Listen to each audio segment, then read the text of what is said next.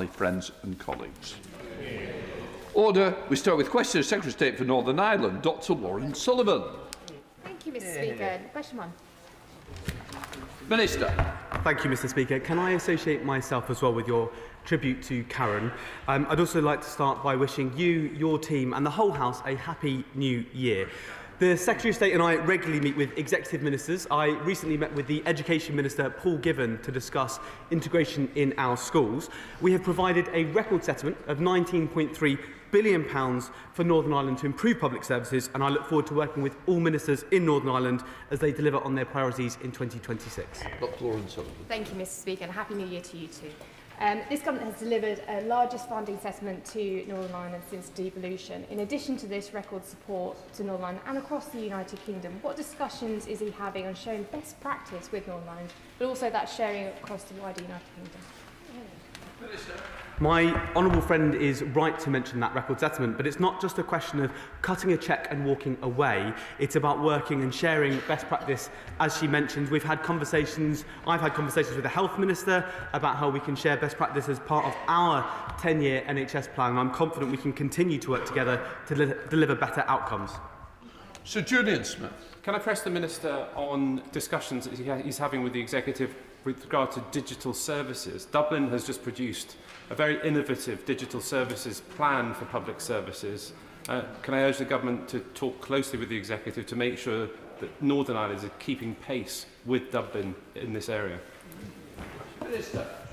I thank the honourable gentleman for his question. I'm very happy to ensure that features in our conversations with executive ministers. I think Northern Ireland is a place that is leading the way in so many of these areas, so I'd be continuing to have those conversations.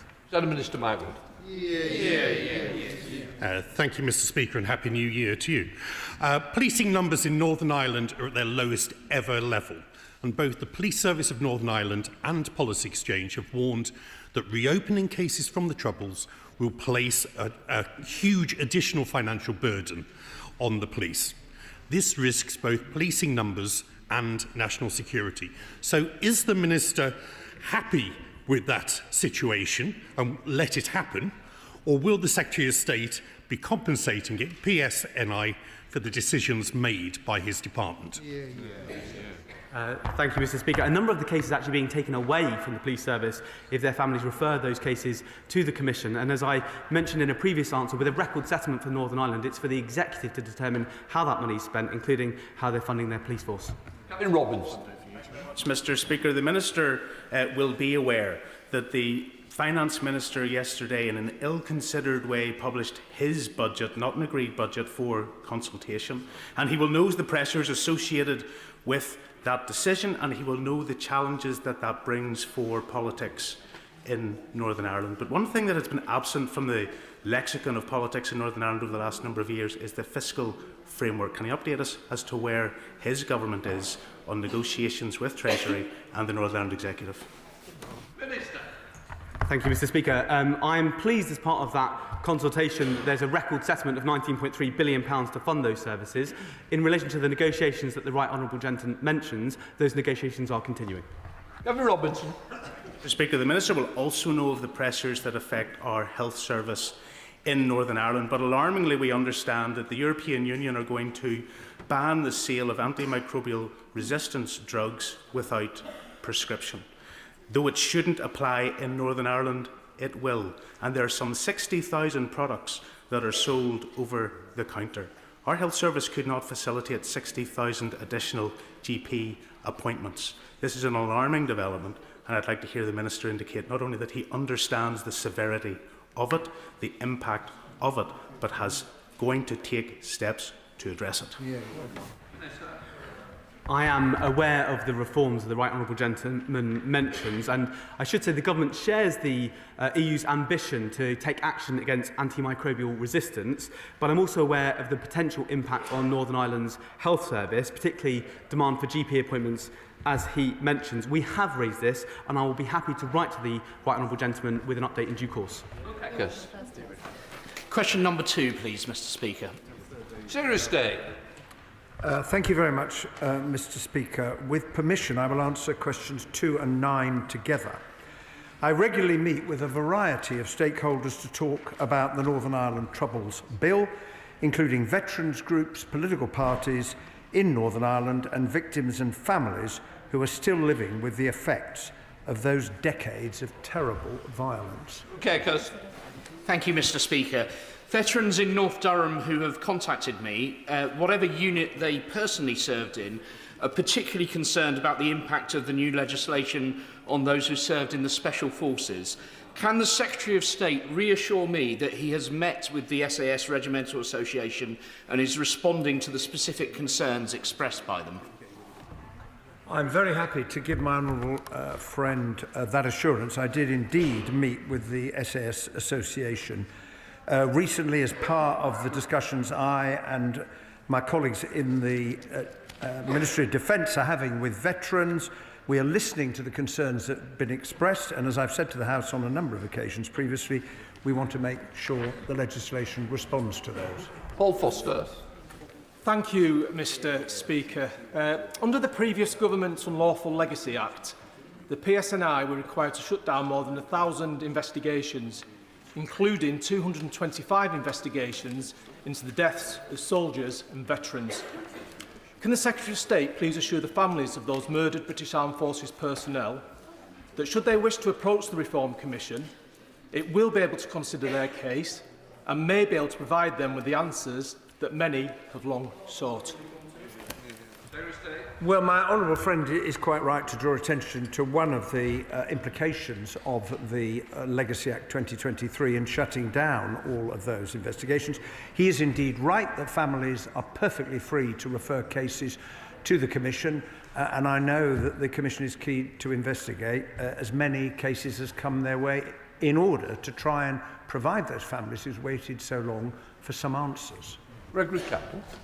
Speaker, engaging with and listening to stakeholders is good, but there needs to be a positive outcome to both.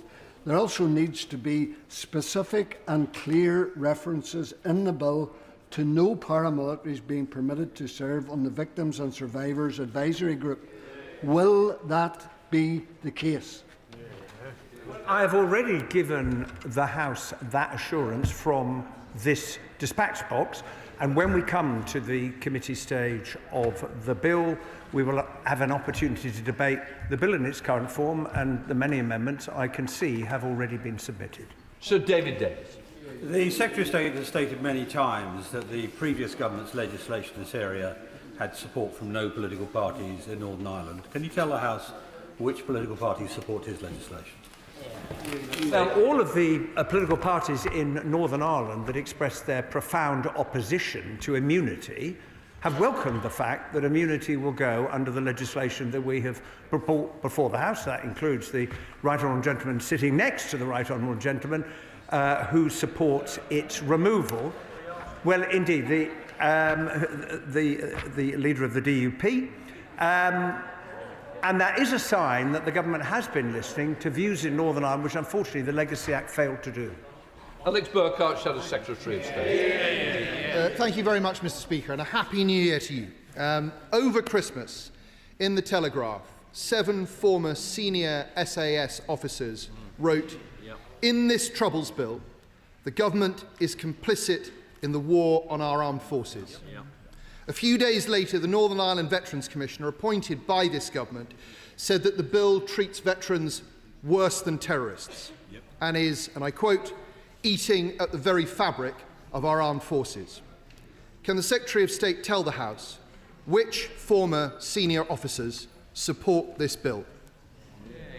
Well, I would say to the Honourable Gentleman, I don't agree with either of those characterisations which he has just referred to, and I am confident that the protections which we have designed specifically for veterans will change the experience that they have in relation to the legacy process. But as I've also said to the House, we are continuing to talk to veterans and veterans organisations, and I want to produce a bill that is able to offer the reassurance that they are looking for, that we have a system that is fair and proportionate and recognises the service they have given to the country. Alex Burkhart.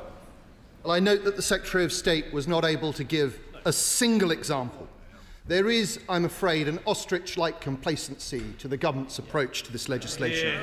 Senior representatives of our armed forces are telling this House that the legislation is impacting morale and effectiveness.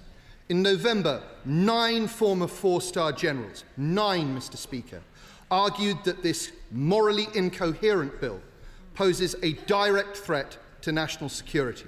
Now, these generals tell us that highly trained members of special forces are already leaving the service. By definition, these men are very, very difficult to replace. No wonder that the Times newspaper has said that a fundamental lack of political and military understanding lies at the heart of this bill. Why does the government think it knows better than our armed forces?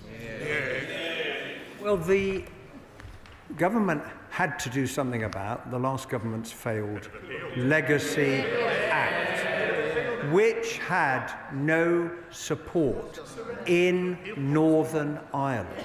And if one is seeking to help the people of Northern Ireland to deal with the continuing consequences of the Troubles, the legislation has to have that support, and the last government failed to do that.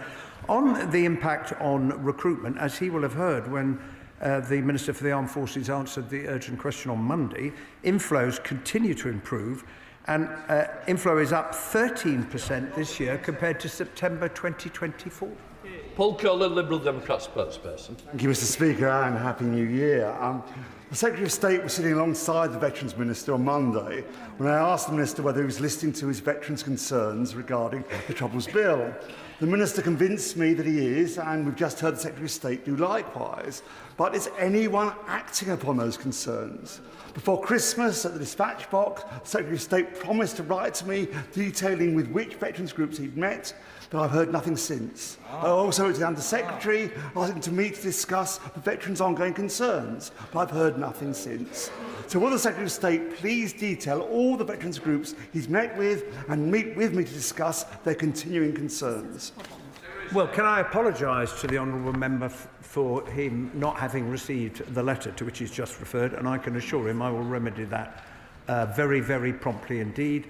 I and the Defence Ministers have met a very large number of organisations. I would just point out that the 6 protections that the government has put forward, none of them were contained in the last government's Legacy Act. Not a single one of them. And we intend to continue to listen and to respond to the concerns that have been raised. Ruth Jones. Question number 3, please, Mr. Speaker. Secretary of State. With permission, Mr. Speaker, I will answer questions 3, 5, 7 and 11 together. The European Convention on Human Rights underpins not only the Good Friday Agreement, but also key international agreements on trade, security and migration. The government is committed to the ECHR. We also remain determined to uphold the Good Friday Agreement and human rights in Northern Ireland. Jones. Mr. Speaker, and I thank the Secretary of State for that response. The Good Friday Agreement was indeed a proud legacy of the last Labour government. So does the Secretary of State agree that the reckless approach adopted by the parties opposite towards the ECHR risks undermining the huge progress made since 1998? Well, I do agree with my honourable friend, and it is clear that those advocating leaving the ECHR have not given any serious consideration to the implications for the Good Friday Agreement. Indeed, when pressed on this in the summer, the honourable member for Clacton noted that it could, and I quote, take years and years to solve, so that will not be at the forefront of what we do. Mr. Speaker, I would simply say that is not good enough, and those who are advocating leaving the ECHR need to reflect on what they're arguing for. Peter Lamb. Thank you, Mr. Speaker. Given the chaos around the world is being experienced by politicians playing fast and loose with international law, it is deeply concerning how Conservatives and Reform MPs are speaking so flippantly of the risks of violating the Good Friday Agreement by leaving the European Convention on Human Rights. Could the Minister give his assessment of the risk of this? Well, as I've told the House before, I think it would be extremely irresponsible. The Good Friday Agreement was very carefully negotiated, as the House needs no reminding, between several parties, and it would be reckless for one party to march in and seek to remove one of its founding pillars. Jacob Collier. Thank you, Mr. Speaker. The European Convention on Human Rights is foundational to the Good Friday Agreement, and given that Reform and the Conservatives want to crash us out of that convention, does the Secretary of State agree that this is risking the Good Friday Agreement and that they really ought to think again? I do agree with my honourable friend, and we need to remember that it is the Human Rights Act which gives all of us access to the rights and protections contained in the European Convention on Human Rights. And to leave it would put us alone in Europe in the company of Russia and Belarus. Is that really where the opposition want to be? Welcomed with a pat on the back by President Putin. Chair of the Select Committee, Tony Antoniazzi. Thank you, Mr. Speaker. Now, my predecessor, Northern Ireland Affairs Select Committee, took evidence that leaving the ECHR would have implications for policing in Northern Ireland. Does he agree that calls to leave the ECHR would add to the challenges faced by the PSNI, and what assessment has he made of this potential impact? Well, I do agree that it could have very wide-ranging implications for Northern Ireland in particular, as well as for the rest of the country.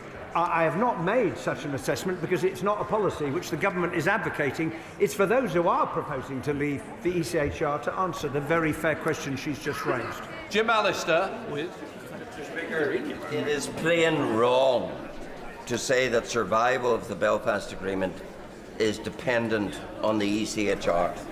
But why is the Secretary of State so selective in his Belfast Agreement allegiance?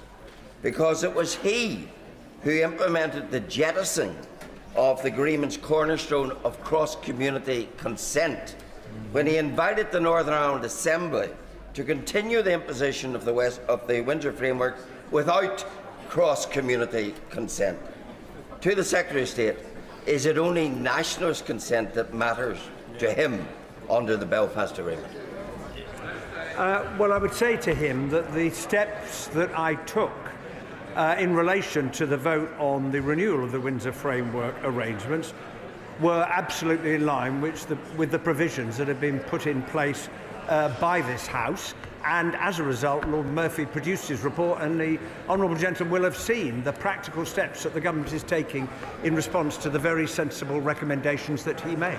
Mr. Speaker, how will the Secretary of State be responding to troubled stakeholders groups that say that their members' rights under Articles 6 and 8 of the ECHR are being impugned by his maladroit Troubles Bill?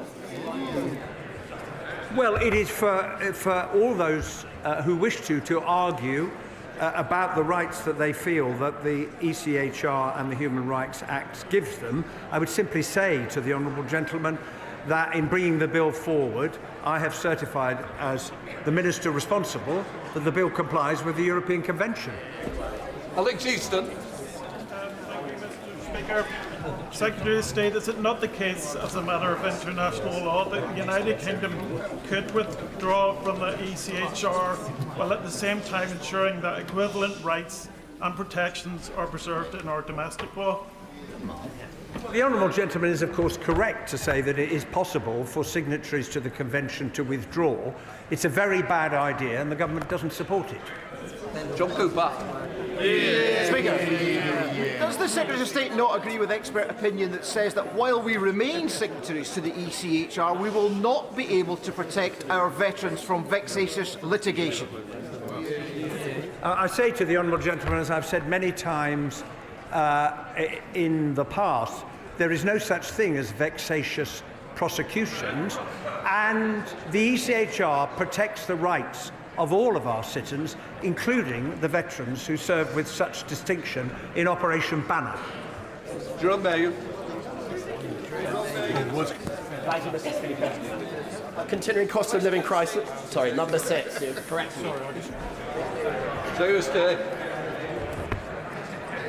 Thank you very much, Mr. Speaker. Northern Ireland's economy is one of the strongest of any part of the United Kingdom. It has the lowest unemployment, and economic growth outpaced the UK in the year ending Q2 2025. This performance is being supported by this government's policies, including significant investment in economic development and a record settlement for the executive. Thank you, Mr. Speaker. A continuing cost of living crisis and a recent budget that failed to support workers, families and businesses in a meaningful way. Now, it's not often that I agree with the First Minister, but with absolutely no action to address lagging productivity. She's right, isn't she? Well, the Northern Ireland Executive has very considerable responsibilities in respect of the Northern Ireland economy. I note the fact that the Finance Minister has published a draft three-year budget. It is the fact that we had a three-year spending review that has now given the Northern Ireland Executive the opportunity to do the same for the first time in a number of years. As the Minister said, there are choices that the Executive has got to make. It's true of all governments around the world, and I look forward to seeing them coming forward with a proposal for a balanced budget. Hannah. Thank you. The Minister will be aware that for a number of months I've been raising question 6. Thank you, Mr. Speaker. Since becoming a minister in the Northern Ireland office, I have met with executive ministers, building on the instinctive engagement of my right honourable friend, the Secretary of State. Our discussions have been wide-ranging, including around economic growth and transforming public services. The Minister will be aware that for a number of months I've been raising concerns about the Local Growth Fund and its impact in Northern Ireland. Just before Christmas, organisations got the devastating news of a large cut to the Local Growth Fund, which will devastate a number of support jobs and work helping vulnerable people into meaningful employment. Will the Minister outline what steps the NIO will take to prevent the loss of those crucial support jobs and help put in place those services to tackle our low productivity? Can I just pay tribute to the great work done by the voluntary sector in Northern Ireland? I do know this has been a difficult time, which is why our engagement has been so important with the sector. That engagement, I can assure my honourable friend, will continue to be important, especially as we launch the Local Growth Fund, £45.5 million a year, Mr. Speaker, to support growth in Northern Ireland. Eastwood. As we've just heard, Minister, Northern Ireland is operating in a considerable budgetary constraint. The Local Growth Fund, as highlighted, is going to cause huge damage. What can you do to assure my constituents in Lagan Valley and across Northern Ireland that you will listen to our concerns and act on them? Thank you, Mr. Speaker. We have put a record settlement into Northern Ireland, £19.3 billion.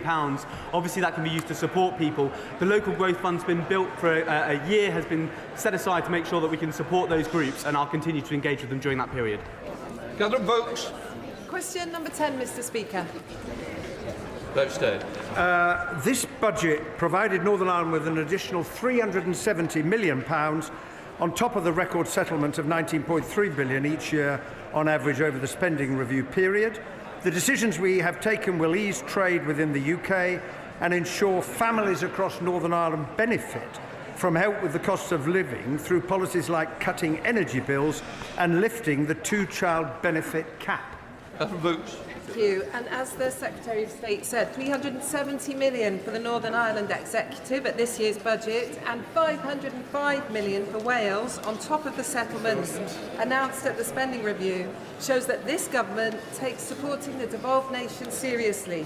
So does the Secretary of State agree with me that cooperation between the UK government and the Northern Ireland Executive, like the other devolved nations, is crucial to pulling children out of poverty, improving public services and kick-starting growth across the UK? I do agree with my honourable friend, and that is why the government's decision to lift the two-child benefit cap was widely welcomed in Northern Ireland. I would also point out that Northern Ireland is being funded slightly above its level of need. It gets 24% more than equivalent spending in England, and that means that the Executive has more money to make its decisions with. Mr. Speaker, when the Executive was restored 2 years ago, there was a transformation fund put in place to allow the transformation of public services. As of yet, that money hasn't been fully allocated. Will the Secretary of State use his offices to encourage the Executive to actually implement that transformation fund to transform Northern Ireland public services? Well, the Public Services Transformation Fund is a very important demonstration of the partnership between the UK Government and the Northern Ireland Executive. As the Honourable Member will be well aware, the first 6 projects were funded and they're making good progress. The Transformation Board is currently considering bids that are coming in for the next phase of funding. We are, of course, as is the Executive, keen to see that money spent to support the process of transformation, which is hugely needed in the way in which public services are delivered in Northern Ireland. Sarah Purchin. Thank you, Mr. Speaker. Question number 12. Secretary of State.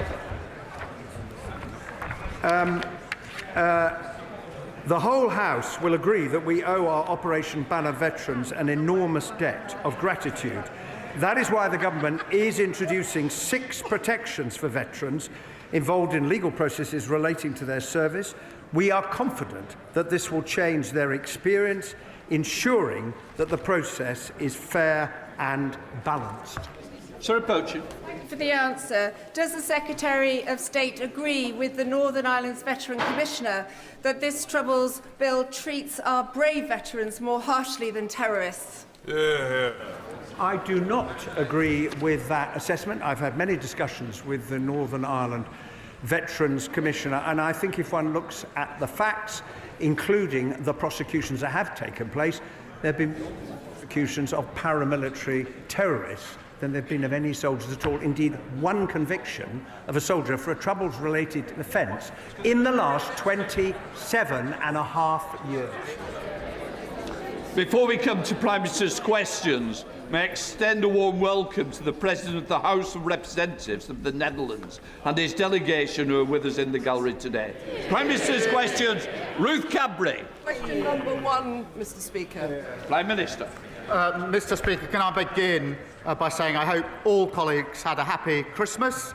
It probably feels quite a long time ago now, but not for reform, of course, because today is the day that they celebrate Christmas in Russia. Mr. Speaker, on Monday I visited Reading, where I met with people who will benefit from the first freeze in rail fares for 30 years. Mr. Speaker, that's on top of other measures we're taking to tackle the cost of living, £150 off energy bills, more free breakfast clubs and raising the minimum wage. And there's much more to come this year, Mr. Speaker, as we turn the corner. Mr. Speaker, yesterday I stood side by side with our European and American allies and President Zelensky at the Coalition of the Willing meeting in Paris. Mr. Speaker, we made real progress on security guarantees, which are vital for securing a just and lasting peace. Along with President Macron and President Zelensky, we agreed a declaration of intent on the deployment of forces in the event of a peace deal. Mr. Speaker, we will set out the details in a statement at the earliest opportunity. I will keep the House updated as the situation develops, and were troops to be deployed under the declaration signed, I would put that matter to the House for a vote. Mr. Speaker, this morning I had meetings with ministerial colleagues and others. In addition to my duties in the House, I had further such meetings later today. Thank you, Mr. Speaker. Leaseholders in my constituency and across the country are being fleeced by freeholders and managing agents. And they need relief from both, and we need to end the feudal leasehold system. So, could the Prime Minister confirm when the leasehold and common hold reform bill will be coming to Parliament? I thank her for raising this important issue. We are taking serious action to deliver homes the country needs and provide homeowners with greater rights, powers and protections. We will publish the draft bill as soon as possible, and I'll update the House. More protections, of course, are already coming this year because we passed the Renters' Rights Bill, stronger protection for 9 million renters, abolishing no-fault evictions. That's the change we're delivering. And who voted against it? Tories and Reform. Leader of the Opposition, Kemi Badenoch. Thank you, Mr. Speaker. And, Mr. Speaker, may I welcome the Prime Minister's efforts to advance peace in Ukraine and his joint statement on Greenland. The last few days have seen significant international events. the US operation in Venezuela, threats towards Greenland, and an agreement to put British troops on the ground in Ukraine. So it is frankly astonishing that the Prime Minister is not making a full statement to Parliament today. No Prime Minister, Labour or Conservative, has failed to make a statement to the House in person after committing to the deployment of British troops. His comments about making a statement in due course, quite frankly, are not good enough. It shows a fundamental lack of respect for all of us here and the people we represent. Mr. Speaker, the US is Britain's closest military ally. However, we are clear that the sovereignty of Greenland is sacrosanct. So can the Prime Minister tell us what influence is he bringing to bear with the US administration to ensure that is respected? Prime Minister. Mr. Speaker, let me be very clear about what was agreed yesterday, because military plans were drawn up some months ago, and I've updated the House in relation to that. Yesterday was a political declaration that sits under those military plans. If there were to be deployment, there would have to be a legal instrument. Mr. Speaker, deployment would only be after a ceasefire to support Ukraine's capabilities, to conduct deterrent operations, and to construct and protect military hubs. Mr. Speaker, there will be a statement to the House at the earliest opportunity. There could hardly be an opportunity. They claim they want to know about this, and they're trying to shout me down. Mr. Speaker, in relation to the House, if there were a decision to deploy under the agreement that was signed yesterday, then I would put that matter to this House for a debate beforehand and for a vote on that deployment. That is consistent with recent practice, and I'll adhere to that. Kemi Badenoch. Mr. Speaker, why is today not the earliest opportunity? The truth is, the Prime Minister does not want everybody in this House to be able to ask him questions. So he leaves it just to Prime Minister's questions half an hour. On Monday, at least his Foreign Secretary stood up for 2 hours and 15 minutes. You know, it was a non-event, but at least she did that. He is scared of us being able to ask him questions. Yes. 6 questions. Yes, he's here. Please. I've also requested that we do need an early statement. This House should always be informed first. So I don't like the chantering. Let the questions continue. Well, one of them asked, but he is here. He's got no choice but to be here for Prime Minister's questions. That's why he's here. If he could skip this, we know he would do. But back to the matter at hand, Mr. Speaker. We all agree, all of us here agree, I think most of us here agree, that NATO is the bedrock of our security. The future of Greenland is of fundamental importance to the future of the alliance. And I am sure that the Prime Minister agrees that it is essential for NATO leaders, including and especially the US, to meet. Will the Prime Minister call for an urgent meeting of NATO leaders? Prime Minister. Mr. Speaker, she says she wants to hear about Ukraine. She's got 6 questions. She's not even asking a second question about what we did yesterday. She's got the opportunity. Mr. Speaker, in relation... Sorry, can I help the Prime Minister? You don't need to worry about the responsibility of the questions of the opposition. That's urgent. Mr. Speaker, NATO is the single most important and effective military alliance the world has ever seen. In the 18 months we've been in power, I've done everything within my ability to strengthen NATO. We had one of the strongest NATO meetings last year, the summit, where we had more members of NATO and more unity. When I arrived back to the House to make a statement, which of course she asked for, her position was I shouldn't have missed PMQs, I should have empty-chaired the NATO summit. That's how serious she is about NATO, Mr. Speaker.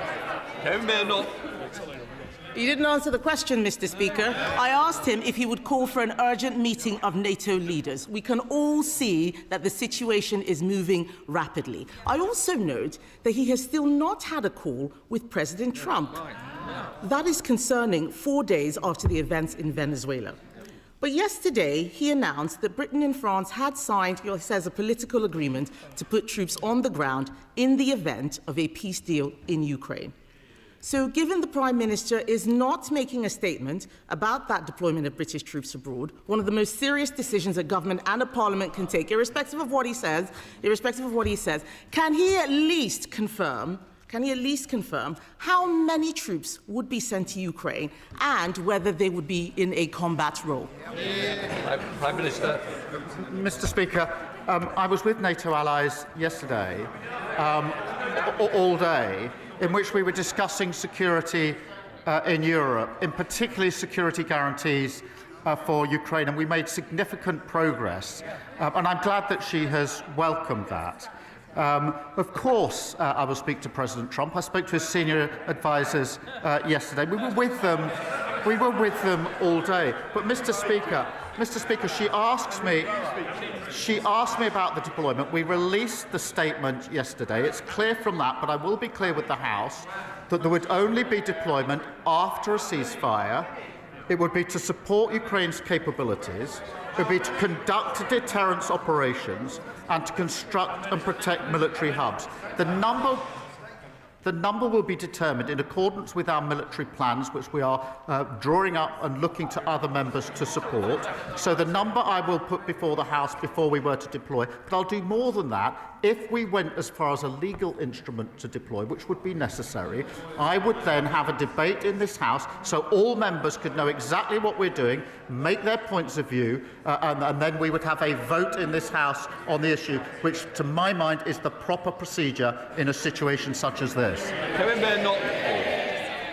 Mr. Speaker, it is clear that the Prime Minister either does not have the detail or does not want to give us the detail.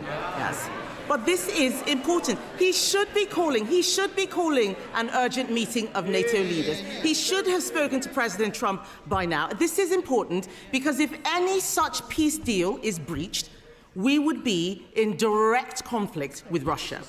If the Prime Minister is committing troops, he must give more detail on how he intends to ensure our armed forces are fully resourced. Before the budget, the Prime Minister said it was his ambition to spend 3% on defence in the next Parliament. That could be as late as 2034. It is time to move from ambition to commitment. We have now had the budget. So can the Prime Minister now tell us in what year will the UK spend 3% of GDP on defence? Prime Minister. Mr. Speaker, just on this serious issue she puts to me in relation to security guarantees and the American role and our dialogue with the Americans, I can assure the House I spoke to President Trump twice over the Christmas period in relation to this specific issue, along with members of the E3, along with European allies. That has been a constant course of our discussion. There's no question of acting on this without full discussion with the Americans, and their senior negotiators were there at President Trump's request yesterday and on his instructions, and they were talking to him during the course of yesterday as we negotiated. So to assure the House, because it is a serious position she's putting to me, on the question of security guarantees, there is nothing between the UK and the US, and we've been constantly discussing this over many, many weeks and months. We've made huge progress. I have personally spoken to President Trump about it on 2 occasions since we were last in this House. I do want to reassure her and the House in relation to that really important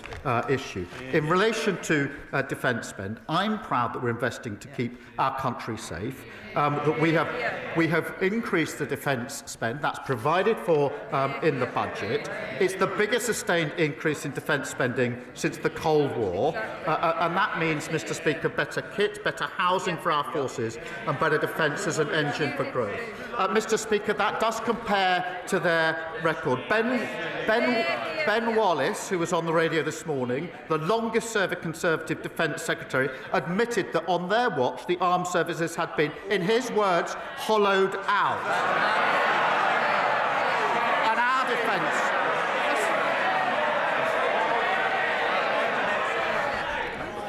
Mr. Cartledge, you expect a lot. I expect something back, and that's silence. Prime Minister. Mr. Speaker, they shout shame. I'll pass that on to Ben Wallace. Mr. Speaker, the defence spending that we've put in place is 3 years earlier than the unfunded plan that they left behind at the last election. Kemi Badenoch. Mr. Speaker, I heard what? Oh, wait for it.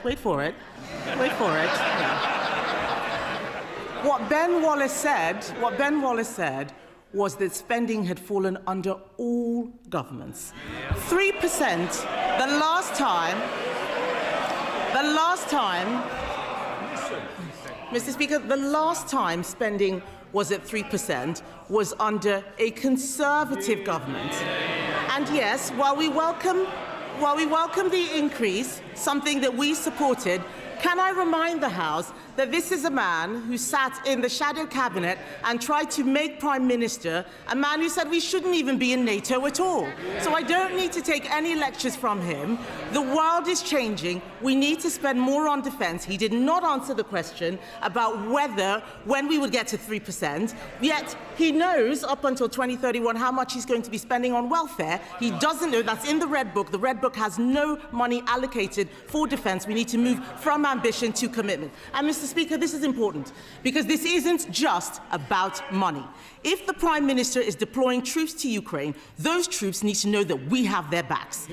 Last week, 7 former SAS commanders, 7 former SAS commanders warned that Labour's Northern Ireland Troubles Bill will wreck our special forces. Not me, that's the SAS. In November, 9 retired 4-star generals warned that his bill was a direct threat to national security. And even his own Northern Ireland Veterans Commissioner has said our veterans are being treated worse than terrorists. So, Mr. Speaker, is it not madness to be putting veterans in the dock for serving their country at the same time he is deploying today's soldiers into Ukraine? Mr. Speaker, that was embarrassing. She said that Ben Wallace was talking about all government. They were in power for 14 years and they hollowed out our armed forces. Copyright Ben Wallace. Secondly, she talks about the shadow cabinet. She has in her shadow cabinet a shadow attorney general who is advising Abramovich at the same time as we are imposing sanctions on Russia and trying to use that money to support Ukraine. How can someone sit in her shadow cabinet advising someone trying to escape sanctions and pretend that their policy is to support us on sanctions? And Mr. Speaker, when it comes to Northern Ireland, they are the party that gave immunity to IRA terrorists, terrorists who killed British soldiers. Their flawed act was struck down by the courts, which left our veterans with no legal protection whatsoever. We're introducing a fair and transparent process with a package of rights and protections for our veterans. And, Mr. Speaker, there is no equivalence between our armed forces who fought bravely in Northern Ireland and terrorist groups. And if the Leader of the Opposition wants to go back, if her position is, to their old flawed legislation and give immunity to the IRA, she should stand up now and say so. Mr. Speaker, let me start by talking about the Shadow Attorney General. Yes. Yeah. Do they know what the Shadow Attorney General is doing? He is defending veterans pro bono against the actions of this government. Yes. On this side of the House, Mr. Speaker, we will defend those who defended us. But why don't we talk about the actual Attorney General who is sitting in Cabinet, the man who defended Jerry Adams, the man who's trying to bring Shamima Begum back into the country, the man who is helping to surrender the Chagos Islands. I will take our Shadow Attorney General every day of the week against his Attorney General. Mr. Speaker, we protect our veterans. I want the Prime Minister to know we protect our veterans. What he is doing to veterans is disgraceful. But this is serious, Mr. Speaker. I don't want the House to be under any illusions. I do not want the House to be under any illusions. The Prime Minister should know that we will absolutely support any efforts to help bring peace to Ukraine. We will work with him to ensure NATO remains the bedrock of our security. But we cannot write a blank cheque when he is also surrendering the Chagos Islands, surrendering our veterans to lawfare, and surrendering to his backbenchers by prioritising welfare handouts over defence spending, as if the world has not become more dangerous. So, Mr. Speaker, isn't it time the Prime Minister changed course and for once put the British national interest first? Mr. Speaker, she talks about the Shadow Attorney General. Of course I accept that lawyers have to represent all sorts of clients. Of course I accept that principle. The question is whether the Shadow Attorney General can sit in the Shadow Cabinet when the party opposite says it supports us on sanctions. We want the money from Chelsea Football Club to go to Ukraine. I'm not sure whether that's her position. If it is her position, presumably it's something they discuss in the Shadow Cabinet, advised by a Shadow Attorney General who is representing the very man whose money we want to send to Ukraine. If she can't see the conflict of interest in that, then she shows no judgment and no leadership at all. The same old. It's a new year, but the Leader of the Opposition's got absolutely nothing to offer the country. She is totally irrelevant. Nobody is listening to her. Mr. Speaker, this is the year when on this side we turn a corner, people benefit from the decisions we made, £150 off energy bills, freezing rail fares and lifting 500,000 children out of poverty. We're turning the corner and there's much more to come. Well, the Prime Minister can keep the good news going because he's rightly made house building and economic growth key priorities for his government. By giving the go-ahead today to the Chesterfield-Staveley regeneration route, he'll help us to deliver 1,500 houses and 5,700 jobs on land that was previously coal mining and brownfield industrial land. It's not just a road, it is a growth project. So will the Prime Minister keep the good news coming and tell us that he'll support the Chesterfield-Staveley regeneration route? Well, can I thank him for that question? I know that he's working hard on this scheme. As he knows, land investigation works are currently taking place to help establish the final costs. The Road Minister is looking closely at the scheme alongside about 40 others. We will prioritise schemes that deliver faster journeys and unlock new homes and jobs. Leader of the Liberal Democrats, Sir Ed Davey. Thank you, Mr. Speaker. Can I wish you a happy new year and everyone in this House? And can I welcome the progress made on security guarantees for Ukraine yesterday? Mr. Speaker, Geoffrey Robertson, KC, is a respected authority on international law. He's also the head of the Prime Minister's barrister chambers. And he couldn't be clearer. President Trump's actions in Venezuela are illegal. He says the United States, and I quote, is in breach of the United Nations Charter and has committed the crime of aggression, which the court at Nuremberg described as the supreme crime. Does the Prime Minister agree with his old mentor, or has he got it wrong? Well, there's plenty of things that Geoffrey and I have agreed on and disagree with over the years, but let me set out our position. It is our long-standing position that Maduro was not a legitimate president in Venezuela. And so nobody, I think, sheds any tears at his removal. And what we need, what we were saying before the weekend, and we say again, is there needs to be a peaceful transition to democracy in Venezuela. Now, the benchmark of all actions of all countries is, of course, international law, and it is for the US to justify its actions accordingly. My focus is on the defence and security of the United Kingdom. And yesterday, we were working with NATO allies, including the US, on security guarantees for Ukraine. And it's only with security guarantees that we'll have a just and lasting peace in Ukraine, which is vitally important for Ukraine, for Europe, and for the United Kingdom. Sir Ed Davey. Mr. Speaker, the Prime Minister just looks ridiculous when he won't tell the truth that Trump has broken international law. But turning to Donald Trump's next target, the Prime Minister was right to give the Danish Prime Minister his backing over Trump's threats to annex Greenland, and I welcome his joint statement with other European leaders. But does he also agree that if Trump does attack Greenland, it will be the end of NATO? And given that frightening possibility, does he accept that the UK needs to increase defence spending more quickly than currently planned and build new alliances with reliable nations? Mr. Speaker, let me be. The Greenland issue is obviously very, very important. I thank him for raising it.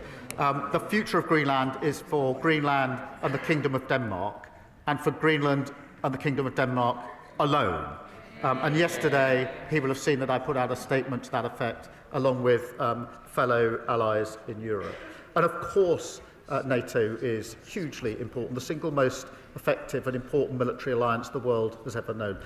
He keeps encouraging me to sort of tug away at parts of NATO and to choose between Europe and the US. That would be a strategic mistake for our country. And yesterday we were working with our NATO allies, including the US, our NATO ally, on a just and lasting peace in Ukraine. That will not happen without security guarantees from the coalition of the willing, backed by the United States. That's a vitally important issue, and we made progress on that. And there won't be a just and lasting peace in Ukraine without those security guarantees, and not achieving a just and lasting peace in Ukraine is not in our national interest, and that's why I'm applying so much time and energy to seeking to get that outcome.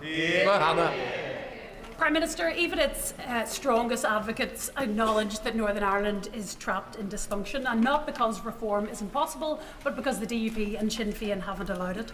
We've become a political Hotel California where the past is always around, but the future never arrives. There's growing public consensus that some of Stormont's procedures simply aren't working, and the SDLP has found slivers of common ground across the political parties too. Does the Prime Minister agree with me that now is the time for a structured conversation which protects power sharing but which addresses the culture of veto and decline, so Stormont might finally take responsibility and start to deliver for the people? Well, can I thank her for her question? The Belfast Good Friday Agreement is one of the greatest achievements of the last Labour government, and it enshrined Northern Ireland's place in the United Kingdom and set out, as she well knows, I know, clear principles and processes under that framework. I'm aware of the Assembly and Executive Review Committee inquiry into institutional reform, but I can indicate that we're always happy to discuss any proposals for reform which would lead to a consensus. Gavin Robertson. Thank you very much, Mr. Speaker. Prime Minister, you will be aware of the grave concerns that abound around the Northern Ireland Troubles Bill, particularly amongst veterans and particularly among those who stand up for and speak out for the interests of those who defend our nation. And they have read the 6 protections in the bill and they don't see them as such. They offer no protection, they are procedural, and they apply to terrorists too. They do. So will the Prime Minister confirm that what we have heard is true, that the Ministry of Defence and the Northern Ireland Office intend to bring forward government amendments that will specifically and particularly protect veterans, and that they will offer protection? Well, can I thank him for his question, and I know how deeply he feels about these issues. The bill, as he knows, will put in place new measures designed specifically to protect veterans. These safeguards have been developed with veterans in mind after carefully listening to their concerns. They have no respect at all, have they, for this issue? We've been meeting with veterans' organisations and listening to their views, and when the bill reaches the committee stages, the House will see the result of those considerations, and you'll be pleased to hear that. We're determined to ensure protections are as fair and effective as possible, recognising the role that service personnel played in keeping people across the UK safe during the Troubles, and I thank him for his question. Rachel Maskell. Thank you, Mr. Speaker. Having met with many independent business owners, they fear the cumulative impact of the rateable value revision and relief reductions. In York, hospitality sees an average business rate rise of 41%, a music venue 44.4%, and many independent shops increases around 27%. It will mean doors closing and trade ceasing. They just can't do it. So could the Prime Minister urgently review the business rate proposals, and will he ensure a minister or official attends my business rate summit at the end of January, as I want to avert a crisis on York's High Street? Can I thank her for raising that issue? As she knows, during COVID, the rates went down, and that was coming to an end. And that's why we put in place interim relief as we move to the new rates. Mr. Speaker, we are continuing to work with and talk to the sector on that support and what further support and action we can take. Sir Albee. Mr. Speaker, the period after Christmas can be a challenging time for many people, and consequently, the month of January consistently sees higher rates of suicide than at other times of the year. But suicide is preventable and lives can be saved. Education, raising awareness, targeting vulnerable groups are all effective suicide prevention strategies, and I was pleased to see them in the recent Men's Health Strategy. But I'm calling on the Government to go a step further and to launch a public health campaign to encourage discussions about suicidal thoughts and ideations. So will the Prime Minister agree to continue this conversation with me, and will he state his support for a public health campaign to tackle the worryingly high number of deaths from suicide in this country? Can I thank her for raising this issue and assure her that we want to work with all colleagues across the House on this crucial issue, and it's in our interest to do so. We did, as she said, launch the first ever men's health strategy, announcing over £3.5 million into supporting suicide prevention support programmes, recruiting over 7,000 mental health workers, including access to talking therapies, rolling out mental health support teams in schools. It is vital that we raise awareness and increase the support available, and I can assure her ministers would be happy to discuss her proposals with her, because I genuinely want to work across the House on this really serious and tragic issue. Masterson. Thank you, Mr. Speaker. I was very pleased to hear that the government's latest announcement about the rollout of the chickenpox vaccine. This, of course, is in stark contrast to the vaccine conspiracy theories being peddled by Reform. Does my right honourable friend agree that it is only with a Labour government that healthcare in this country is safe, and that Reform must never, ever be in a position to be responsible for the health of this country? Well, Mr. Speaker, I'm very pleased about the measures we're able to announce this week. Of course, that comes on top of the 5 million extra appointments that we've delivered in the first year of a Labour government, and 300,000 taken off the waiting list, and more to come as we turn the year into 2026. But he's absolutely right. They laugh at the denial of the importance of vaccines. Imagine where this country would be if they ever saw power. And if you want an example, or to be like, look at the local councils where they won power. They're absolutely chaotic, in a mess, and putting taxes up. Peter Bedford. Thank you, Mr. Speaker. Unlike many of his parliamentary colleagues, I don't actually think the Prime Minister should resign. But with the start of a new year, it's time to reflect, reset, detox, if you will, on his government's appalling economic policies and tax rises, particularly business rates, and the impact it's having on the hospitality sector. Now, will the Prime Minister commit to doing that today? Mr. Speaker, I'll reflect on the fact that inflation is falling, and the Bank of England says that it's going to be down to target. I'll reflect on the fact we've had 6 interest rate cuts in a row. Mortgages, those with mortgages will be hugely effective. I'll reflect on the fact the IMF say we're going to have the second highest growth in 2025, defying the forecast. And I'd remind them that under them we had inflation at 11%, the worst Parliament on living standards on record, and the Leader of the Opposition thinks that Liz Truss was 100% right to crash the economy. They're literally the only people who think that anybody should be listening to them. Nobody is. John Baxter. Thank you, Mr. Speaker. Adrian Howe was a successful and dedicated Vodafone store manager of over 20 years. In 2017, he was offered the opportunity to take on a franchise of one of their thriving stores. But then the goalposts changed, and he was then forced to take on a struggling store. And just days before he was due to open that store, Adrian stepped into a lake and didn't ever return home.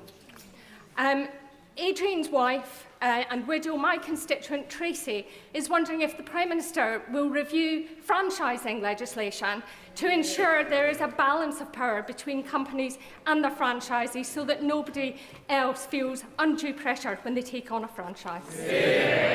Well, can I thank her, and I speak for the whole House in saying I'm deeply sorry to hear about this tragic case, and all our thoughts are with the family. Obviously, there's a live legal case I can't comment on, but I can reassure her that we'll look closely at the final outcome of that case. There are strong rules in place, but we will look at the outcome of the case to see whether there's more that can be done. Alison Griffiths. Thank you, Mr. Speaker. Late last year, the cargo vessel Baltic Clipper lost 16 containers off the beautiful West Sussex coastline. Beaches and seas in my Bognor Regis and Littlehampton constituency have been polluted with toxic debris. The clean-up was initiated and led almost exclusively by resolute local volunteers. So will the Prime Minister join me in paying tribute to all those involved for their extraordinary efforts? And will he, or the relevant minister, meet with me to ensure that the coastline is restored and that local taxpayers will not pick up any costs? Well, let me join her in paying tribute to the agencies and the local volunteers who supported the clean-up efforts. They're the very best, and I do pay tribute to them and join her in doing that. Liability sits with the polluter, and agencies and her local authority should work with the responsible party to recover the costs. I will make sure that she gets the meeting that she has asked it for with the appropriate minister. Ian Hamilton. Mr. Speaker, I recently met with bereaved constituents who lost their babies at Leeds Teaching Hospital's NHS Trust. Now, understandably, their confidence in the system is at an all-time low, and they want answers about the circumstances in which at least 56 babies and 2 mothers have died in recent years. So will the Prime Minister update the House on what steps he is taking to ensure that an inquiry uncovers the factors which led to these deaths, to confirm Donna Ockenden as chair of that inquiry, and to join me in paying tribute to the courageous families campaigning to ensure that nobody has to suffer the same tragedy again? Well, can I start by saying every mother and baby deserves safe, high-quality, compassionate care. And I want to see the inquiry at Leeds start as soon as possible. We're working with bereaved families to shape our approach and to appoint a chair who they can trust, as he knows. I have a huge amount of respect for Donna Ockenden. She's an outstanding advocate for families. We'll make sure that we select a chair of the highest standard who has the independence and expertise needed to deliver the real change that is needed. Angus MacDonald. Thank you. Mr. Speaker, according to the Office for National Statistics, 174,000 people under the age of 35 moved abroad in the year ending June 2025. In the Highlands, this problem is especially acute. Demographic statistics show that young people are not staying in the rural communities. Pupil numbers are down by 40 to 50% in the schools over the last 20 years. Rural depopulation and youth emigration are two sides of the same story: lack of opportunity. We have a demographic crisis. What is the Prime Minister doing to ensure the UK offers strong apprenticeship and skills pathways for young people? And does he agree that the SNP's failure in Scotland, diverting away 170 million intended for apprenticeships and skills development, shows exactly what happens when opportunity is not delivered? Well, can I thank him and tell him, alongside the record settlement that we put in place for the Scottish Government, we're delivering huge investment in apprenticeships and offer a paid placement for every young person, which is vitally important.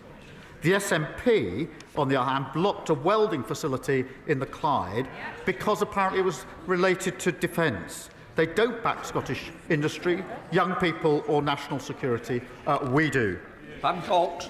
Thank you, Mr. Speaker. This government is tackling patient waiting lists through NHS modernisation and reform. Does the Prime Minister agree with me that we need to tackle victim waiting lists by reforming our courts and criminal justice system? Prime Minister. Yes, I do, Mr. Speaker, and I've been working with victims of violence against women and girls for the best part of 20 years, and I've assured them time and again that if we get the opportunity, we would make the system work better for them. They have to wait far too long for justice, and in many cases they don't see justice at all. I'm absolutely determined that we're going to turn that around. Final question, Winnie Morton.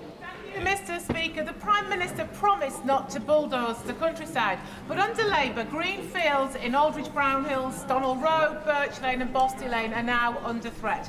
Will he accept that his housing target can be met without destroying our farmland and our countryside, but by reusing empty homes and brownfield land, or was this just yet another promise he never meant to keep?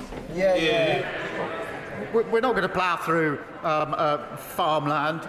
We're going to make sensible proposals to build houses, something they failed to do in 14 long years. So young people now have not got the dream of home ownership because of the inheritance we got from them. We're going to turn that around.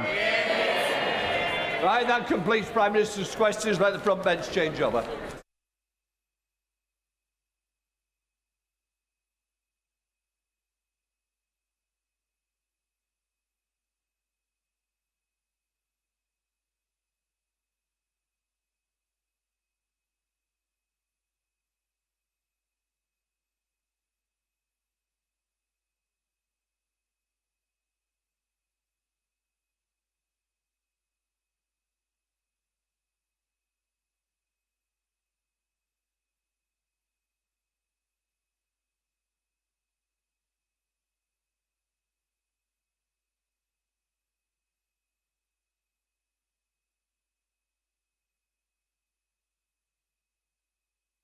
Right, presentation of bill, Sir Purchin.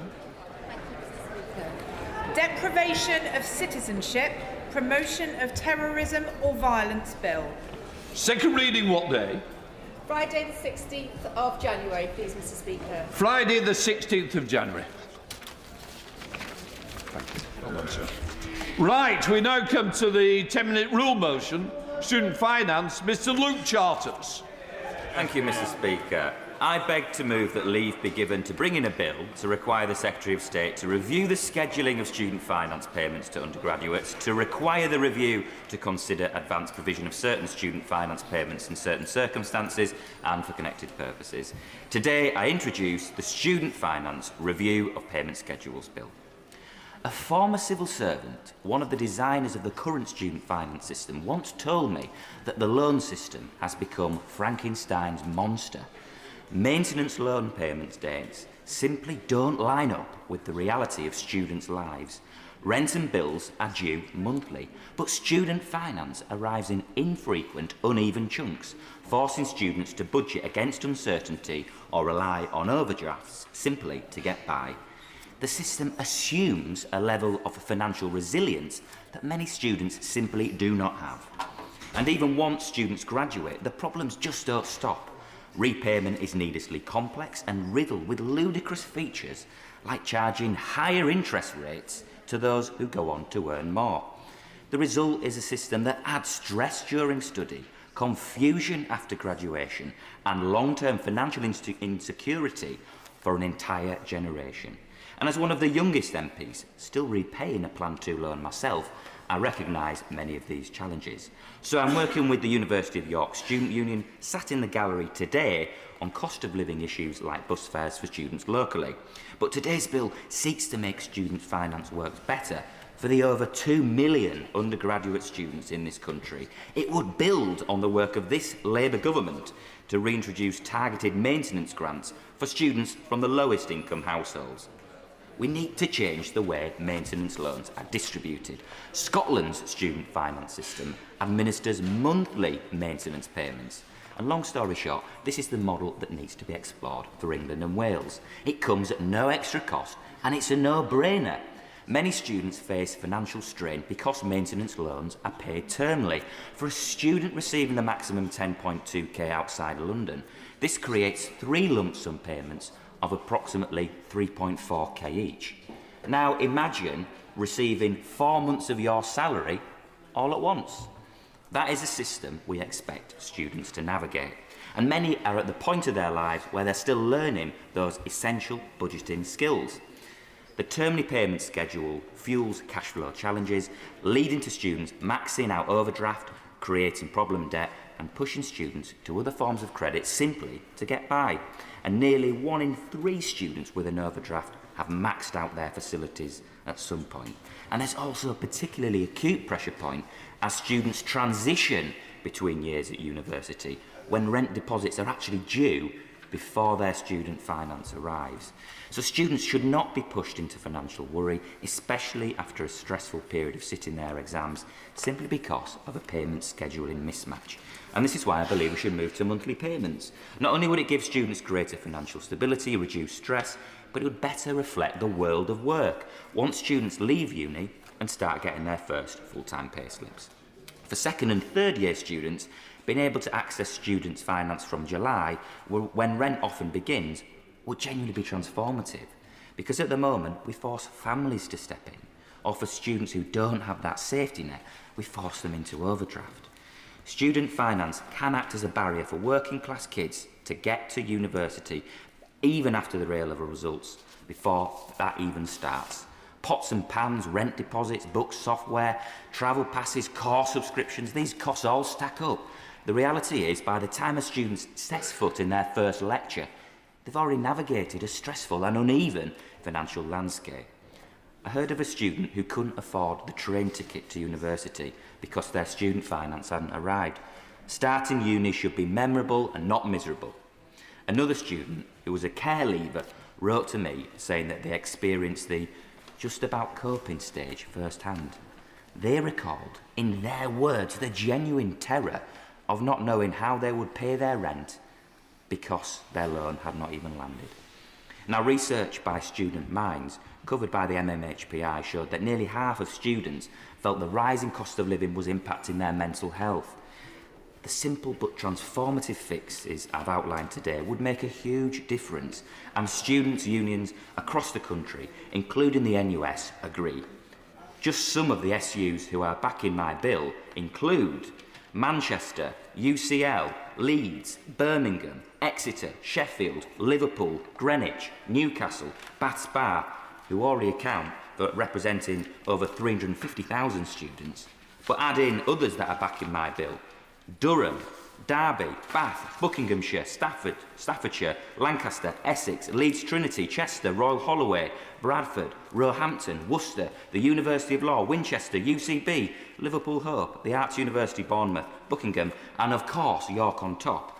And altogether, that's student unions representing a third of all students in the country. They are supporting this bill and these small tweaks today. So thank you. And I'm still getting letters of support even now. But can I pay a special thanks to Amira Campbell, the president of the NUS, who is also backing my bill. She said student finance is in dire need of reform, and a review into the payment plan is a great place to start. We'd strongly support this review, and a move to monthly payments would allow students to better budget their income, particularly over the summer, where their bills come in but the income does not. And just briefly, Mr. Speaker, on loan repayments, because Plan 2 borrowers, including me, were actually never clearly told that the higher graduate earnings mean higher loan interest. As a former FCA regulator, and all the regulations don't apply to student loans, let me tell you that in my honest view, the communication around student loan repayments, where income is linked to interest rates, feels like a sort of mis-selling scandal waiting to unfold. But in summary, Mr. Speaker, under-30s have been forgotten about in British politics for far too long. Mr. Speaker, you may not believe it, but it was only a few months ago I left the age group of the under-30s. Yes, I know, my grey hair and tired eyes from my two amazing young boys do make me look just a little bit older. But it's this Labour government that's giving younger people a better deal. Votes at 16, better wages and rights for student workers, bringing back targeted maintenance grants, and of course on the latter, we should always be looking to go that bit further. And reform, they just do not care about young people. They want to cut their wages. Well, they want to cut the national minimum wage for young people. What a scandal. The Greens, they're peddling false hope for students and have no realistic plan to help with the cost of living. They're not even here. And well, look, this entire mess is totally out of the Tory-led coalition government's making, the one I went to university under, by the way. So what we must do is to help students with the cost of living so they can actually live up to their full potential. Not have a terrible experience at uni because they are struggling to make ends meet. So let's make a really simple fix to the timings of maintenance loans to support millions of students up and down the country. Thank you, Mr. Speaker. That the honourable member have leave to bring in the bill. The question is that the honourable member have leave to bring in the bill. As many of that opinion say aye. Come on, we're a bit better than that. On the contrary, no. I think the ayes have it, the ayes have it. Who will prepare to bring in the bill? Thank you, Mr. Speaker. Adam Jogi, Abtisam Mohammed, Tom Hayes, Pam Cox, Luke Meyer, Mike Reeder, Sarah Russell, Gareth Snell, Afzal Khan, Sam Carling, Dr. Jeevan Sander and myself, Mr. Speaker.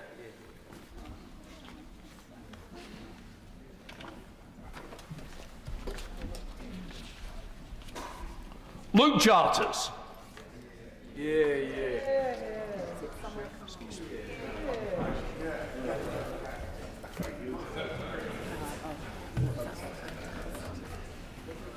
Student Finance Review of Payment Schedules Bill.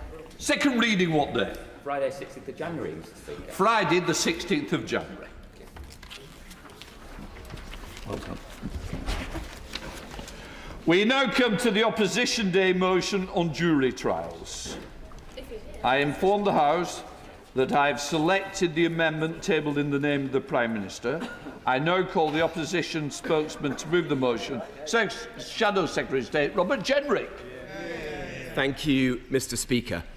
The Government proposes to abolish the right to trial by jury for a vast range of offences.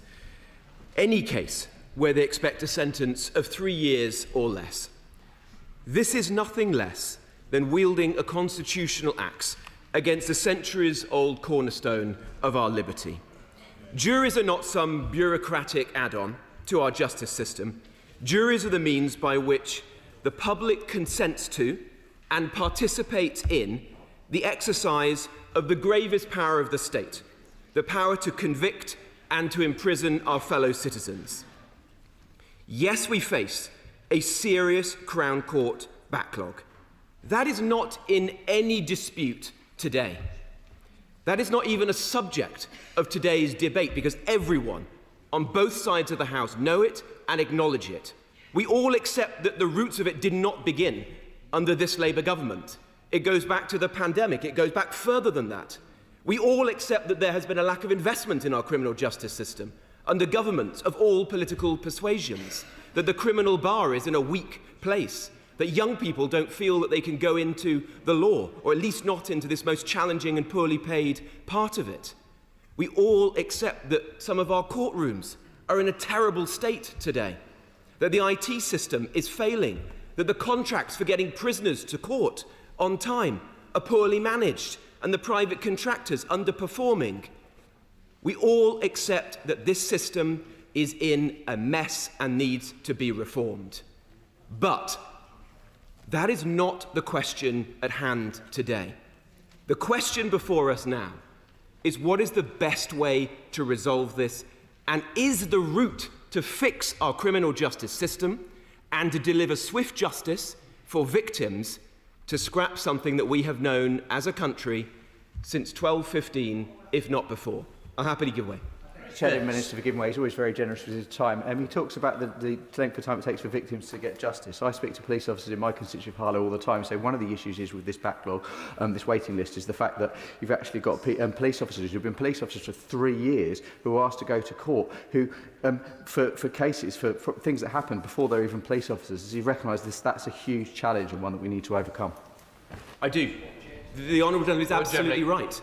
Look, it is shameful to our country that there are victims of serious crime, like rape, who are waiting until 2028, 2029. In fact, I believe the longest listing hence is 2030 today. No one in this chamber could possibly defend that for one moment.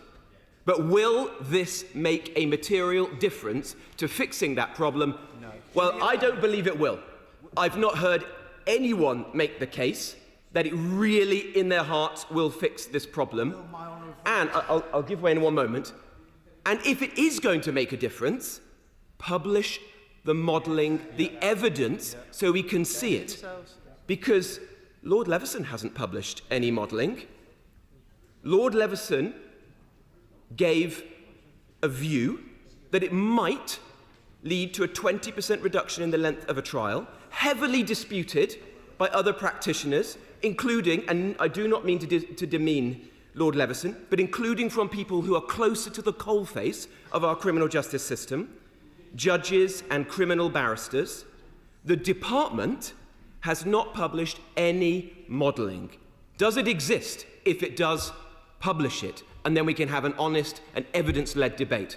I'll give way to my right honourable friend. As my right honourable friend squares up to lead civil society in a battle against this monstrous measure, can I ask him to have some sympathy for members opposite, who are about to be led to the top of the hill once again, as they were with the farm tax, as they were with the winter fuel allowance, on a measure that simply will not deliver the solution it's designed to, and they'll all end up having the rug ripped from under them once again after enduring all the political pain. Well, my right honourable friend is right, and having served as a minister in the last Conservative government under multiple prime ministers, I've been led up a few hills before myself, and I know what it feels like to be a minister in this situation. This is not a hill to die upon. Let's fix this problem. Let's build a cross-party consensus on how we get the backlog down, and I'll speak about a few of the solutions as I see them, as we see them in a moment. This policy is not going to happen. I honestly believe this is not going to happen. There is opposition, not from the official opposition, but from every other party, from Reform, from Plaid, from Independents, from the Liberal Democrats. There's opposition from members of the Labour Party, good, experienced colleagues on the other side. There's opposition in the House of Lords from Labour peers of the highest repute, like Helena Kennedy, people who have spent careers in the law. This was not in a manifesto. The House of Lords does not have to support this. The last time Jack Straw and Tony Blair tried to do this, the House of Lords stepped in and it failed. This is a distraction. This is a waste of everyone's time. If the Deputy Prime Minister and the Justice Secretary and his ministers care about swift justice, scrap this pointless distraction and focus every hour of the day on the hard yards of government, of doing the difficult things, the administrative failures of the Ministry of Justice that have existed for years, so we can actually ensure that the backlog is brought down. I'll come to the Honourable Lady in one moment, but I'll give way to my right honourable friend. My right honourable friend is being characteristically overgenerous to the government when he talks about requiring their modelling. This is not a mastermind question. This is simple arithmetic. 3% of the trials. Right. Let's say we do away with half of them, which is more draconian, I think, than even they are talking about, and a 20% difference. The maximum difference that can make to the throughput of the court system is 0.3%. It will make no difference whatsoever to one of our most fundamental issues here, and yet it will actually throw away our most fundamental tenet of our justice system. Well, my right honourable friend is absolutely right. And this is why, if the government has a case, publish the evidence. Help a little bit. Publish the modelling. Sorry. It's easy if you look to me because I can't pick it up all the time when you turn the other way. Thank you. Of course, Mr. Speaker, apologies. Publish the evidence. Publish the modelling. This isn't a minor policy. This is changing something that we have enjoyed as a country for hundreds of years. To do something as significant as this should be done on the basis of evidence. So I would urge the Minister today, whether they accept our motion or not, is by the by, but accept the spirit of it and publish the evidence now so that everyone can see it. The lawyers, the judges, the practitioners who care and are worried about this can then engage in a proper debate.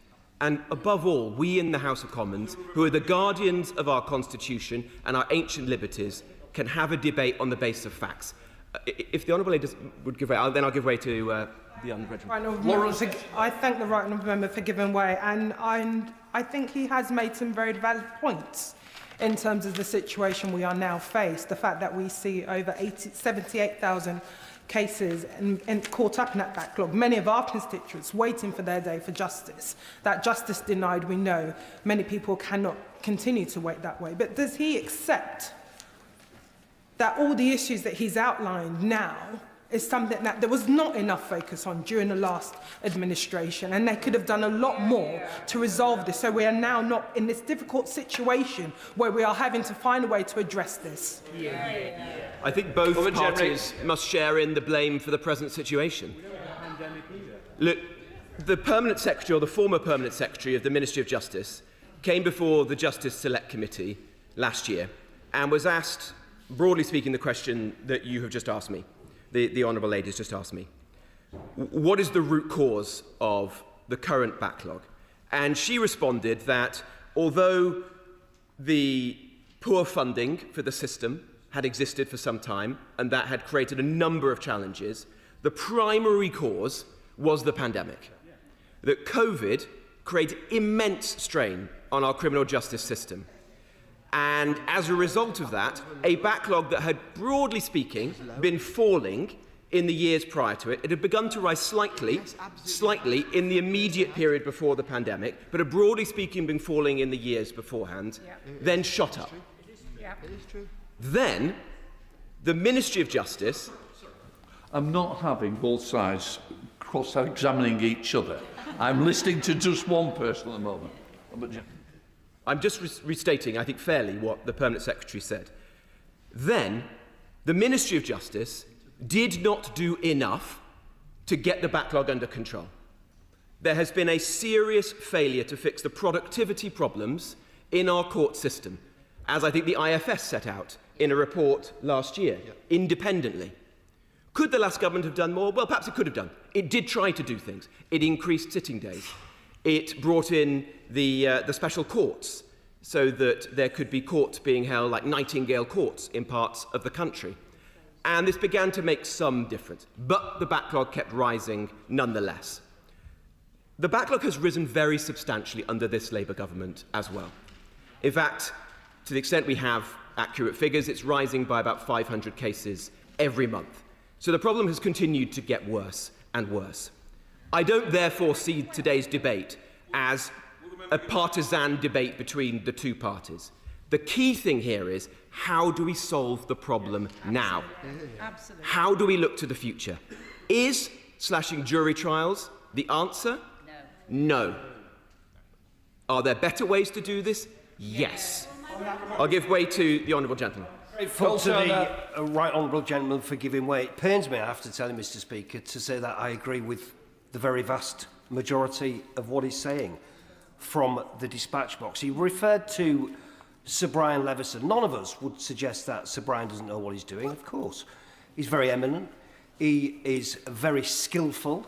He's taken a great deal of time to come up with his suggestions. But does the honourable gentleman know of any situation before when the Bar Council, the Criminal Bar Association, circuit leaders and every other stakeholder in the criminal justice system have been at one in opposition to what is an utterly ludicrous, unworkable policy? Well, I rest my case, my lord.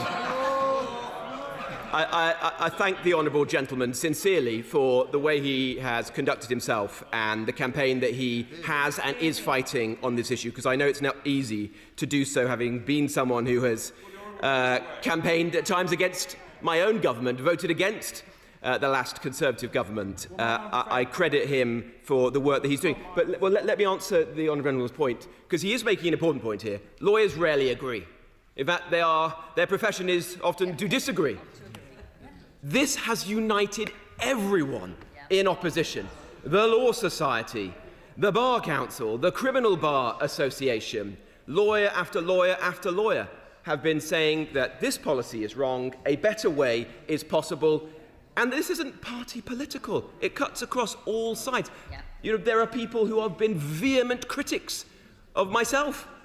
You know, I woke up the other day to hear Anna Soubry on the Today programme saying that everything that I was arguing was right. This is not about party politics. This is about getting the right answer for our criminal justice system. I'm very grateful to my right honourable friend. Would you agree that there are alternative models to get to the place that we all want to be at, as to say reducing this awful backlog that is denying justice to people? And will he take particular note, I'm sure he probably has already, of the model introduced by my constituent James Ward OBE in the South West, which had COVID resolution courts that were able to bring through proper case management within the CPS the backlog down from 52% to 2%, which meant saving 10 sitting years as a result of that intervention alone. Robert Jenrick, my honourable friend, is absolutely right. And let me come to some of the potential solutions. One of the points that is important to note is that the backlog varies very widely across the country. HMCTS is a poorly managed organisation with limited accountability to ministers and has not been performing its function as well as it should do. There are parts of our country where the backlog is far lower than others. If you go to Liverpool, for example, parts of Lancashire, Mr. Speaker, you will see that despite the closure of your local court, the court backlog is substantially lower. In Wales, the court backlog is substantially lower. So there are significant regional differences as better managers, active judges, good case management of the kind that my honourable friend mentioned has made a significant difference. If I can just advance my case a little bit, then I'll come to my honourable friend. The most important thing that we could do now is to get the courts sitting round the clock. There are sitting days on the table which are not being used. The Lady Chief Justice, the most senior person in our judiciary, has said repeatedly that she is able to offer the government more sitting days. She said it in the press, she said it before the Justice Select Committee the other day, and I'm sure she said it privately to ministers as well. The government has been pushed slowly to take her up on those sitting days, and I commend them for that. But there are still, by her measure, I'll give way in a moment, there are still, by her measure, at least 2,000 extra sitting days available, which the government is not taking her up on. We need to go back to the Lady Chief Justice and welcome these sitting days with open arms and say, what would it take for you to produce more? Can we turn 2,000 to 5,000 to 10,000? Get the courts actually sitting. That is not happening right now. And the principal reason for it is financial. Because the Ministry of Justice has not been able to secure from the Treasury a comparatively small sum of money. We can argue about the priorities of this government and we will differ across the House. But this is a relatively small sum of money which we need for the proper operation of our criminal justice system. And it must be better to spend this money on this cause than to scrap an ancient freedom that we have enjoyed for generation after generation. I'll give way to the Honourable Lady. Thank you very much, Mr. Speaker. I'm really grateful to my right honourable friend for giving way. He's making some excellent points about some of the alternative solutions to scrapping the right to a jury trial. And any MP who spent any time in their local courts will have seen that actually the issue isn't with juries, it's with the poor administration that's resulting in about a quarter of trials having to be rescheduled. So I wonder if he agrees with me that actually, rather than setting this precedent of scrapping the right to trial by jury, the government should maybe start by looking at ways they could removing the pressure on an overwhelmed CPS? And does he think that maybe the possibility of giving the police greater charging powers would be a way to move forward on this? Robert Jenrick. My honourable friend makes a number of very important points. Look, there are better ways to handle this situation. I don't pretend they're simple. They're difficult. They involve getting to the heart of bureaucratic organisations that have been poorly managed and are unaccountable. But let's look at some of those solutions. One, which Brian Leveson himself mentions in his report, is incentivising early pleas to prevent cases dragging on unnecessarily. For example, by ensuring that those who are accused of offences meet their counsel earlier in the process, so they can have good advice about their likelihood of success or otherwise sooner than they do today, and changing the fee structure accordingly to achieve that. I will give way on that point, yeah. Jim Shannon. I thank the right honourable member and the Shadow Minister for bringing this forward. In Northern Ireland, just to give an example of perhaps maybe when the Shadow Minister is looking at some of the options, we have had cause to use the duplicate courts on many occasions, and in 2023 it was only used in 0.8% of occasions because terrorist trials and serious criminal trials are not given the opportunity and because of intimidation. But our natural sense of justice demands a jury of our peers, and does the right honourable member agree with that? And does he also agree that jury trials must remain exceptional and justice can be served more efficiently by juries by increasing court dates and cutting down the number of ineffective trials that waste time, the very thing that the right honourable member has referred to? Robert Jenrick. Well, my honourable friend is making a series of very important points. There's something very special about being judged by a group of your own peers, the wisdom of ordinary members of the public coming together. It is basically the only opportunity for members of the public to participate in our criminal justice system. And that's something that's very important and which should be preserved. He's right to say we need to get the court sitting round the clock. Just this week alone, because of closed courtrooms, 241 sitting days have been missed. 241 in 3 days. Imagine what that is over the course of a year.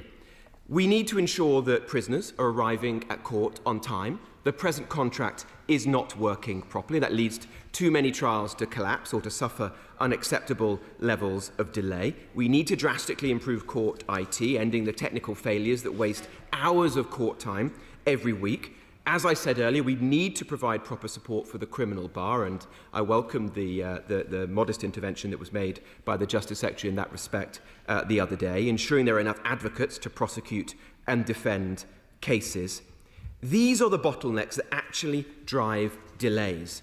The bottleneck is a problem of resources and management, not an inevitable side effect of having citizens weigh evidence. Jury trials are not the problem. We've got to ensure that we actually get to the root of the challenge, not get rid of something that we've enjoyed for such a long period of time.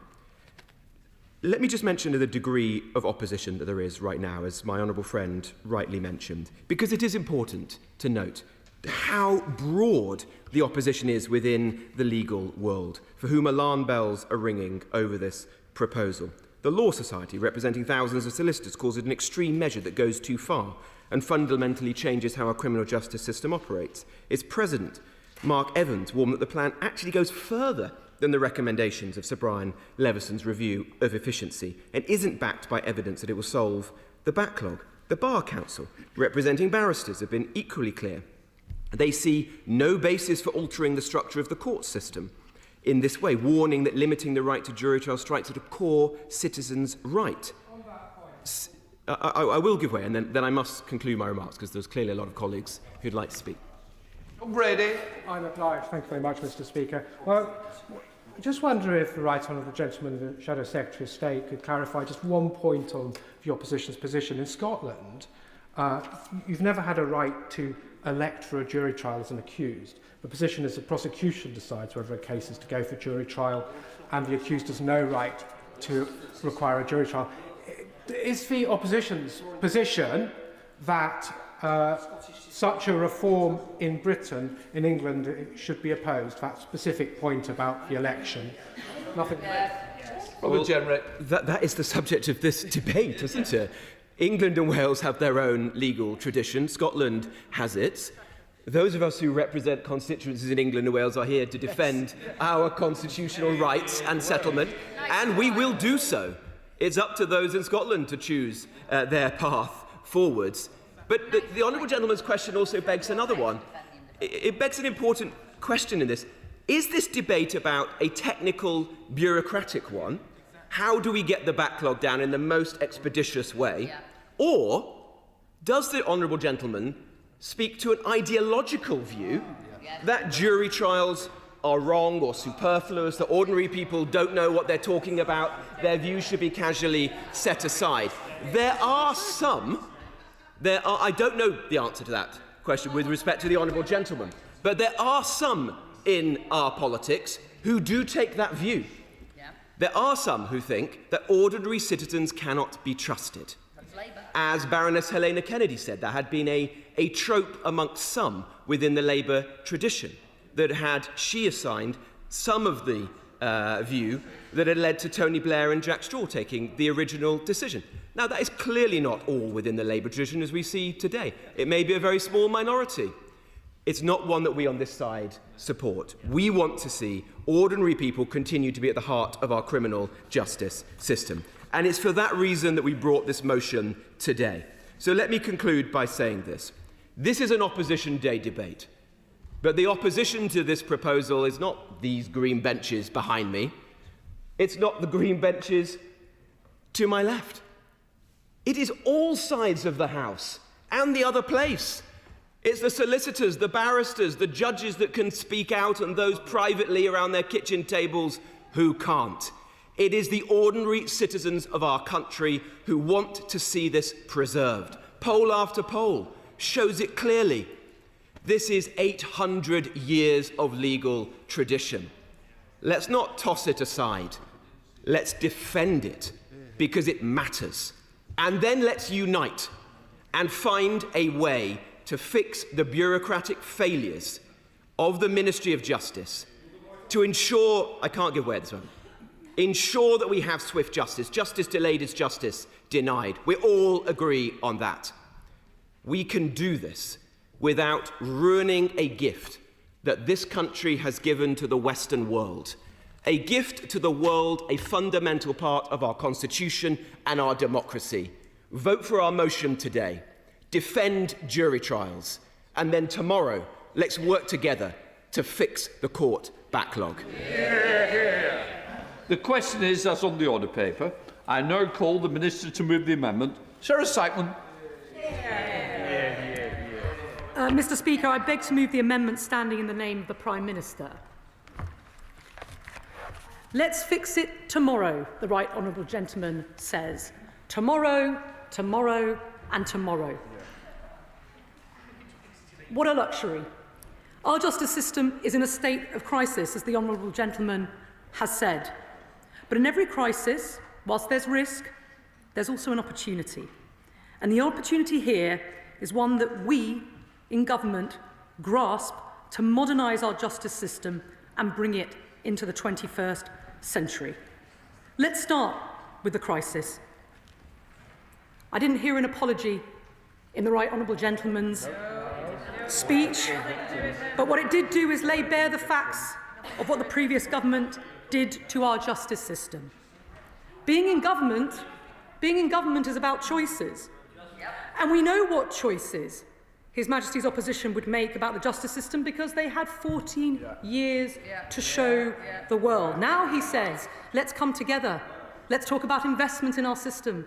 Let's come up with solutions. But what did they do for 14 years? The previous government closed half of all the courts in England and Wales. Who did they entrust to be guardians of our justice system? Liz Truss, Dominic Raab, Chris Grayling. They decimated our legal aid system. They all but broke our prison system. And the result? Well, he's right, there is consensus that we're in crisis and that the status quo cannot be tolerated. With nearly 80,000 criminal cases currently waiting to be heard in the Crown Court, that's more than double the waiting list pre-COVID. Victims of justice waiting for years, currently in the Crown Court waiting list, over 20,000 open cases waiting for a year or more. Justice delayed is justice denied, and the party opposite must bear much of the blame, but you'll never hear that word. Sorry, I'm prepared to give way.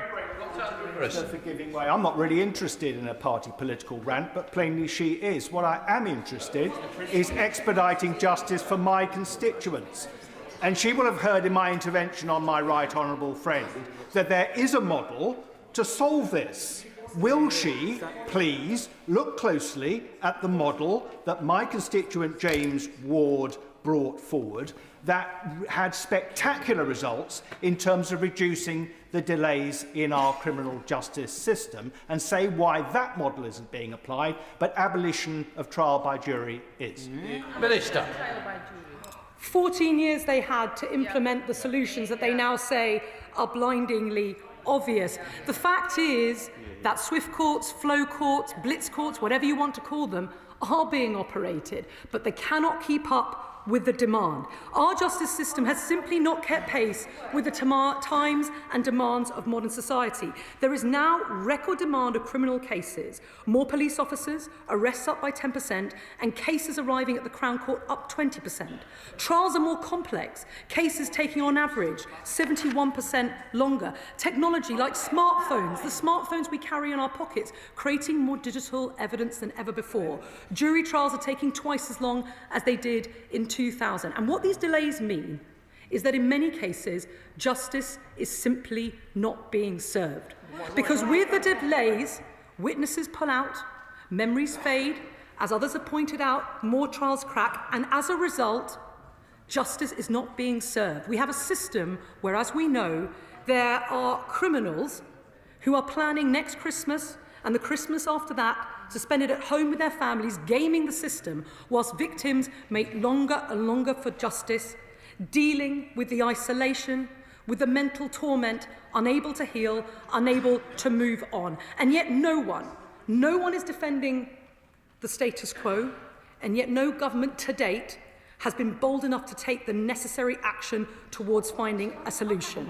I am a firm believer that politics is an agent of change. It's why I left my own career in the law to enter politics. And when you're presented with a crisis, you see the opportunity, you find the plan, and you fix it. You make it better. I'm prepared to give way. Of giving way, in the motion which she has signed, it refers to the government's impact assessment. Has the government actually done an impact assessment and is refusing to publish it? Or did they announce plans to end jury trials for certain cases without that evidence? My answer to him is simple. There will be an impact assessment.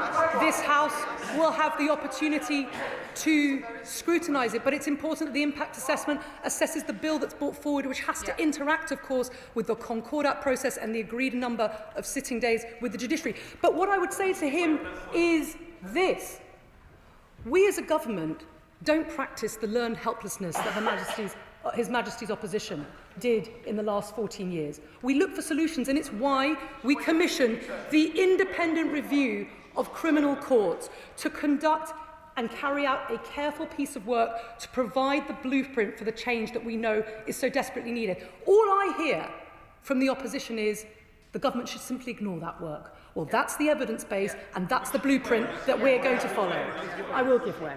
I thank the Minister for giving way. And on this point about delay and the solutions that we must bring forward, just yesterday I was with communities near here in Victoria who are facing the scourge of street drug dealing and aggressive harassment by drug dealers on my residents, and they prey on very vulnerable people who find themselves rough sleeping as well. And speaking to the police and people in the sector and people who are working on the very front line, they tell me that they are really struggling with the state of our court system. They're really struggling with the state of our justice system. So does the Minister agree with me that it is victims of crime who are affected by this, and also communities who are facing the scourge of crime and antisocial behaviour on our streets who are struggling with this? And also, I know that she will have been listening to the Shadow Secretary of State in terms of in his remarks, and was she as profoundly disappointed in me at both his attempt at building a consensus on this topic and also the complete paucity of suggestions that he has brought forward, when many of them I know are already being considered. Well, she is right that at the heart of the considerations that we need to make as we bring our justice system reformed and rebuilt into the 21st century are victims. This is all about delivering swift justice for victims, because actually what our Constitution guarantees is not in fact a constitutional right to a jury trial, it's a constitutional right to a fair trial. And the essential ingredient of fairness is timeliness, not waiting years whilst evidence deteriorates, whilst memories fade, whilst victims and witnesses alike pull out, but actually getting swift justice. And when I talk about reform of the system, yes, of course, I listen to important stakeholders who lead our professions. Of course, their opinion counts. But I have to say, Mr. Speaker, that my interest is in having a criminal justice system that serves the public, not that serves lawyers. Thank you. I thank my right honourable friend for giving way. The opposition is very keen to rely on the Magna Carta to defend jury trials, but the Magna Carta also says that justice should not be delayed. Sir Brian Leveson has reported that jury trials are taking twice as long as they did in 2000 because criminal cases are much more complex now. They can involve thousands of pages of electronic evidence. We are putting more pressure on jurors, financial and other pressures, and it's much more difficult now to support and guide jurors. So there is clearly a case for reform. Will my right honourable friend please also consider, because I understand one of the recommendations made by Sir Brian Leveson was to have jury trials replaced by a judge and 2 magistrates.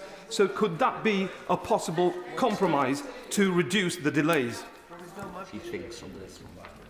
Well, he's right that the nature of crime, the nature of the evidence presented is altering the way in which our criminal justice system works. But what I would say this, and I want to provide this reassurance to those in the House, these measures, as well as modernising and rebuilding our justice system, are designed to protect jury trials for the most serious cases. Many of those trials, as I've said, are becoming compromised, with many victims of the most serious crimes waiting years for justice. It is right that when we ask jurors to do the most important civic duty, that we use their time wisely.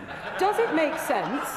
Does it make sense that the queue of the victim of rape or the victim of a homicide is shared with someone who's stolen a bottle of whiskey, who could be dealt by a lay magistrate, who, by the way, introduces the lay and democratic element into our court? Yes, I am prepared to give way.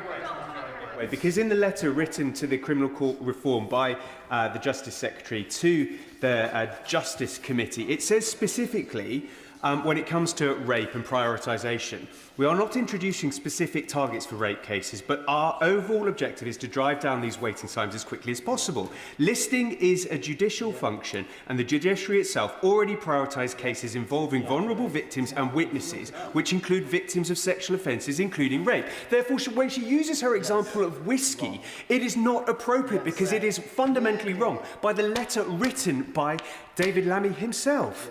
Well, he is right that listing, of course, is a judicial function, but the fact remains, and this is CPS data, there were some 4,000 cases last year which could have been heard 4 times faster, because we know that in the magistrates' court cases are heard 4 times faster than the Crown, where the magistrates had the sentencing powers to deal with that matter, where a defendant, because they have a right to elect under the current system, elected for a jury trial. Now, why did they elect for a jury trial?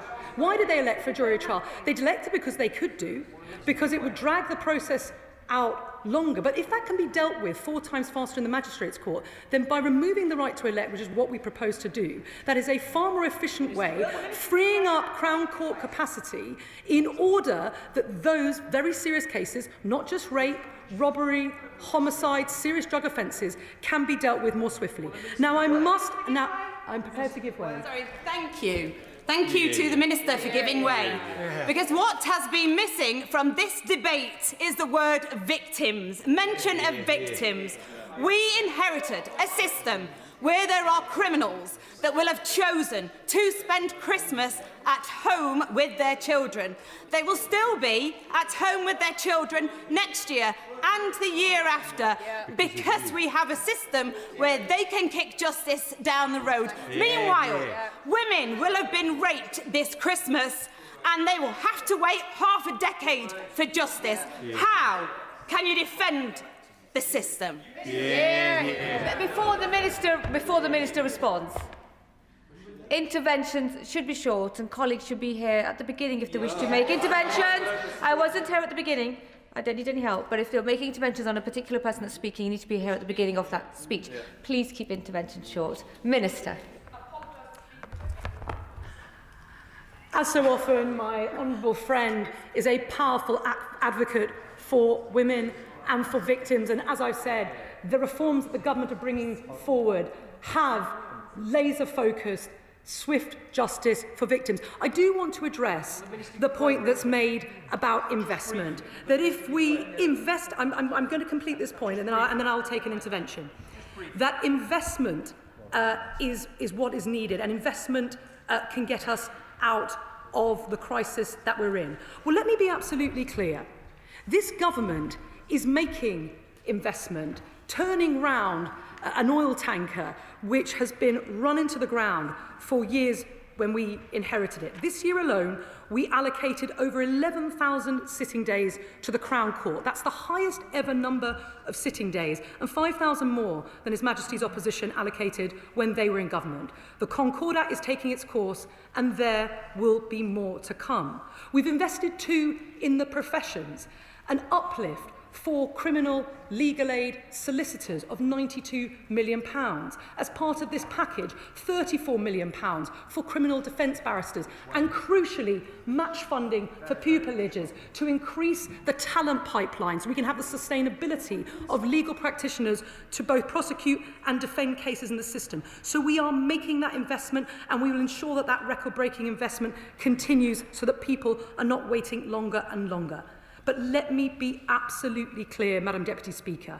Funding alone will not solve the problem. The government cannot simply sit its way out and write a blank cheque. Don't take my word for it. That is the central conclusion of the independent review of criminal courts. Yes, we need more investment, but investment alone will not resolve the crisis and decline in our criminal justice system. We need three things. Investment, yes, and that is starting to be made and percolating into the system. Reform, which is what the independent review of criminal courts tells us which we need. The opposition says ignore it. I am not prepared to. And thirdly, modernisation. How can we harness the technology now at our disposal, whether it's in terms of AI transcription, case summarisation, to ensure that we are getting swift justice? It's those three pillars that are going to transform and bring our criminal justice system into the 21st century. But those who tell you that simply spending our way out of the problem or tweaking a lever here and there is going to solve it, it won't. I agree. Those who say that we should bring prisoners to court more efficiently to avoid delays, do we need to do that? Yes, we do. And I eagerly await part 2 of Sir Brian's report, but those are things that we are working on straight away. Do we need more efficient listing? I agree. Yes, we do. Let's get those efficiencies. In that, there is consensus. But do I think, and does the government think, that that alone will salvage the system where there is such an acute degree of crisis? No. We need the reform, we need the modernisation, together with the investment. Yes, I'm prepared to give way. She describes the problem. Who are you giving way to? Sorry. Thank you very much, Madam Deputy Speaker. We've already recognised that there is a regional aspect to this, and Wales's Crown Courts generally outperform those in England. They're not perfect. We have a backlog of maintenance issues and other problems, but I can only reiterate the opposition of past and present Labour Welsh Government Councils General. So they're saying that scrapping jury trials are both extreme and unnecessary. So why not take this as an opportunity to keep jury trials in Wales, so we can get a real-time impact assessment which we could compare with what is happening in England if we have to have changes? Minister. Well, she is right that, of course, that there are regional differences. The situation for those in the southeast, in London and indeed parts of the northeast and northwest is utterly dire. But let me be absolutely clear and clarify something she said. She says that we're scrapping jury trials. We're not scrapping jury trials. Let's get the facts straight. Let's get the facts straight about the way the system works now and the way things will work once these proposals are implemented. People talk about a right to a jury trial, and the public could be forgiven that everybody who graces a criminal court gets a jury trial. Well, of course, that's not how things work. 90% of cases in this country are heard without a jury trial. They're heard robustly and rigorously in our magistrates' court, which of course retain that lay element. And I pay tribute to the work of our magistrates who are drawn from our communities, providing local justice, representing the communities that they serve. The remainder are currently heard by jury trial, and the most serious crimes, homicide, kidnapping, robbery, serious drug offences, possession of a weapon, all of those will continue to be heard by juries under our proposals. What we are making is in line with expert recommendations, as occurs in other jurisdictions like Canada, like New South Wales, comparable to ours, is actually a fairly modest reform, removing the right to elect so that those cases that can be heard by the Magistrates' Court are retained in the Magistrates' Court, and a modest number of cases are heard through a swifter court, the Crown Court Bench Division, and in addition, by the way, that complex fraud currently heard and economic crime currently heard with a jury is appropriately heard by an expert judge. That is a sensible, pragmatic package of reforms informed by an independent review. And asking us to simply ignore the work of the review, I'm afraid, is just simply not sensible. If we were to leave that review on the shelf, gathering dust, you would say the government is failing to pull every lever. I'm not prepared to do that. We've asked people to have a long, hard look at it, not just Sir Brian Leveson, David Ormerod, a distinguished criminal academic, and the other members of the panel. We are going to take that and implement that as our blueprint. I'll give way. Thank the Minister for giving way. On that point about magistrates, in 2012 I took part in a 6-month in-depth application process to become a magistrate and was accepted. I was then told, because of a pause by the previous government, that there would be no recruitment, and in the following 8 years after that, we lost 10,000 magistrates, to the point that in 2019 the then Justice Committee wrote, and I'll quote, that the crisis was as frustrating as it was foreseeable, and it has taken a near crisis to prompt the then government into belated action. So does my honourable friend agree with me that the opposition can't have the cake and eat it? They've got to understand that the system is a crisis of their making. Well, I couldn't agree with him more, and as someone with responsibility for our magistrates' recruitment, it's something that you will have seen in the early headlines this year. We're looking for more magistrates. We want them to be more diverse, younger, from different parts of the country, from different backgrounds. And actually, as I said, our magistracy at the moment has halved in the last 10 years. I want to see us turn that around as we place our confidence in our magistrates to continue handling the vast majority of criminal cases which they do at the moment. Yes, I'm prepared to give way. Thank the Minister for giving way. My first job after graduating was in a magistrates' court, where they were just making the transition from writing court records in this huge ledger by hand to computerisation, and I appreciate it's modernised an awful lot since then. But I wanted to pick up on the point that my honourable friend from Cities of London and Westminster made about the impact of persistent drug dealing on local communities. One of the things that's being piloted in Bristol is an intensive supervision court, because obviously we know that a huge number of crimes are committed by people with persistent drug addictions. If we can divert them from the criminal justice system, it will help free up our courts. Could you potentially say a little bit about what we're doing to roll out that programme? Minister. She asks a really important question, and we will be laying out our plans on just that. How do we prevent that revolving door of reoffending? It's there in the work that we're doing on sentencing and also early intervention, because prevention is so much better than cure.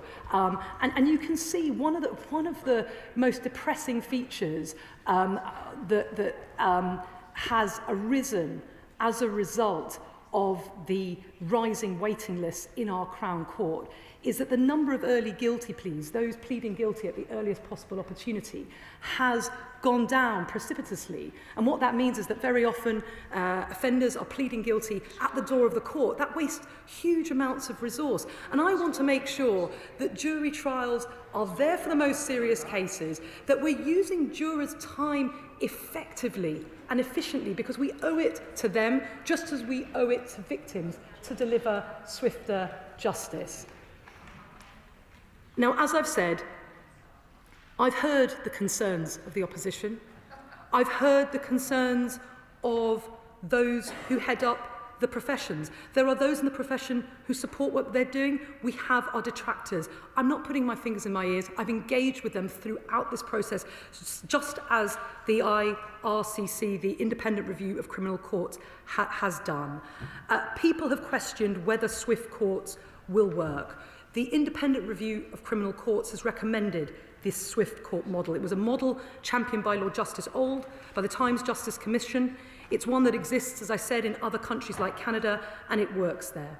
Sir Brian estimates that trials without a jury could reduce hearing time by at least 20%, and he says that estimate is a conservative one, and it stands to reason. Jury trials are important, but hearing cases with a jury, without a jury, negates the need for jury selection. It negates the need for judges to explain legal concepts to jurors. It negates the need for jury deliberation. These all add to the time it takes to hear a case in the Crown Court. I will give way. I'm very grateful to my honourable friend, the Minister, for giving way. She talks about the presumption, which is what it is, that Sir Brian makes, that there'll be a 20% reduction in time if it's a single judge as opposed to a jury. I think that's probably right, actually, and I think he's probably right to say that's conservative. But what about the writing up? When does the judge write the judgment, give the reasons? Are they doing that while they're putting the kids to bed in the evening, or are they doing that the following day, and the day after, and the day after that? Because reasons will be necessary when a single judge is deciding the innocence of guilt of a defendant. What's the answer? Minister. Well, he's right that, of course, if you have a case determined by a judge, that reasons will need to be given, and indeed reasons are a good thing. The transparency that those convicted of a crime will have to know why the result has been reached. And of course, I'm sure that Sir Brian Leveson himself would have been well aware of the need for the judge to give reasons, and will have factored that in to his conclusion. In the same way that we've got the data from Canada, from New South Wales. I met with judges in the Supreme Court in Toronto. There they have equivalent cases tried judge alone and tried with a jury. Now, it's not about the relative merits of those two things, but simply as a practical matter, on timing alone, they told me that it takes about half the time. So it is undeniable, given the evidence that we have, that this is going to take less time. And when I have to focus on an efficient system that deploys resources in a proportionate way and delivers swifter justice for victims, it would be madness to ignore the conclusions of the independent review. Yes, I'm happy to give way. Thank you, Madam Deputy Speaker. Just on the point of saving time in relation to fewer jury trials, does my right honourable friend agree with me that this isn't just about the amount of time a jury is in the courtroom itself, but all of the other factors within the criminal justice system that contributes to that? So the time it takes for the back office staff to organise jury selection and summonsing, the time it takes for the Crown Prosecution Service to prepare reams and reams of paper for jury bundles, the time it takes to deal with the expenses, etc., etc. It's about the criminal justice system, in my view, as a whole, not just the time in that courtroom. Before the Minister responds, and to save another member from any embarrassment, coming halfway through a statement and trying to intervene is not acceptable. Minister. Well, I know that she speaks with ample experience of 2 decades working for the Crown Prosecution Service, and so she knows exactly how the system works, warts and all, and that realism, that pragmatism that she brings, I think speaks to this really important point that Operating a jury system is expensive. It takes a lot of time, and it's why we've got to deploy it in a timely way, in a proportionate way for the most important cases. At the moment, it's available for 3% of cases, but so many of those cases are running in such a delayed fashion that they're collapsing at the 11th hour, that justice isn't being served. And so actually we're undermining the jury system by allowing the system to run out of control. And it's because we want to preserve, this feature of our legal system, that it's so important that we take heed of the recommendations of the independent review, that we make the necessary investment and we modernise. I'll take way for the final time and then I'll wrap up. The Right Honourable Lady is being very generous. The nub of her argument is that there will be a material difference to cutting the backlog through reducing the number of jury trials. She's quoted some conversations that she's had with Canada and so on, and I don't doubt her sincerity and the work that she's done.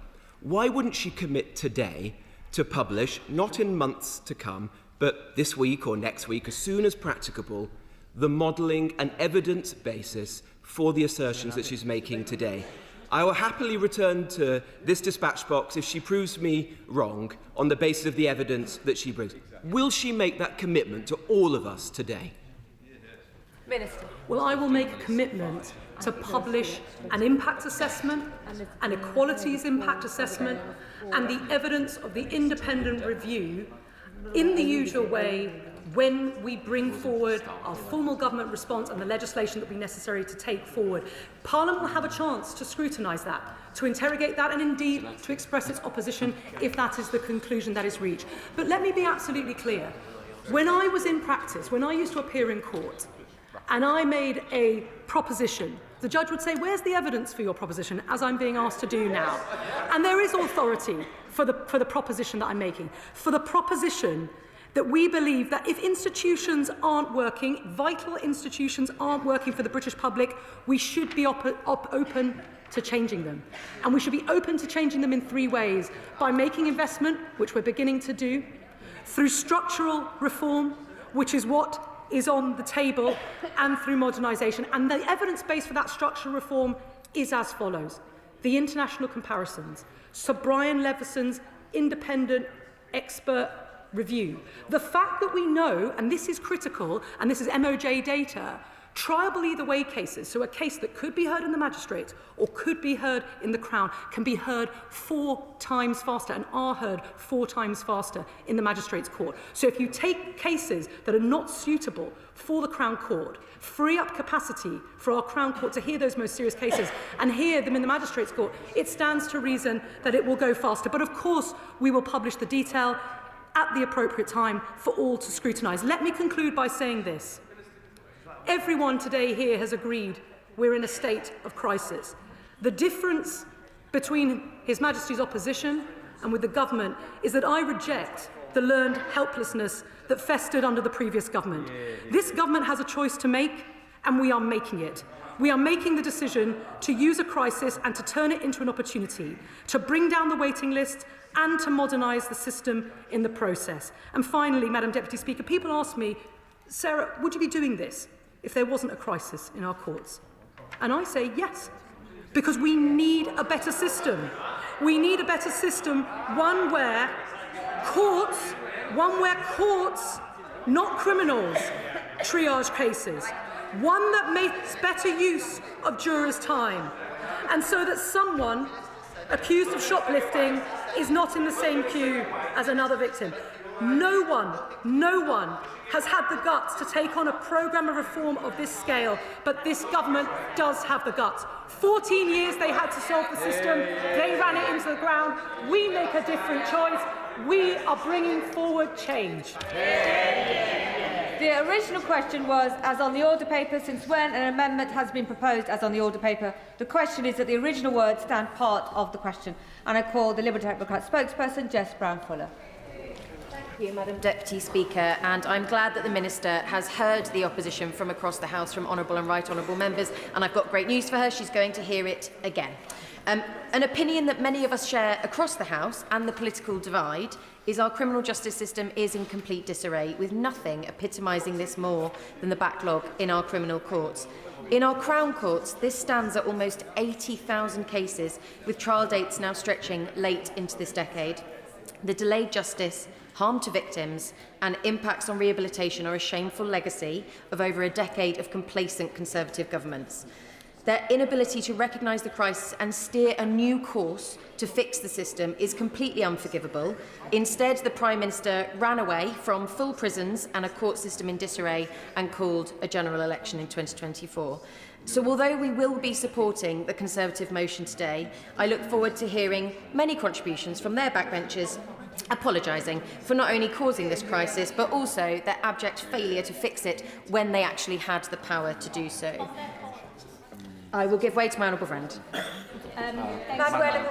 Thanks to my honourable friend for giving way. She's making a very powerful case. Does she agree that it's not the responsibility of jury trials for the court cases piling up to nearly 80,000? And then the real causes are staff shortages, broken estates, and 10 years of Conservative complacency that hollowed out the justice system and left victims waiting years for their day in court. I thank my honourable friend for her contribution, and she's absolutely right. And we in the Liberal Democrats on these benches have sympathy for the scale of the task that this Labour government has inherited. And we're glad that they do recognise the real losers here, the victims.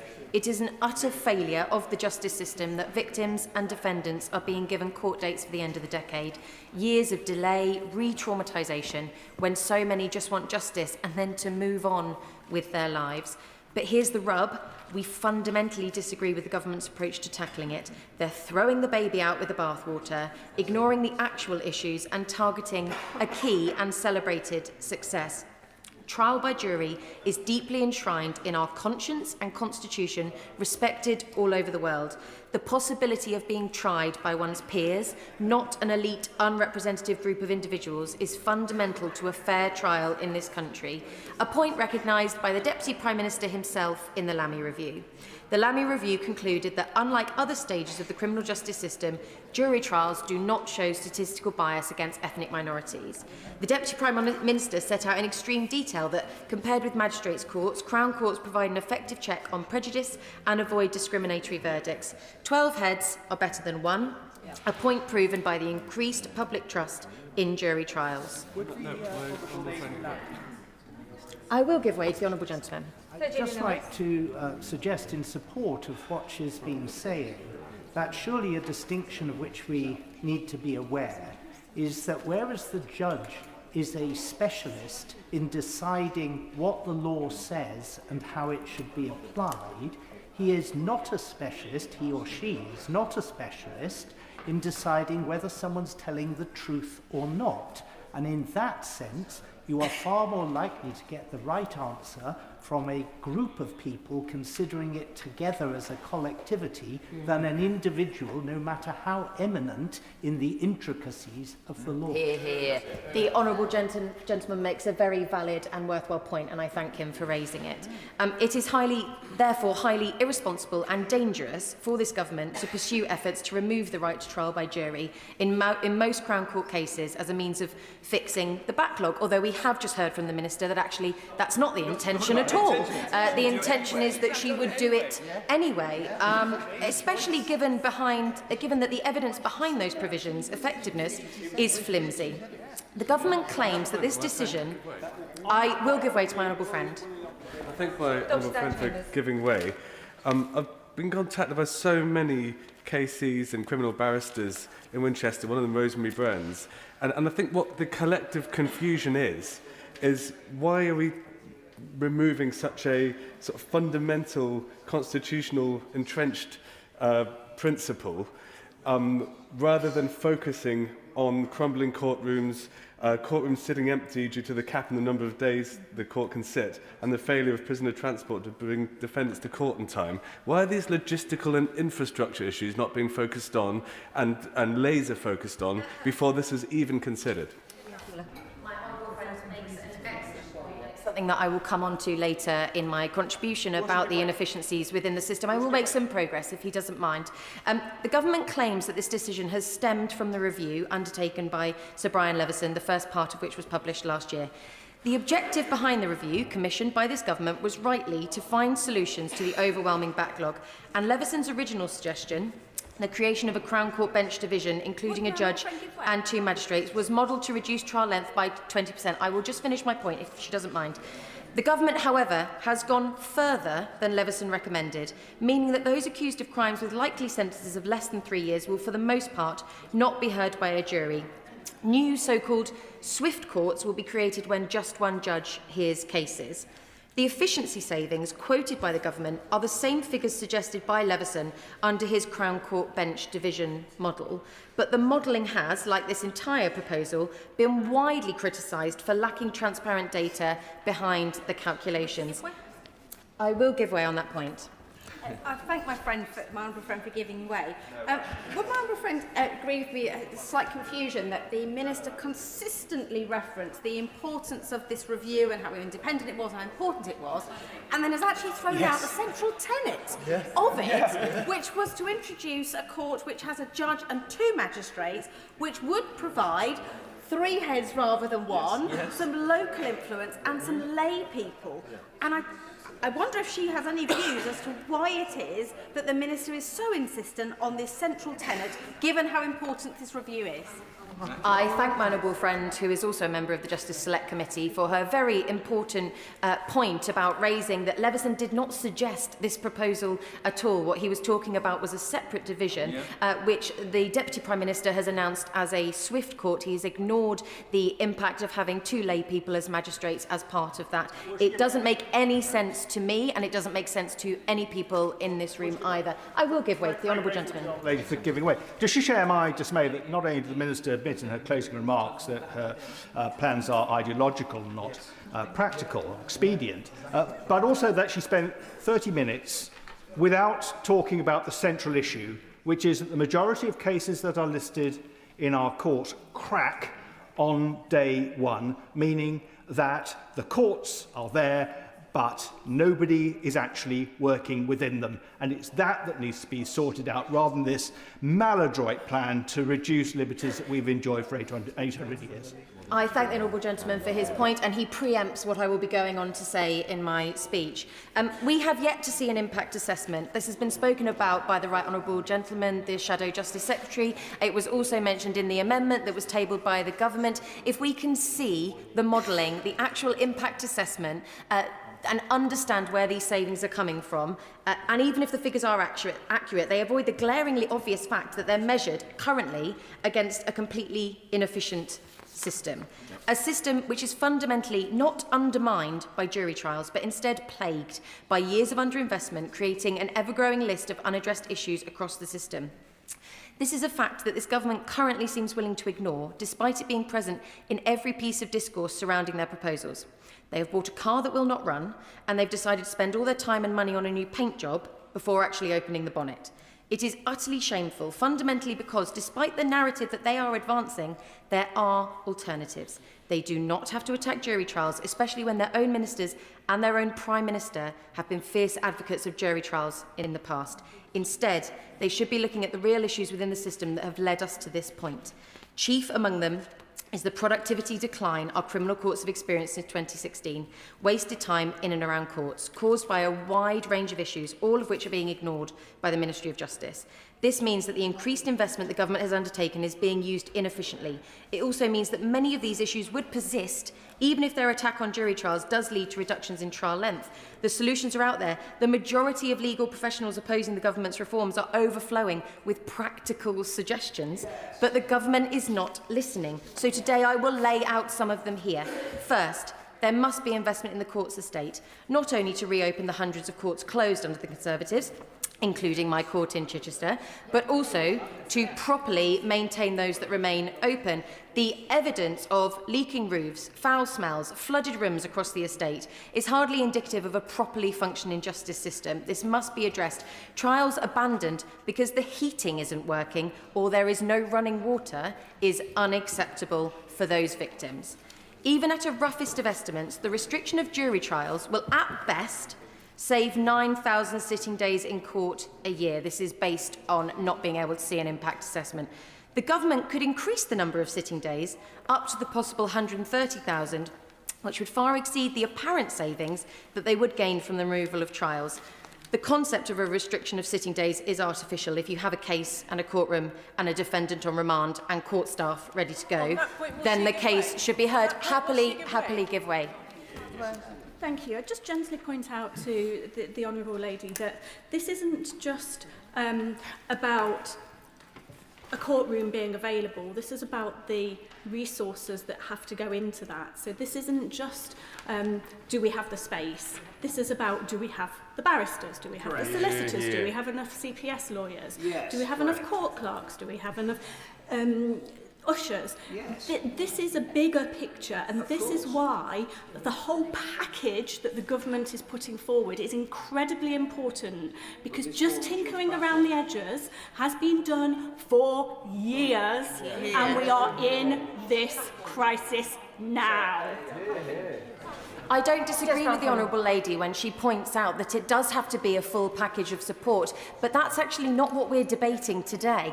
I am laying out all of those things that she rightly points out, that there are total inefficiencies within our court system, but until we see those situations addressed and those things fixed, then how do we know that we're not going to save the court sitting days that apparently eroding the right to jury trial will do? I will give way to my honourable friend. I thank my honourable friend for giving way.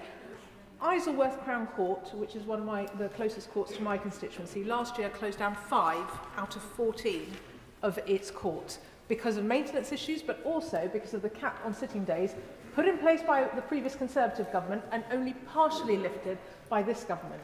So does she agree with me that as well as addressing all the maintenance issues and the system inefficiency, if we increase the number of court sitting days and address the workforce issues, we could preserve this fundamental right to a jury trial for all?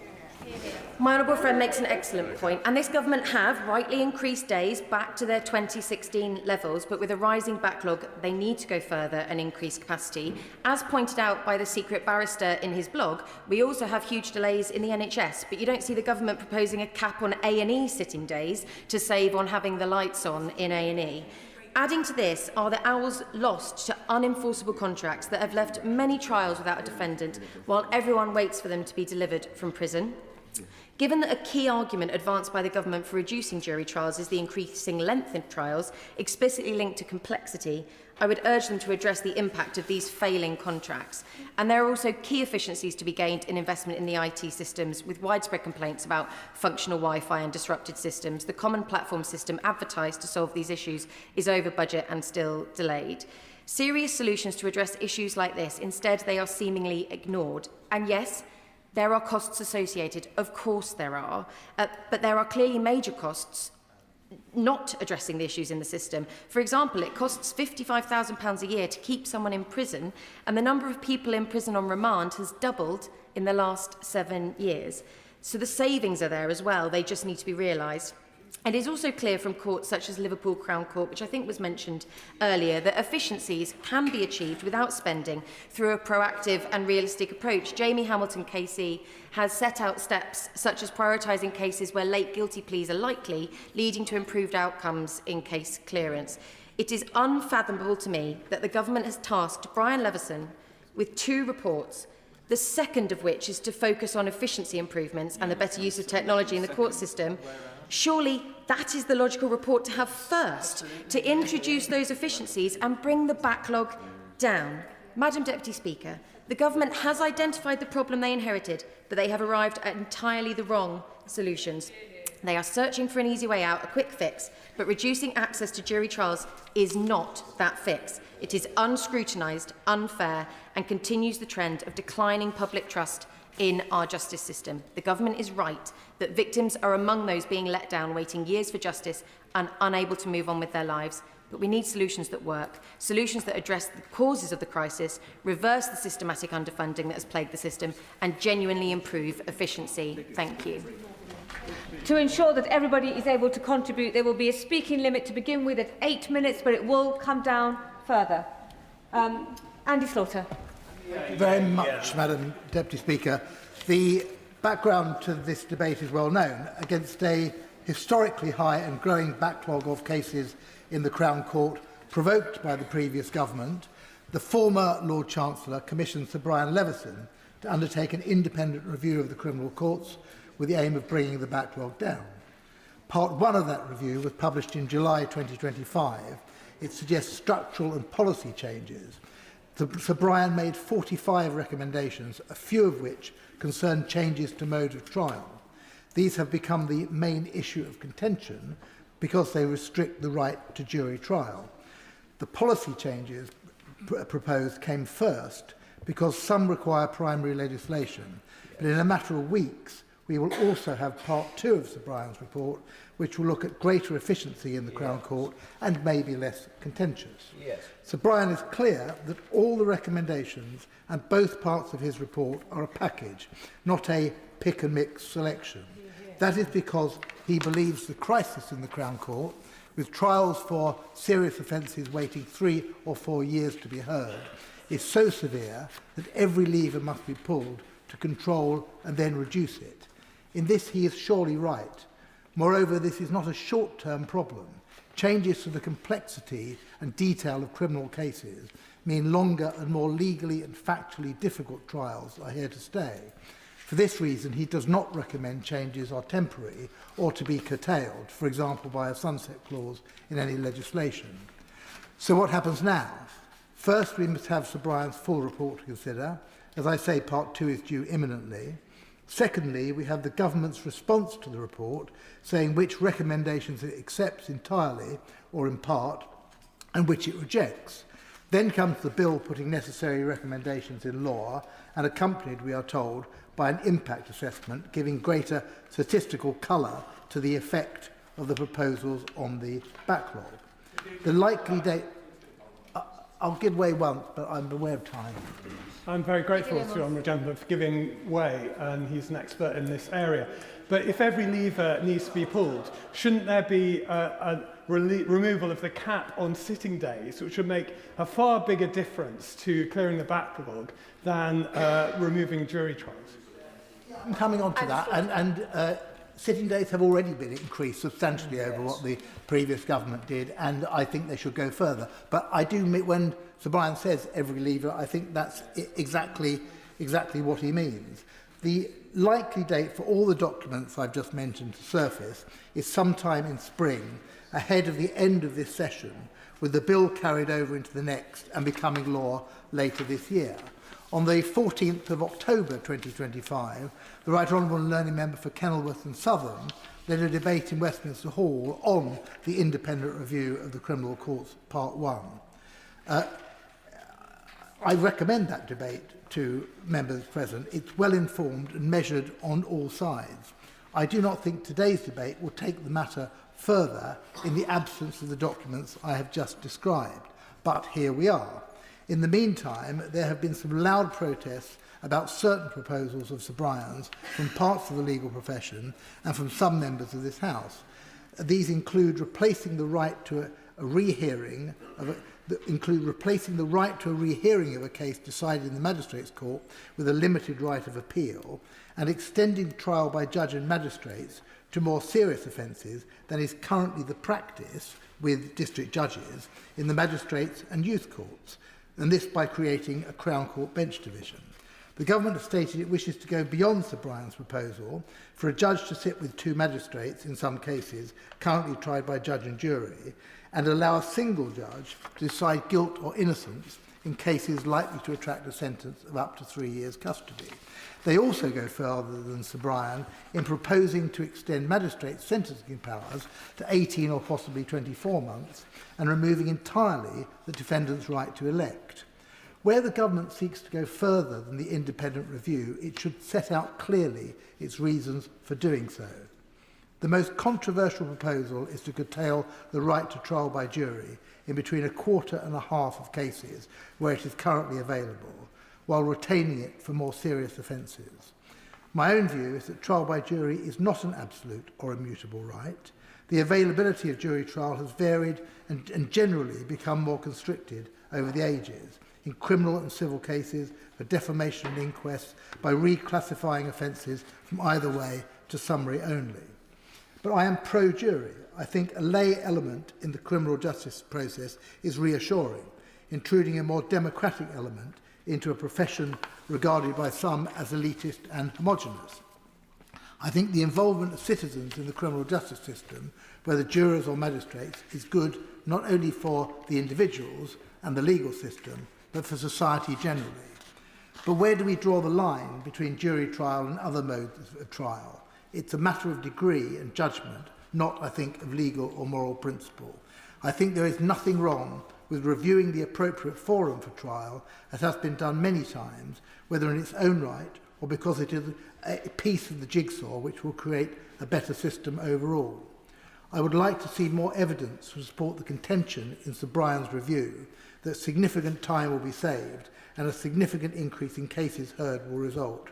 I would like to hear that there is more money for sitting days, for trial counsel, for functioning courts, that courts are run more efficiently, that listing is as good at every Crown Court as it is at the best, that Serco and Amy deliver prisoners to court in good time to start the day's proceedings, not halfway through the afternoon.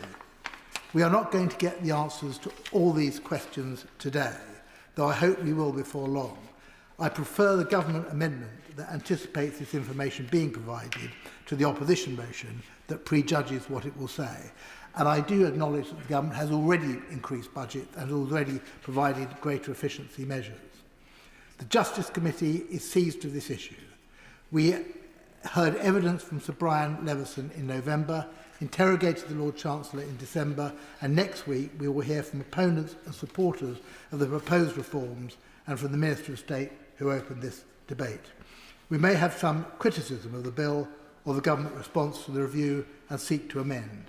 But like the government, and I think MPs on all sides, we hear every week of fresh indignities heaped upon victims of crime and on defendants too, made to wait years beyond what is humane, often in a physical or mental prison for a resolution of their case.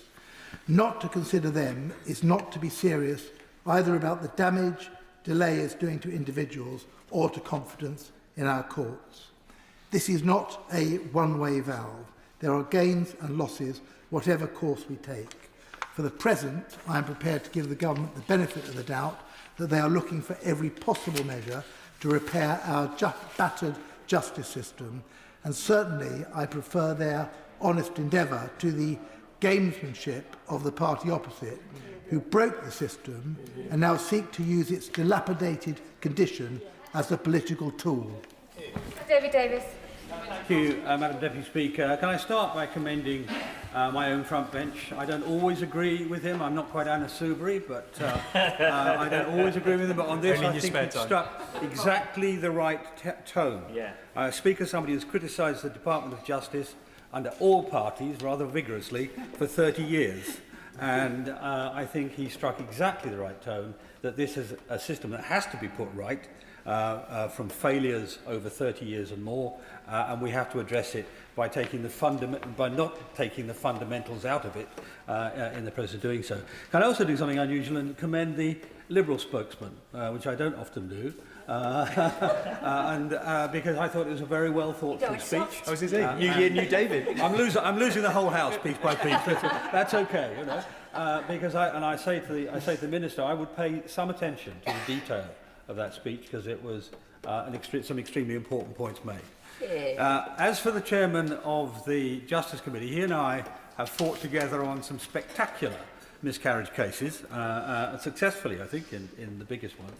But I didn't agree with him when he said that this didn't address matters which were fundamental to the justice system, morally fundamental, if you like, because the jury system absolutely is fundamental for a few reasons I'm going to touch on in a minute. The Minister, who's got a difficult job, her department, bluntly, has not done very well, not the ministers just themselves, but the actual department itself, has not done a very good job of managing the system over decades. The system failures have been serially spectacular. I recommend she looks back at some of the National Audit Office reports on it. I commissioned one as Public Accounts Committee Chairman. It's the longest NAO report I think I ever remember, and the most complex, because the matters are systemically complex and they don't lend themselves to just off-the-cuff answers. And she talks about modernisation, and modernisation is often important, but modernisation shouldn't be at the price of taking out the most important building block in our justice system, one which the rest of the world, as my right honourable colleague said, has been copying for centuries. And that's why, of course, the majority of the judiciary themselves don't agree with this. And when I raised this matter with the Justice Secretary, I think at Questions on one occasion, I asked him whether he'd read the report by Mr. Rivlin KC, which actually does a formidable job of forensically taking apart the Leveson recommendations. And one of the points he makes is that Leveson is making judgments quite properly as a judge, a very distinguished judge, of very long standing, but he's not making them on the basis of empirical data. There was very little empirical data behind what Justice Leveson argued. So I think it's really important that we that we look at that. And I would recommend to the Minister, if she hasn't read it, she reads Mr. Rivlin's note. And part of it, he was the head of the Southwark Crown Court, which is one of the highest throughput courts in the country. And he put this point to all of his judges. Not one agreed with Leveson, working active judges today. Now, implicit in Leveson's comments, and certainly implicit in what the Minister said, is an underlying idea that juries are not quite up to it in certain cases. They can't quite cope, particularly in technical and financial cases. Well, frankly, I've handled about a dozen miscarriage of justice cases over the course of the last decade or two. And in not one of them was the jury the source of the error. More often than not, it was a misdirection by a judge, or an error of the system, or the court case was allowed to get out of control in some way or another.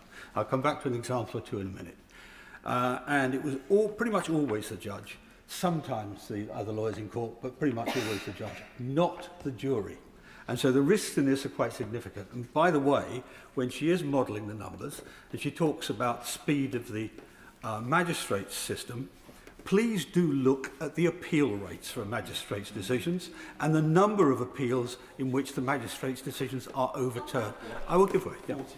I'd just like to gently say to the Right Honourable Member that the current system for appeals from the Magistrates' Court requires a full retrial. Now, when somebody comes to give evidence, we're asking a lot of them there, particularly victims. So to do that all over again after a wait of considerable months or even years is very onerous, and a lot of them are the simple fact that the witness or the victim doesn't want to go through that all over again. That's the problem there, which this fixes. She highlights yet another problem in the Magistrates' Court. I mean, that's the problem. Yeah. So I rest the point. The point here is that trying to do a big systemic change, if you're going to do that, you don't change the fundamentals. You do that as a separate, testable exercise later on after you've tried everything else. But let me come back to this issue of the expertise of juries. It's illegal in Britain to talk to jurors about what happened in the jury room. It's not allowed.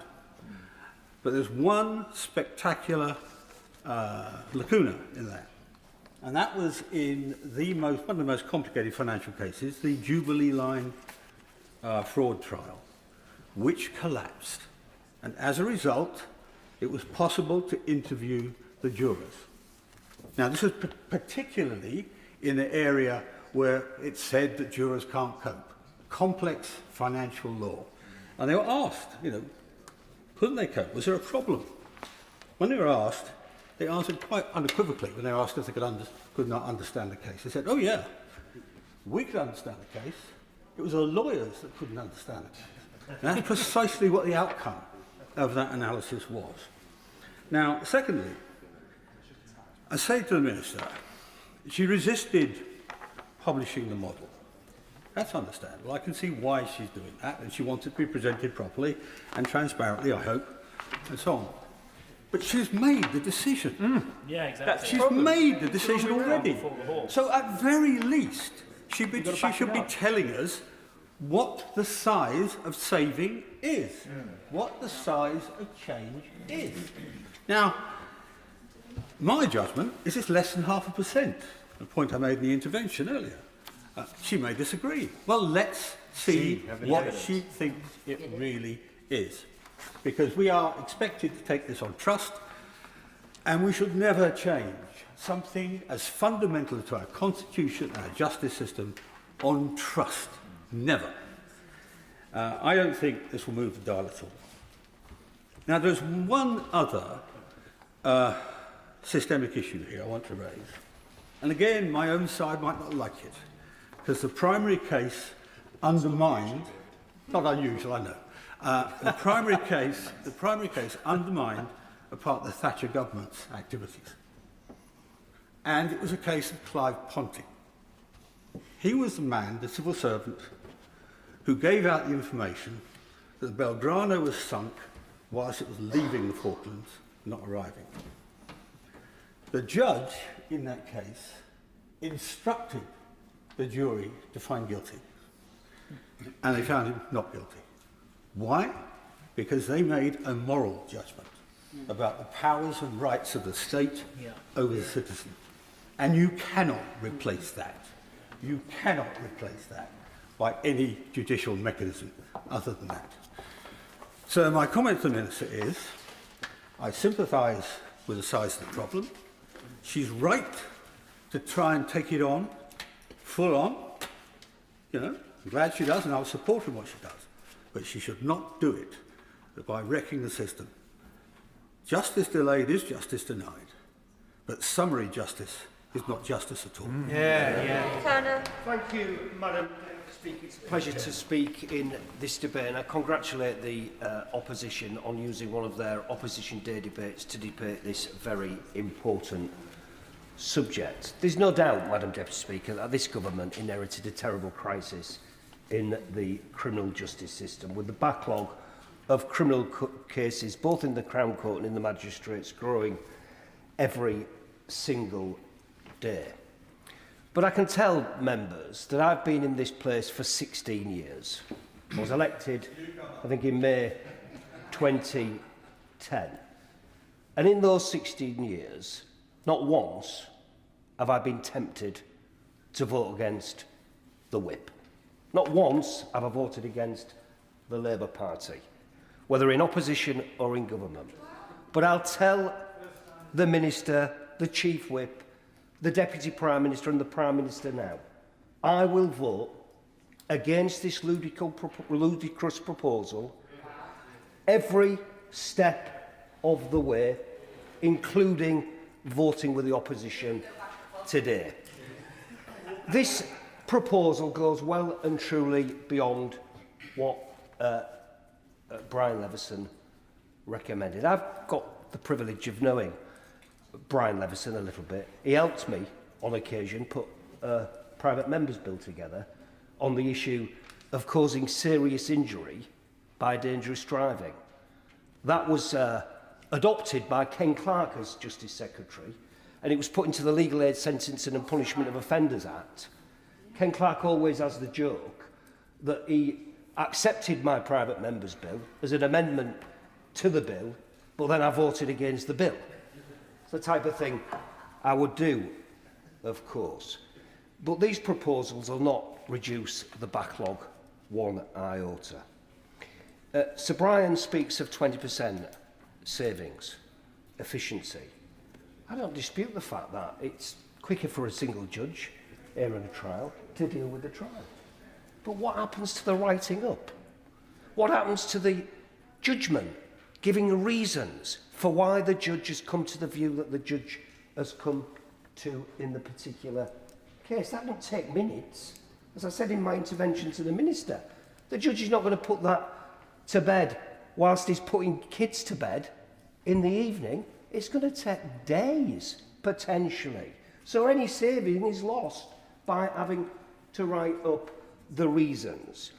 There are a multitude of reasons for the backlog in the criminal courts, and it's right. I have to be honest here.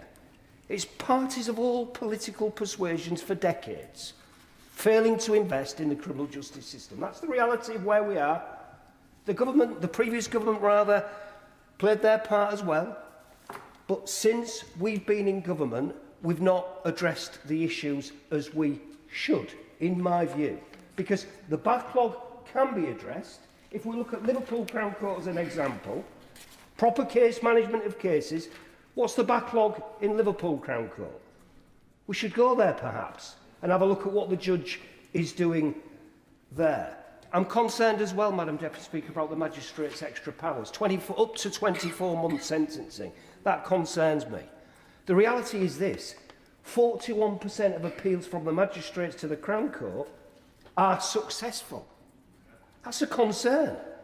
And in any event, if there's going to be more cases in the magistrates because they've got more powers to sentence, where are all these guilty people going to be put? All these guilty criminals who are apparently going to be convicted in swifter forms of justice, where are they going to be imprisoned?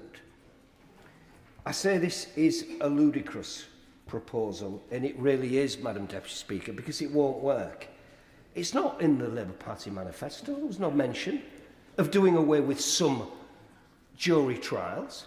I suspect the opposition was as shocked as anybody when they had to give up one of their opposition debates on this subject, because the Secretary of State for Justice, in opposition, would have gone off his head about the prospects of this being proposed by the previous Conservative government. But look, this raises more questions than it actually answers. So I have some questions for my honourable friend, the Minister.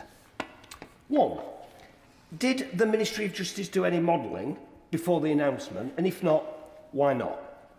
If they did modelling, can we see it now? Please, can we see it? Did the Secretary of State consider piloting single-judge-only trials? Why are ministers determined to pretend that trials for shop theft, as an example, are holding up cases of serious sexual assaults? There are listing priorities in those cases. If a listings officer in a Crown Court is prioritising a shop theft over a rape or serious sexual assault, there's a major problem. I accept that. But if the Minister can point to an example of that happening, fine. Give us the example and let's go off and investigate that. Because frankly, I don't think that is happening. Today, Madam Deputy Speaker, 75 Crown Court courtrooms are sat idle, not sitting. 75 out of 516. Why? Why don't we address the issue of courts not sitting?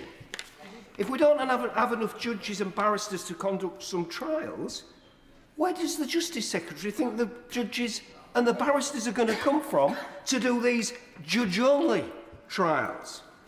How long does the Minister think it's going to take for the prosecution, the defence and the judge to determine whether or not the particular case is worth less than 3 years on conviction and thus viable for a bench trial? When will circuit judges find the time to draft the reasons? A point I've already made. What counts as successful delivery of a prisoner to court? Mid-afternoon? Ready for court at 9 o'clock so the barrister and the solicitor can have a conference before they're called into court at 10? What's the delivery that these private companies are expected to meet? Because I know of an example recently where a Crown Court judge, and I won't identify the court, or indeed the judge, was asking an officer to come up to court to explain why they'd arrived at 3 o'clock in the afternoon, and the answer that was given was that they had to stop for a cheese sandwich. That's what's happening in the real world, and that's the issues that the Minister needs to address. And what happens if a case is determined suitable for a bench trial, less than 3 years, but then the judge, after conviction, gives more than 3 years? This is a terrible error. My final question is this. If the Minister was charged with, say, a fraud or false accounting case, would she want to be tried by a judge of 12, or would she want a single judge sitting alone? Order. Time limit has now dropped to 4 minutes. Dr. Luke Evans. Deputy Speaker, and prepping for this, it's trying to work out whether this is solving an administrative problem by simply changing a principle. So the 3 areas I'm going to try and cover, we'll see how we get on, are the principle, the policy process and the practical side. If we deal with the principle first, we've heard a number of times justice delayed is justice denied. It does harm trust and it can prolong suffering. But of course, justice done wrongly corrupts the system itself. And the Justice Secretary knows this in his own Lammy report when he said juries act as a filter for prejudice when it comes to trials. So moving on to the policy process part of it, on the one hand, the government is saying this is much needed to help with the admin side. On the other hand, it's saying these are very small changes only, and you only have to look at the letter written by the Secretary of State to the Justice Secretary to try and pull some of this apart, because it states of the circa 3% of criminal trials that proceed to a jury trial in the Crown Court, over half would still proceed to the Crown Court and get a jury trial post-reform. However, later on, it says, an alternative way of expressing the impact is to account for cases that will be retained in the magistrate courts after the reforms, based on projected case volumes and case mix of those cases that will still proceed to Crown Court post-reforms. Around 3/4 of them are still expected to be allocated to jury trial. So already we've got a discrepancy in the same paragraph in the same letter to set out what the numbers are. So therefore the question has been asked multiple times, has there been modelling done? What we know from the letter, again addressed to the committee, that modelling has been done, because it says the assumptions underpinning the modelling of the reforms I announced last week are that subject to the concordat process, the agreed sitting days in the judiciary, and it will be improper to preempt the conclusions of this process. In short, modelling has been done. So if you want to strengthen your argument, why would you not produce that modelling? Now, when we've asked the Minister, who's at the dispatch box today, and she was asked again by my friend from Norfolk for the 7th time, has an impact assessment been done and not released, or being done and being brought forward? We still didn't have an answer. You would have thought if you've done the work, I will give way. I am grateful, and I'm also grateful for the motion, the opportunity to object cross-party to restrictions on our important rights to a trial by jury. But I was hoping the Conservatives in the debate today would be admitting some real responsibility for the awful state of our criminal justice system. I wondered if the honourable member was going to correct that gap in any further way in his contributions. Sorry, if I refer directly to the opening of the speech, if she sits and reads Hansard, it was very much different. But if you, regarding that point, I will move on to the other practical points that we need to be talking about, which is some of the issues even in this letter that are pointed out when it comes to process. For example, judges will assess the likely sentence in accordance with the sentencing guidance. This will consider the facts of the case to make a determination of likely culpability, harm, etc., etc. It then goes on to say, and eligibility is based on the likely sentence length, and any trial either way offences could be scoped for the CCBD, if they're likely to receive a sentence of 3 years or less. So what happens if the judge decides that they wouldn't go to a jury trial, when later on it says in the same letter, we expect the judges will retain the full sentencing powers available to the Crown Court, meaning there is no restriction on the sentence that can be handed down to the case. This points out the fact that actually a judge could be making a decision saying at pre-hearing it's not going to be needing to trial because it will be less than 3 years, and then after that finding out that no, we're actually going to be sentenced for 5, 6, 7 years. There's a real discrepancy. And even in the letter itself, it also turns around and says, as you know, we do not have minimum sentences in law.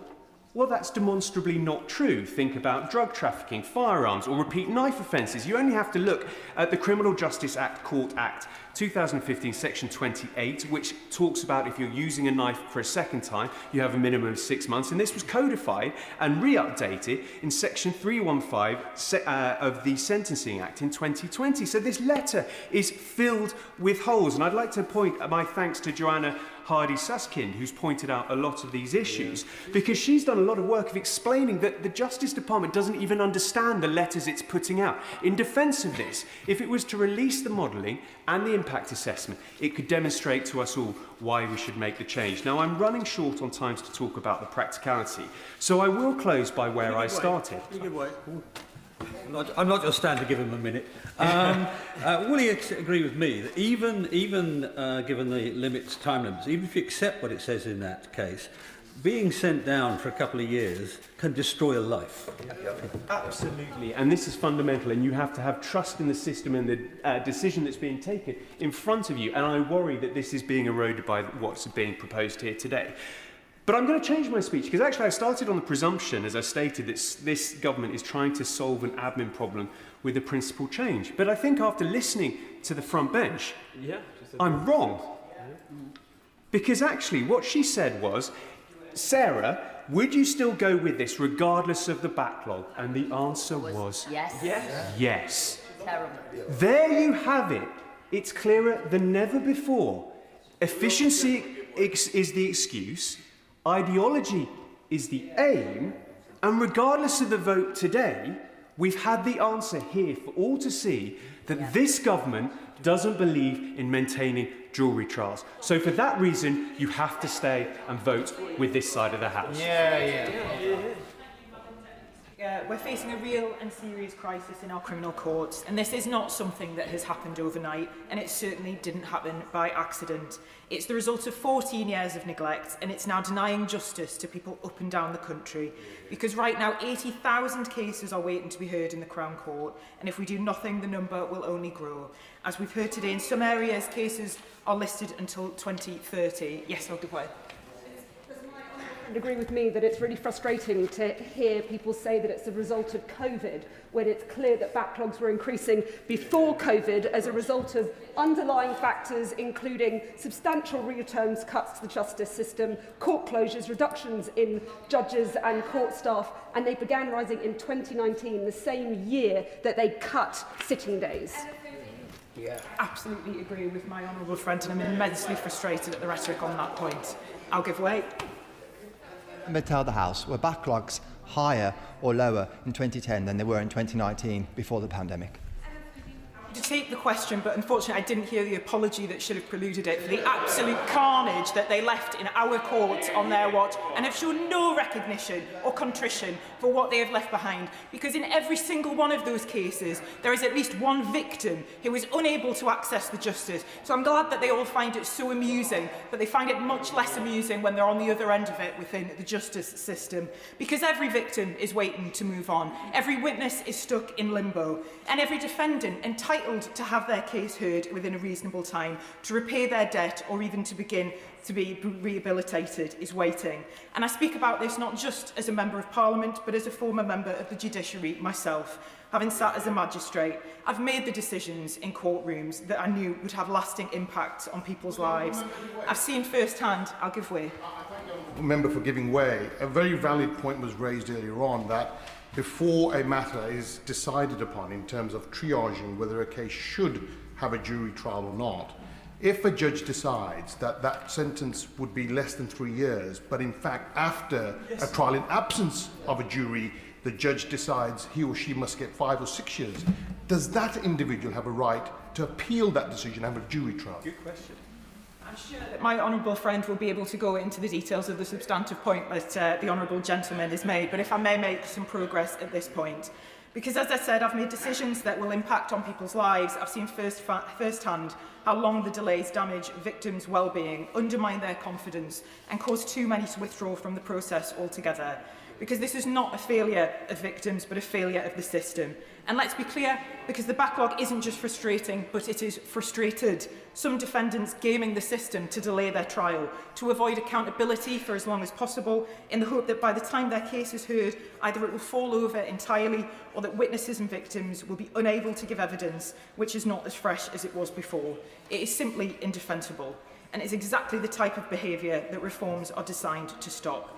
We are already investing heavily with more Crown Court sitting days this year than ever before. We are putting money into repairing and modernising court buildings, into legal aid and into victim support services with long-term funding so that these services can actually plan ahead. But anyone who has worked in the courts knows that we simply cannot spend our way out of this problem alone, because there simply aren't the judges, the criminal barristers, the court staff to keep up with demand, and even the courts running flat out are struggling. Without any reform, the backlog will continue to grow. Now, as we've heard today, everyone will have the right to a fair trial. That is fundamental. But the truth is that most criminal cases have never involved juries. Over 90% are already dealt with by magistrates, and they are dealt with fairly. And let's also be honest about the history, because it was a Conservative government through the Criminal Justice Act in 1988 that restricted eligibility for jury trials by reclassifying a range of offences to be summary only. Selective amnesia that we see all too often in this place. Now, as I've mentioned, Madam Deputy Speaker, as a former magistrate, I am proud of the work that magistrates do, and I'm pleased to see the recruitment campaign launched recently to recruit more of them to the bench, because they're volunteers, drawn from their communities, giving up their time to serve the public. They are more representative of the society they serve than the judiciary is as a whole, and they take their responsibilities extremely seriously. And I thoroughly enjoyed my role and would truly encourage anyone from my communities and communities across the country to put themselves forward for this important role. Sir Brian Levison has been clear. Jury trials now take far longer than they used to, largely because cases are more complex and involve vast amounts of digital evidence, and that isn't anyone's fault, but it does mean that the system needs to adapt. We must restore confidence by keeping communities safe, making sure victims are supported and not forgotten by the system that is meant to protect them. The Conservatives left its justice system behind in serious trouble, and Labour is the one who's choosing to fix it. Dr Neil Shaftry-Hurst. Thank you very much, Madam Deputy Speaker. And the right to trial by jury is not some procedural convenience capable of being abridged when the administrative weather turns foul. It is one of the great constitutional expressions of liberty under the law. It is overwhelmingly legitimate because it places the citizen and not the state at the heart of criminal judgment. When the state proposes to narrow the circumstances in which it must persuade 12 of a defendant's peers, it is not merely managing a backlog, it is fundamentally recalibrating the balance between the individual and the Crown. Now, there is no doubt that the criminal justice system is under acute strain. Victims wait too long, defendants wait too long. Justice itself is stretched thin. But the issue before us is not whether reform is necessary, it's whether this reform is justified, proportionate and supported by evidence. I will give way. I thank my honourable friend for giving way, and I hear everything that he says, and I just reflect on the opening speech from the Shadow Secretary of State, where he laid out a number of areas that could be immediately acted upon to improve the efficiency and to ensure that we maintain the pillar of society in terms of our jury trials. Would you agree that we should be focusing immediately on that rather than demolishing? No use. It's not me responding. Dr Neil Shaftry-Hurst. My honourable friend is entirely right, and I will touch upon some of those points in a moment. Now, quite rightly, much reliance has been placed upon the report of Sir Brian Levison. He's a jurist of great distinction, and his work deserves careful reading rather than convenient citation. But notwithstanding his analysis, this is a fundamental change to our legal system. And what is conspicuously absent from the government's argument is compelling evidence that jury trials themselves are the principal driver for delay. If we are serious about confronting the backlog, we must look unflinchingly at the real causes, those prosaic but decisive failures of capacity for which the jury trial is merely the most visible casualty. Firstly, judicial sitting days. Courts cannot hear cases without judges. For too long, we've rationed judicial time as though it were a luxury rather than the lifeblood of the system. Courtrooms stand idle not because juries can't be summoned, but because there are no judges available to sit. Secondly, the court estate itself. In too many parts of the country, criminal courts are dilapidated, they're unreliable, and they are frankly unfit for purpose. Trials are delayed because of leaking roofs, broken technology, and inadequate facilities. The third point, I will give way. That is likely to say that the reasons that our courts are falling down, the reasons that so many are so dilapidated, is because we didn't see investment by 14 years of Conservative government. I thank the Honourable Lady for her intervention. She is right to a degree. There has been failures by successive governments to invest in the criminal justice system. If we were serious about this in this place, we would look at cutting welfare, for example, which spends the entirety of the Ministry of Justice budget in just 2 weeks. We need to prioritise where we spend money, and the criminal justice system has been left high and dry for far too long by governments of all colours. It is now routine for trials to be adjourned because defendants either arrive late or they do not arrive at all. Juries are discharged, witnesses are turned away, and days of court time are lost as a consequence.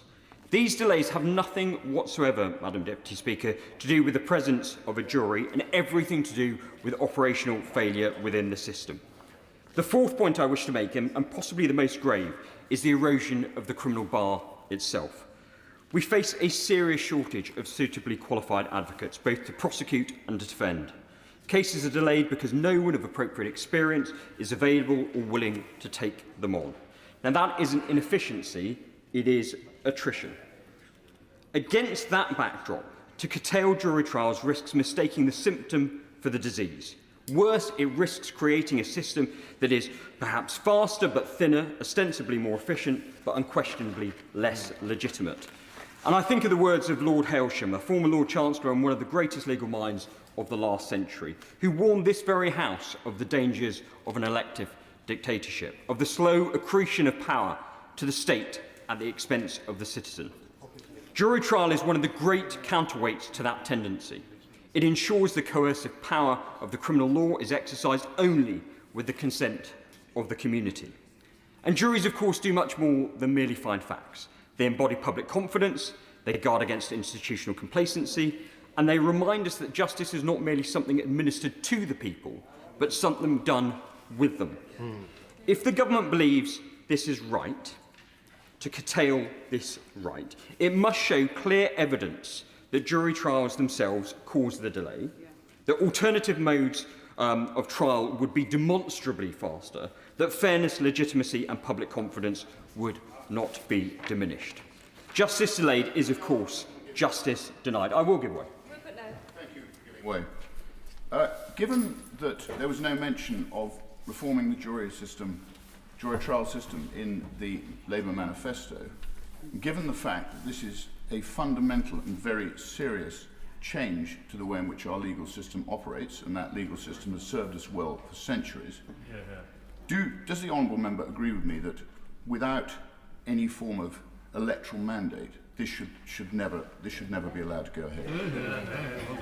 I'm grateful to the Honourable Member for his intervention, and he's entirely right. There is no mandate for this decision, such a significant constitutional change to our legal system, and it is being done without the will of the people. Justice delayed is, as I say, indeed justice denied. But justice expedited at the cost of constitutional principle may prove, Madam Deputy Speaker, a far greater denial still. Thank you, Madam Deputy Speaker.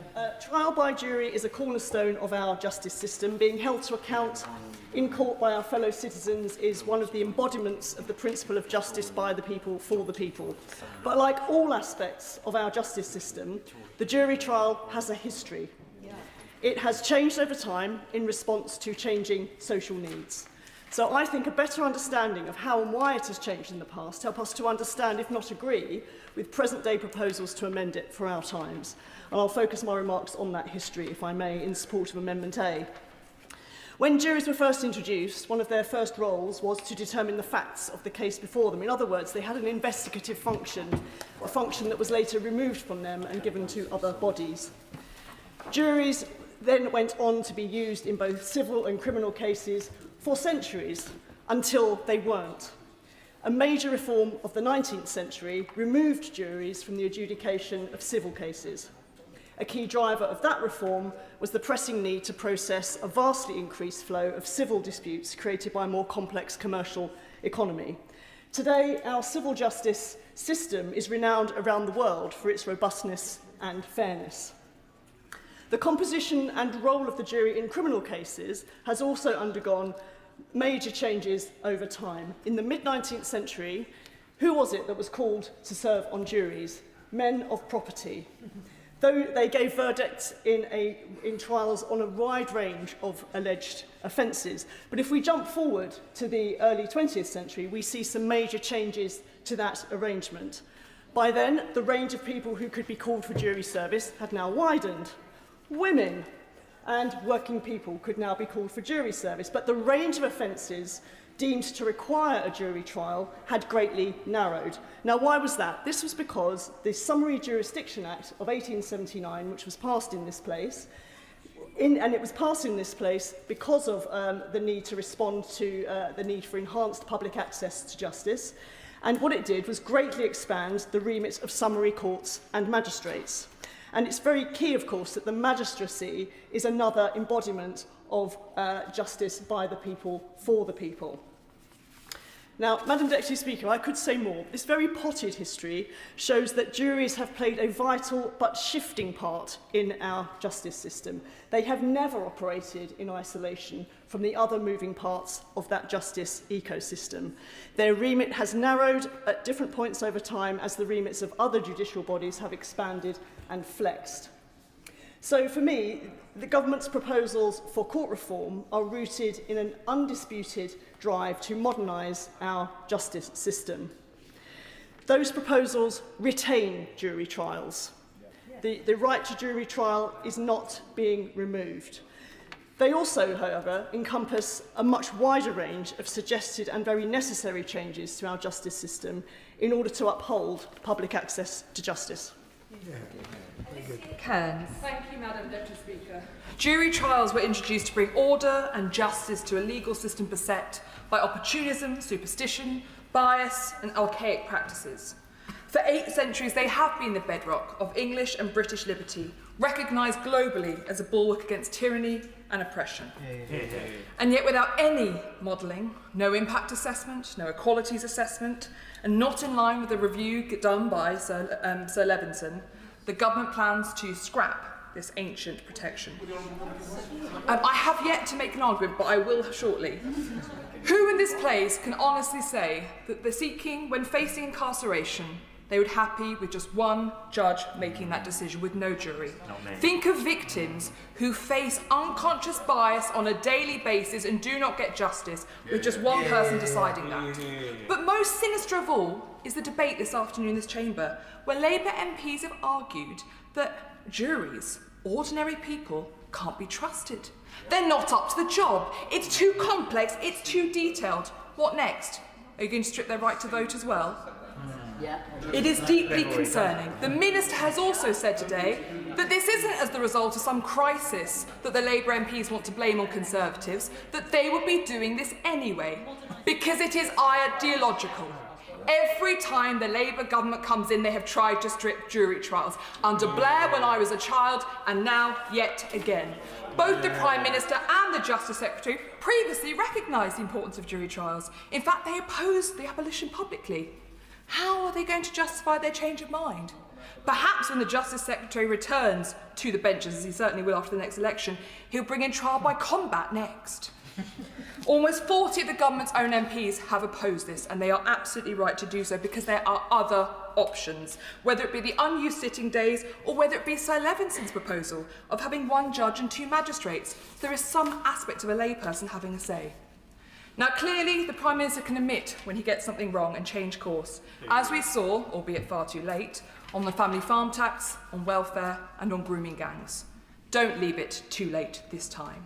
The Labour manifesto made no mention of curtailing our right to jury trials, but this is not a minor shift in policy. It is a worrying trend fundamental to the relationship between the individual and the state. We are seeing it with digital ID. We are seeing it with the stripping of these fundamental freedoms. And jury trials recognise the gravity of removing someone's right to liberty. Ultimately, Madam Deputy Speaker, I'm just wrapping up, but go on if anyone would like to. I wonder what she thinks about this, or what she thinks about the history of jury trials, which has shown that they've flexed over time. They've not been an inalienable ancient right. The Honourable Lady had listened carefully. I did not say they're an inalienable right. In fact, the law says you have a right to a fair trial. However, we have established historically that jury trials mean the unconscious bias and the archaic and appalling way in which history has shown that one individual making a decision over others is often not fair, transparent or right. As we heard from Sir David Davis, the amount of trials that have to go to retrial are higher when there is one individual making a decision rather than a jury. Just to make sure the member doesn't make a further mistake, do not mention colleagues by their first names. Serious apologies, Madam Speaker. A year of maternity leave does leave one a little bit with cobwebs, so I apologise. Also, Madam Deputy Speaker, the British people are very clear they do not want to see this. They do not want to see a fundamental change of their relation. I will happily give way to the Honourable Gentleman. Thank the Honourable Member for giving way and making very persuasive points around modelling and impact assessments. As someone who practices in the criminal bar for the last 2 decades, I can tell you, tell the chair, if I may, that you're still going to have opening speeches by defence counsel and prosecution counsel. You're still going to have cross-examination of witnesses. And most importantly, what you will get is questioning of the defendants and judges understanding the procedure, but also defendants must understand the procedure and closing speeches. So I can't see where there'd be savings. So that's why the modelling is so important. Does the Honourable Member agree? Madam Deputy Speaker, we see the continual argument that the average layperson cannot understand justice. If a defence lawyer, if a prosecution lawyer cannot make the argument make sense to the average person, they have no job representing an individual within the court. It is their duty to make law transparent and make it understandable to every individual. These arguments that court cases become more detailed, we should be pleased that there are more detailed and more complex arguments being made in our courts. This is a sign of a court system that is working, not relying on basics or tropes to get justice. And yet the Labour Party sees it the opposite. So, Madam Deputy Speaker, I see this unfortunately as yet another disappointing and deeply sinister step towards the government changing our fundamental relationship with the Crown and the State. So I urge the government, listen to the legal industry, trust the British people and listen to them. Catherine Atkinson. Thank you, Madam Deputy Speaker. I wanted to be a barrister from when I was a child. I didn't know any lawyers. I think I got most of my ideas about what lawyers did from TV shows. But jury trials is what I wanted to do. And some of my most memorable moments as a barrister was prosecuting and defending in front of juries. So I do get the importance of jury trials. But I also saw courts falling down, I saw delays getting longer and longer, and I've spent recent years hearing from former colleagues talk about cases that are to be listed in 3, 4, 5 years into the future. And we've heard the Crown Court backlog is sitting at 78,000 cases, and behind every single one of those cases is justice put on hold. A family left reeling from a burglary, a teenager recovering from assault, a survivor of sexual assault who has been waiting for years for her day in court, and it is not acceptable. And of course I want to see increased funding, and with this Labour government we're already beginning to see that, with an additional £450 million per year earmarked for the court system over the spending review period to fund the increased number of court sitting days. But Sir Brian Leveson made it abundantly clear that the system in its current form cannot stop the backlog from growing. And with more digital evidence being presented in court, DNA, cell site, electronic, social media evidence, the massive disclosure exercises, trials are more complex. And Sir Brian Leveson found that jury trials are taking twice as long as they did in the year 2000. And having spent over a year of my time as a barrister walking on a complicated insider trading fraud, we spent huge amounts of time and resources working about how we present that prosecution to a jury. And it's not saying that they're not capable. It is saying that when it comes to the suitability and proportionality, I need no persuasion that when it comes to some fraud trials and similarly technical trials, it is often not appropriate for those to be jury trials. Can we also be absolutely clear that the proposal is not scrapping jury trials. It is to amend which cases are to be heard by juries, and types of cases being heard by jury has changed and evolved over time. And through the Criminal Justice Act 1988, it was the Conservatives who made offences like common assault and criminal damage summary only, not jury trials. And we are rightly proud of our legal traditions, but it is untrue to suggest that the lack of jury trials is somehow unique to despotic regimes. Sweden, number 1 in the World Justice Project global rankings, is a country that doesn't use jury trials at all. Norway, ranked number 3, also doesn't, nor does Germany or the Netherlands. And in France and Denmark and Canada, only the most serious cases are heard by juries. Now, I believe that jury trials are a fundamental part of our justice system, and it is right that they remain so. But something has to change. And without really bold action, the backlog will continue to grow. We need to ensure that justice for victims across the country... I will give way. For giving way. I just wondered why she wouldn't look to implement the recommendations from the Shadow Secretary of State before seeking to restrict jury trials. Exactly.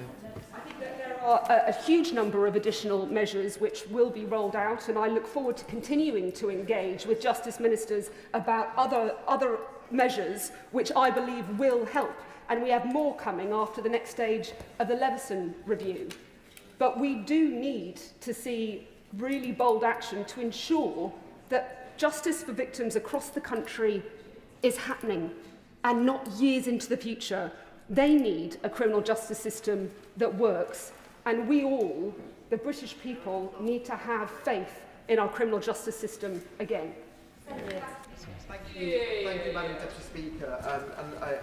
It's an honour to follow the honourable member, but I would just say I was listening to a speech very closely. It was largely invalidated, though, by the admission by the Minister when she said that she would have done this anyway, irrespective of any backlogs. There is no guarantee, and she can't assure the House, neither can the Minister, because there's no impact assessment, there's no modelling that has been shown to the members in this House. They cannot guarantee that this backlog would come down because of the abolition of trial by jury, or partial abolition, which I'm sure she will concede is the case. The Minister puts it under the guise of modernisation, but we have to be very, very clear about what is at stake. This is 800 years of legal precedent set out in the Magna Carta, and how clever they were in 1215 when they came up with this legal mechanism, which makes sure that we, as the individual citizen, have the right to pass judgment on our peers. A mechanism which goes to the right, I will in due course, the mechanism which goes right to the heart of our society, which shapes the power of the relationship between the individual or group of individuals with the state. So the state cannot abuse its power. It cannot go beyond the fact of when it has to make a decision about taking away someone's liberty or livelihood or their reputation. It is a panel of peers who will make that judgment. That is what is at stake. My honourable friend consider that when the Conservative governments have reduced the number of types of offences that are heard by juries, that they were wrong to do so? And would he agree that it is absolutely necessary to see some modernisation, acknowledging that criminal trials have changed and the evidence presented in those trials have changed over years? I'm delighted the member called me our honourable friend. I accept such an accolade. Look, the point of this motion today is that I agree with the trial by jury. I think it has validity in where it is placed, and by reducing it, as the government is proposing, without any assessment, without any guarantee of numbers, we on this side of the House think it's wrong. Now, the member opposite and many of the members set out a number of ways, albeit in party political guise, they set out a number of ways where we could reduce the backlogs. But the reality is the government isn't even talking about those in a serious way. It is talking about reducing jury trials. I was here when the Justice Secretary stood at the dispatch box and is reducing jury trials to reduce the backlog. That is, those two things do not go hand in hand, and that is why there is cross-party opposition. There is opposition from professional organisations, from the Criminal Bar Association, from all sorts of organisations, judges, saying that this will not achieve what they want to do. I was approached by a constituent of mine who wrote to me today, actually, who talked about the improvement of sitting days, a local barrister who sees this day in day out, and he wants an investment in sitting days. We call for that. We've we've called for prisoner transport services to be on time. I think the Minister referred to some of these, targeted removal of cases that can no longer be prosecuted, and of course the investment of basic infrastructure in court. If all of those had been assessed and looked at and invested in, that may have even had cross-party support, as the Shadow Justice Secretary offered. But in fact, I was surprised by the tone of the Minister, who then had this glaring admission that this would have happened anyway. This is about a big statist ideology undermining trial by jury and expanding it. And fundamental to it, in my view, is an arrogance. It's an arrogance, as we've continued to hear. We've just heard from my honourable friend to my left here about how it will undermine fairness in the system, because there's an arrogance to say actually lawyers will know better than juries. We don't always expect, the whole nature of this trial by jury is not to expect the jury, the individual juror to have an expertise in everything. It is the collective decision making which takes away bias, which takes away discrimination, which none of the members opposite can guarantee a judge which is as neutral as they must be and as professional as they are. They cannot guarantee that the individual judge won't demonstrate those biases, and that is the point that we are making, that this fundamentally undermines the individual liberties that we rely on in this society, one of the most fundamental individual liberties. Yeah. I'm grateful to my honourable friend for giving way. Does he share my concern that if the argument runs that, well, it's because it's the expert lawyers arguing their case to an expert judge, the next way of trying to speed up the jury process or modernise our legal process is to reduce the rights of appeal, because it will have been expert judges alone without the benefit of a lay jury, and that will be a further erosion of our rights.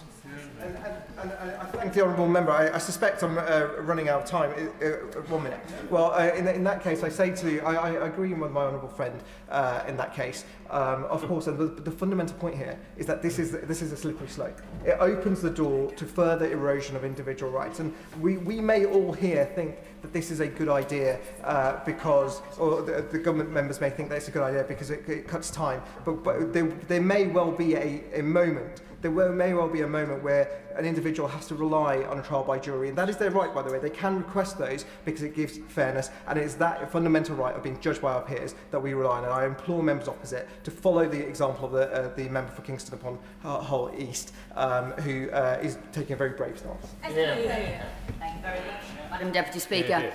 Who'd have thought a government led by a human rights lawyer would be leading the charge to remove one of our most basic human rights, trial by jury? This government is removing the right to a jury trial for any offences that carries a likely sentence of less than 3 years, supposedly to reduce the backlog of waiting cases to go to trial. But let's look at the evidence. There is a backlog of 78,000 cases. There are around 1.3 million prosecutions in England and Wales every year, and 10% of those cases go before a Crown Court. Of those, 3 out of 10 go to trial. These reforms mean that there will now be more than 2 out of 10 still going before a jury. So from those figures, there is no realistic impact change to those waiting lists from what they are doing, removing a fundamental right. I mean, who was doing the maths from this? The Lord Chancellor, mastermind Lord Chancellor. No wonder the Prime Minister appointed him. But look, my constituents of Tatton, from school pupils to the leader of the Northern Circuit and barristers from the Middle Temple, urged me to speak today to say that this was an absolute disgrace and to put forward some of their suggestions. So from the barrister at St. John's Buildings, who said, actually, I don't believe at all that cutting of a trial by jury will get down these lists, will sort out the problem. In fact, I'm deeply concerned that such proposals will further erode the trust of the public in our justice system. It will remove their participation in criminal justice, and there is no evidence it will make any impact on the delays. A better way, solutions which would stop and stop this backlog would be to stop the cap on the number of days that can be sit. Let courts sit around the clock, and also sort out the failure of the prisoner transport system that doesn't get defendants to court, or they get them there late and wastes time. Now, further, another barrister, a criminal barrister from King's Counsel at Lincoln House Chambers in Manchester, said, "I'm very concerned that curtailing jury trials is based on no credible evidence at all. In particular, there has been no pilot scheme. It appears that the suggested savings of 20% has been pulled out of thin air.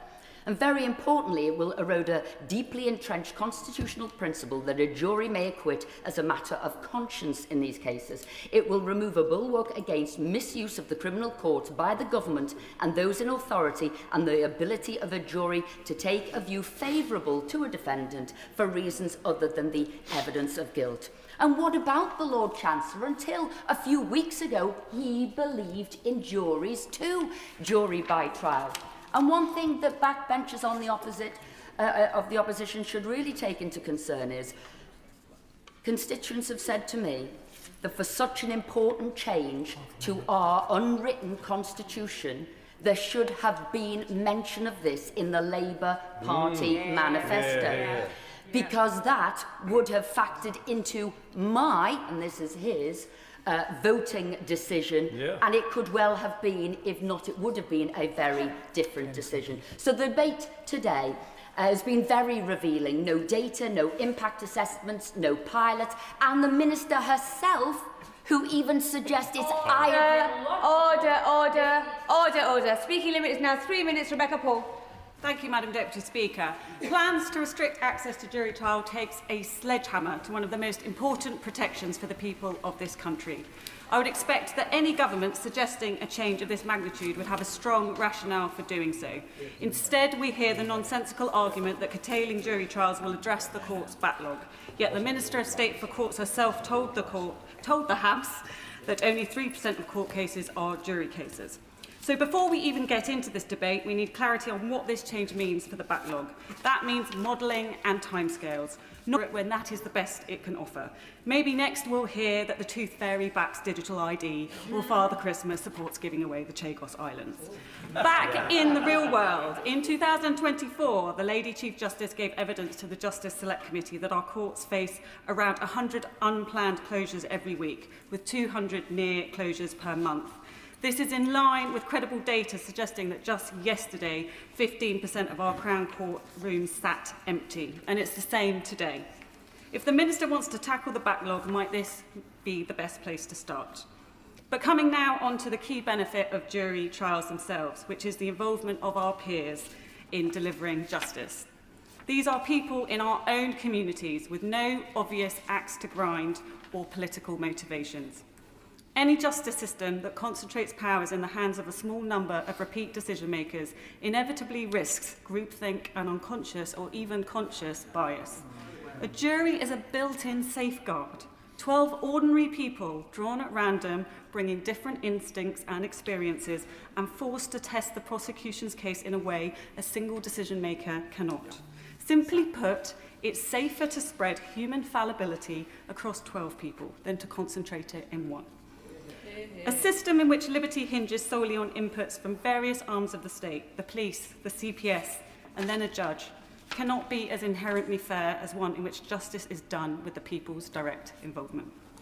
But the curtailing of jury trials is not the only concern here. Ministers want to expand sentencing powers in the magistrates' courts by allowing them to hand down sentences of up to 2 years, while at the same time restricting the ability to appeal decisions taken in those courts. It is extraordinary that someone can sit as a magistrate from the age of 18 with no legal qualifications or experience, and this government thinks they should be able to decide whether someone loses their liberty. If you were in the dock, would you be happy with that? Juries may not be perfect, but I know what I would prefer. If the government is determined to push ahead with this, then it is knowingly increasing the risk of wrongful convictions and excessive sentences. We know more than 40% of appeals against decisions taken by magistrate courts are upheld. How many miscarriages of justice is this government willing to accept? Ministers would be foolish to trade away a centuries-old safeguard for a headline about swift justice, only to discover afterwards that our courts are no speedier, just less just. Yeah. In closing, Madam Deputy Speaker, I believe that the British people must remain participants in their system of justice rather than mere observers. I urge ministers to think again. Do not curtail jury trials. Do not concentrate yet more power in fewer hands. Fix the courts. Protect our legal heritage. Thank you. Thank you, Madam Deputy Speaker. The right to a trial by jury is a right that has stood at the very centre of our criminal justice system for centuries. It is a crucial check on the power of the state as it undertakes one of the most solemn duties, to try a citizen and to determine guilt or innocence. This principle is, in the words of the Lord Chancellor himself, a fundamental part of our democracy. But instead of taking practical and obvious measures, such as fully utilising courtrooms that currently sit empty to address the serious backlog in the criminal justice system, the government has instead opted for the destructive option that in reality is unlikely to adequately address the pressure on the system at all. Madam Deputy Speaker, the government's approach rests on the flawed assumption that only certain cases are serious enough to merit trial by jury. But who, Madam Deputy Speaker, is to decide what counts as serious? Horrific crimes such as murder and rape are rightly treated with the utmost gravity. But offences deemed lesser can still ruin lives. A theft accusation can end a career. An assault can leave lasting physical and psychological harm. A reputation can be destroyed beyond repair.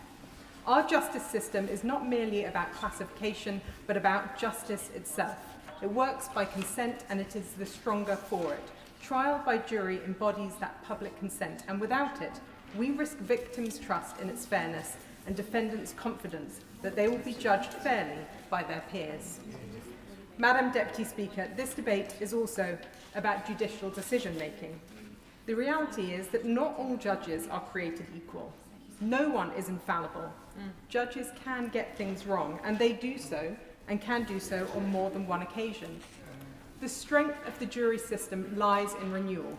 Each case is considered by a fresh group of citizens.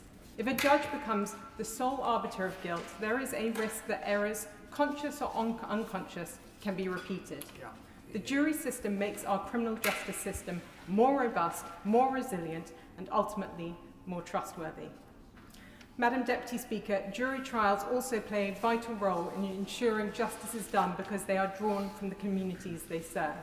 That's a point that was made to me by Daniel and Grace Robinson, who are constituents of mine, and who are experts in addressing modern slavery and criminal exploitation.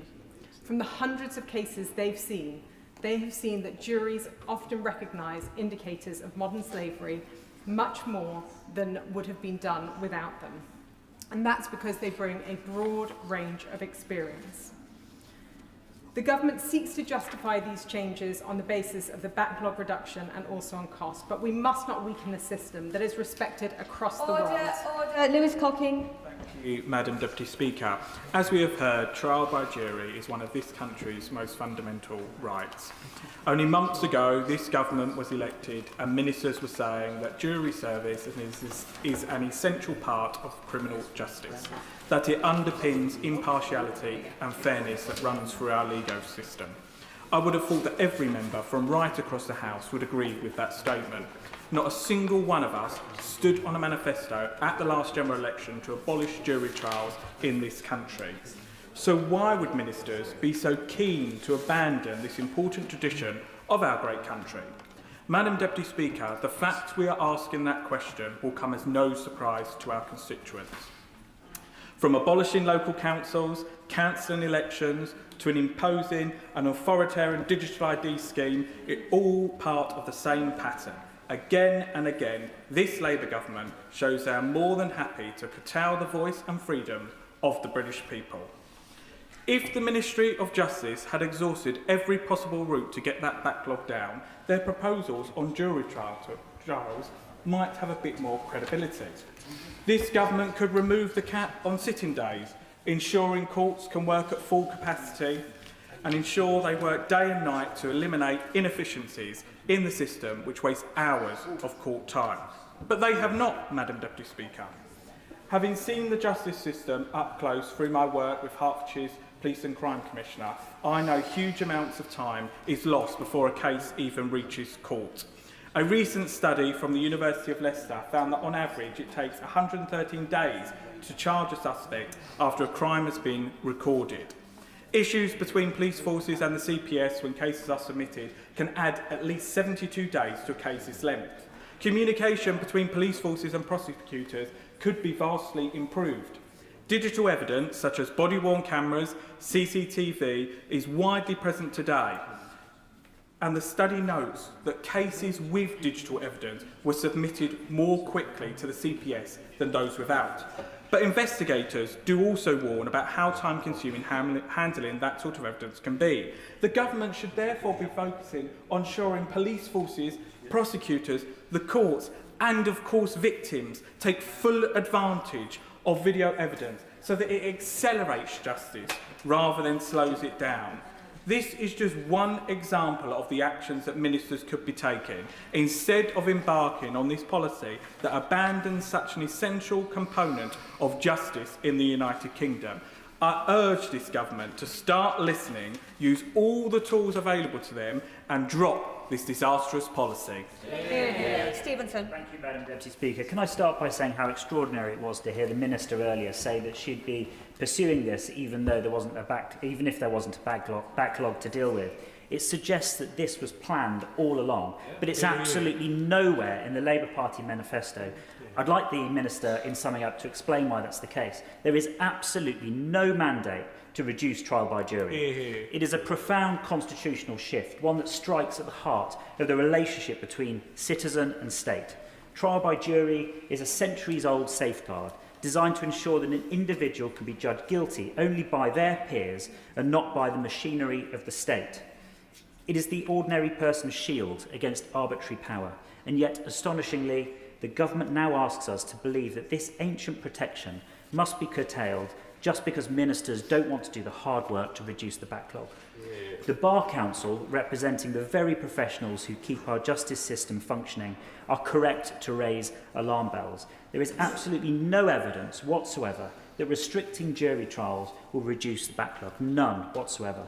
The government has produced no modelling, no data, no analysis to justify this constitutional gamble.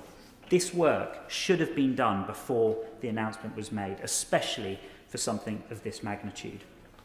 Around 3% of criminal cases currently reach a jury. To claim that reducing jury trials further will magically clear the backlog of tens of thousands of cases is just implausible. It defies logic. It makes no sense whatsoever. This is a complete distraction. No honourable members supporting the government position have been able to explain how this will actually shift the dial on reducing the backlog. But the concern is deeper, and that's been explained by honourable friends on this side. Every time this government faces a crisis, its instinct is not to work out how sensibly to fix the system, but to take things away from British citizens. Examples have been given by honourable friends. Digital ID, Chagos, for example, and now taking away the right to be judged by their peers because they can't get a grip of the criminal justice system. Judge-only trials may be quicker, but they're not fairer. They concentrate power in a single hand of a single state official. Did it cross anyone's mind to pilot juryless trials in Crown Courts? And if not, why not? They removed the diversity of experience, the collective wisdom, and the democratic legitimacy that juries bring. How many judges are under 40? How many are non-white? How many were educated in state schools? How many have personal experience of the issues? Now ask the same question of juries. Alistair. Thank you, Madam Deputy Speaker. For me, the key question in this is what would be the impact on public confidence in our legal system? And I'm going to answer that question from my professional life, which was spent as a criminal barrister practicing in our criminal courts. And I also answer it from the perspective of someone who practiced in Northern Ireland, where we had both jury trials and judge-alone trials, called diplomat courts. So I've seen them both. I've operated them both. I know what the resulting public confidence level is from those respective types of trials. And I have absolutely no doubt that the public have far more confidence in 12 peers making a decision than in a single judge making a decision. It's not that our judges aren't intellectually adequate. It's not that they don't have massive legal experience. It's the fact that they do not have the lived experience of 12 individuals who are deciding the facts of an equal person in respect of what is charged against them. And that is the genius of the jury system. The 12 individuals who come to it without preconceptions, who come to it without the baggage of anything else, can, when they hear the evidence and the evidence only, make the decision. Yes, I will. The learned member is making a very good point, and I too am a recovering lawyer myself, but will he agree on the impact of these proposals? That because of the lack of confidence, what we're likely to see is not a cut in the backlog, but an increase in applications to the appeal court to overturn unsafe convictions. Hardly a way to fix the justice system. Indeed, and indeed, I would remind the House that because of concerns about the diplomat courts, there was in Northern Ireland an automatic right of appeal, so as to try and build some confidence. But that automatic right of appeal would not exist in the main in these proposals. But we're told this will save time. This will not save time. What time are you saving? An hour to swear in a jury?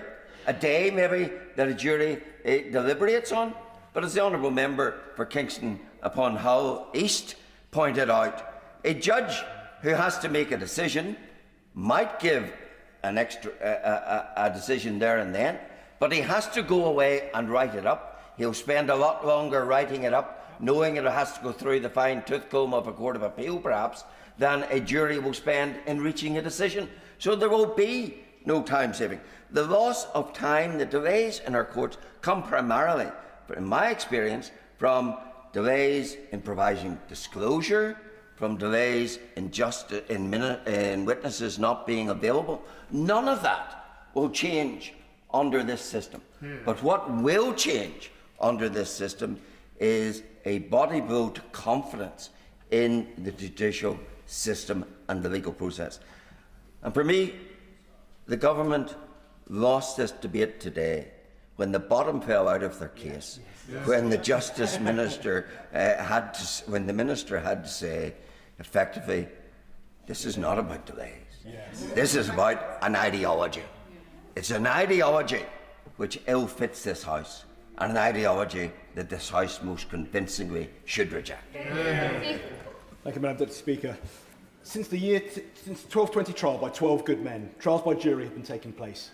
Juries are a key way that citizens consent to and participate in one of the most significant powers the state holds, to convict and imprison subjects.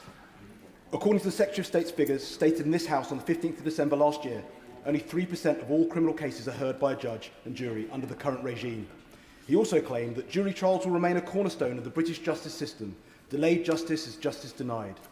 And yet now he is choosing to bring to an end almost 1,000-year system in the name of efficiency. This is a complete red herring. There are remedies already available that would help solve that backlog. In November, the Institute for Government stated that the major drivers of poor productivity are not having enough criminal lawyers, badly maintained court buildings, shortages of court staff and poor technology.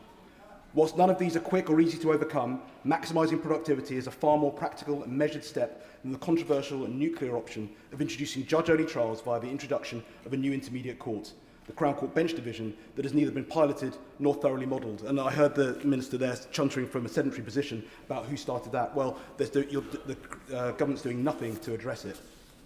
They could do as we do on these benches and suggest that by starting providing adequate sitting days, Lady Chief Justice Carr has already said that currently there are 2,000 days going unused. Rather than abolish a significant part of our system, I would advise the government help sort the backlog by allocating these. The IFG identified that scrapping jury trials will save between 7 to 8% of the time currently spent on Crown Court jury cases. Abolishing a practice which such a small percentage of cases use shows this government is more focused on the same tinkering at the edges that the Justice Secretary has stated we cannot afford to do, as opposed to using pragmatic, clear solutions that could help fix the issues. It also represents yet another in a long range of examples of Labour wanting to take power from citizens and further engorge the state. The Justice Secretary need not only listen to me. The Bar Council's leadership issued a statement that made clear their position that they are against the curtailment of jury trials, stating, "There is no evidence we have seen that it will significantly reduce the Crown Court backlog. However, there is evidence that diminishing the constitutional principle of trial by jury will erode trust in our criminal justice system." I will give way. When the Justice Secretary gave evidence to the Justice Committee in December, he said that the evidence underpinning that 20% time saving that comes from Sir Byron's report will be released. But if it does make that proposition good, and I understand he disputes that, but if it does, would he and his party still oppose even the principle of structural reform, even if it's necessary to cut the backlog and keep it down?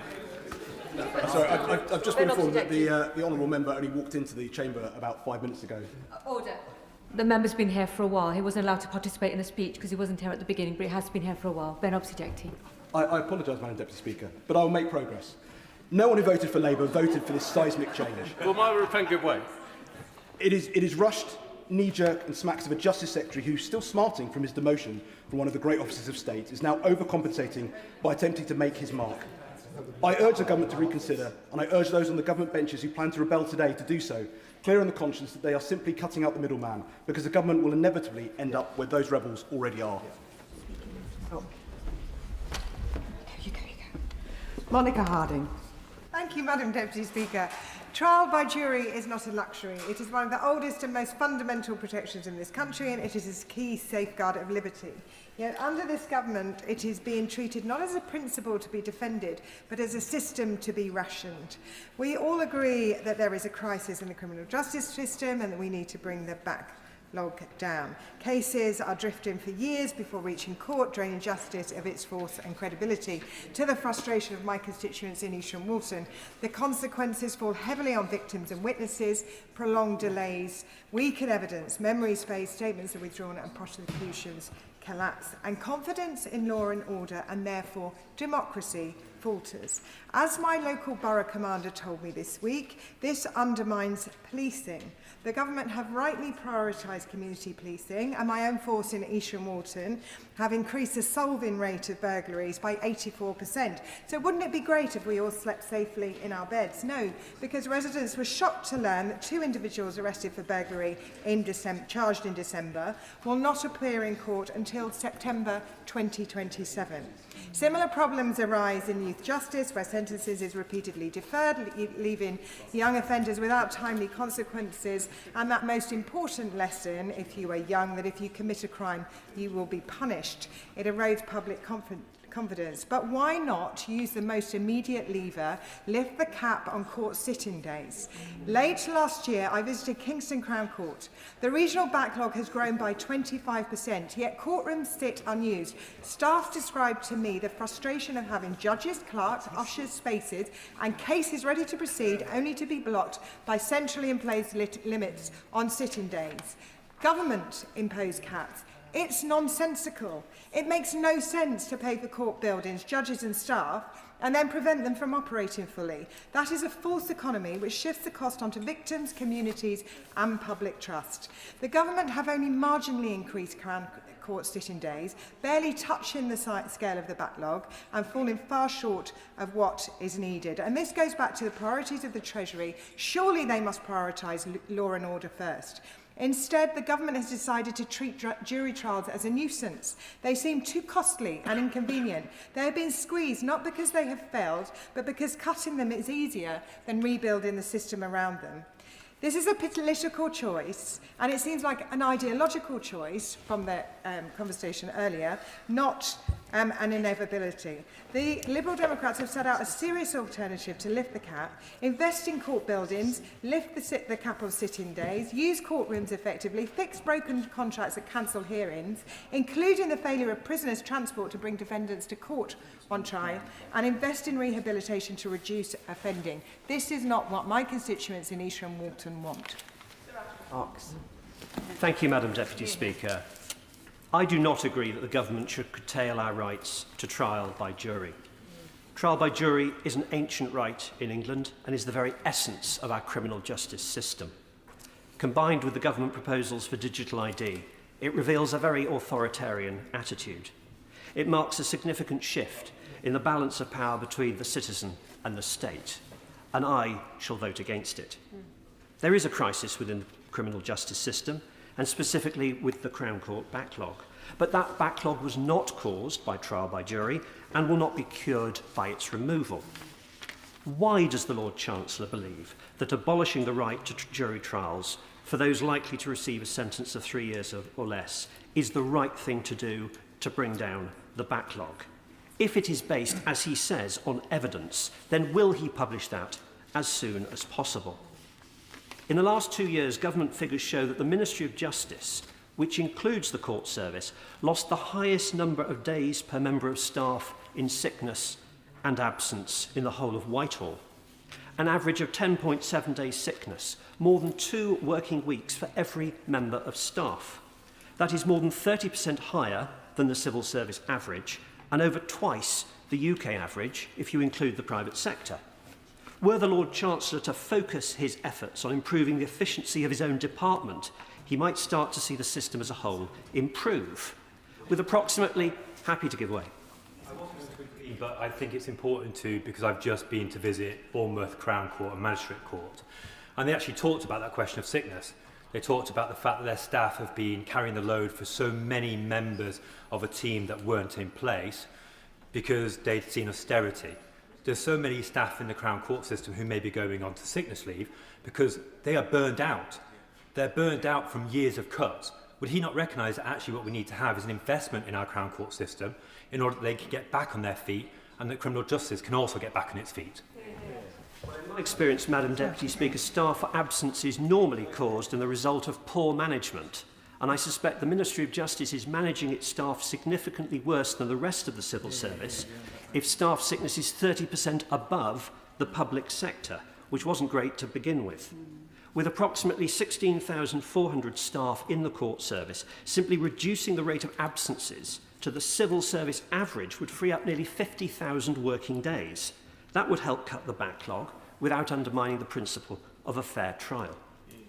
We know this government has a habit of making bad decisions, getting ambitious backbenchers to defend them for a few months, sending a hapless junior minister out to face the media while the Secretary of State hides in his office, only at the last minute to realise what a disaster these plans are before executing a U-turn that comes far too late to gain any credit. We've seen this on winter fuel, on welfare reforms, on the grooming gangs inquiry, on the 2-child benefit cap, and most recently the family farm and family business tax. So I would urge Labour backbenchers to be very cautious about supporting the government this evening. They risk voting for something their constituents don't want, that in their hearts they know is wrong. And ultimately they know that late in the day the government will back down, leaving their credibility in shreds. Thank you, Madam Deputy Speaker. Now, I wouldn't say this of most of the debates that I attend in the House, but I think this one has been genuinely very revealing. And revealing primarily for what the Minister said both at the end of her remarks and what she said in her opening. And as the member for North Antrim quite powerfully brought out, and he speaks with great professional experience on this issue, these are proposals that will not work. It is exactly what she's been told by her own colleagues. The member for Kingston upon Hull East described them as ludicrous proposals that won't work. It's what she's been told by her own profession, her own colleagues in the legal profession, who point to the fact that these proposals won't work. And indeed that also speaks to a conundrum of past debates we've had on this as to why there is such a reluctance on the part of the government to bring forward the impact assessment. If they've already made this decision, if they've already taken the view that these changes will work, then surely they'd want to present the evidence to prove that. And indeed, as was pointed out earlier in the debate, if they won't publish the full impact assessment, surely they'll publish the threshold, the minimum tipping point on which this policy will be determined worthwhile, not least given how fundamental a change that is being proposed. But indeed, as the Minister set out at the end of her remarks, irrespective of whether there was a crisis in the courts, this is a change she will be making nonetheless. Yes. And there we have it. There we have the crux, the nail on the head that the member for North Antrim hit, which is this is an ideological change. Now that in turn opens up a second paradox, which is if it's ideological, why wasn't it in the manifesto? Indeed, if it's ideological, why was it contrary to what the Justice Secretary said so many times in opposition? When did he have this change of belief to this new ideological position? And that in turn speaks, and given the time limit, turns also to a further contradiction, because the Prime Minister so often has spoken about the need for more trust in politics. And yet we have a policy here with no transparency, no evidence it will work, a fundamental change after 800 years of legal precedents that wasn't in the manifesto, that's contrary to the remarks that they made. And I close, as the member for Bridgewater pointed out, and he gave a list, as the member for New Forest West quite rightly identified, because at the start of remarks, the Minister also spoke about choices. This will be a choice for Labour backbenchers, and it's a choice they're at risk of making only for then the Prime Minister to belatedly change his mind. Shadow Minister. Thank you, Madam Deputy Speaker, and I'm pleased to be able to wind up this Opposition Day debate on the Prime Minister and Justice Secretary's ill-considered, poorly evidenced and rash plan to curtail one of our cornerstone rights, the right to a trial by jury. A debate in which the member for North Antrim colourfully described as one in which the bottom fell out of the government's argument. Mr Speaker, I disagree with the Prime Minister and the Justice Secretary on Madam Deputy Speaker on very many issues. But today, for once, I find myself in fulsome, wholehearted agreement with not just the Prime Minister and the Justice Secretary and the Justice Minister. I agree with all three of them that jury trials are a crucial, vital part of our justice system that should be protected wherever possible. Madam Deputy Speaker, even with this Prime Minister, who has an unrivalled reputation for having opinions that last as long as they remain popular with whoever's vote he's seeking at a particular point in time, even with this Prime Minister, we're in the extraordinary position where his government is now putting forward a proposal that the Justice Secretary and the Justice Minister and the Prime Minister himself all previously argued vigorously against. In fact, I'm going to indulge in a degree of parliamentary plagiarism. I'm going to let them do the hard work of writing at least some of my speech for today. First, I'll hand over to the Justice Minister. He previously said on this issue of limiting jury trials that, I quote, instead of weakening a key constitutional right, the government should do the hard work. We all have the right to be judged by our peers, and when the prospect of imprisonment from society is before us, to take that right away would be a wholly draconian act. Next, I'll ask the Justice Secretary to take over. Madam Deputy Speaker, he said, and I quote, jury trials are fundamental to our democracy, we must protect them. And that jury trials are a fundamental part of our democratic settlement. Criminal trials without juries are a bad idea. I quite literally could not have said it better myself. And finally, whilst I appreciate he is a busy man, I will lean on the Prime Minister's carefully considered words. He said, the general and overriding presumption should be jury trial with very, very limited exceptions, and that the right to trial by jury is an important factor in the delicate balance between the power of the state and the freedom of the individual. The further it is restricted, the greater the imbalance. And that question of balance is, of course, at the heart of the matter today. In the Minister's opening remarks and in other remarks made by backbenchers, thin on the ground as they have been, it has rightly been pointed out that we do, of course, have criminal trials without juries. That's a fact. But that alone is no argument for these measures. If that is the argument, then you could simply do away with jury trials entirely without anyone being concerned. It is and has always been a balance, but as the Justice Minister, Justice Secretary and Prime Minister, or at least at some point historically, clearly understood, altering that balance should only ever be considered when there really is no other option. To give a comparison of seriousness, during the pandemic itself, in the heart of a crisis widely accepted to be the biggest challenge to face our nation since World War II, jury trials continued. In fact, it was in World War II that we last saw anything like the proposals as radical as the ones we're considering today, and actually they were not in fact even close to it in terms of the proposed curtailment we had before us. During that time, we reduced the number of jurors from 12 to 7 in most cases. So at a time when our nation was under attack, when every element of life was turned over to the war effort, we modified but fundamentally retained the right of jury trials. And Madam Deputy Speaker, I'm pleased to say that the meeting of minds between myself and the triumvirate making this decision is only the beginning. There are 37 Labour MPs for whom I find myself in common cause today. It's fair to say, to name just a few, that the Mother of the House, the member for Hackney North and Stoke Newington, the members for Leeds East, the member for Walthamstow, Liverpool Riverside, Salford, are very, very far distances from me on the political spectrum. But along with other colleagues, they are very clear that these proposals are wrong, and I wholeheartedly agree with them. And when there are 37 names and a signed public letter, any decent whip will tell you there are at least the same number lurking in the background, not willing to go public, but rushing to answer that whip's phone call at the weekend to say they're not happy with these proposals. And what do those 37 say? They say that these proposals are madness and will cause more problems than they solve, and that the public will not stand for this erosion of a fundamental right, particularly given there are numerous other things the government can do to more effectively reduce the backlog. And that final point takes us right back to this issue of balance. The government has quite simply failed to articulate why this measure, these proposals, are the only way forward. The government might have received a more sympathetic reception had they truly exhausted all other options, if they'd stretched every sinew since their election to tackle this issue.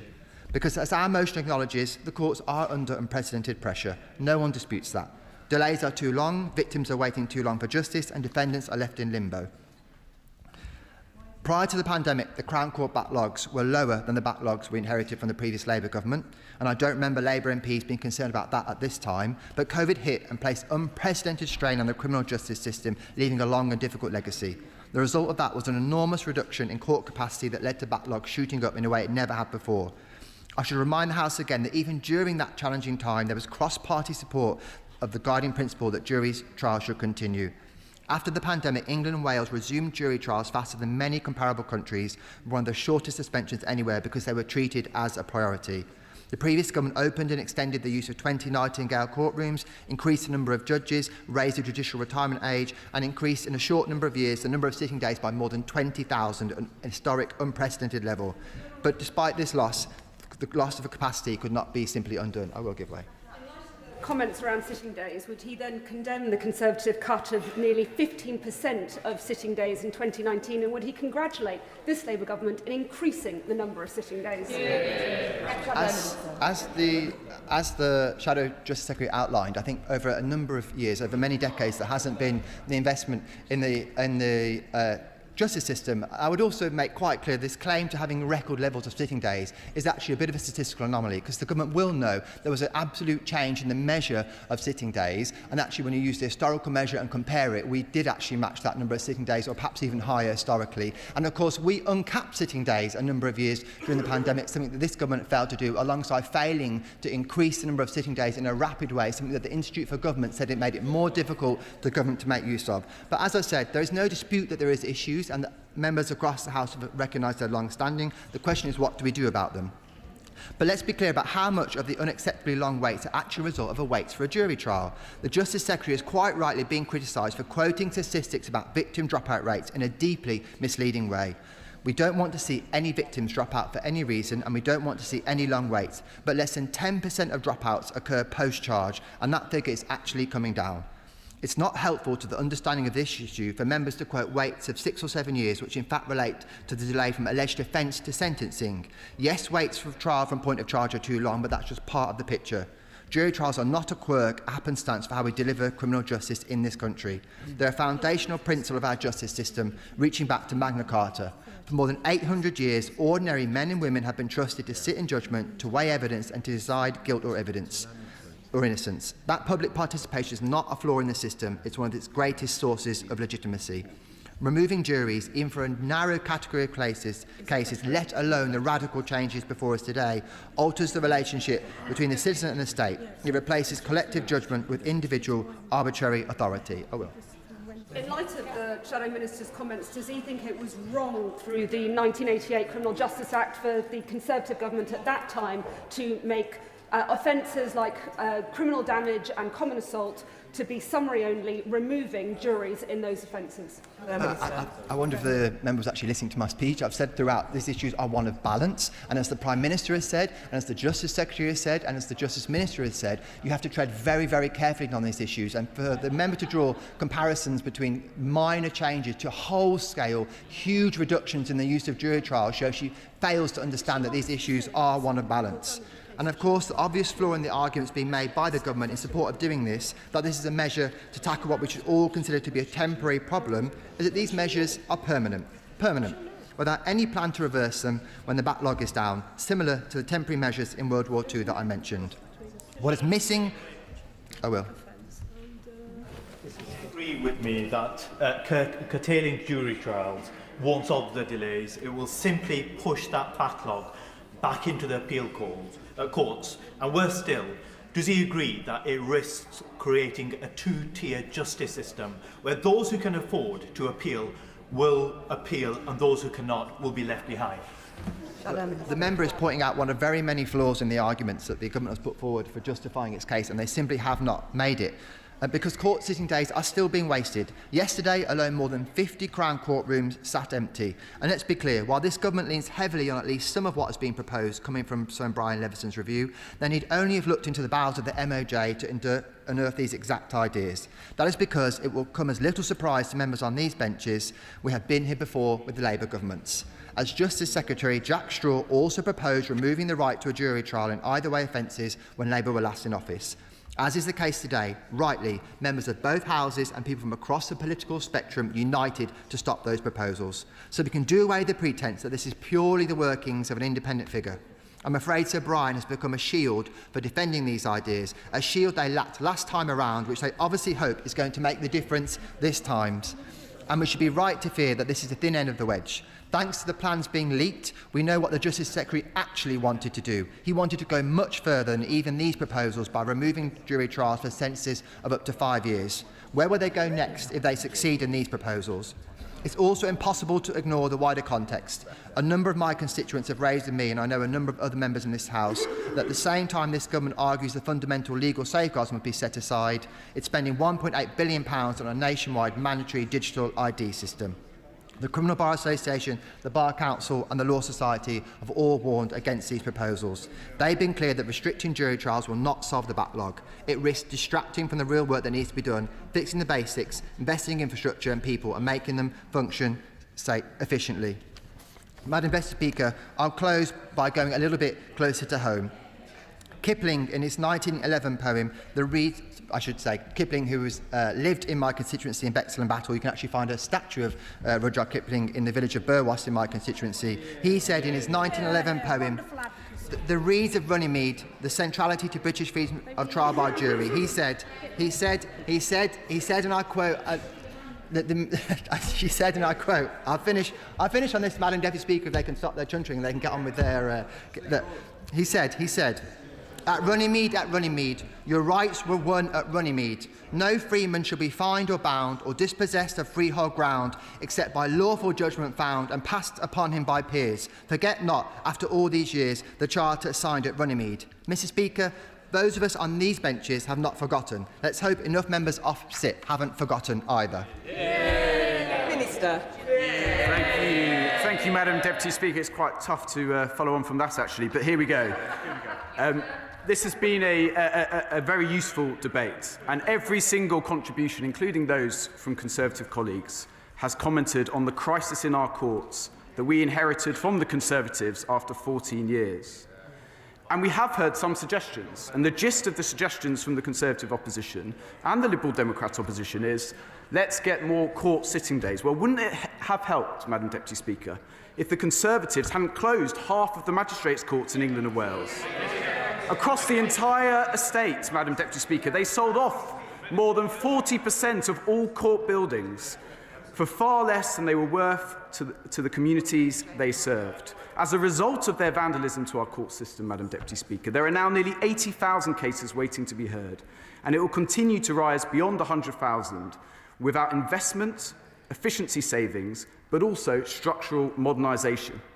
And let us be clear, this government will bring forward a modernisation package that will drag the criminal justice system into the 21st century, ensuring justice is done fairly and swiftly, ensuring our system meets the challenges modern criminal cases bring, ensuring we never again reach a point whereby the public's faith in the criminal justice system is so severely undermined. The House has heard today a clear and compelling case from my right honourable friend, the Courts Minister. She has set out bold but sensible reform we need, bringing down the backlog by the end of the Parliament, rooted in evidence, grounded in reality, and driven by a simple objective: to fix a criminal court system that is under unprecedented strain and put it on a sustainable footing for the future. I'll give way. Actually, when she closed her statement, the principle was not about the backlog, because she said, regardless of the backlog being there, she would have gone ahead with scrapping juries in these extent. So could he clarify the government's position? Is it a principal position or dealing with the administrative burden? We absolutely have to drag the criminal justice system into the 21st century by modernising the structures of that criminal justice system. But, Madam Deputy Speaker, the context in which we operate clearly has an effect on that programme, and the fact that we've inherited an unprecedented backlog in our criminal court system affects the urgency and the radicalism of that reform. And, Madam Deputy Speaker, I want to take this opportunity to pay particular tribute to Sir Brian Leveson, who is no shield. His independent review has driven the reforms we are taking forward. It is rigorous, thoughtful, and absolutely clear about the scale of the challenge before us. But let us be very straight.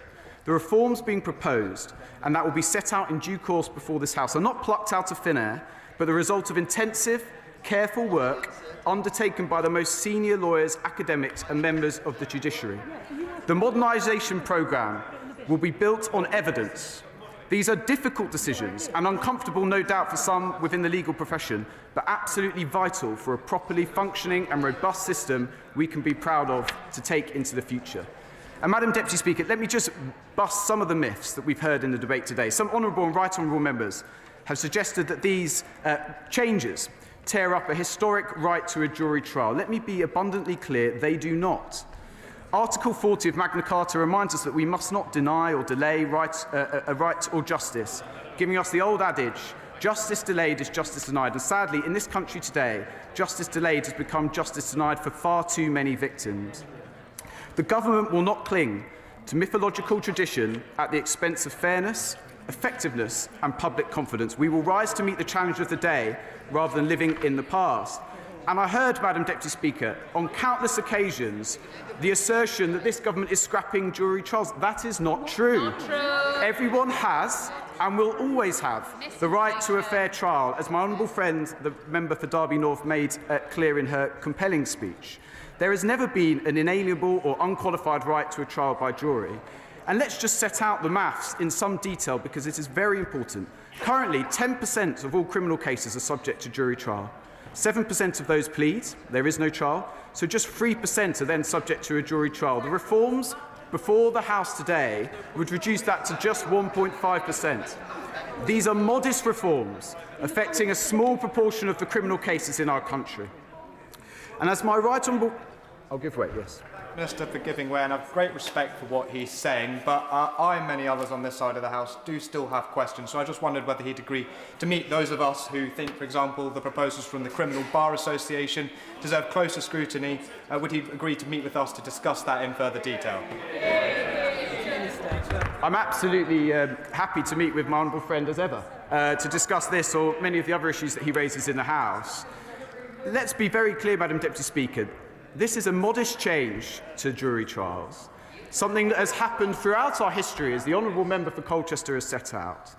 And the opposition were reminded by my honourable friend, the member for Cramlington and Killingworth, that their party has made modest changes to jury trials in the past. It was Margaret Thatcher, one of the Shadow Justice Secretary's various political heroes, who reclassified crimes, including taking a motor vehicle without authority, raising the threshold for criminal damage. They became summary-only offences in 1988, so those charges were not subject to juries at all. I wonder whether the party opposite considers Mrs Thatcher to have torn up the Magna Carta or undertaken constitutional vandalism. This is rhetorical, a device that Rumpel would be proud of. And, Madam Deputy Speaker, we've heard today about what more we could be doing. Well, let's just set out what we are doing. This government is investing at record levels. This year alone, we have allocated over 100,000 Crown Court sitting days, the highest number ever, and 5,000 more than the previous government. I'll remind the House again that the previous government cut Crown Court sitting days in 2019 by almost 15%. That is their record. That is their legacy. They didn't mention any of that in their speeches today. The government has committed £34 million a year for criminal legal aid advocates and £92 million a year for criminal legal aid solicitors, recognising their vital role in the justice system to fix the problem caused by their mismanagement. And we are looking at match-funded criminal barrister pupilages with a clear focus on opening up the criminal bar to more talented young people from every background. I'm happy to give way. Minister, for giving way, he tells this House that it's an insignificant number of cases that will be impacted. If that is true, then what's the point? I'm sure he's heard the adage, justice must not only be done, but must be seen to be done, and that can only be done by jury trials. And Deputy Speaker, let me explain a number of cases, but they take an inordinate amount of time. That is the whole point of what Sir Brian Leveson is setting forward. And in due course, when this legislation comes before the House, when the impact assessments are before the House, he'll be able to see that for himself. Others have argued that investment alone or ironing out inefficiencies would be enough to deal with this record of rising caseloads. We've heard about the problems with getting prisoners to court. We've heard about the buildings left with roofs that are leaking after 14 years of austerity. We are going to fix those too, but Sir Brian Leveson could not have been clearer. That will not be sufficient. Even with record investment, the Crown Court caseload is projected to exceed 116,000 by 2029. The demand is simply too great. And that is why we are driving forward a full programme of modernisation. I'll give way on that point and then I'll make progress. I thank the Minister for giving way. He talks about record demand and the pressures on the court services. Does he recognise and would he be able to outline what assessment has been made about the increase in pressure on the court system as a result of cracking down on the right to protest in legitimate cases? Minister. We treat all cases the same, and the honourable gentleman can make that speech in a debate on that subject at another time. Madam Deputy Speaker, let me end where I began. The crisis that this government inherited give rise, no doubt, to a heightened need to deliver a more modern, resilient and flexible model of criminal justice, one that protects what is fundamental, like jury trials for the most serious offences, but is bold enough to change where change is needed.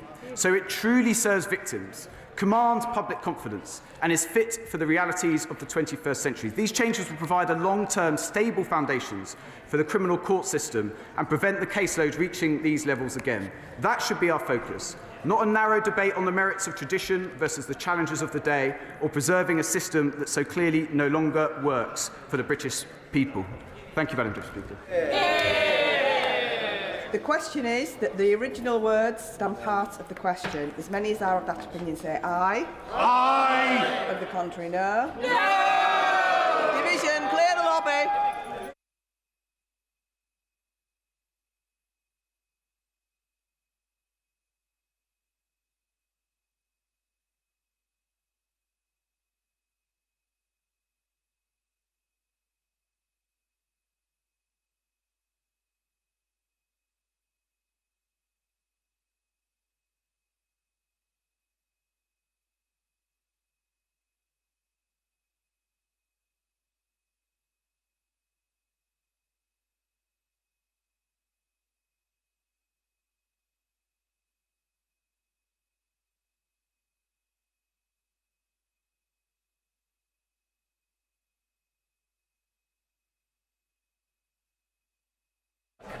Order. The question is as on the order paper. As many as are of that opinion say aye. Aye. Of the contrary, no. No.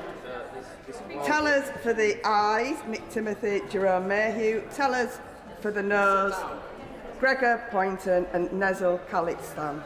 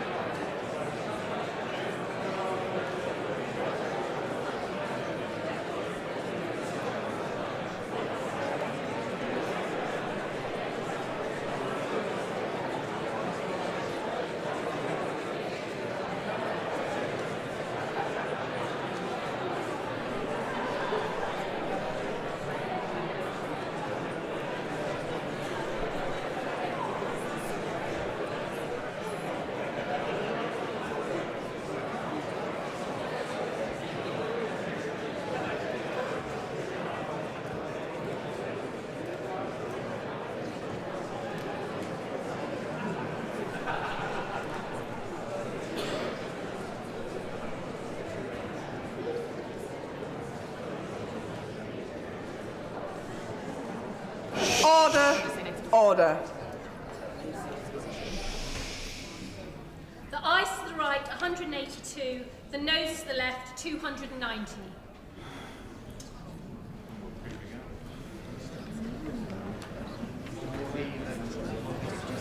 The ayes to the right were 182, the noes to the left were 290. So the noes have it, the noes have it. Unlock.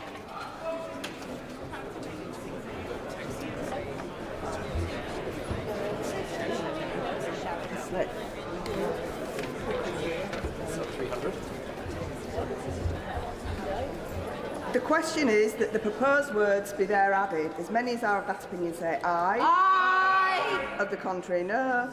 I think the ayes have it, the ayes have it. I declare the question as amended to be agreed to. And we now come to the second opposition day. The opposition day motion on rural communities. I'll give the House a few minutes to settle down.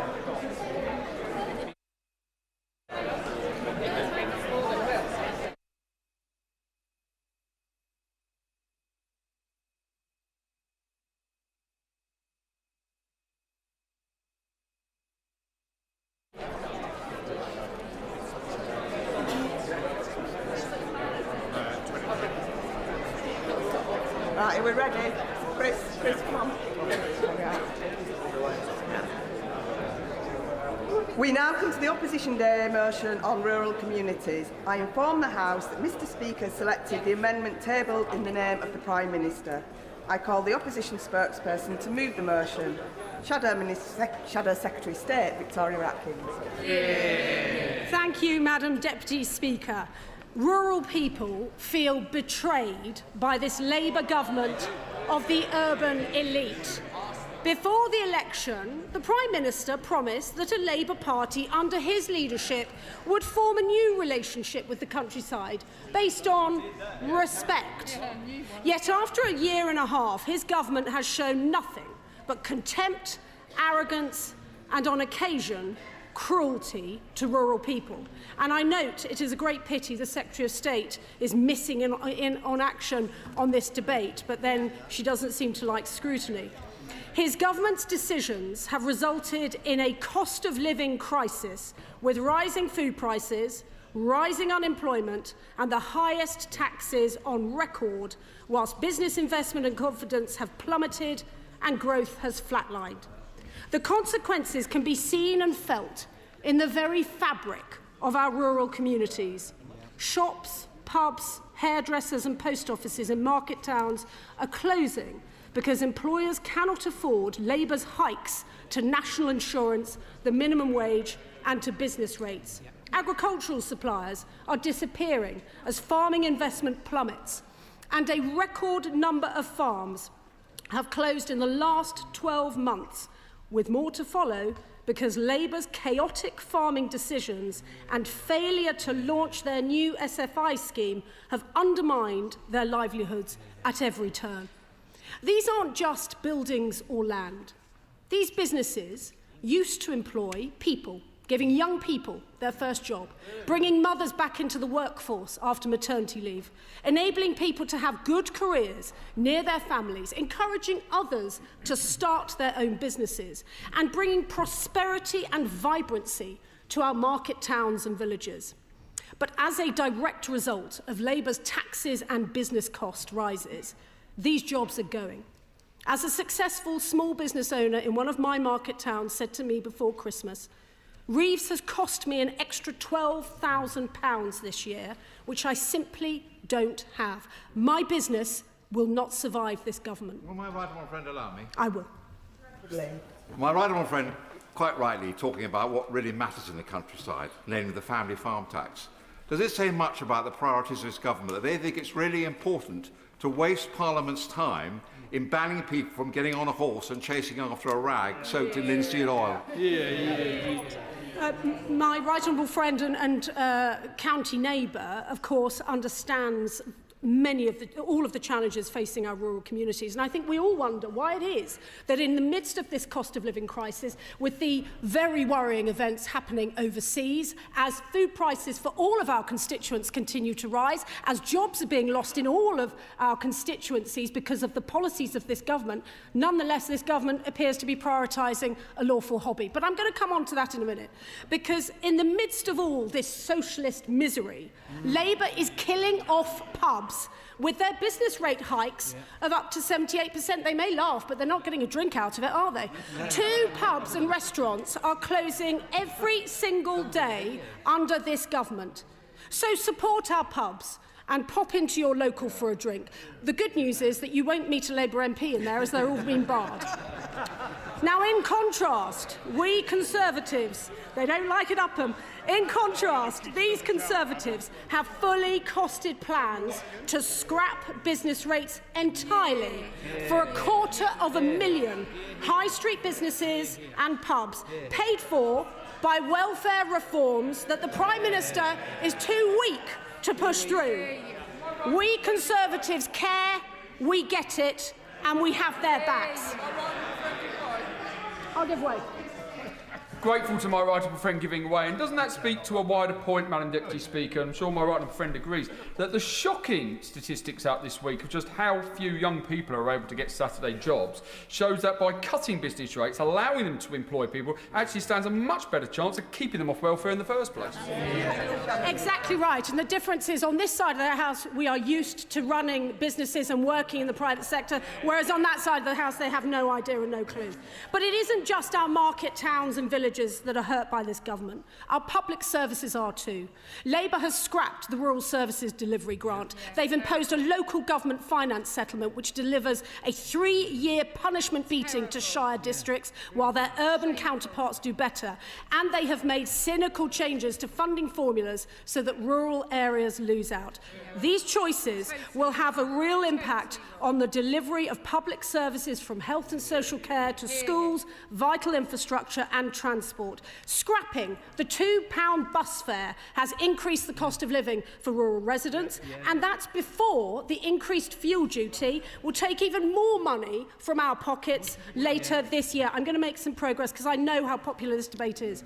Labour's choices will scar our landscapes and nature forever. They are reversing our bold commitments to nature with another U-turn on biodiversity net gains. The CEO of the London Wildlife Trust has said that this U-turn is a farce, a disgrace, it's desperate.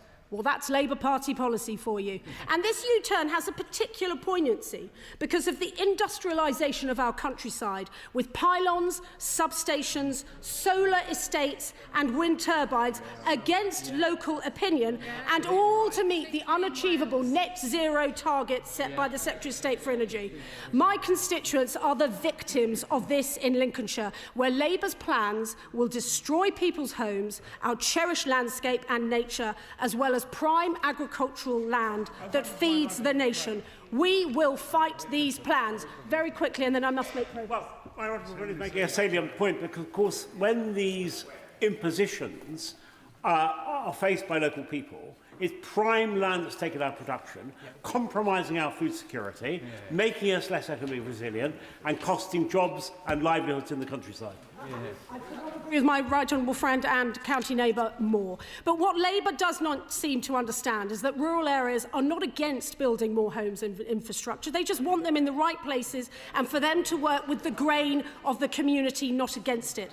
But at least the Prime Minister is being consistent in this one instance, because in the election campaign he said that he was happy to make enemies of the people who oppose his plans. Well, that's a rare example of an election promise he has kept.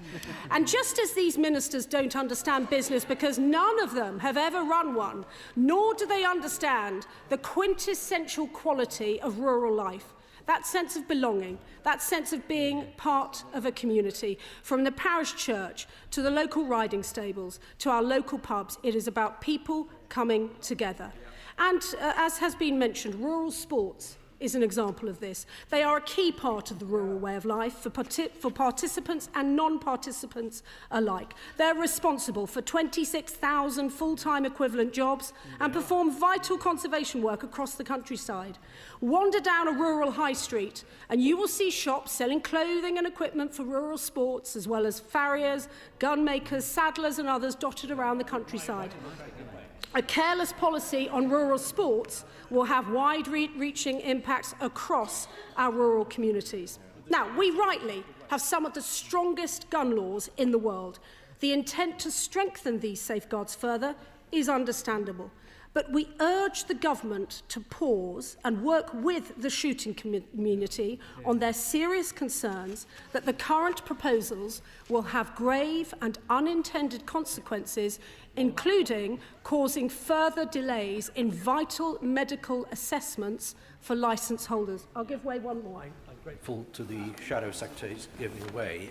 Is she aware of the great concern in Shropshire amongst the rural community, in particular farmers, that the government is conflating lethal firearms with shotguns? And of course, shotguns should be controlled, but they are already strictly controlled, and they are a vital part of rural life, and especially for farmers controlling vermin or other rural pursuits. So I appeal through the Shadow Secretary of State to the Minister to look again at this and to disregard this consultation that hasn't been called for and is unnecessary.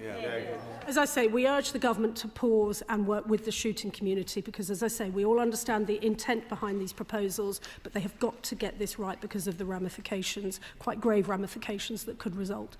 And on the subject of trail hunting, we'll hear about this afternoon. It is a long-established and specifically permitted by the last Labour government in the Hunting Act as a humane alternative to fox hunting. It is rightly a criminal offence to break the terms of the Hunting Act, and any such criminal offences should be enforced rigorously. Indeed, there have been 416 convictions in the last 15 years. Labour MPs need to be able to justify why a blanket ban should be imposed instead of tackling those who actually break the law. If they are to have intellectual consistency, do they advocate the banning of driving on the basis that some people speed? Of course not. It should be about the effective enforcement of the criminal law their predecessor as a Labour government brought in. I wish, for example, that the government would prioritise stopping the egregious crime of hare coursing, something we suffer from very badly in Lincolnshire, or organised rural crime, or fly tipping, all terrible crimes that seem to be increasing. But under this government, sadly, police numbers are falling, including in rural areas. Rather than tackle the issue of policing and enforcement, the government wants to impose a blanket ban. I will in a moment. And they are doing this. Let's be clear-eyed as to why they're doing this. They are doing this because the Prime Minister is weak, his cabinet is circling, and his backbenchers are revolting. The government needs to throw...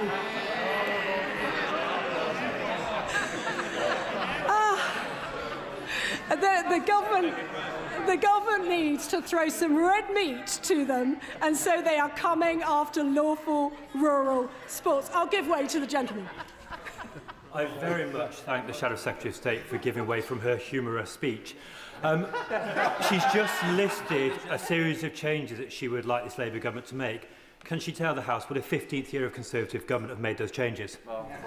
Very much so. And indeed, if he comes to the county of Lincolnshire, he would see the superb operation that Lincolnshire Police did with the support of Home Office ministers throughout that time in order to tackle hare coursing. But we have to be clear-eyed about the impact of organised rural crime, because high-value theft of farm machinery is having a terrible impact across farms.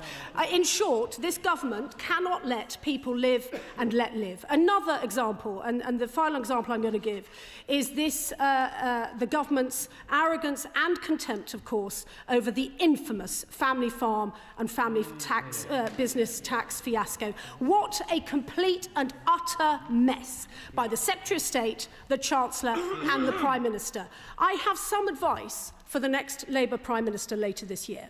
This is a textbook example of how not to govern. They betrayed an election promise not to touch APR and BPR at the first opportunity. They spent 14 months marching junior ministers and backbenchers up the hill to defend it, telling the rural community that they were wrong and that ministers knew better.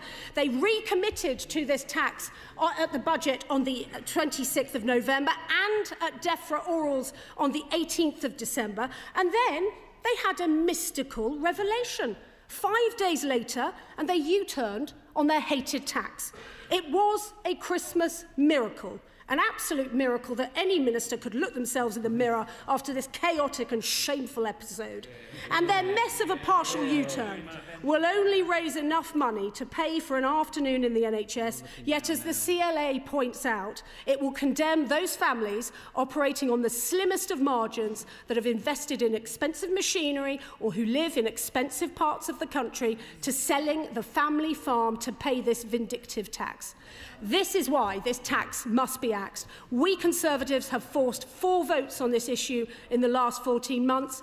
Labour MPs toed the party line until the budget vote in December, and that made the difference. They have the chance tonight to axe the family farm and family business tax completely. Their constituents will be watching. And this year, we Conservatives will continue to fight for rural communities, for the shops, the pubs and small businesses which are the backbone of the rural economy, for better public services and better funding on our vital public services, and for rural people and sports to have the freedom to live and let live, and of course for our farmers to thrive, not just survive. Because we Conservatives care about our market towns, our villages, our neighbours and our families. We get it, and we have your backs. The question is as on the order paper. I call the Minister to move the amendment. Minister Jane Angela. Madam Deputy Speaker, I beg to move the amendment standing in the name of the Prime Minister, and I welcome the chance to open the debate on behalf of the Government and highlight what we are doing to support rural people, businesses and communities to realise their full potential.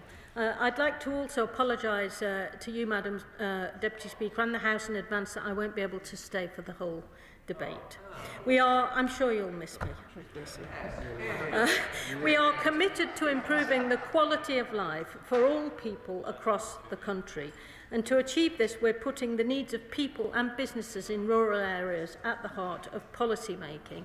Now, Madam Deputy Speaker, I'm quite frankly baffled that the opposition thinks it has any right to speak on behalf of rural communities after the 14 years of chaos and corruption that they put this country through. I am astounded that they're now trying to present themselves as the solution to the problems that rural communities face, when they were in fact the architects of many of those very same problems. The very members sat opposite me presided over the first Parliament in modern history where living standards were lower at the end than they were at the beginning, and rural communities were some of the hardest hit by their incompetence. This is the party that oversaw the shambolic Brexit deal that hit farming communities hard. Not only that, Mr. Speaker, this was happening alongside the sleaze that countless people across the country will no doubt remember so well. £1.4 billion of wasted taxpayer money on dodgy COVID contracts given to Tory mates over WhatsApp, and partying while the country was in lockdown. Now, Madam Deputy Speaker, rural communities gave their damning verdict on these 14 years at the general election, sending Conservatives to the opposition benches and returning more rural Labour MPs than ever before. Madam Deputy Speaker, while the members opposite continue to protest, we will get on with clearing up their mess. The rural economy already contributes. The rural economy already contributes £259 billion to gross value added in England alone, and we know that rural areas offer significant potential for further growth. The Government is committed to harnessing this potential to ensure that we can fully realise the opportunities that exist in the rural economy across the whole country. Small and medium-sized businesses are the engine room of the government's #1 mission, which is growth, and there are 500,000 registered SMEs in rural areas, the vast majority of them actually not having anything to do with agriculture or farming. Madam Deputy Speaker, the SME plan, which was launched by the Prime Minister last summer, represents the most comprehensive package of support for small and medium-sized businesses in a generation. The plan will make a real difference to the day-to-day trading operations of small businesses. This includes a new business growth service and a massive £4 billion finance boost to increase access to finance for entrepreneurs and make Britain the best place to start and grow a business. Madam Deputy Speaker, a prosperous rural economy requires effective transport as well as digital infrastructure, the availability of affordable housing and energy, and access to a healthy and skilled workforce. We are tackling those issues. We know that rural residents often have to travel further to access work, education, training, healthcare and other essential services. Now, the Conservatives made this worse by slashing local bus routes in England by 50%, with more than 8,000 services slashed in their time in office. Rural transport, no, I'm getting on with my speech. Madam Deputy Speaker, there are very, very many members of the opposition that wish to speak, and I don't want to take their time up. Rural transport under them became a postcode lottery. Well, perhaps the Honourable Lady would let me make my point before she gets up and asks me a question. Rural transport under the Tories became a postcode lottery where the price of many communities was no reliable bus service at all. Under Labour, the Bus Services Act 2025 places passenger needs, reliable services and local accountability at the heart of the industry by putting power over local bus services back into the hands of local leaders across England. We are reconnecting our local communities again by protecting socially necessary bus services and the most vulnerable. We are rebuilding connectivity and confidence in our countryside using... we are rebuilding... I give way to the Honourable for her giving way, for the Minister giving way. She talks about rural transport. Does she not recognise that enhanced partnerships run by Conservative county councils in Norfolk and in Essex have increased transport usage, bus usage, by more than anywhere else in the country because they're working with the private sector, not against it? Madam Deputy Speaker, we are not working against the private sector, but I hope the Honourable Gentleman will recognise the Conservative record in this area. A 50% cut in the availability of bus services across the country, often made worse in rural areas which lost their buses completely. We know that rural areas are benefiting from Labour's changes, for example, York and North Yorkshire. Well, I'll give way to the Honourable Gentleman. Shimmered in here, so I'm grateful for the Minister giving way. She's talking about important subjects for all of our communities: infrastructure, SMEs, transport, and we can differ on who's to be praised or not praised. But on the issue of priorities for the government, legislative priorities, and many of these things require legislation, or legislative time has already been spent on it. Why is it that the government are going to spend so much time on banning trail hunting? Yeah, what's the point? And is she aware that in Shropshire alone, if that goes through, we're likely to see the death of 300 dogs, 300 hounds, at least.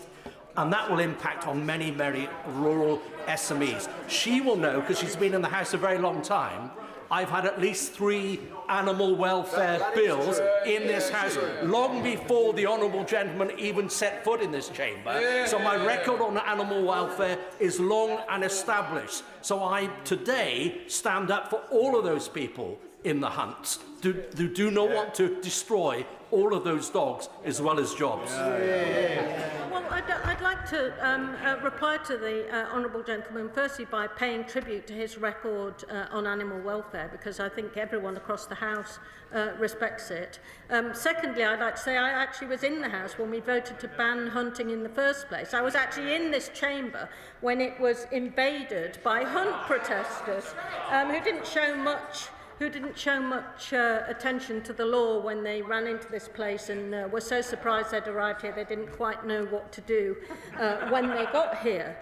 So I take no lessons on any of that. The ban on trail hunting was in our manifesto, and we are consulting on how to put it into effect, and I certainly hope that the honourable gentleman will take part in that consultation. And let us, he may vote with any way he likes, but I hope he'll take part in the consultation, and so we can have a proper debate about these things. I'm happy to give way something.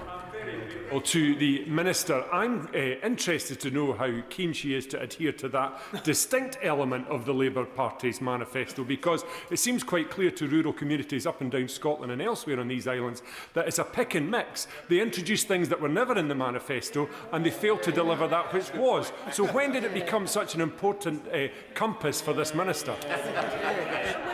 We are only in the 18th month of the 5 years of the Parliament, so he should be patient.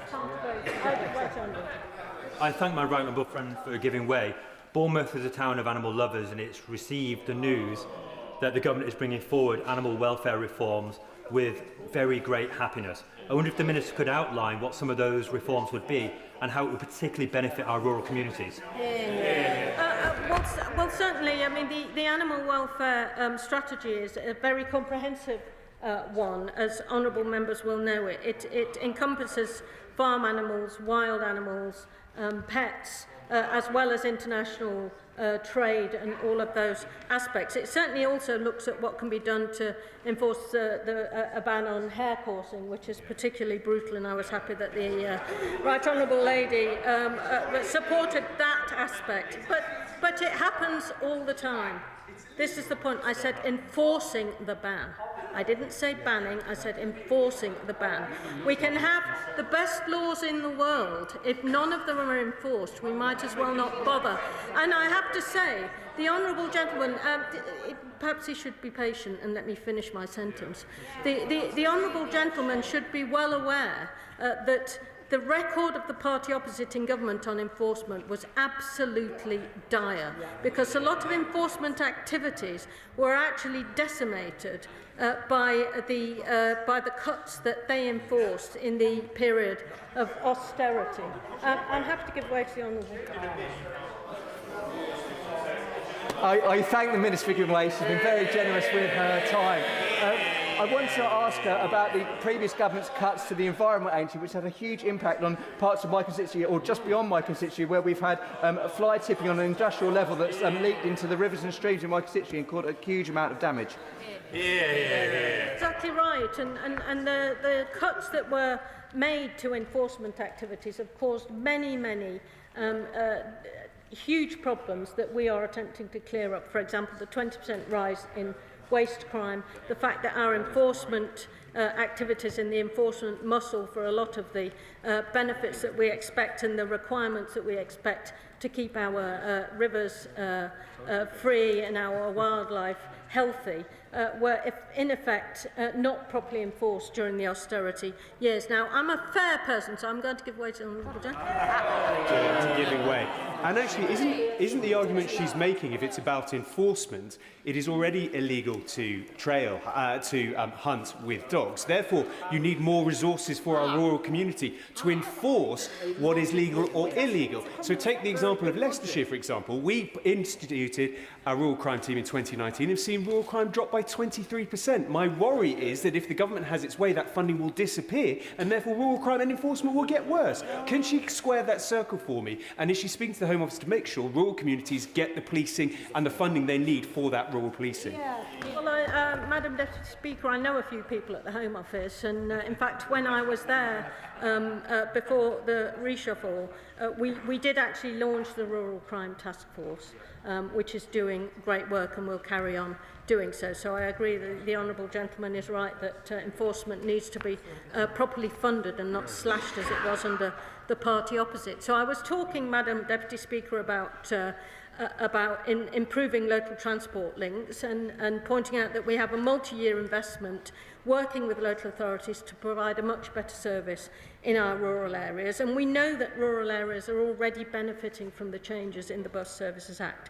For example, in York and North Yorkshire, the Labour Combined Authority is developing a rural bus franchising model to improve connectivity for villages that currently see only one bus per week. Madam Deputy Speaker, one bus per week, that's the kind of legacy that we have from the party opposite in the areas they purport to support. We know that bus services in rural areas can be a lifeline for many, providing the only means of getting around, which is why in our multi-year allocations for local authorities, we've revised the formula to include a rurality element for the first time, ensuring that the additional challenges of running services in rural areas are taken into account. The Conservatives slashed local bus routes. We are putting them back, protecting them and promoting them. Minister for giving way. The local government finance settlement is a huge problem for rural local authorities. In Shropshire, we've had 16 years of Conservative mismanagement. We have surging social care demand, and our allocation has been cut in cash terms over the next 3 years. The black hole is unfillable, and a Section 114 notice looks very likely for us. Will she speak to her colleagues in NHCLG so that we can sort out this desperate problem for rural authorities? Madam Deputy Speaker, I'm happy to pass on the honourable lady's comments to the appropriate ministers. Access to digital services is crucial for rural areas. We're delivering high-speed capable broadband to UK premises that are not included in suppliers' commercial plans. Our aim is to achieve 99% of coverage of reliable, super-fast, high-speed broadband by 2032. Over 1 million further premises have been... Well, let me develop my point, please. Over 1 million further premises have been included within contracts to provide access to superfast broadband, with funding of over £1.8 billion allocated in the latest spending review to support this project. This helps end social isolation, provides access to health care and turbocharges rural businesses. Our focus on rural, hard-to-reach areas ensures that the benefits of superfast broadband reach every corner of the UK, breaking down barriers that the Conservative government failed to address. Now, I must say, well, go on then. I thank the Minister for giving away. Only 40% of my constituency have gigabit broadband, and it's a major impact. Does the Minister understand how detrimental moving the 2030 target to the 2032 target is? And I will have many constituents that still will not be able to connect to the internet. The problem is what we inherited was a system where all the hardest to reach bits had been left to last. And so we are trying now by investing 1.8 billion to try to get that sorted. But I understand the honourable gentleman's frustration. For giving way. Wessex Internet, which was founded by the late James Gibson Fleming, has done some great work in Dorset, Wiltshire, Hampshire, Somerset. But I'm finding that in Dorset, the vouchers that are given out to areas that aren't included aren't available. And we've challenged this many, many times with the Ministry. I wonder if she would mind having a look and seeing if we can get the vouchers rolled out again in everywhere that needs them.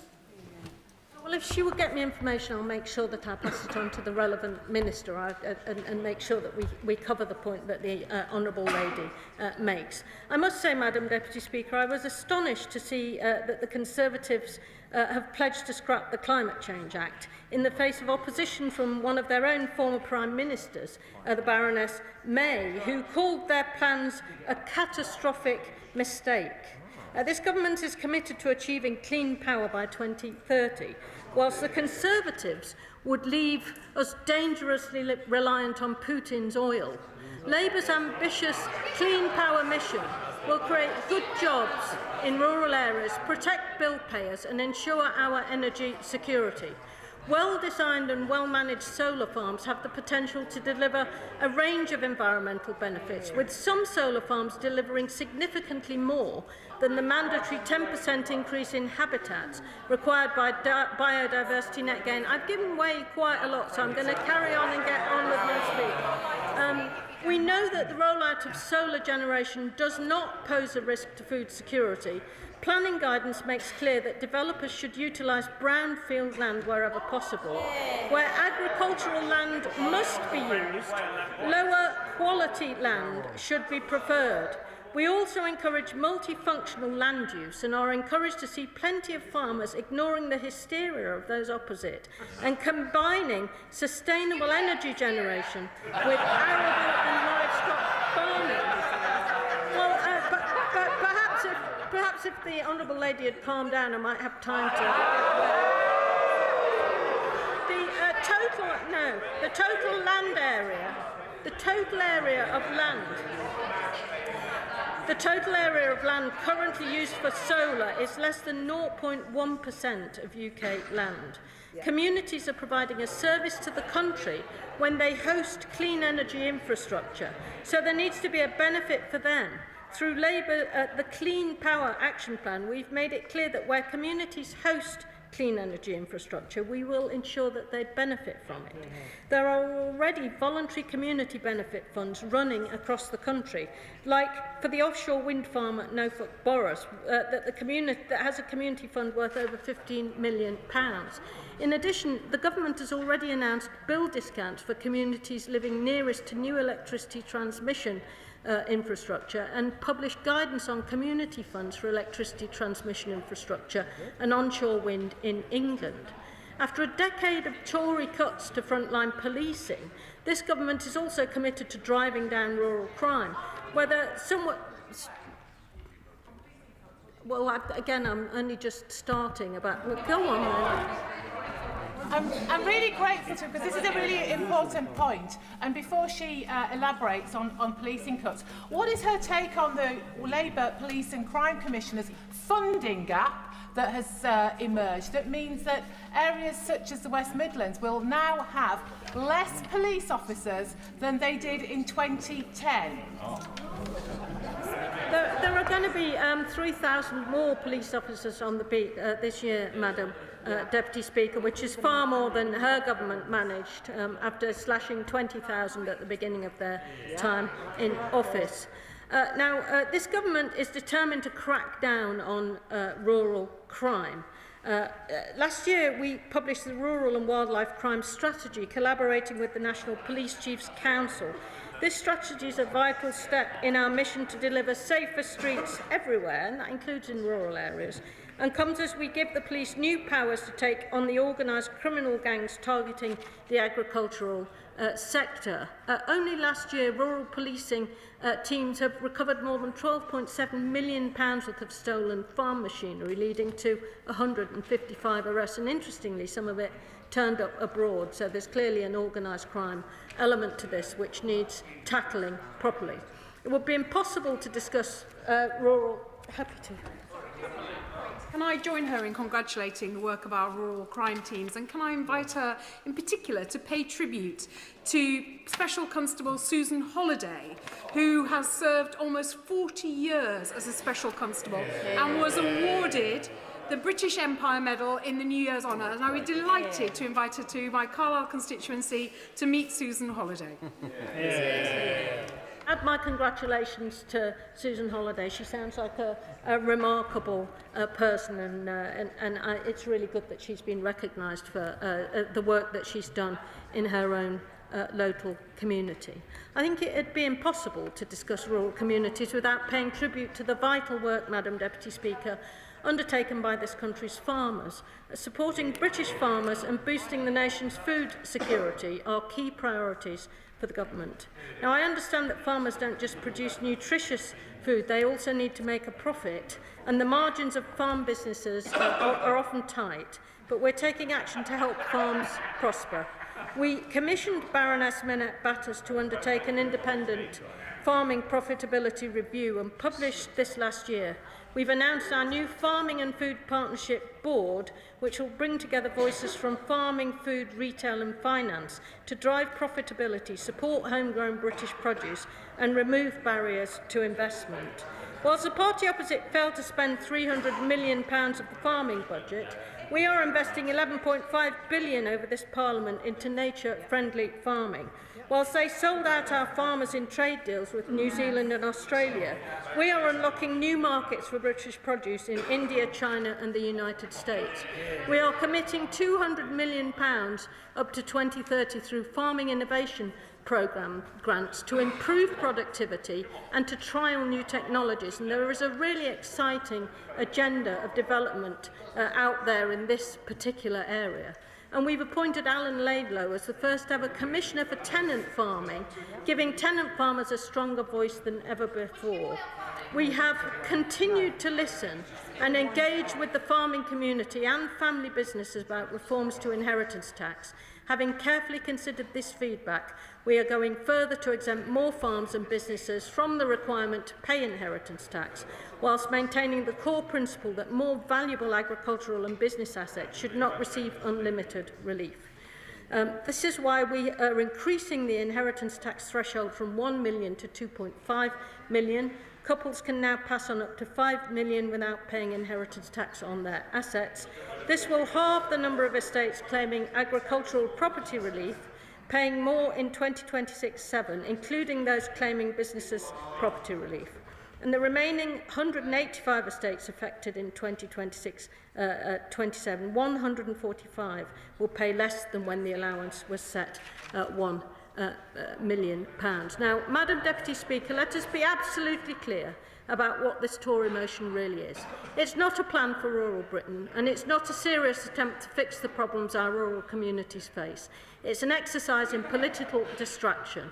Every single regret that's listed in this motion is the direct result of decisions taken by the party opposite over their 14 disastrous years in government. They regret raising taxes after crashing the economy and blowing a hole in the public finances. They regret business closures after years of stagnant growth, poor investment and broken rural infrastructure. They regret changes to funding for rural areas after hollowing out public services, cutting rural transport and stripping away neighbourhood policing in the very places where visibility and response times matter the most. They regret the changes to the rural way of life but sold out our farmers in trade deals, broke their funding promises, and even their own former DEFRA Secretary of State admitted that they failed to defend our agricultural interests. They regret uncertainty when it was their chopping and changing, their political chaos and their lack of long-term thinking that created it in the first place. Rural communities deserve honesty, not selective political amnesia, and from this government, Madam Deputy Speaker, they will get it. The original question was as on the order paper. Since when an amendment has been proposed as on the order paper?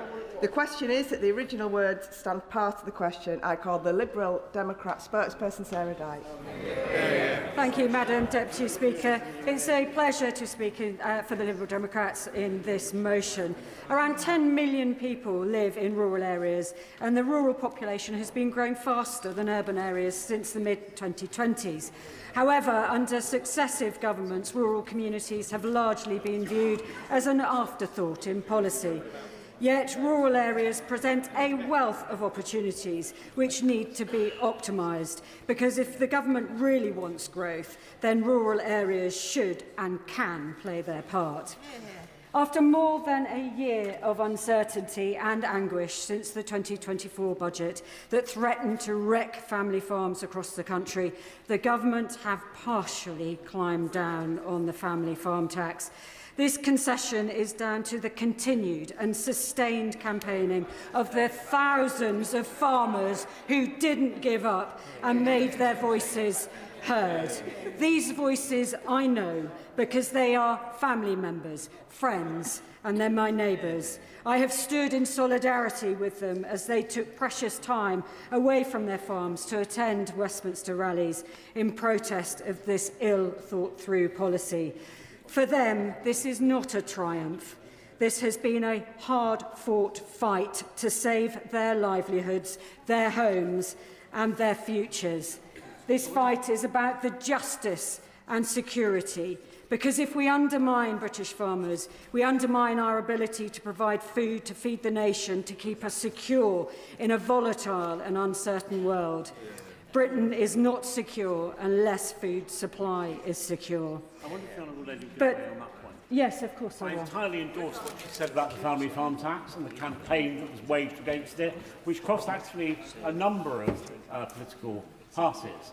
Will she go further, though, and now join the campaign that's certainly raging on our side of the chamber against the imposition of huge solar plants and pylons of substations on prime agricultural land? 35% of the land in this country is not of that kind. Surely those things should go there. Thank the right honourable gentleman for his intervention.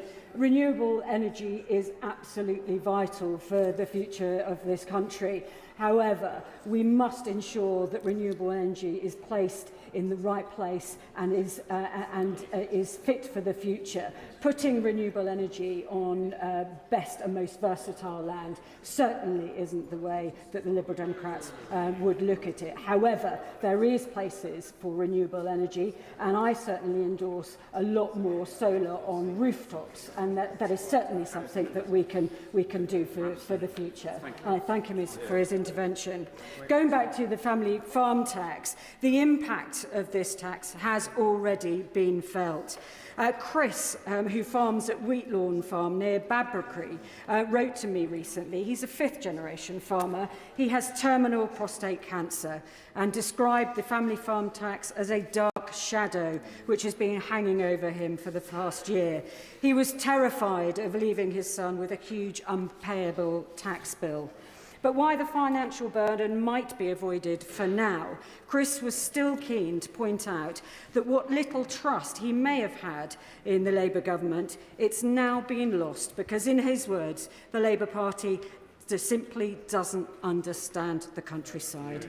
Ministers are fond of saying that British farming is the best in the world, and they are right, but too many of them don't know why. The reason, Madam Deputy Speaker, is because of farmers like Chris and the tradition of family farming in the UK.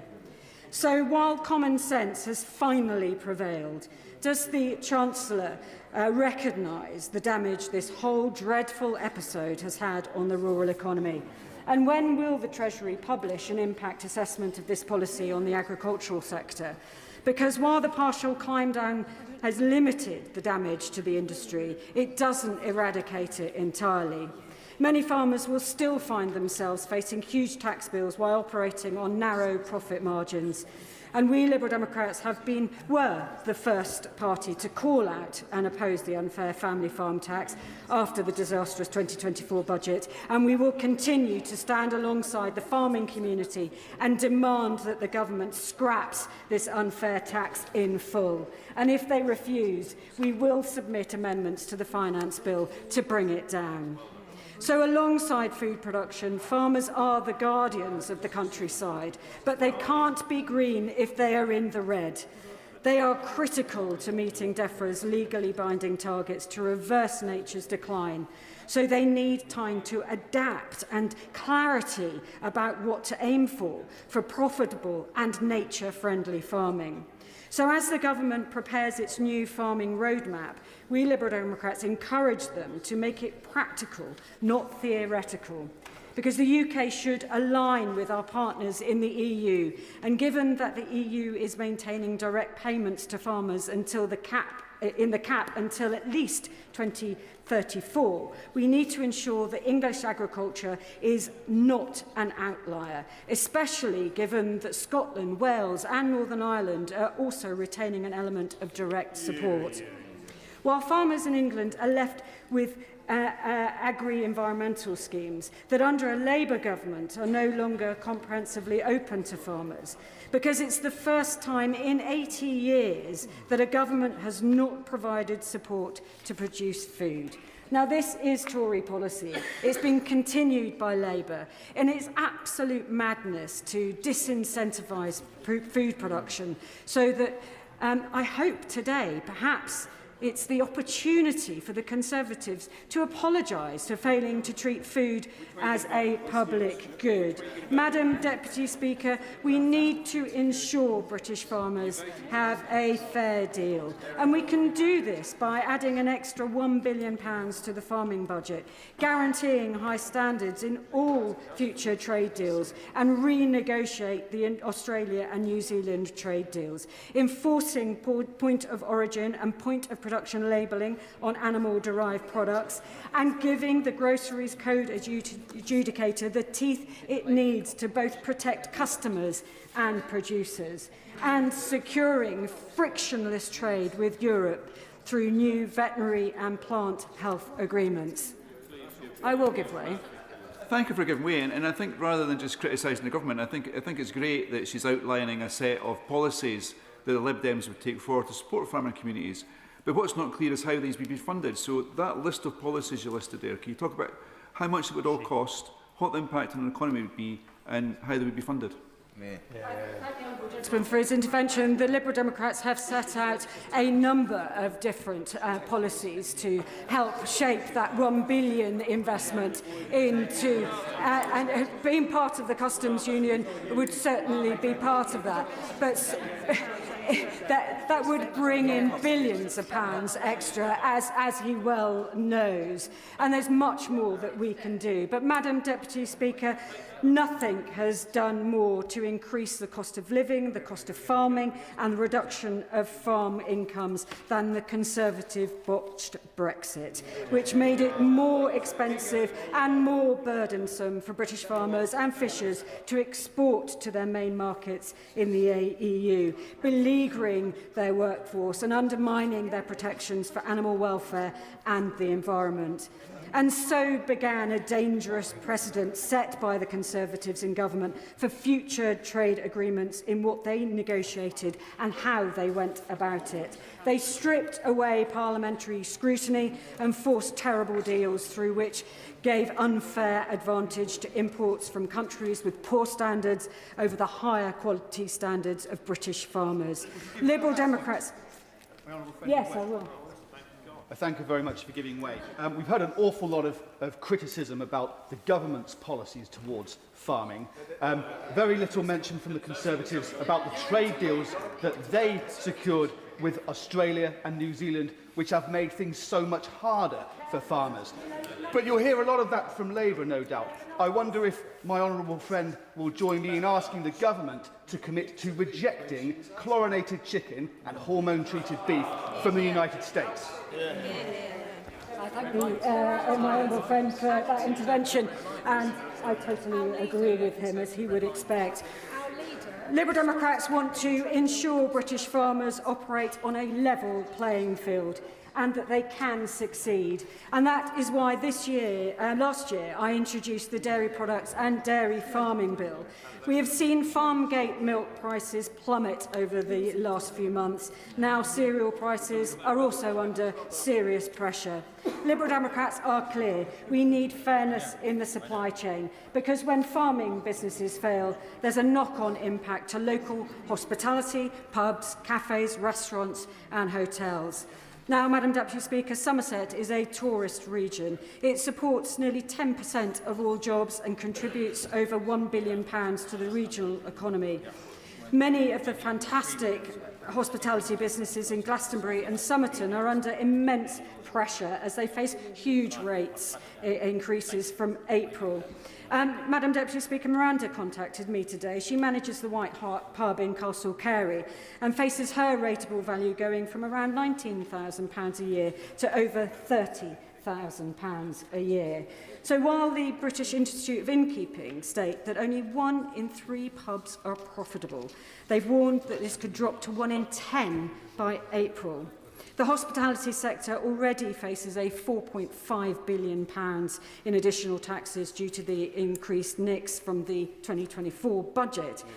But the Liberal Democrats have been calling for an emergency 5% VAT cut for hospitality accommodation and attraction businesses until April 2027, funded by a new windfall tax on big banks.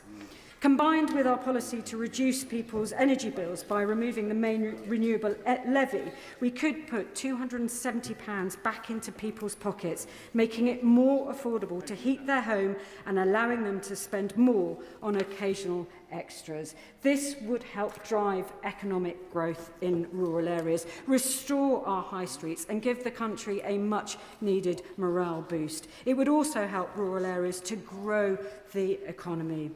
Madam Deputy Speaker. Yes, I will, my honourable neighbour. I'm grateful to my neighbour for giving way. I share with her the idea of seeing a reduction in VAT for our rural hospitality sector. But does she not get the irony that such a reduction would be illegal if we were still a member of the European Union?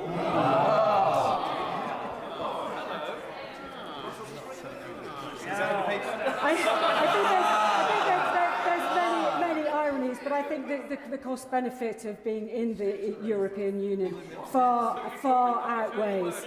So, Madam Deputy Speaker, going on to homes, to help grow the economy, we also need to ensure rural areas have places for people to live in. In Somerset, newly built homes make up just 3% of all properties recently sold, with an average price of 20% more expensive than the UK average, while rural house prices have increased by 57% since 2013, while wages simply stagnate, creating an affordability gap and contributing to a higher need for affordable housing in rural areas than in urban settings. As a result, many first-time buyers and key workers simply can't afford to live in rural areas, making it increasingly difficult for rural local businesses to retain staff, reducing local spending power and threatening the viability of our rural communities. The Liberal Democrats are clear, both the private and social housing markets are too expensive and insecure, with the current provisions simply not being sufficient to meet demand.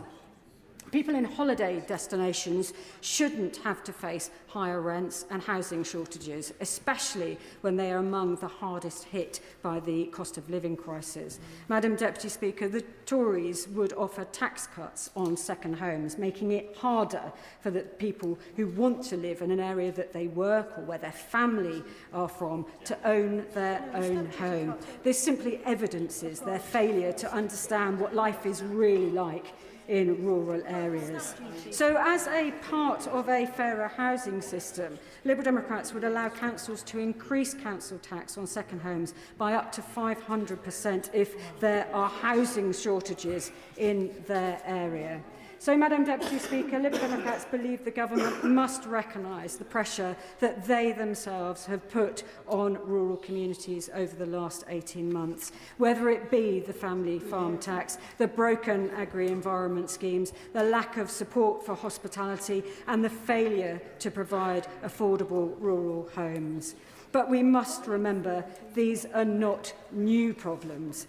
The Conservatives failed to make improvements for rural communities, and that is why they were kicked out amongst the huge swathes of the rural southwest. Thank you.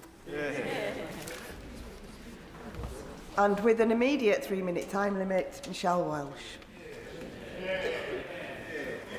Thank you, Madam Deputy Speaker. I'm incredibly proud of the agriculture element of our rural communities. In Sherwood Forest, we have lots of local farms that are part of our community and at the heart of rural life. It is vital that we hear their concerns and ensure that these local British businesses can prosper and thrive. From Oliver Collingham to Richard Boff to Michael Prendergast and Colin Bower, the constituency of Sherwood Forest has farmers, along with their families, who are dedicated, hard-working, decent people trying to make a living managing our countryside. They've had to battle for 12 months on inheritance tax, and I'm incredibly pleased that the government have listened, but we must continue to listen. Farming is under pressure. Some of the main challenges raised to me by local farmers include persistent rural crime, limited policing capacity, low farm profitability, low morale and workforce insecurity, biosecurity risk linked to imports, and uncertainty around farm schemes and long-term policy stability. On rural crime, farmers tell me that they are reporting persistent and escalating crime, including organised poaching gangs on quad bikes who at night are damaging livestock, fencing and intimidating farmers and gamekeepers. This is understandably causing significant risk to safety and animal welfare, as well as costing farmers for product, land, equipment and property. It is unsustainable for many farms for this issue to continue without prevention. The police are already overstretched, and without support from government with frontline enforcement and prevention, the situation will only get worse. Madam Deputy Speaker, I would like to also emphasise the need for every police force to adequately recall rural crime and to treat it seriously. The livelihood and safety of local farmers and community deserve nothing less. I therefore ask that the Government issues a mandate to all police forces, including in Nottinghamshire, that isn't currently doing it, to record rural crime and provide regular reports that would guide resources to where it needs to be. Can I ask the Minister to speak to their Home Office colleagues about a clear mandate on reporting of rural crime and about the current support for Nottinghamshire Police and direct additional resources specifically for rural policing and rural crime? The increases of rural crime is compounding with existing concerns with farm viability, low returns and workforce pressures affecting business confidence and employment stability. Very low commodity prices are squeezing margins, and many are worried about maintaining sustainable wages for staff. If we are truly committed to... I will. Thank you, Madam Deputy Speaker. Could I thank my honourable friend? She's making an excellent speech, and could I just ask her to perhaps comment also on the importance of rural bus services in terms of mobility of local staff in rural areas, and in particular to commend the work by Labour mayors on bus franchising and the work of Nottingham buses and Reading buses in providing excellent rural routes. Yeah, I thank him for the comments. Certainly in my constituency, rural transport, including bus services, are not how they should be at the moment. And I know the East Midlands Clare Ward is actually having a conversation about that across the East Midlands with regards to improving it. If we are truly committed to supporting our local farms, we must ensure that there are jobs available and the morale is high enough that people will want to have them. I would like to mention the current uncertainty around government schemes, particularly the lack of clarity on sustainable farming incentive scheme and payment certainty and capital grant availability. Perhaps the Minister could offer some insight into further long-term plans or announcements on support schemes for farms. We often say that small family farms are the backbone of rural communities, and they definitely are, but we need targeted support to ensure that they remain viable and we do not lose them. Finally, an issue that is raised to me by farmers is the serious concern about disease entering the UK. Could the Minister reassure me and local farmers that they are working to ensure there are effective controls on imported meat and that UK production and food standards are not undermined by imported goods that do not meet the same standards? Rural communities are not a museum piece, and farming is not a hobby. They are the backbone of our country. If we fail our farmers, we cut off villages from transport, jobs and services. We don't just damage the countryside, we weaken Britain itself. Supporting rural communities is not a charity, it is a duty, and it's a duty this country must finally honour. Behind every field is a family, behind every farm is a future. Sir Julian Smith. Madam Deputy Speaker, you know as a Bradford MP how sparse North Yorkshire is, the largest rural road network in England, historic funding, special funding for rural schools, and almost all employment coming from small businesses and hospitality.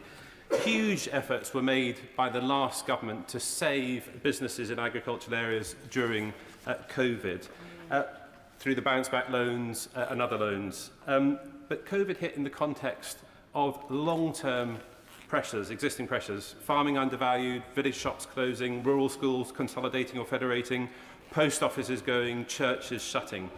In spite of this, communities worked hard to both fight these trends and to continue to maintain the fabric of their local societies, coffee mornings, clubs, support for older people. In the shadow of COVID, Madam Deputy Speaker, with the other pressures facing rural communities, the new government had a responsibility to tread really carefully with this part of our country. But as we've seen with the farms tax What has happened since the election are a series of hammer blows on our rural communities. Massive stress to small farms that rely on intergenerational leadership to survive. The Employment Rights Bill, with many more burdens on small businesses, disproportionately hits areas like North Yorkshire. These businesses have fantastic ways of managing employee relationships, informal but robust, but without the need for even more contractual arrangements. The removal of the Rural Services Grant, and now the removal of the bad weather adjustment in the local government financing settlement.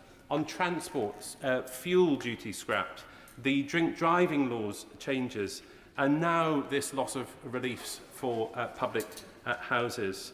£26,000 is the average increase in rates cost for pubs in North Yorkshire.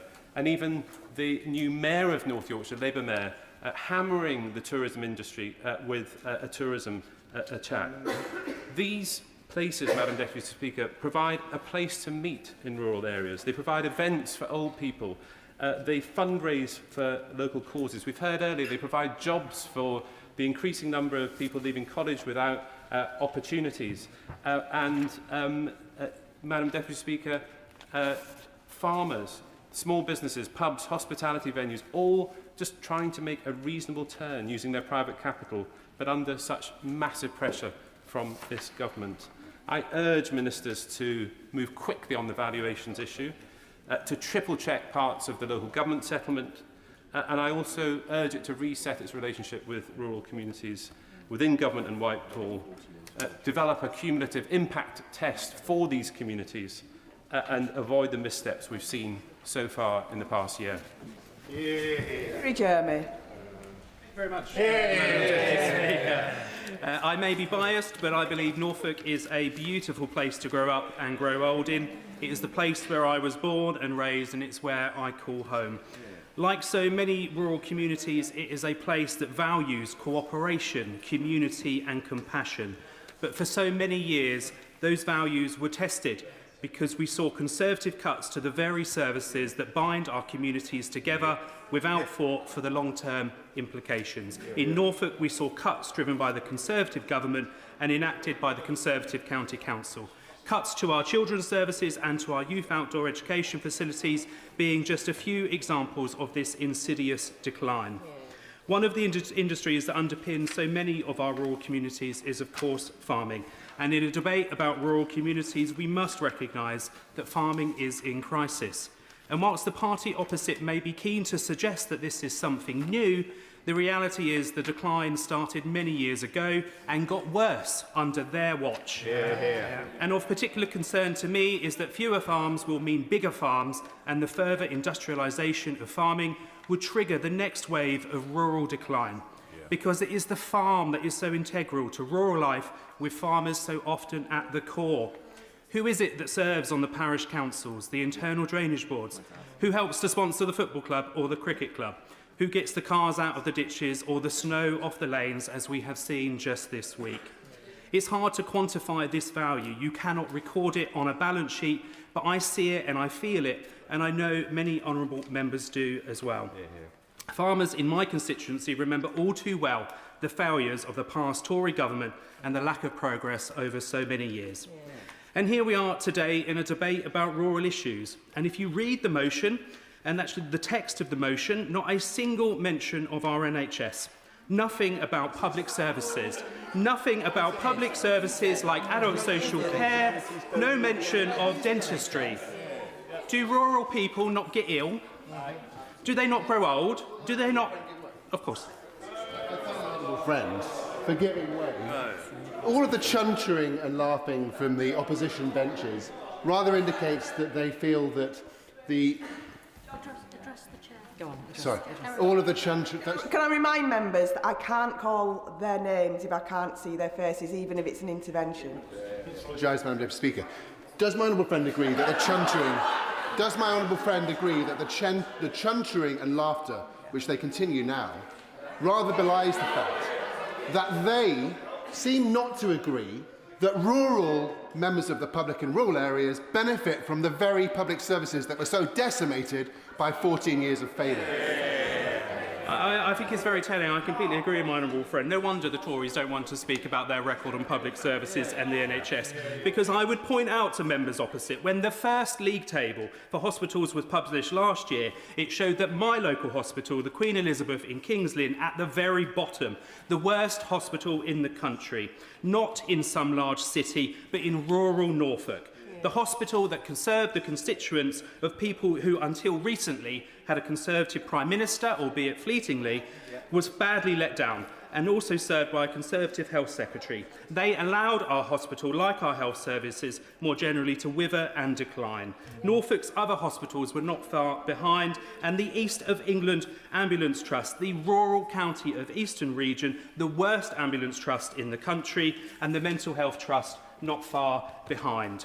Rural communities remember all too well the decline they experienced under 14 years of Conservative government, and like the rest of the country, they voted for change last year at the general election.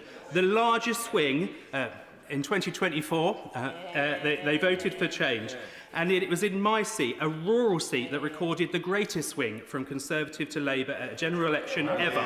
The complete repudiation of the Conservatives' performance in rural areas. I say to the Minister that there are huge growth opportunities in rural areas and people are yearning for change. I urge the Government to tap into these opportunities and allow our progressive Labour values to transform our green and pleasant lands. Yeah. Sir Geoffrey Clifton-Brown. Thank you, Madam Deputy Speaker. I wish to start by declaring an interest as a farmer and chairman of the All-Party Shooting and Conservation Group. Yeah. Rural communities like the Cotswolds feel totally neglected by this government. We talk about the cost of living, but the cost of rural living is even higher. The family farm tax, the rise in national insurance contribution, food bills, water bills, heating bills, business rates. I could go on, Madam Deputy Speaker. Just before the recess, the government stealthily announced the local government funding settlement, which included cuts for Gloucestershire County Council, whereas many urban authorities have seen an increase. Under the so-called fairer funding three-year review, Gloucestershire County Council will have a gap of £10 million in 26-7, 20 million in 27-28 and 30 million in 29-30.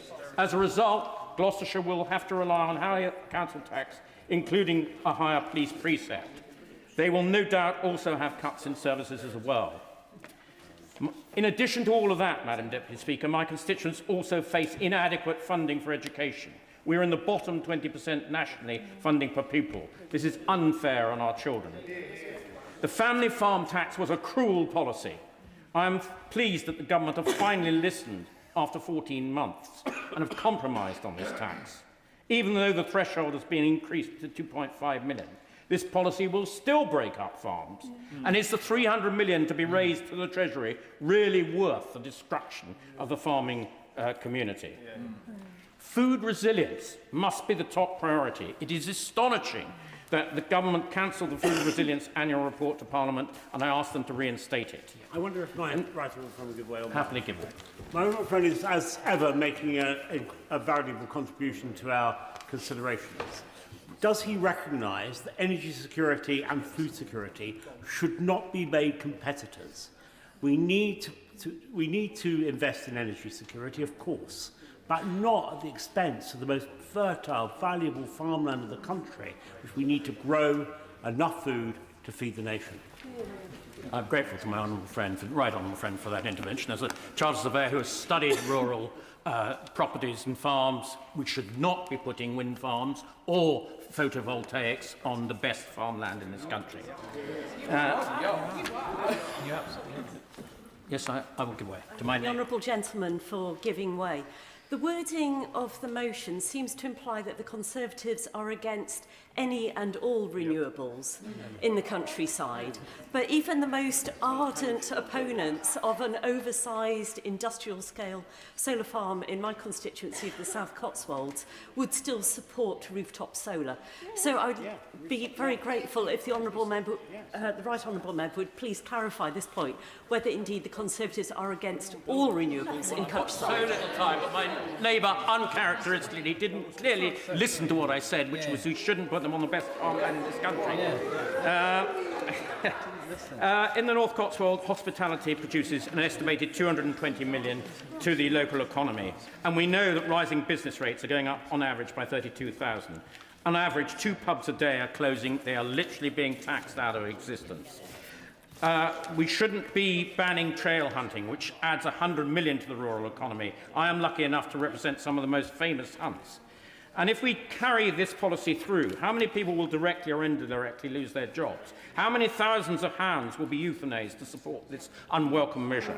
A further threat is to the shooting industry. Shooting indirectly contributes 3.3 billion to the rural economy, 9 billion to the wider economy. Last year, we saw staggering 245% increases in shotgun and firearms certificate bills. But the thing that is worrying the shooting community at the moment is the move from Section 2 to Section 1 for shotguns. This will involve a huge extra bureaucracy, and there is now a BASC petition of well over 1 million signatories opposing this. So I urge the government to reconsider this damaging proposal. And in conclusion, Madam Deputy Speaker, rural Britain is the backbone of our nation, yet it is being systematically disadvantaged by this government. From food resilience to hospitality, from farming to country pursuits, these issues are not niche. They are fundamental to our economy, our environment, and above all, our rural way of life. If we fail to act now, we risk losing not only livelihoods, but the very fabric of our countryside. Ben Goldsborough. Thank you very much, Deputy Speaker. So I want to focus on 3 main points today within the rural communities because of South Norfolk now having a Labour MP for the first time since 1950. I think goes to show a really key point for members opposite need to pay attention that there has been a huge change within rural representation within this country, and some humility I think would be welcome on taking these points forward.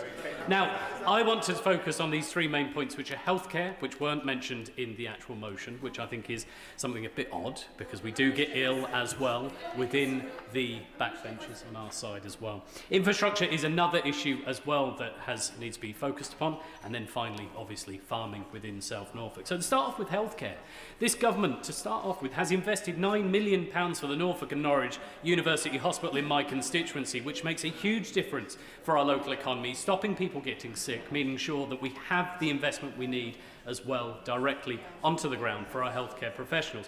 But not only that, we've also seen £1.3 million invested into the Cotman Centre, which is a specialist centre for cancer and prevention. The Wyndham Health Centre, my largest market town, has also seen money invested in there. Long Stratton Health Centre as well, and the Cringleford Surgery. Each one of these means that my constituents can live happier, healthier and longer lives because of it.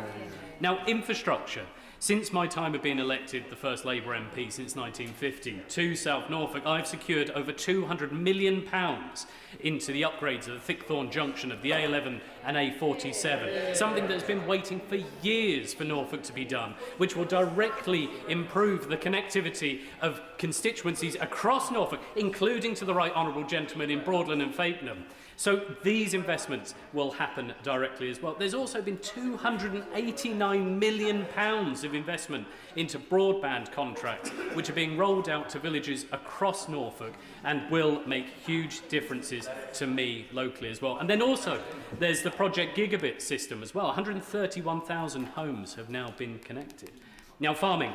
This is something that's really important to me because, as the honourable gentleman on the shadow front bench also knows, I've got a slight bit of an obsession with biosecurity in the United Kingdom. This is one thing that we need to take extremely seriously, and I urge my colleagues on the front benches, as I know they have to this point, to continue with the investment into Harlow and other places to ensure that our borders are kept safe, that we are stopping the threat of avian influenza and also African swine fever into the United Kingdom. We cannot continue blindly walking down an alley where we're not protecting our farming industry on that. We also need to be looking at how, going forward, we act more on planning policy on farming as well, such as reservoirs and ensuring that broilers particularly have the easy access of development to help our rural economy. Charlie Dewhurst. Deputy Speaker. Now, it very much feels like we are back to the future, or as the Minister has been channeling her inner Charlie XCX, she just wants to go back to 1999, because 27 years later, here we are, with a Labour government at war with the countryside, discussing issues such as hunting, potentially enormously damaging changes to the pig industry, and enormous changes that could affect our countryside and our rural economy. Fresh from the hammer blow of the family farm tax and family business tax over a year ago. And I will take this opportunity to pay tribute to those members on the other side who did quietly campaign against it and have achieved some changes, but whilst the Lord giveth, the Lord also taketh away. So while that news was announced just before Christmas, we also saw the arrival of the government's animal welfare strategy, a document that could have been written by the NGOs and animal rights activists themselves and contains some potentially extraordinarily damaging measures that could indeed harm farming well into the future. Now, these are often technical and quite complex matters. Now, when I mentioned 1999, it's very important to remember what happened. The government, rightly at the time, took a view that sow stalls needed to be phased out. But instead of phasing them out, they banned them overnight and destroyed 50% of the British pig industry. So when you look at future animal welfare matters such as farrowing, it is very, very important that the government works with the industry to ensure that any future changes and transition is done so it does not affect our ability to produce fantastic British pork and supports our farmers and ensures British food security. There are other measures that need to be discussed, such as the use of CO2 in stunning. Another technical matter, a matter that needs to be worked with with the food processors and abattoir owners to ensure, once again, that we do not damage our food security. There are lots of other things. My honourable friend, the member for North Cotswold, mentioned the issues with shooting and the changes to firearms and shotgun certification and licensing. You said, of course, there are 67,000 people employed. There are over 600,000 people engaged in that industry. It is hugely important to my own constituency of Bridlington, the Wolds, and to neighbouring constituencies like that of my honourable friend, the member for Thirsk and Malton, where a town like Helmsley brings around £1.5 million a week alone from shooting. So very, very important that we take that into account. Also, while I have a moment, I think it's important that we mention the SPS deal. That wonderful thing that is being trumpeted by the government and by the Liberal Democrats, which we sold out our fishing industry for 12 years for something that is yet to be negotiated, and which, if you speak to farming representatives, they will tell you is likely to cost farmers hundreds of millions of pounds and likely to reduce our food production and increase our reliance on imports. Look, I will always stand up for our farming community and for our rural economy, and I commend the motion of the opposition today. Josh Newbury. We have had a bitterly cold start to 2026, but as always, this week farmers up and down the country have been out in all weathers and all hours helping their neighbours and clearing vital routes. And I'm delighted that just a fortnight ago we had the news that the threshold for agricultural property relief and business property relief, due to come into force in April, has been raised considerably to a total of £5 million for a couple, even if one of them has already passed away. I very much welcome the fact that this Labour government has listened to the farming community, and I pay tribute to my fellow backbench Labour MPs who raised this privately and constructively for many months before feeling we had to voice our concerns publicly, as well as to the national farmers' unions in all 4 nations and many others for their steadfast and constructive campaigning on this. And above all, I would like to thank the farmers in my constituency who sat down with me and opened up about their very private family matters, as well as their businesses, 2 things that are uniquely intertwined in farming. I know the changes are a huge relief to them. But, Madam Deputy Speaker, one issue that is on our roads that farmers cannot solve is a lack of bus services. Often part of rural life is the services you rely on being further away. But when public transport is non-existent or inadequate, that physical distance becomes deprivation. Most of our villages in Cannock Chase have just an hourly service, and Slitting Mill, as I've mentioned many times in the House, has none at all. I'm very proud that the Bus Services Act, which I served on the Bill Committee for, has given local transport authorities the ability to seize the opportunities of franchising and publicly owned bus companies. On Staffordshire, yes, I'll happily give way. For giving way. Villages in my own Shipley constituency, such as Eldwick, Gilstead, Cullingworth, Harden, Wilton, suffer from the same problems with the decline in rural bus services under the Tory government. So will my honourable friend agree with me that it is under this Labour government and the announcements around the Rural Transport Accelerator Fund that are going to restore vital connections to our rural villages? Madam Deputy Speaker, I very much agree with my honourable friend, but I'm a little envious of her, if I must confess, because she, of course, has the Mayor of West Yorkshire backing up the Labour government and using that investment wisely and hopefully making use of the powers that are introduced in that Act as well. Whereas, as I was about to say, on Staffordshire County Council, the Conservatives took absolutely no interest in this during their time in power, and recent news of Reform UK's cost-cutting review suggests that our bus services will continue to be neglected. Following... Yes, I'll give way very briefly. My honourable friend and constituency neighbour for his kind words and his campaigning on this issue. As I'm sure he well knows, Rugeley Trent Valley train station serves a very rural area, mainly in my constituency where the footprint of the station is, but it's also the access to the West Coast Main Line for his constituents. That is not accessible by a bus service. And does he agree that actually we should be extending bus travel so that people can get to a train station on a bus and have all the access and all the opportunities that come with that, rather than what we've got at the minute, which is a legacy of Conservative failure? Absolutely, Madam Speaker. I couldn't agree more with my honourable friend and constituency neighbour, and I would add that Rugeley Trent Valley also doesn't have accessible access either, which is a big issue that the two of us are campaigning hard on and hope to see some progress on this year. Following the shameful revelation that Reform chose a supporter of white supremacy to lead our county council, and the fact that the Doge unit has yet to visit, Reform have just announced a cut of £1 million to concessionary fares in the coming financial year. And transparency clearly is not in their vocabulary, because Reform refuse to say who will be affected by these cuts. You cannot slash £1 million from the concessions relied on by thousands of residents without having an adverse effect on them, particularly in rural communities. Whilst this government is giving councils more money for road repairs and public transport, Reform-led Staffordshire County Council is filling even fewer potholes than the Conservatives did, and bus services are not improving as they should be. Rural communities that were let down by the old Conservative Party are now being let down by the new turquoise Conservative Party.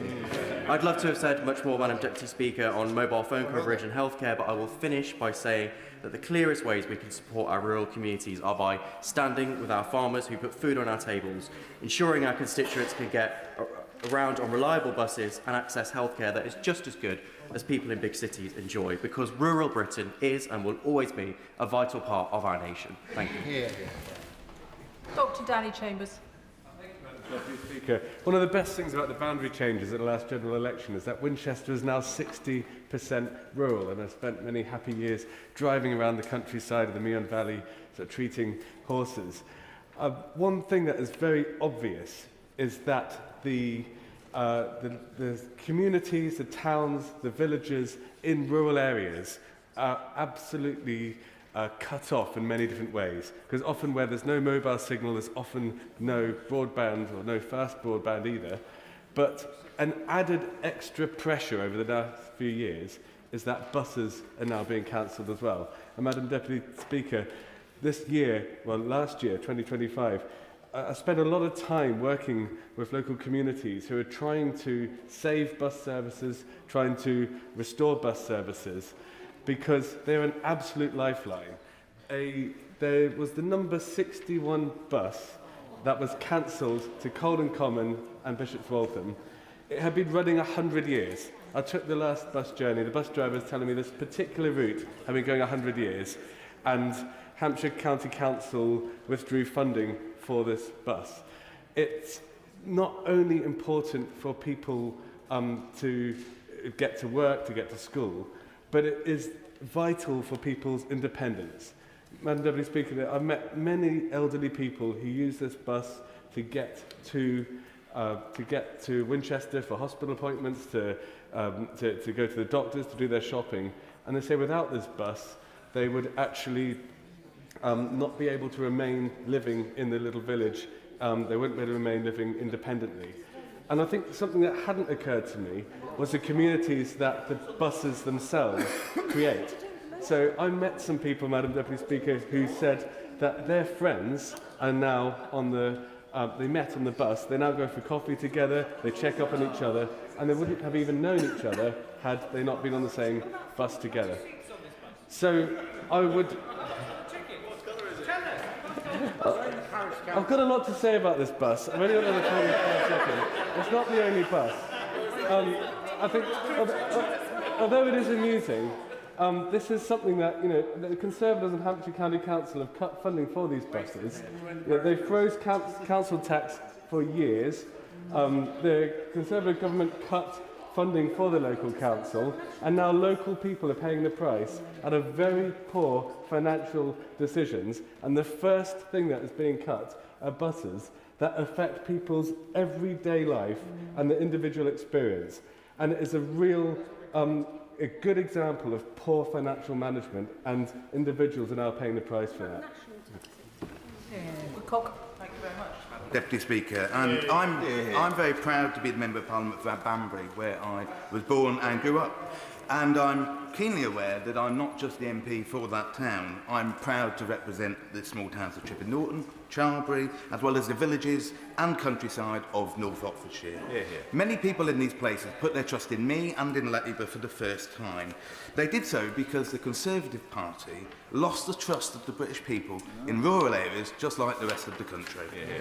People in those areas remember the party opposite dragging them out of the European Union on broken promises to reduce immigration, of a better deal for farmers and of more money for our NHS. They remember a Conservative Prime Minister who partied during lockdown. They remember a chaotic mini-budget that sent mortgages skyrocketing and nearly crashed the economy. I raise all of this because the Tories try and pitch division between rural communities and our towns and cities where there is none. The reality is that while they are different, people in those areas have exactly the same issues and very much the same concerns. The Conservatives left our communities with sky-high NHS waiting lists. They left village schools that were literally crumbling. They left terrible infrastructure and our county and country roads riddled with potholes. They left rivers like the Cherwell and the Glyme clogged with sewage. And today, we've been reminded that they've learnt absolutely nothing. We've learnt that they would do nothing for the residents in Claydon, in my constituency, who are suffering harassment because they complain about their pets being killed, their gardens being wrecked, and their children being terrified as dogs and horses from the Warwickshire Hunt run across through their village under the smokescreen of trail hunting. Now, I will acknowledge that the issue of agricultural property relief has caused concern for many farmers. But the chief reason for their concern is not just those changes to tax. They're concerned because they were let down by the Conservative Party for so long. They know that the Conservatives sold out farmers and undercut them in trade deals with New Zealand and Australia. Will you give way on that point? Happy to give way. I thank my honourable friend for giving way. It's not just those constituents of Banbury who know that they were let down by the trade deals in Australia and New Zealand. It's the Conservative Party themselves. My Conservative predecessor, does he not agree, said in this House when he was in this House of the Australia deal that it wasn't a very good deal for the UK. I'll just echo the sentiments of my colleague's predecessor. Madam Deputy Speaker, the people in my constituency know, and the farmers in my constituency know that it was the Conservatives who allowed food inflation to run at 19.1%, while they, as farmers, continued to suffer from unfair market practices from supermarkets that prospered rather than the farmers themselves. They know that it was the Conservatives who bottled planning reforms that would make it easy for farm businesses to invest, diversify and to grow. And we also know that the Conservative Party like to pigeonhole people living in rural areas. Now, our villages and our countryside are filled with different people who have one thing in common: their love for where they live and their desire to make it better. They want a government that is committed to fixing and solving those problems, the issues that matter to them, the NHS, schools, the economy. But they also want better buses, they want better connectivity, and they want an end to rural crime. People in villages across my constituency abandoned the Conservatives at the last election, and the reason they did that is because the Conservative Party abandoned them. Well, Madam Deputy Speaker, I can promise you one thing: I won't be. Thank you, Madam Deputy Speaker. The irony won't be lost on farmers in Norfolk and across the border in my constituency in Fenland of hearing the member for both South West Norfolk and South Norfolk say how important farming is, having also then voted for the family farm tax. And indeed, that builds on a contradiction we saw at the general election, because the Labour Party said they wanted to offer a new deal for farming.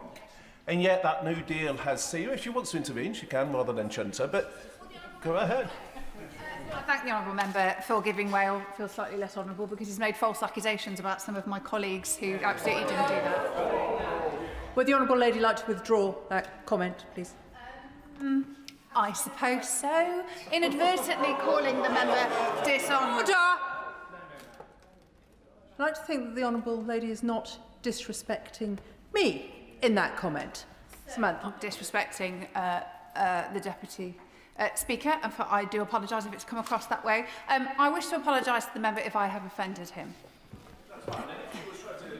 An abstention as opposed to a vote against. But the reality is only one Labour Member of Parliament voted against, and people's voting records are there for all to see. Well, of course, if he wants to also give me more time, I'll take a second intervention. Thank you very much to the honourable gentleman for giving way.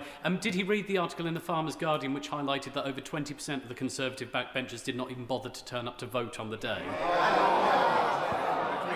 Vote on the day, but the point is he didn't oppose it. It came also through the finance vote as well when there was another opportunity. So there were two opportunities for the House to vote on it. One should look at both votes to determine whether people were for or against, but that's a matter of public record. We've had a number of opposition day debates on this. We've had a number of opportunities in the House, and I think people's voting records and their records more widely on the family farm tax are there for all to see. But the point is, there's only a partial U-turn on that. So if he wants to say that he's opposed to the tax, then hopefully he will support future votes to remove the tax entirely, because we've only had a partial U-turn. So there will still be an opportunity for him to go further. But of course, that's not the only measure. We've seen the sustained farming incentive scheme abruptly stopped with no notice to farmers. There's no timeline in terms of when that is going to be reopened. We've seen things like the Farm to Fork Summit in number 10 scrapped. An important opportunity for the industry to have the ear of the Prime Minister. We've seen schemes on productivity cut, and there's a whole range of things which the member for Ripton and Skipton spoke about in terms of wider pressures. And that really builds on the fact that in the Labour Party manifesto, page 59, there was only one paragraph on farming. And so the first thing I wanted to do was really turn to that paragraph, because one of the things, the few things the Labour Party committed to, was to say that 50% of food procured by the public sector would be locally sourced or to higher environmental standards. So will the Minister commit to writing to me with a timeline, given a number of months have now passed since that manifesto, to set out what is the implementation for that? Because that is something that can make a real difference to helping the farming community. The second thing I wanted to highlight is the report of Baroness Batters. She is widely respected, I think, across the House and certainly within rural community. She makes 57 recommendations. I think it is regrettable that that was slipped out right at the end of the Parliament Christmas. But it is a serious report that merits serious attention, and I'm sure the Minister would agree. So could she update the House when she winds up on what the timeline is in terms of implementation of those 57 recommendations, given the pressures that colleagues across the House have spoken of? And third, I just wanted to touch on a theme that I think applies to both debates today, because last year was characterised by a number of U-turns that the government was forced to make, where the Prime Minister asked his backbenchers, not just on the family farm tax, but on welfare reform, on the winter fuel allowance, on national insurance, where the previous budget had triumphed the fact that the tax thresholds were not being extended, the freeze, and then this last budget did exactly the opposite. And already we can see a theme, Madam Deputy Speaker, of a number of U-turns that are pretty foreseeable. One of them from the debate we've just had on jury trials, where there's widespread concerns. But again, in farming, we can see a number of areas. But the one I particularly wanted to highlight is regarding rural pubs. And I commend the Telegraph for the campaign that they have launched. But I just want to speak to the very serious concerns that I, and I think many members across the House of all parties, will be hearing from their rural pubs. And I don't support the ban on Labour MPs from pubs. I don't actually personally think that is the right approach. I think pubs are the heart of our communities. They should be a place that bring people together. But I think the government is making a serious mistake, and I just gently say to Labour backbenchers that I foresee it will be another issue on which they are marched up the hill only for their Prime Minister under pressure to change his mind. I think he'll do it on digital ID, I think he'll do it on jury trials, and I think he will do it on rural pubs, and we can save people a lot of anxiety if the proposals are changed. Jane Kirkham. Thank you, Madam Deputy Speaker. I represent an area that covers a small city, a town and a large rural area. Much of that rural area is the Roseland Peninsula and is also coastal. It was notable when I researched my maiden speech that David Penhaligon wrote about the challenges that threatened rural Cornwall 50 years ago, and they were very similar to the ones today. Roads, pressure on services, hospitals and sewage, lack of housing, summer lets, and the lowest average wage in the country at the time. Many of those this government is already acting upon. Roads are being fixed, buses are better funded, and rural franchising is being piloted in Cornwall.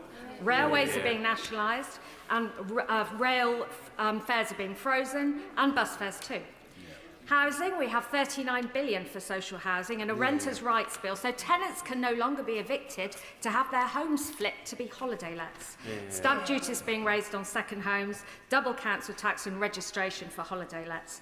The NHS, big thing in Cornwall, 5 million more appointments. Neighbourhood health prioritised. Services moved out of urban cities into rural areas, and community health workers going door to door. We're fixing our broken sewage system, and we now have that minimum wage. In energy, rural energy, in Cornwall, that infrastructure will be a boon, not a bind. Critical minerals, the strategy for that, and sustainable mining will fuel our economy and give us energy security, alongside with tidal, geothermal and wind energy, which will power and support our rural way of life. Food, I will. Much. Within my constituency of Caerfyrddin, we have a number of infrastructure projects being planned to produce and transport energy. And whilst at Plaid Cymru we agree that green energy production is necessary, the transition has to be made with community consent. Undergrounding of cables is project and time specific, depending on thermal rate values and cable type. So does my honourable friend agree that communities need to have a much greater voice in the cumulative effect of these projects? I thank my honourable member. I do agree that communities must have a say, but they must also benefit. And that is one of the things that this government will be introducing. Another type of security than energy is food security. After a very difficult decade under the Conservatives, Brexit caused real problems at the border, which our SPS and EU agreement will hopefully untangle to a certain extent by 2027, plus those terrible trade deals with Australia and New Zealand, which will allow an influx of beef in, while very little will be going the other way. It's been a time of flux for farmers since Brexit. That rocky introduction of elms, which was then spent very quickly under this government, and is coming back. A new improved sustainable farming incentive in April will hopefully give that support to food production as part of that environmental stewardship. Working with recommendations from Minette Batters, the government can now focus on farm profitability, which is so vital, and move on through the strategies that are due this year to a vision for farming in this country, that land use framework and the farming strategies roadmap, and we will get there. Sir Alex Shelbrooke. Thank you, Madam Deputy Speaker. And I think we just have to get down to some basic facts today, because for all of the propositions that are put across by the government, the reality is that people are feeling on the ground. And my constituency crosses two counties of West Yorkshire and North Yorkshire. But in North Yorkshire, Conservative run, they've seen millions of pounds of reductions in grant, as my right honourable friend for Skipton and Ripon touched on. Reduction in the services grant has knocked £14 million off the budget, and the fair funding grant has knocked £20 million off the budget. And the reality is that people start to wonder, does the government understand rural communities at all and rural counties, because within North Yorkshire there are huge areas of deprivation, but they have now seen their money cut because the overall picture of the county knocks them out of the picture. But also, Madam Deputy Speaker, a county like North Yorkshire can be very sparsely populated and has unique challenges that need that funding in place. And this is against the backdrop of the attacks that have happened on farming. 92% of my constituency is rural or rural-related agricultural business. My own constituency supplies £2.2 billion to the Exchequer, to GDP, out of agriculture. And there has been huge concern and widespread disbelief at the policies that the government has brought in. And even with the U-turns they've knocked out just before Christmas, still has left a huge uncertainty and, crucially, even with those U-turns, a lack of faith in having to invest in the future. And it's not just about farms, there's the whole ecosystem of rural economies. And I have been to businesses in my constituency who hire plant machinery, but they don't just hire it, Madam Deputy Speaker, to the farmers during harvest and areas to do there. They also help make sure that the countryside and the landscapes itself are managed. And North Yorkshire and parts of my own, parts of where I live in the part of West Yorkshire has huge historic areas. These are areas that people come and visit, are tourists, and if that countryside is not maintained, then it becomes less and less income of people coming there. There's been this huge attack in every single angle to people trying to make a living in these rural communities, which they have done for decades and centuries. And nobody... I will give way. My right honourable friend makes a really important point here. Whether you're in rural or North Yorkshire, or whether you're on the edge of the West Midlands, where we have some fantastic rural landscape, the fact of the matter is, surely, we have a Labour government that really does not understand the countryside and the countryside way of life, and they're more intent on covering it in concrete. My honourable friend makes a very important point, and I think that is the view that comes from a lot of people that you speak to in and around rural constituencies, that they say either the government doesn't understand these communities, or worse, they don't care. And that seems to be this constant attitude of, you don't need the money, we're going to take it into the urban areas. And that is what people feel. And it's all very well, as we saw at Prime Minister's question, when the Prime Minister's trying to say, well, we've got this bit of the economy, that bit of the economy. Let me tell you, Madam Deputy Speaker, when people are sat at home, it does not feel like that. It does not feel like that when the weather is freezing cold and they're wondering where they're going to make the cuts to ensure that they can heat their homes. And that happens in areas of deprivation in and around my own constituency, which is deemed to be affluent. But because of that, they don't get the money that people need. And I just want to briefly touch on the fact that farms, good agricultural land, is being taken over by solar farms. I am fed up to the back teeth of listening to government ministers say we must no longer be reliant on petrochemical dictators to control our energy. China is a dictatorship and it controls 90% of the processed materials for renewable energy. And I will have a huge amount of respect for the minister if she can, in her summing up, stand up and admit that the dictatorship of China is no better than some of the dictatorships of petrochemical states. And you're just transferring, Madam Deputy Speaker, the problem from one region to another, but they should not pretend that they're any different. Jodie Gosling. Thank you, Madam Deputy Speaker. I would like to welcome the changes, first of all, to inheritance tax, to APR and to BPR. Farming is essential to our rural economies, and I will continue to work with colleagues and with new investment to champion food security, sustainability and the key challenges around the sector which have been a result of serious decline over the past decade. I would like to thank ministers for their time to discuss these important issues and for listening to the views of myself and my constituents. As an MP of a semi-rural area, I am very aware of the challenges faced by living in a rural community. Connectivity, access to work, services and education. I'm aware of the impact that the cuts to bus services, to outreach services like Sure Start had on my community and our ability to thrive. And there are further cuts proposed now by Warwickshire County Council's Reform Council to our school transport, potentially making children walk down unlit, unrestricted roads on their way home from school for a proposed 5 miles, which is just simply dangerous. But I particularly want to focus on crime, and that's why I'm proud to see a cross-departmental approach to addressing rural crime and ensuring that the government's Safer Streets mission benefits every member of our community. Local farmers have repeatedly raised concerns about the level of rural crime with me, so I'm particularly keen to see that over £12.7 million of stolen machinery was recovered last year, including £800,000 from abroad. Theft of machinery is not the only criminality that faces our farmers.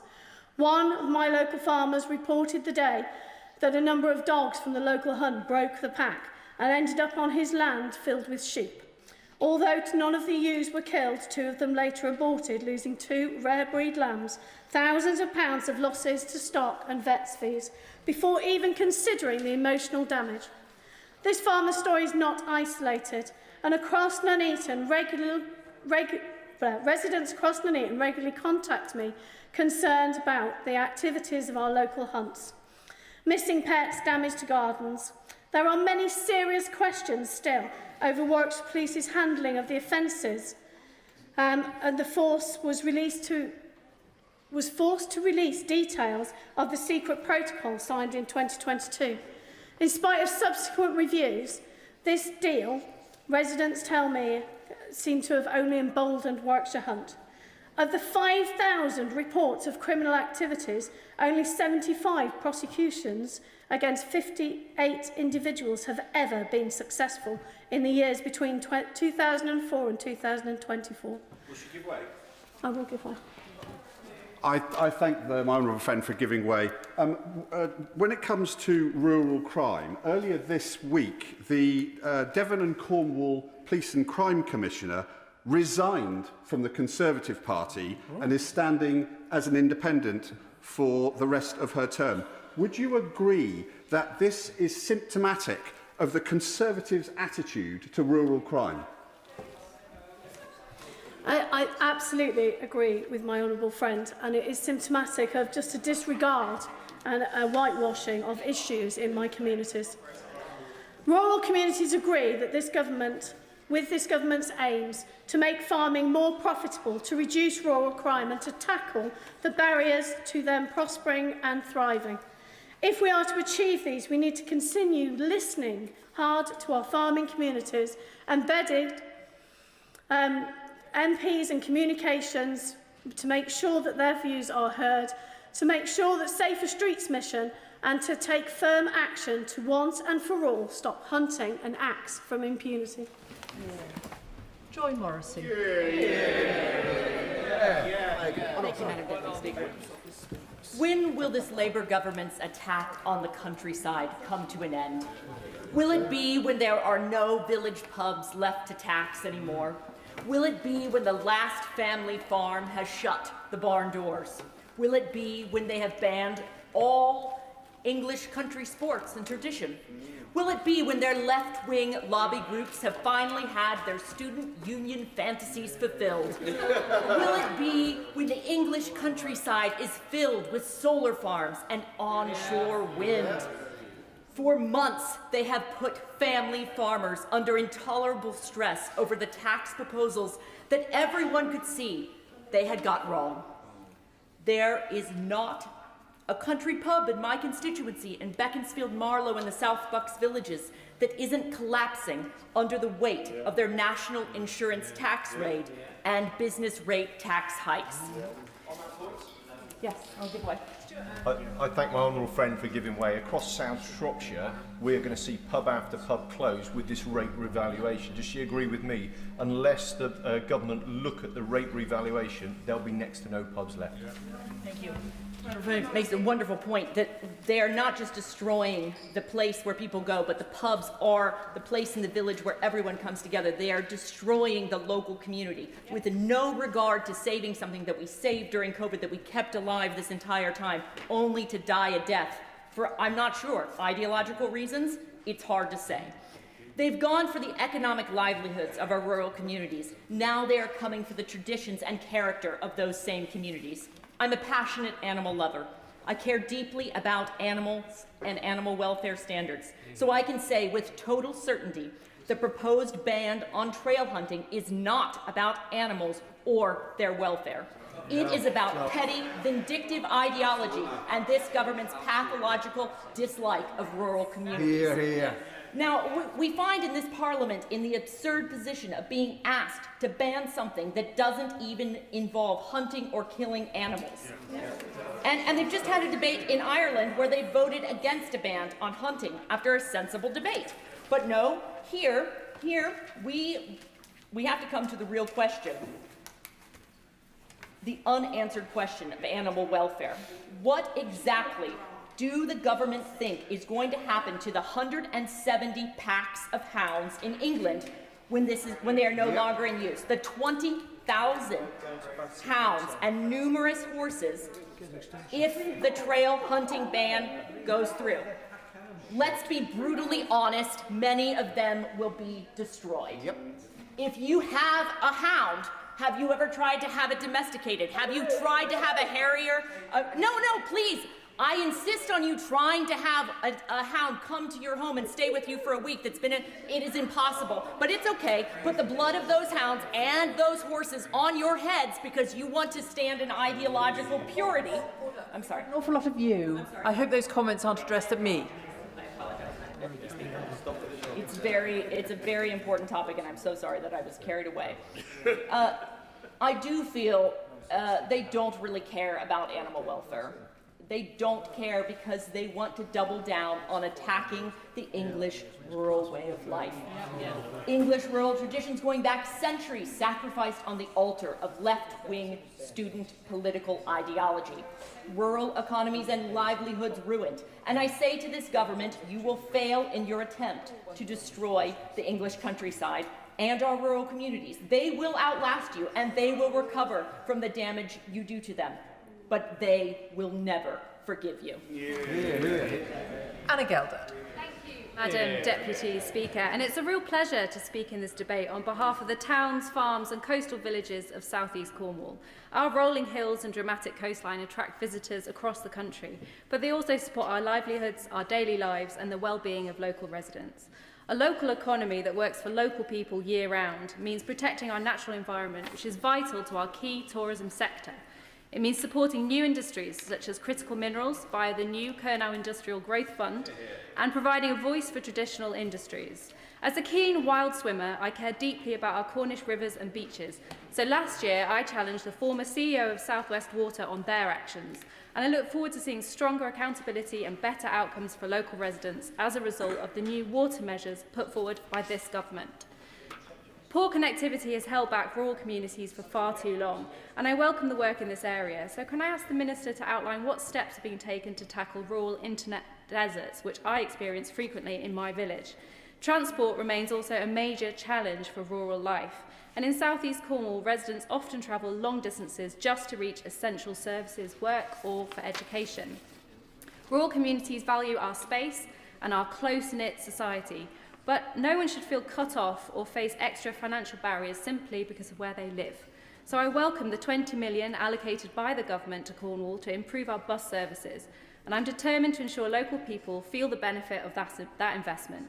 Under the last government, rail fares from Liskeard to Paddington rose by 65%, placing yet another burden on rural households. We have put an end to this increase. Healthcare access has been another real problem for my residents, and many residents travel long distances for care, often crossing the Tamar and paying a toll, only to face staff shortages, stretched services and long waits. Labour is already bringing down those waiting lists, but rural access requires specific attention. So would the Minister set out how the government is working to ensure that geography never becomes a barrier to care? Rural communities remember who stands up for them and who delivers the essential services that they need. And in rural areas, we've seen the legacy left by the Conservatives. Their mismanagement fed directly into stagnant growth and broken public services, with rural areas paying the price through long hospital waiting times, crumbling school buildings and a public transport network that simply did not work. So, alongside other Cornish Labour MPs, we've made sure that Cornish rural voices are heard here in Westminster. And I've spent time directly speaking with farmers and industry experts, listening to their concerns and building the case for change. And I'm pleased to see the increase in the agriculture and business property relief thresholds. Farmers work tirelessly to produce food for our tables, yet their fields are too often used as dumping grounds for waste. So I asked the Minister to outline what further action is underway to tackle waste crimes that blight our rural community, and I will give way. Order, the Honourable Lady's out of time now. Cameron Thomas. Thank you, Madam Deputy Speaker. Ahead of the election in Tewkesbury, considering my defence background, I recognised that I didn't fully enough understand the experiences nor the lifestyles which come with rurality. So I began reaching out. I made visits. I spoke with people, I listened to them, and I heard them. I think that if you want to represent people, or if you're likely to make decisions which will directly impact people, then you should first exercise due diligence. I'm not convinced that this government fully understood farmers, publicans or hoteliers prior to announcing its economic plans for the country, although if the Conservative Party does understand rurality, then its legacy is every bit as damning. Following over a year of consistent lobbying, the government recently made some, to be fair, pretty significant concessions to farmers, and I credit Gloucestershire NFU and my local farmers, including Charles Day, for the part that they played. Gloucestershire publicans and hoteliers, still reeling from the 2024 autumn budget, feel no better off following the last. I wouldn't suggest that banning Labour MPs from your pubs is the right way to go about that, so I will make a suggestion shortly. My publicans don't have tractors that they can drive through Parliament Square.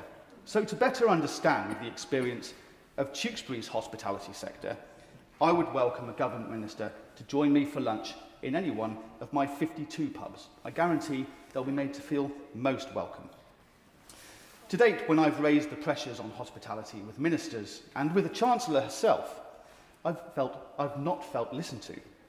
When challenging some of Labour's most damaging taxes, such as the hike in employers' national insurance contributions or unsustainable business rates, my Liberal Democrat colleagues and I are frequently challenged to offer financial alternatives to Labour's most damaging taxes, which we do.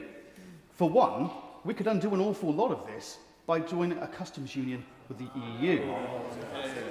And along with consistent pressure from my colleagues, I've personally called in this very chamber for increases in the digital services tax to raise money from some of the most profitable businesses in this country, rather than from the most desperate.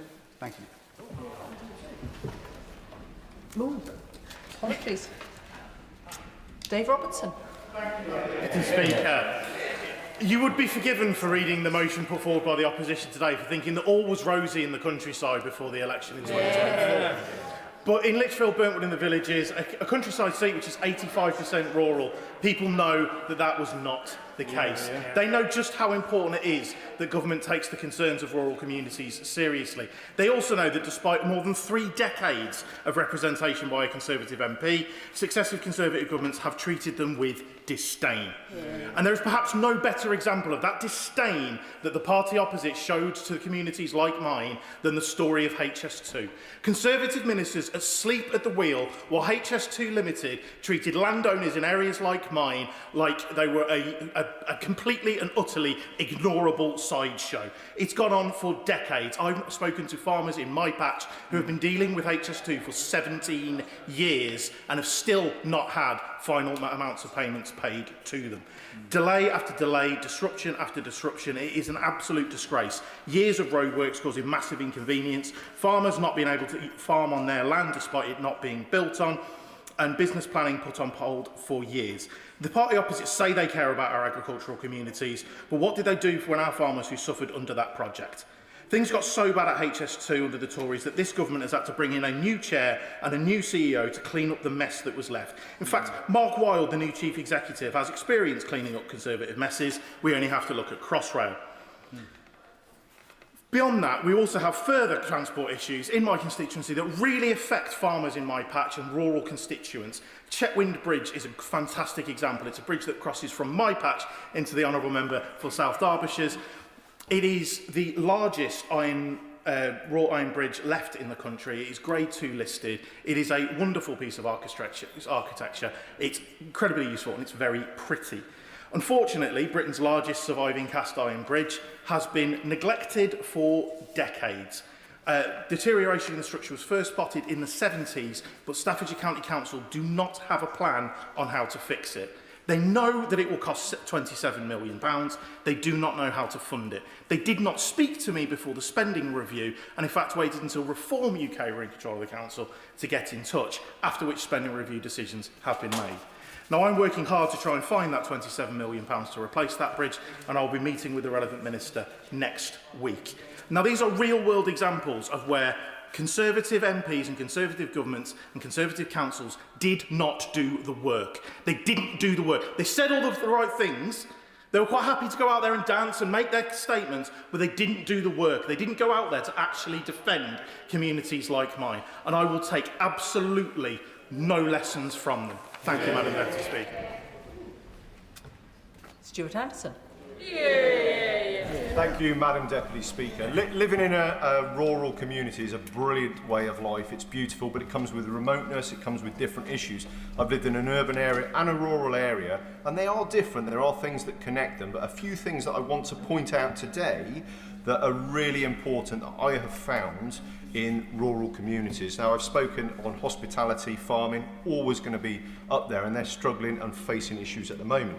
But the shotgun licensing, the consultation that is coming up, and I know my honourable friend from North Cotswold has just spoken eloquently on this, but it is going to have a serious impact to shotgun holders that require the use of a shotgun, not just for their job, but also for pastimes. And if a third of shotgun users do not renew this, it costs over £1 billion to the UK economy. And I have one of the most, the constituencies with one of the most shotgun licences. I'd really like the Minister to take this seriously. There is a huge knock-on impact on changing any licensing rules for shotguns.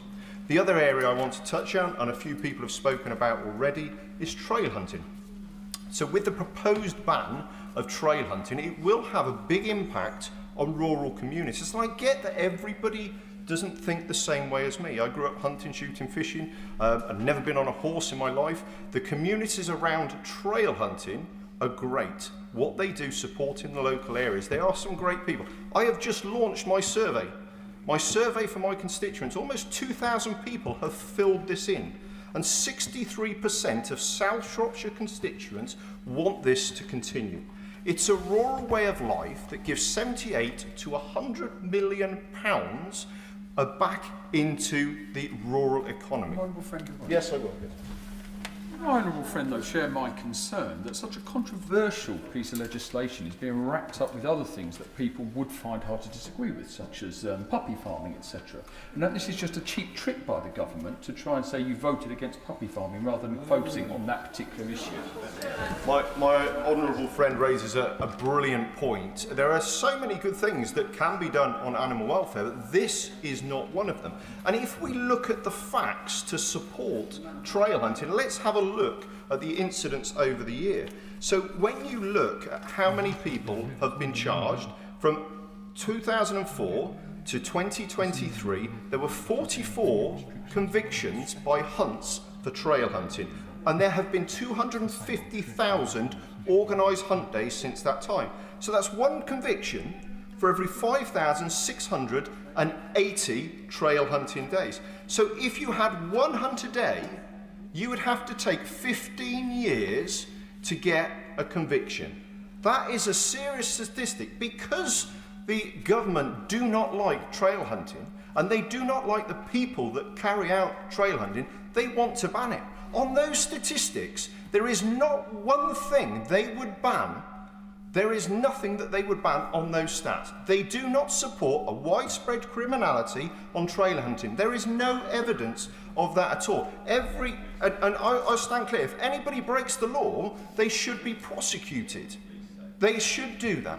But there's a huge impact to farriers, people around, for vets, fallen stock, Can the Minister let me know who is going to pick up the bill for fallen stock? That's a massive impact that will fall on farmers. Trail hunting is supported in South Shropshire, and I get that some constituents won't support that. That's fine. If anybody wants to look at what people are doing their animal welfare, go on my Facebook page and my post about it this morning. What people are saying in defending animal welfare is absolutely brutal, and I don't support that. Trail hunting is a key part of South Shropshire. I will stand up for it and for shotgun licence holders, and it should continue. These rural pursuits are part of my community. Jenny Riddle-Carpenter. Thank you, Madam. I'm delighted to be the first ever Labour MP for Suffolk Coastal. But actually, perhaps even more so, I'm delighted to be the first ever MP that's born and raised in my constituency, an incredibly rural constituency. We've had many other members here in this House that were helicoptered in from cities to represent Suffolk Coastal. So I can truly stand here in this place, in this House, and say it has, for the first time, a constituency MP that was born, bred and raised. And now, when I stand here and say that, I can also say that in looking back in 2004, when I was 17, Madam Deputy Speaker, the fox hunting debate was playing out. And it's been incredibly interesting to hear so many people, so many members on the other side, talk about Labour MPs not understanding rural issues and not understanding the fox hunting debate. And I can tell you, Madam Deputy Speaker, that one of the very reasons I'm even a Labour member, let alone a Labour MP, is because of fox hunting and the ban on fox hunting. And how furious I was at 17 that members opposite, the party opposite, was so furious about fox hunting, and it did not care to prioritise child poverty, lifting children out of poverty. And I could not comprehend a world at that point, and that's what drove me to being Labour. Those were my very values in growing up in a rural area, now representing a rural seat, that I'm incredibly proud to stand here and say, well, I will continue to stand on that ticket and defend our Labour manifesto.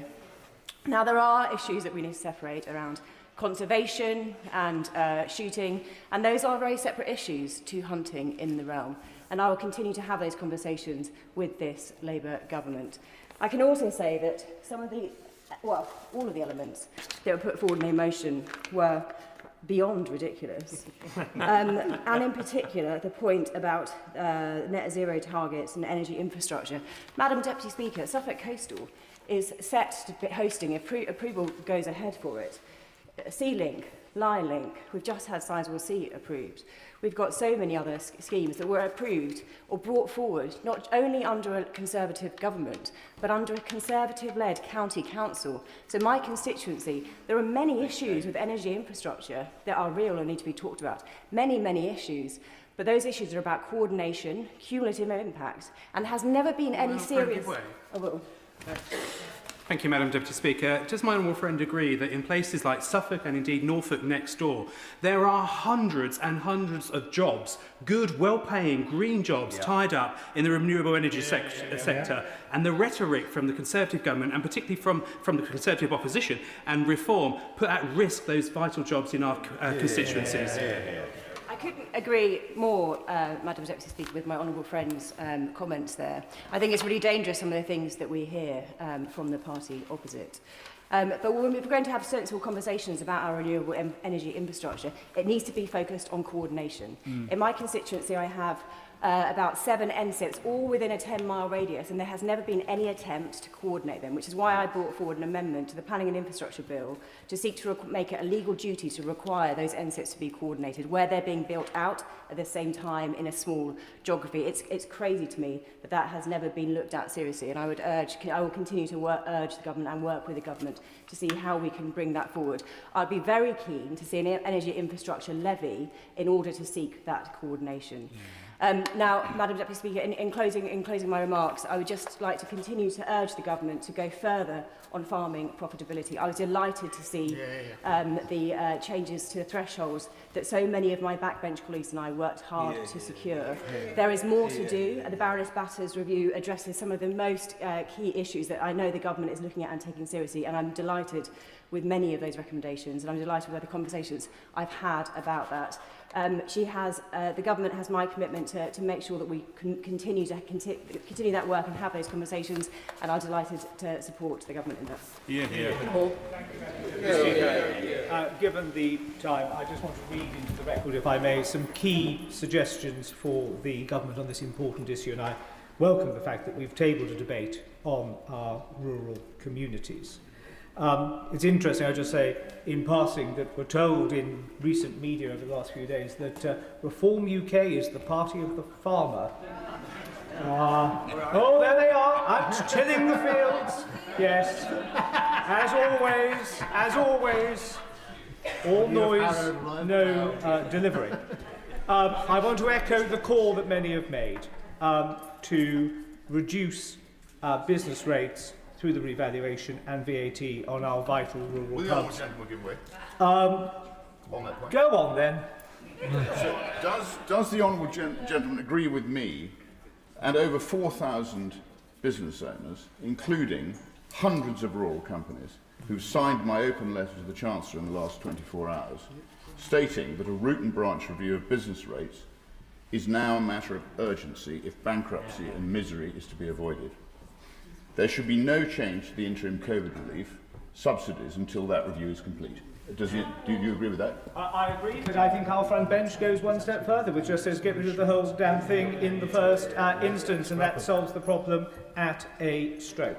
What I would urge the government is, and they did this slightly with regards to the family farm tax, there seem to be noises off from the Treasury, from the Business Department and others about, well, potential changes here, there and everywhere, and that they are listening. Businesses are now at the brink. They need clear certainty now. Stop playing cat and mouse with rural businesses on these policies. Take a decision, announce it. If it's a screeching U-turn, perform it. Do it elegantly. But for the love of God, just do it. I won't, if he'll forgive me. The second point I want to say is please restore the listed places of worship scheme. Really vital for our rural churches. I echo the point which has been made. I declare an interest as a holder of one. It is daft to merge sections 1 and 2 with regards to shotgun licences. A very serious issue, as we know, happened in Devon a few years ago. This is a draconian response to that. There are other ways to deal with shotgun licence safely. Drop the family farm tax. It was the wrong policy. It had been suggested by officials to Conservative Treasury ministers every budget cycle. And Treasury ministers from the Conservative side said no. It was never going to raise that amount of money, so the government told us before the changes. It's now going to raise even less because of the changes to the threshold. Pull the plaster off that one and again do it quickly. It is not worth the pain, I say to the Treasury bench, to continue to torture family farms. Small family farms in North Dorset is the veil of the small dairies, to quote Thomas Hardy. Lots of family farms, and they will go to the wall even with the changes to the threshold which the government has announced. Everybody with a dairy sector, Madam Deputy Speaker, will be aware of the unsustainable fluctuations in milk price. We need to see a government-led dairy strategy in order to secure what is a vital part of our agricultural sector. We need, I would suggest, in regards to planning, to restore funding for neighbourhood plans, because that will deliver the local vernacular housing which local communities wish to see. And my final point is that we need a fundamental ruralisation of the formula that underpin important funding decisions, whether that's for schools, whether that's for police, whether it's for environment agency projects. Get all of that right, and the government might begin to restore its reputation within the rural community. Continue as they are, and they're on a hiding to nothing. Mike Reader. Very much. Madam Deputy Speaker, I wanted to come and contribute to this debate to celebrate the brilliant food producers in Northamptonshire and across the UK, some of which you sampled, Madam Deputy Speaker, at Northamptonshire Day. And as chair of the Food and Drink APPG, I've seen firsthand how rural communities play a critical part in our supply chain and how they set the standard for global food quality. So preparing for today, I did think I might do like many in the opposition, go buy myself a fresh barber jacket, some shiny wellies, film a social media video ranting about protecting farmers completely tone deaf from the 14 years of hammering they got under the Conservative government. But no, I'm going to be collegiate, Madam Deputy Speaker, and instead I'm going to focus on supporting food producers and particularly on how we support growth and prosperity in rural communities.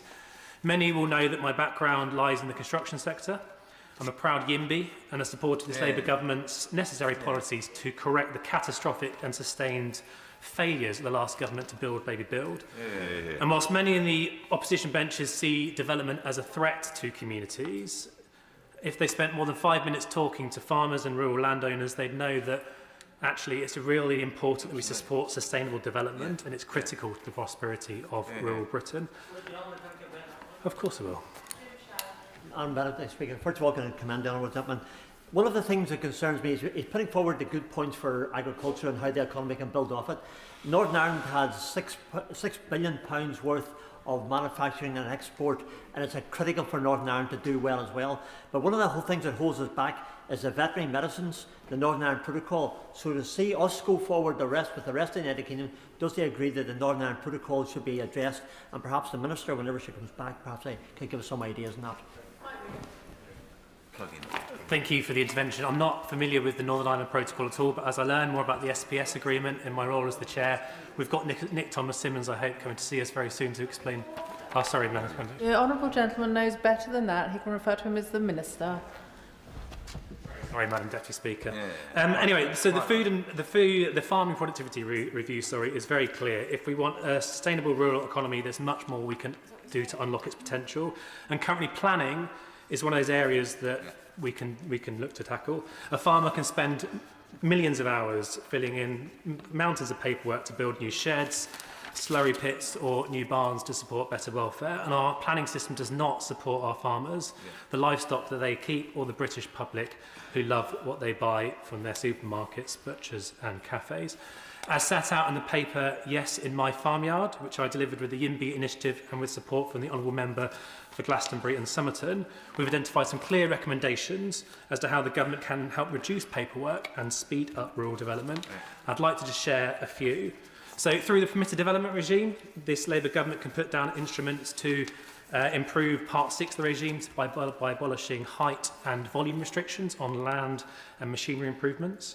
We can also change and expand Class R regulations to improve anaerobic digestion and storage for digesters, which will help enhance the circular economy for fertilisers, reduce our reliance on Russia and other states where we get our fertilisers from, and lower river pollution. And we can expand Class Q regulations to natural landscapes to ensure that our farmers can build small, sensible, sustainable settlements for their agricultural workers, who in turn can protect these precious environments. There are practical steps which will help rural businesses diversify and bring long-term stability to rural economies. I'm really pleased to see that many of the recommendations in our paper are broadly supported in the review into farming profitability, and it has endorsed that some of these policies are in the paper, but I now encourage the DEFRA ministers to work with MHCLG to bring forward these planning changes and let our YIMBY farming communities, or should that be YIMFI farming communities, say yes in my farmyard. Joe Robertson. Thank you, Madam Deputy Speaker. It's a pleasure to be speaking in this debate on supporting rural communities. Although to the casual observer who may have been here at the beginning hearing the Minister open, it appeared we were in a debate about general ramblings on COVID, or later on, if they were here when they heard the Honourable Member for South West Norfolk, they might have felt that they're in a general debate on the NHS. But I understand it, Madam Deputy Speaker. I understand why members opposite do not want to talk about rural communities, because despite their protestations, they know that they have lost the trust of rural Britain. And it's little wonder. From the family farm tax, what could be more damaging? And it's taken them over a year from that first budget when they introduced that tax to finally U-turn on the majority of it. But before that point, 4 times they voted against Conservative proposals to scrap the tax. On 4 occasions they had the opportunity to say enough is enough. And we will continue to campaign on scrapping the family farm tax in its entirety until it is gone completely. But for rural and coastal communities like mine on the Isle of Wight, it's not just farmers who have the worst possible deal from this government. It's the fishing communities too.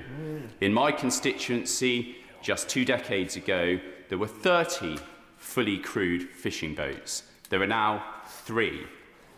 And this government rubbed the fishing community's face in it when they renegotiated with the EU and folded and gave away our fishing rights for 12 years. And Madam Deputy Speaker, for those who are reading this in Hansard in the future, from the benches opposite there seem to be smirks, expressions of laughter and jeering. This is a party, a government who fundamentally misunderstands the damage it's doing to rural Britain. The Conservative Party have always been and always will be the party of rural Britain. I will give way. Will my honourable friend agree with me that one of the greatest damages that they're doing to the countryside is destroying it with acres upon acres, thousands of acres upon thousands of acres of solar farms, destroying our best and most versatile farmland? I wholeheartedly agree with my honourable friend, and I thank her for raising it. And to add to that, destroying many rural areas with a clamour for house building in the wrong places. We should all agree, we can all agree, we need more houses for future generations. The argument is where you build them. And I'm surprised to hear members opposite say that they speak to farming communities and rural communities who are, yes, in my backyard, they want building.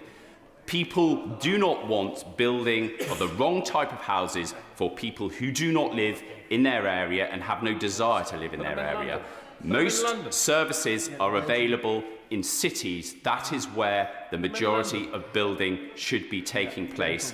And this government should be looking again at the whole way in which house building and planning works in this country. And until it understands the damage it's doing to rural Britain, it will continue to hemorrhage votes. It's Naish. And I refer members to my register of interests. Too often, rural Britain has been spoken about and taken for granted, and no more so than by the party opposite, which over 14 years, and including through its harmful pursuit of Brexit, left many rural businesses, including family farms like my own, operating on life support.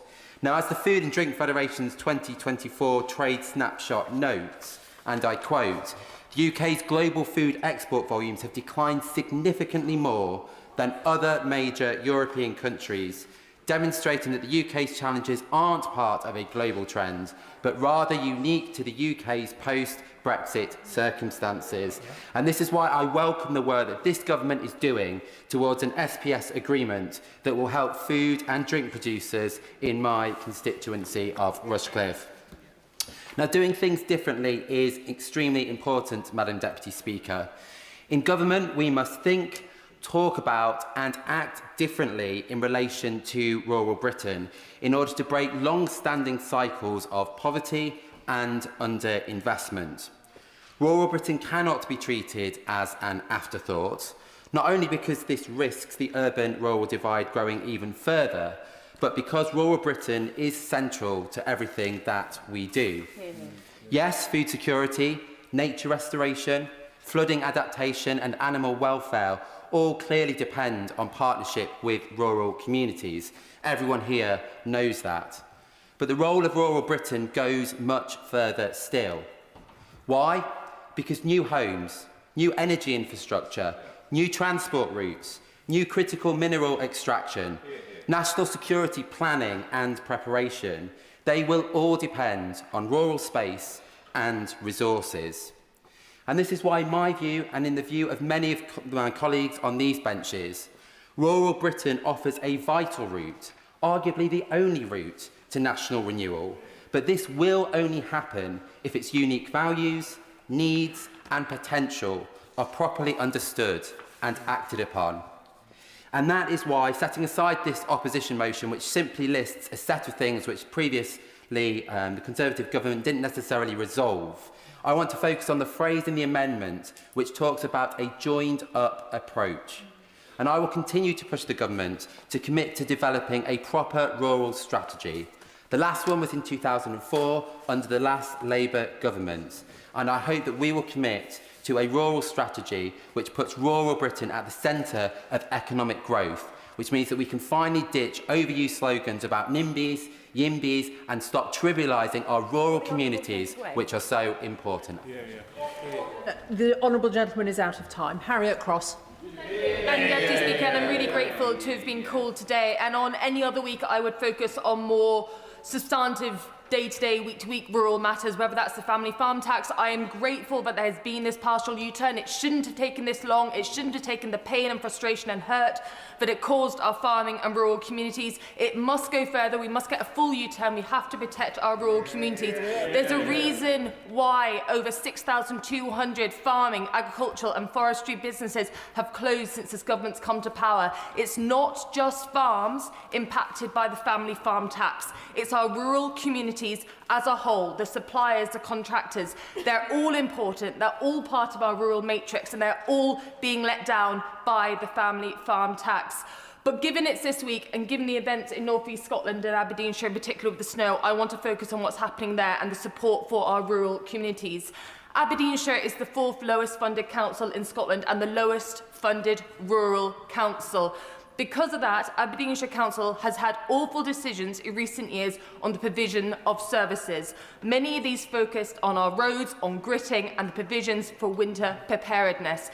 And we are seeing the results of that at the moment. Aberdeenshire is under a few feet of snow, not a dusting, a few feet. Our farmers are literally walking through waist-deep snow to dig their sheep, their livestock out of snowdrifts. They're then getting in their tractors to clear the roads for communities. They're bringing people who are stuck and needing medical attention in their cabs to the main roads to try and get them to hospitals. Our rural communities pull together when they're in times of need, when there is time to take action. They have done that for years, they will keep doing that, and they deserve our support. But support is not enough. We must make sure that rural communities are properly funded, properly supported, and able to act and prepare for situations like this. And I will end briefly with just a thank you generally to everyone in Aberdeenshire in the last week who has lent a hand, whether that's, as I've said, the farmers, whether that's the council workers, organisations and volunteers like COTAG who have been amazing in getting people out of tough situations, volunteers, neighbours or just passers-by who have pushed cars, dug roads, children who we've seen digging out driveways of their neighbours. It's been a massive effort in Aberdeenshire. It will continue. The next issue is ice. We're getting freezing temperatures, and once the snow, the masses of snow starts to melt, ice and flooding will be the next issue. We must be prepared. We need assistance and funding to make sure that when this happens again, which it will, Aberdeenshire and other rural counties can be properly prepared. Thank you. Mr. Robbie Moore. Thank you, Madam Deputy Speaker. And it has been clear that this government has been a disaster for rural communities. And we've heard loud and clear from many excellent contributions on this side of the House that have highlighted the deep concerns faced by many of our constituents. The Right Honourable Member for Skipton Ripon highlighted the challenges with the family farm tax, on pubs, on funding rural councils like North Yorkshire. The Honourable Member for the North Cotswolds highlighted the funding challenges that are being faced right now with Gloucestershire County Council, and the implications on the changes of shotgun licences will be disastrous for our shooting community. The Honourable Member for Bridlington and the Wolds, who is a doughty campaigner for our rural community, highlighted the challenges associated with the pig industry, the shooting industry, and the challenges with the family farm tax. And the Right Honourable Member for North East Cambridgeshire, who I was proud to serve as a minister in DEFRA before the general election, highlighted the challenge again of the family farm tax on his constituents, the fact that this government has cut productivity grants, the implications implications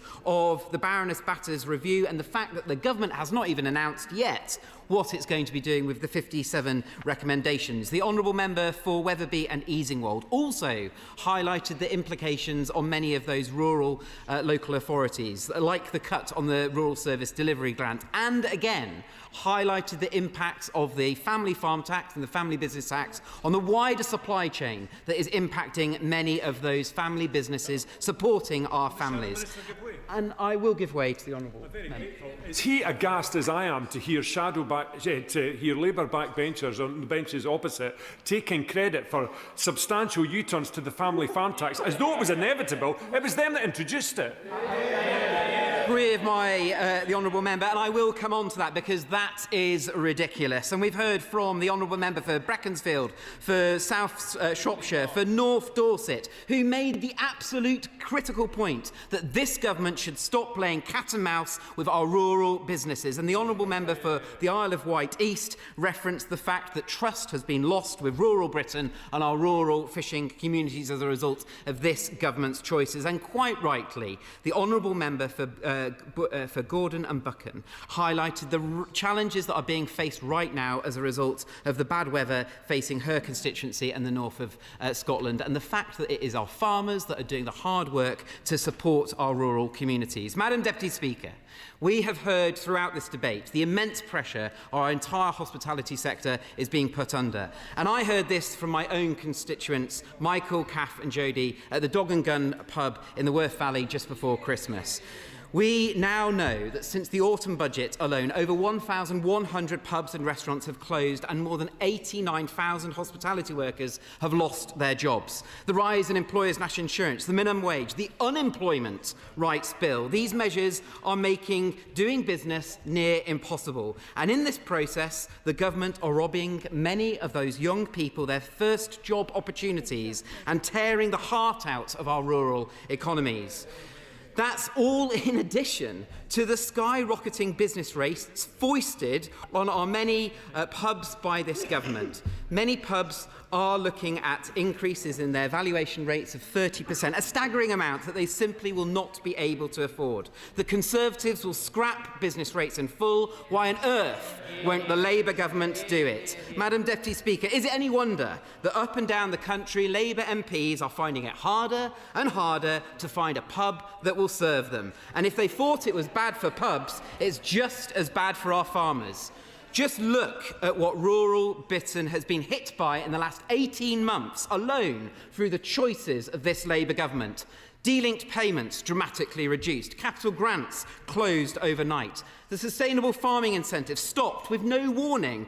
And then how embarrassing was it, Madam Deputy Speaker, that ministers were forced to admit that they wrongly refused SFI funding to around 3,000 farmers when they shut the scheme. Pure ignorance and incompetence. Madam Deputy Speaker, the farming budget has also been slashed and now combined and referenced as the farming and nature budget to create the false impression that they actually care and that funding has increased. New taxes on fertilisers, the new double cab pickup tax, plans to reclassify shotgun licences, making it harder, more difficult, more expensive to renew and apply for a licence. Country pursuits and sports, which drives the rural economy, to be banned, and a land use framework threatening to take 18% of our land out of UK food production. A US trade deal that totally destroys the UK bioethanol market, and with it robs 1/6 of the domestic wheat market for our farmers. And Madam Deputy Speaker, I go on. Prime agricultural land being covered in solar panels by the Energy Secretary, regardless of local opinion and food security concerns. And on that point, I will give way. I'm very grateful to my honourable friend giving way. And does he share my concerns? I mean, I raised this in the Opposition Day debate for the summer, that on top of solar farms taking over agricultural land, no research has been done in thermal runaway and what the evaporation of heavy metal output onto agricultural land would cause. that my right honourable friend makes an excellent point. It feeds into the narrative that this government is not making the sound decisions that our rural economy wants, given the fact that they are industrialising much of our prime agricultural land with heavy metals that will damage the soil nutrients in the future. And closer to home to me, Madam Deputy Speaker, in Keighley, plans to roll out England's biggest wind farm on our protected peatland. A disgrace that the fact that the moratorium on onshore wind has been removed by this Labour government. And the Young Farmers Grant, Madam Deputy Speaker, cancelled for the first time. Our rural councils have been hit hard too, with a £110 million rural service delivery grant, which supported many of our rural communities, axed. Fairer funding for rural councils scrapped, and for transport, the £2 bus cap gone, making it more expensive to get around our rural areas. And then, to top it all off, 14 months of anxiety over the disastrous family farm and family business tax. 14 months of families who have worked hard all of their lives, completely terrified about their future. Parents, grandparents of young farmers in tears. And yes, Madam Deputy Speaker, lives have been lost, only for the government to finally admit what was obvious to everyone else from the start. So I must say, to see some Labour MPs treating this as a victory lap is a disgrace, and to see others now coming out of the woodwork to say that actually they supported these changes all along is even worse. Because the reality is, right up until Christmas, Labour ministers were adamant that there would be no changes to APR and BPR. Labour MPs voted against this policy 4 times, and only one MP, Madam Deputy Speaker, on the Labour benches had the backbone to vote against this policy before against the Chancellor. So, Madam Deputy Speaker, time and time again, this Labour government has failed to understand, and worse, ignored rural Britain. As a result, family businesses' confidence is now at a 15-year low. The government's own farmer opinion tracker shows only 1 in 3 farmers in England now feel positive about their future. A third of farmers are planning on scaling back investment because of this government's policies. A record number of farms have closed since Labour came to office, and the government's own profitability review is being rolled out at the slowest of speeds. So can I urge every honourable member who has sought to defend the government's record in this debate today to get real and recognise the dire situation rural Britain is in. This government has chosen to ignore warnings, dismiss experience and gamble with the livelihoods of the people who feed this country and care for this countryside. Farmers and rural communities see exactly what's happening. Our pubs and hospitality sector is struggling. They feel it. They are paying the price for it, and Madam Deputy Speaker, rural communities will not forget who stood with them and who turned their backs. Thank you, Madam Deputy Speaker. I'm grateful to have the opportunity to close this debate, and I have to say, even in the deep, bleak midwinter, I don't recognise the gloomy, barren landscape that members opposite have been describing. They describe a litany of disasters. If only they'd been in government for the last 14 years and been able to do something about them. As I go round our countryside, I see quite a different picture. Millions of people in rural communities who were taken for granted and underserved by the party opposite, and that's why they kicked them out at the last general election. On this side of the House, we are laser-focused on encouraging growth.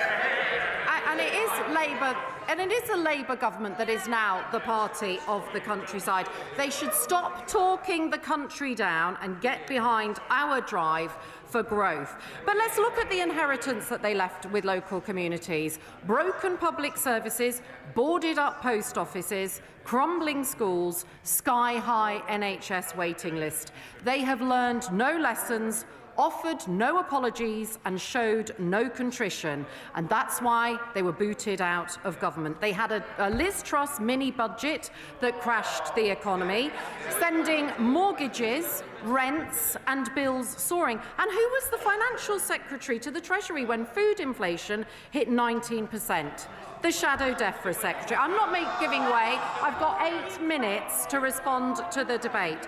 Their former Prime Minister was explicit about their policy of and saying there's a deliberate policy of taking money away from deprived inner city areas to give to rural areas. This government is cleaning up the mess they made. We've stabilised the economy, and I'm grateful. Well, I'm sorry that the gentleman for Winchester isn't in his place, because I cycled there from the New Forest during the COVID lockdowns, and I did the 25 miles, got to Winchester, but he talked a lot about the 61 bus, but he didn't mention anything about the rail fare freeze that is going to mean that his constituents are going to enjoy freezing of rail fares, as well as the freezing of prescription charges, £150 off energy bills, and the driving up of wages. And what did the Conservatives do in relation to each of those areas that will help people in rural communities? They voted against each and every one of those measures. They left the health service that was on its knees, our schools were crumbling, and they crashed the economy. So we've done more in 18 months than they have achieved in 14 miserable years. Cheaper mortgages, new rights for workers, and lifting 500,000 people out of poverty. And I want to come back to bus routes, because under the Conservatives and Lib Dems, bus routes in England declined by 50% since 2010.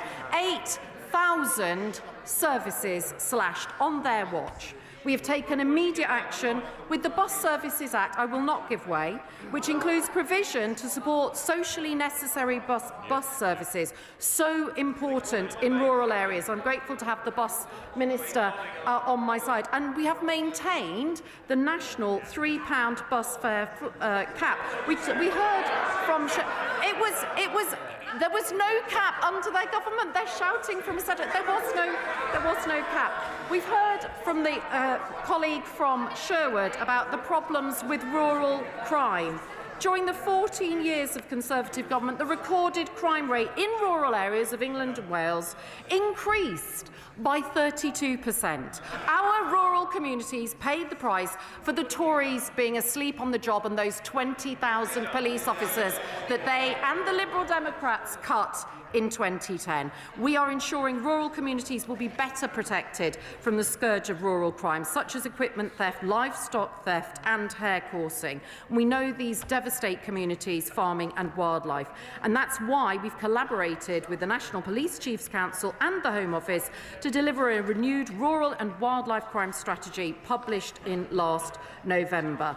My honourable friend for South East Cornwall asked about waste crime, and I visited my honourable friend's constituency in Lichfield to see the fly tipping that had gone on there. We know that waste crime blights our rural communities and it undermines legitimate businesses. The last government let waste gangs and organised crime groups run riot, with incidents rising by 20% in their last 5 years. And so we have announced what are we going to do. We are announcing we're bringing in, they consulted on changes in 2018. We are bringing them in this year. We are introducing digital waste tracking this year, end-to-end tracking of who is looking after. No, it's actually going to be operational from April this year. So the infrastructure is there. So mandatory digital waste tracking, reforming the permitting system, a system that was so loose that Oscar the dog could be a waste carrier, and tougher background checks for people carrying waste. And we'll require vehicles transporting waste to display their permit numbers. This was all prepped and planned and consulted on by them. The action is happening under this Labour government. Now, we've heard a lot of talk about land use framework. We are going to have to change the way we use land, because our landscapes need to change to support climate change mitigation and adaptation, economic growth, housing delivery, food production, clean energy, and to meet our statutory targets for nature recovery. And that land use framework will be published later this year. We had the Right Honourable Gentleman for Skipton and Ripon talking about informal employment relations. I'm old enough to remember when their government, with the Lib Dems in coalition, abolished the Agricultural Wages Board, abolished the Commission on Rural Communities, and their prime plan for rural prosperity was to sell off the nation's forest, which received uproar in the rural communities and which was the first U-turn of that coalition government. As the Minister for Forests, I have been visiting Hexham, and I stood amongst the pines and the spruce and the furze trees of Kielder Forest, a landscape bursting with growth, renewal and vitality. And I met the men and women who make that possible, and I met some of the businesses with my friend, the member for Hexham. We went to innovators at Egger in Hexham, one of Northumberland's largest rural employers, turning timber into panels that are found in homes and workplaces across the country. We have announced the first new national forest for more than 30 years in Bristol, Swindon and Gloucester, all around the west of England, and we're not waiting 30 years to announce the next ones. In November last year, we announced the creation of 2 more national forests, the Oxford-Cambridge corridor, and a competition will be launched for a 3rd new national forest in the Midlands or the north of England in early 2026. Tens of millions of new trees planted in the coming years alongside new infrastructure and new homes that this country needs. Now, I want to come on to some of the points raised in the debate. So I was asked about the Batters review. There were 57 points. The member for Wetherby and for Northampton South, I learnt a new word about YIMFI. Our priority is to get the implementation of this right, and we are considering all of those recommendations, but we will set out a detailed response to the Batters review in our 25-year farming roadmap. On firearms licensing, the Prevention of Future Deaths report into the fatal shootings in Plymouth said that there were problems in the firearms licensing scheme, and the fees for firearms licensing were last reviewed in 2015. So it is important that the additional revenue from firearms licensing is used to... Mike Wood. I beg to move that the question be... The question is that the question be now put. As many as of that opinion say aye. Aye. Of the contrary, no. I think the ayes have it. The ayes have it. The question is that the original words stand part of the question. As many as of that opinion say aye. Aye. Of the contrary, no. No. Clear the lobby.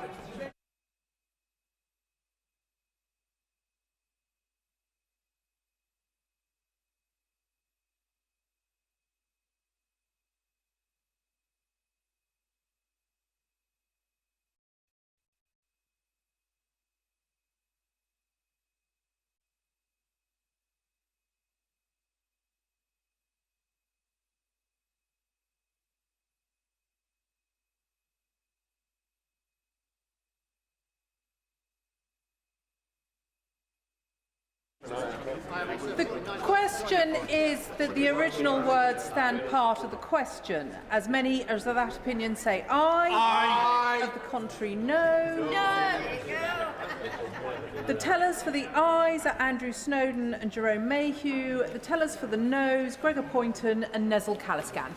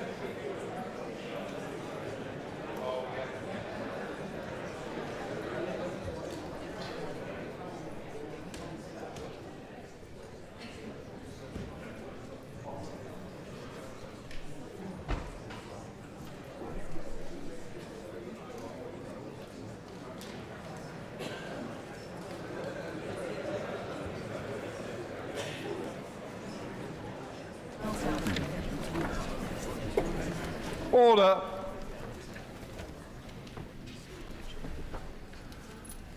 The ayes to the right, 105. The noes to the left, 332.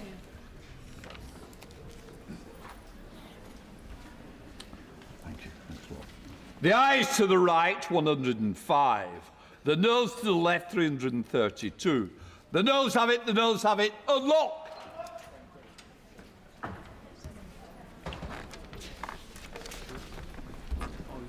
The question is that the proposed words be there added. As many of that opinion say aye. Aye. The contrary no. I think the ayes have it, the ayes have it. I declare the question as amended to be agreed to. Right, we now come to the next part of the business. Secretary of State for Defence, are you ready to make the statement? Secretary of State. Mr. Speaker, with permission and with thanks to you for allowing me to do so at this late hour, I wish to make a statement to update the House on today's US operation and on yesterday's Coalition of the Willing summit in Paris. Today, the US conducted a military operation to intercept the motor vessel Bella 1 in the North Atlantic on its way to Russia. The UK, at the request of the US, supported this operation as part of global efforts to crack down on sanctions busting and shadow shipping activity. The Bella 1 was falsely flagged. It was falsely flagged and subject to US counter-Iran sanctions. The vessel refused to comply with the US's exercise of its sanctions jurisdiction on the 20th of December, after which the US Coast Guard vessel Monroe pursued the ship across the Atlantic. This is a sanctioned, stateless vessel which carries a long history of nefarious activity and shares close links with both Iran and Russia. Following a request from the US, I authorised the use of UK bases and the deployment of Royal Navy and RAF assets to support the operation, including airborne surveillance and the RFA ship Tide Force. This was a US operation. No UK personnel took part in the boarding. And I can update the House, Mr. Speaker, the operation is ongoing, but the Bella 1 is now under the control of US forces who demonstrated immense courage and professionalism in dangerous and deteriorating Atlantic Sea conditions. A stateless vessel, Mr. Speaker, may be lawfully intercepted and subjected to the law of the interdicting state. The US's enforcement action was based upon counter-Iran sanctions aimed at stopping Iran from fueling instability through the profits of illegal oil sales. The UK supported this action to achieve three objectives. First, to enforce counter-Iran sanctions. Second, to tackle the global security threat posed by expanding shadowy maritime activity. And third, to reinforce British homeland defence and security in this era of rising threats. Mr. Speaker, let me expand. First, in 2024, this vessel was sanctioned by the US and subjected to a seizure warrant for illegally transporting Iranian oil. It reflagged 5 times in the last 5 years and was falsely flying the Guyana ensign when it was intercepted by the US.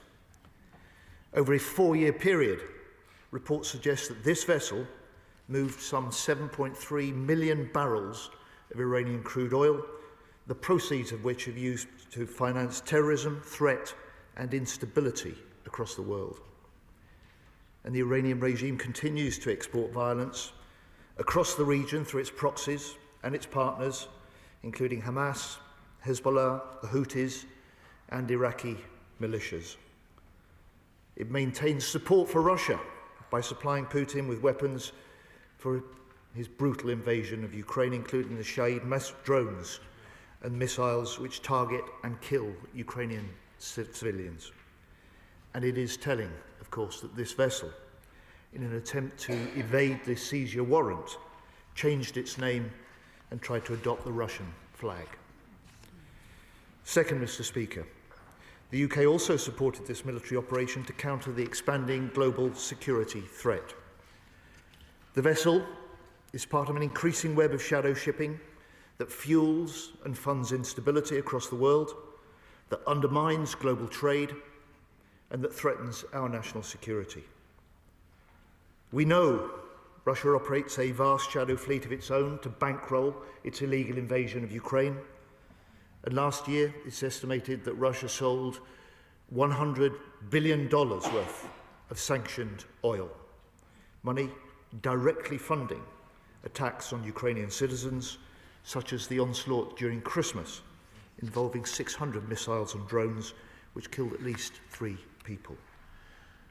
We owe it to the Ukrainians to step up action on these shadow operations, and we are. This is why we're deterring, we're disrupting, we're degrading the Russian shadow fleet as a priority for this government. And to date, we've imposed sanctions against the shadow fleet by the UK and our partners have forced 200 ships off the seas, almost half of the Russia shadow fleet's overall capacity. While Russia's critical oil revenues are now down 27% compared to October in 2024. This is the lowest since the start of its full-scale invasion. So let me speak plainly, Mr. Speaker. The UK will not stand by as malign activity increases on the high seas, and alongside our allies, we are stepping up our response against shadow vessels, and we will continue to do so. Third, Mr. Speaker, this is not just about international security, but about the threats to British national security too. Iran presents not only a persistent danger to security in the Middle East, but to us here in the UK. It poses a significant espionage threat, it sustains an aggressive cyber attack campaign against us, and as our own House of Commons Intelligence Security Committee reported, since 2022, the Iranian regime has plotted at least 15 assassination or kidnap attempts on British soil. Meanwhile, more widely across Europe, we're seeing a pattern of flagrant maritime activity coordinated by Russia. So I applaud and welcome the fact that the Finnish authorities seized a Russian shadow vessel suspected of damaging a communications cable under the Gulf of Finland last week. And we've exposed the Russian spy ship Yantar operating in our waters, surveying our undersea cables. And of course, by assisting our US allies in taking this ship off the seas, we are protecting the British people and our nation. So this is a stark reminder that our world is changing, it is less predictable and more dangerous. And this operation and the Shadow Fleet show the global links between the security threats faced by the UK and its allies. And the Shadow Fleet itself is vital to Putin's ongoing illegal invasion and war in Ukraine, which brings me on to the second topic in this single statement. Because next month, we enter the 5th year of Putin's full-scale invasion of Ukraine. Yet the Ukrainian people still fight with huge courage and defiance, the military and civilian alike. And I'm proud to say that this House remains united for Ukraine, that Britain remains united for Ukraine. We know that if Putin prevails, he won't stop at Ukraine. And we know that a secure Europe depends on a strong, sovereign Ukraine. And I'm also proud of the UK's leadership on Ukraine. It started under the last government and stepped up under this government. So now we, the UK, lead the 50-nation-strong Ukraine Defence Contact Group alongside Germany and secured £50 billion worth in military aid pledges last year. And we, with France, lead the Coalition of the Willing, undertaking detailed military planning to help secure peace for the long term when a deal is agreed. And I say to this House, let's make 2026 the year that peace is not only possible, but the year that peace is achieved. And this government is leading that push for peace. This government is building the New Deal for European security. And that's why in Paris yesterday, Mr. Speaker, at what was the largest yet meeting of the Coalition of the Willing, with 39 nations, my right honourable friend the Prime Minister, alongside President Macron and President Zelensky, signed a declaration of intent. And as the Prime Minister said, the purpose of the Coalition of the Willing is to help deliver a peace that can last and to work with the US to guarantee Ukraine's security for the long term. This work is now more advanced than ever, he said.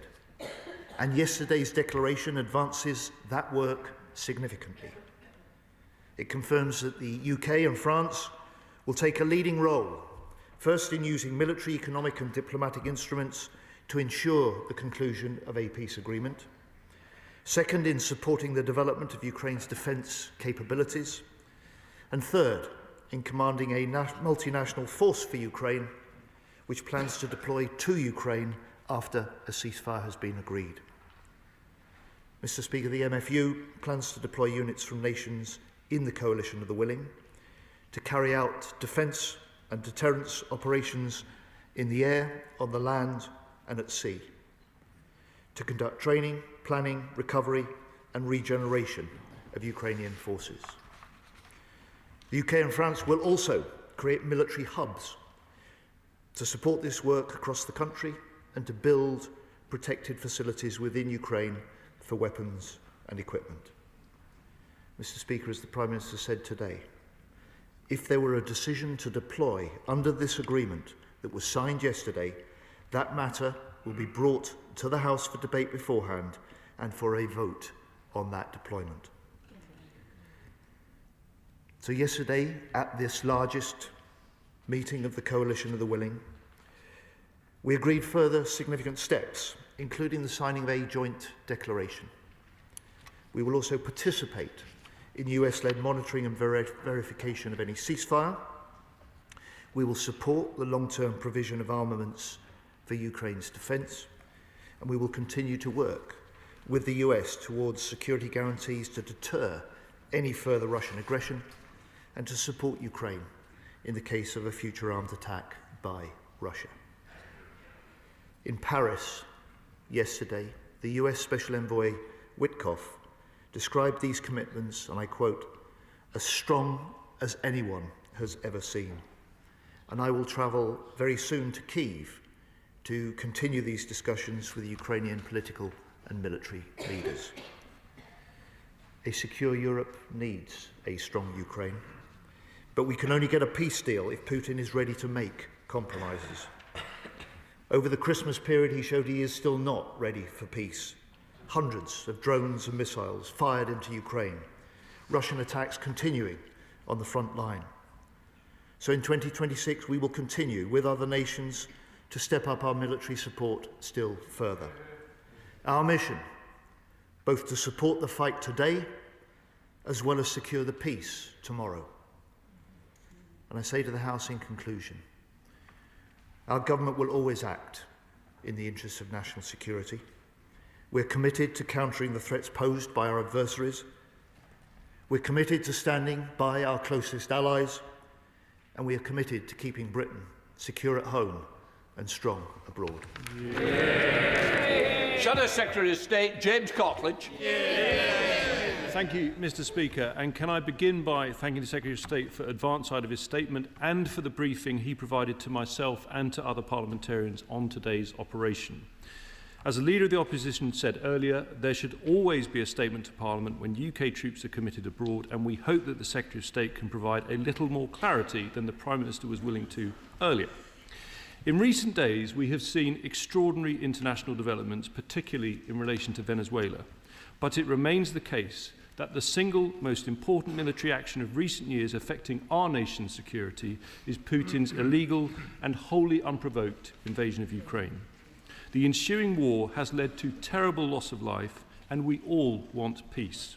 But it must be a lasting one, on acceptable terms to Ukraine and with credible security guarantees so that any post-ceasefire settlement can endure.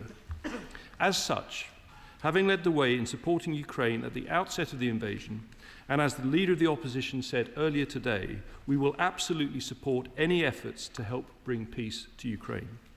Specifically, it is entirely right to plan for a ceasefire, and just as we brought together an international coalition to provide weapons to Ukraine, we welcome the way the government has worked with international partners to plan how a potential ceasefire will be supported militarily. As to the details of those plans, can the Secretary of State provide further information on the number of personnel involved? Earlier today, the Prime Minister did not give any specific details on troop numbers, yet the Times is currently reporting that the figure will be fewer than 7,500. What more can he tell us? Can he say more about the force composition to be deployed? Specifically, we note British soldiers will be involved in logistics and training, but what proportion, if any, will be actively involved in policing and patrolling of any border or demilitarised zone? And what air and naval assets does he plan to provide as part of the MFU? On rules of engagement, we note from the Joint Declaration of Intent that our service personnel, and I quote, will be granted the use of force to fulfil the mission of the MFU and cooperate in accordance with international law and respect for human rights, as reflected in other international agreements whose participants are the signatories. Can he confirm this means that our soldiers operating in Ukraine will therefore be subject to the ECHR during any deployment? And can he state the exact mission of the MFU? In terms of other countries and their role, Mr. Speaker, the Declaration of Intent refers to, and I quote, other contributing nations, but does not name any countries from outside Ukraine other than Britain and France. So can he list those nations and what their primary contribution will be? On the crucial matter of security guarantees, there appears to be no mention of any such guarantees in the Declaration of Intent. So can he tell us what explicit security guarantees the United States have agreed to, and will they involve US boots on the ground? Of course, this force would only be deployed in the event of a ceasefire being agreed with Russia. So what is his contingency plan in the event that the ceasefire is broken after the MFU has been deployed? And doesn't this point to the most important consideration, that this whole plan is based on the assumption of a genuine ceasefire? And as someone who has personally and passionately backed Ukraine's fight for freedom throughout, I would dearly love to believe that this peace is possible and soon. But I fear that the occupant of the Kremlin is not interested in peace. So does the Secretary of State agree that in parallel to any preparation for the MFU, there must be no let-up whatsoever in the application of maximum economic pressure on Russia, along with all possible continued support to Ukraine? Turning to other developments, we support today's operation by the United States to seize the MV Belawan tanker in order to enforce sanctions on Iran. We also welcome the UK's enabling role undertaken by Royal Navy and RAF assets, and I agree wholeheartedly with the Secretary of State on the objectives he set out, not least reinforcing our homeland security. I'm pleased to hear the operation has been successful, and on behalf of the opposition, I pay tribute to all personnel involved and join the Secretary of State in recognising the skill and bravery of the US forces who participated. On the wider matter of Iran, Mr. Speaker, can I take this opportunity to express our solidarity with all those who in recent days have had the courage to defy that nation's despotic and repressive regime? Whilst I appreciate the Secretary of State will not speculate on operational planning by us or our allies, can he reassure the House that his department is conducting contingency planning in the event of any further escalation of internal unrest within Iran? On Greenland, finally, we totally support Denmark's sovereignty over that territory. Whilst the United States remains our closest ally, it is surely not in the interest of the US or any of our allies for NATO's shared commitments to be undermined to any degree. So given the Prime Minister did not answer the Leader of the Opposition earlier, can the Secretary of State assure the House that he will be seeking an urgent meeting of all NATO members to provide mutual reassurance on the matter of Denmark's sovereignty over Greenland? Finally, isn't the common thread in all of this that the world is becoming a more dangerous place, and therefore we must rapidly ramp up our own defence spending and rearmament? So can I ask him when he will finally publish the Defence Investment Plan?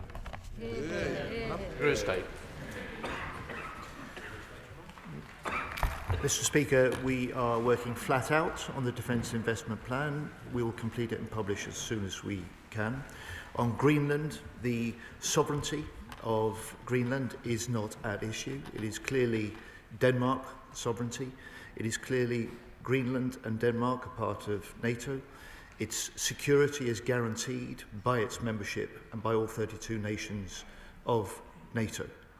And any decisions on the future of Greenland are a matter for the citizens of Greenland and for Denmark. Mr. Speaker, let me turn to his more extensive questions and points about the declaration of intent yesterday and the situation in Ukraine. I welcome his commitment to seeing a lasting peace, a just peace, and I welcome his support for that. He pledged his support for all efforts to bring peace to Ukraine, and I welcome his support for our work in doing so. On the detailed questions, I'm simply not, and he as a former defence minister will well understand this, going to go into details about the nature of the activities in the deployment, the numbers of troops that are likely to be deployed to Ukraine, or the details of the commitments that other nations have made. The finality of that will depend on the details of the peace deal.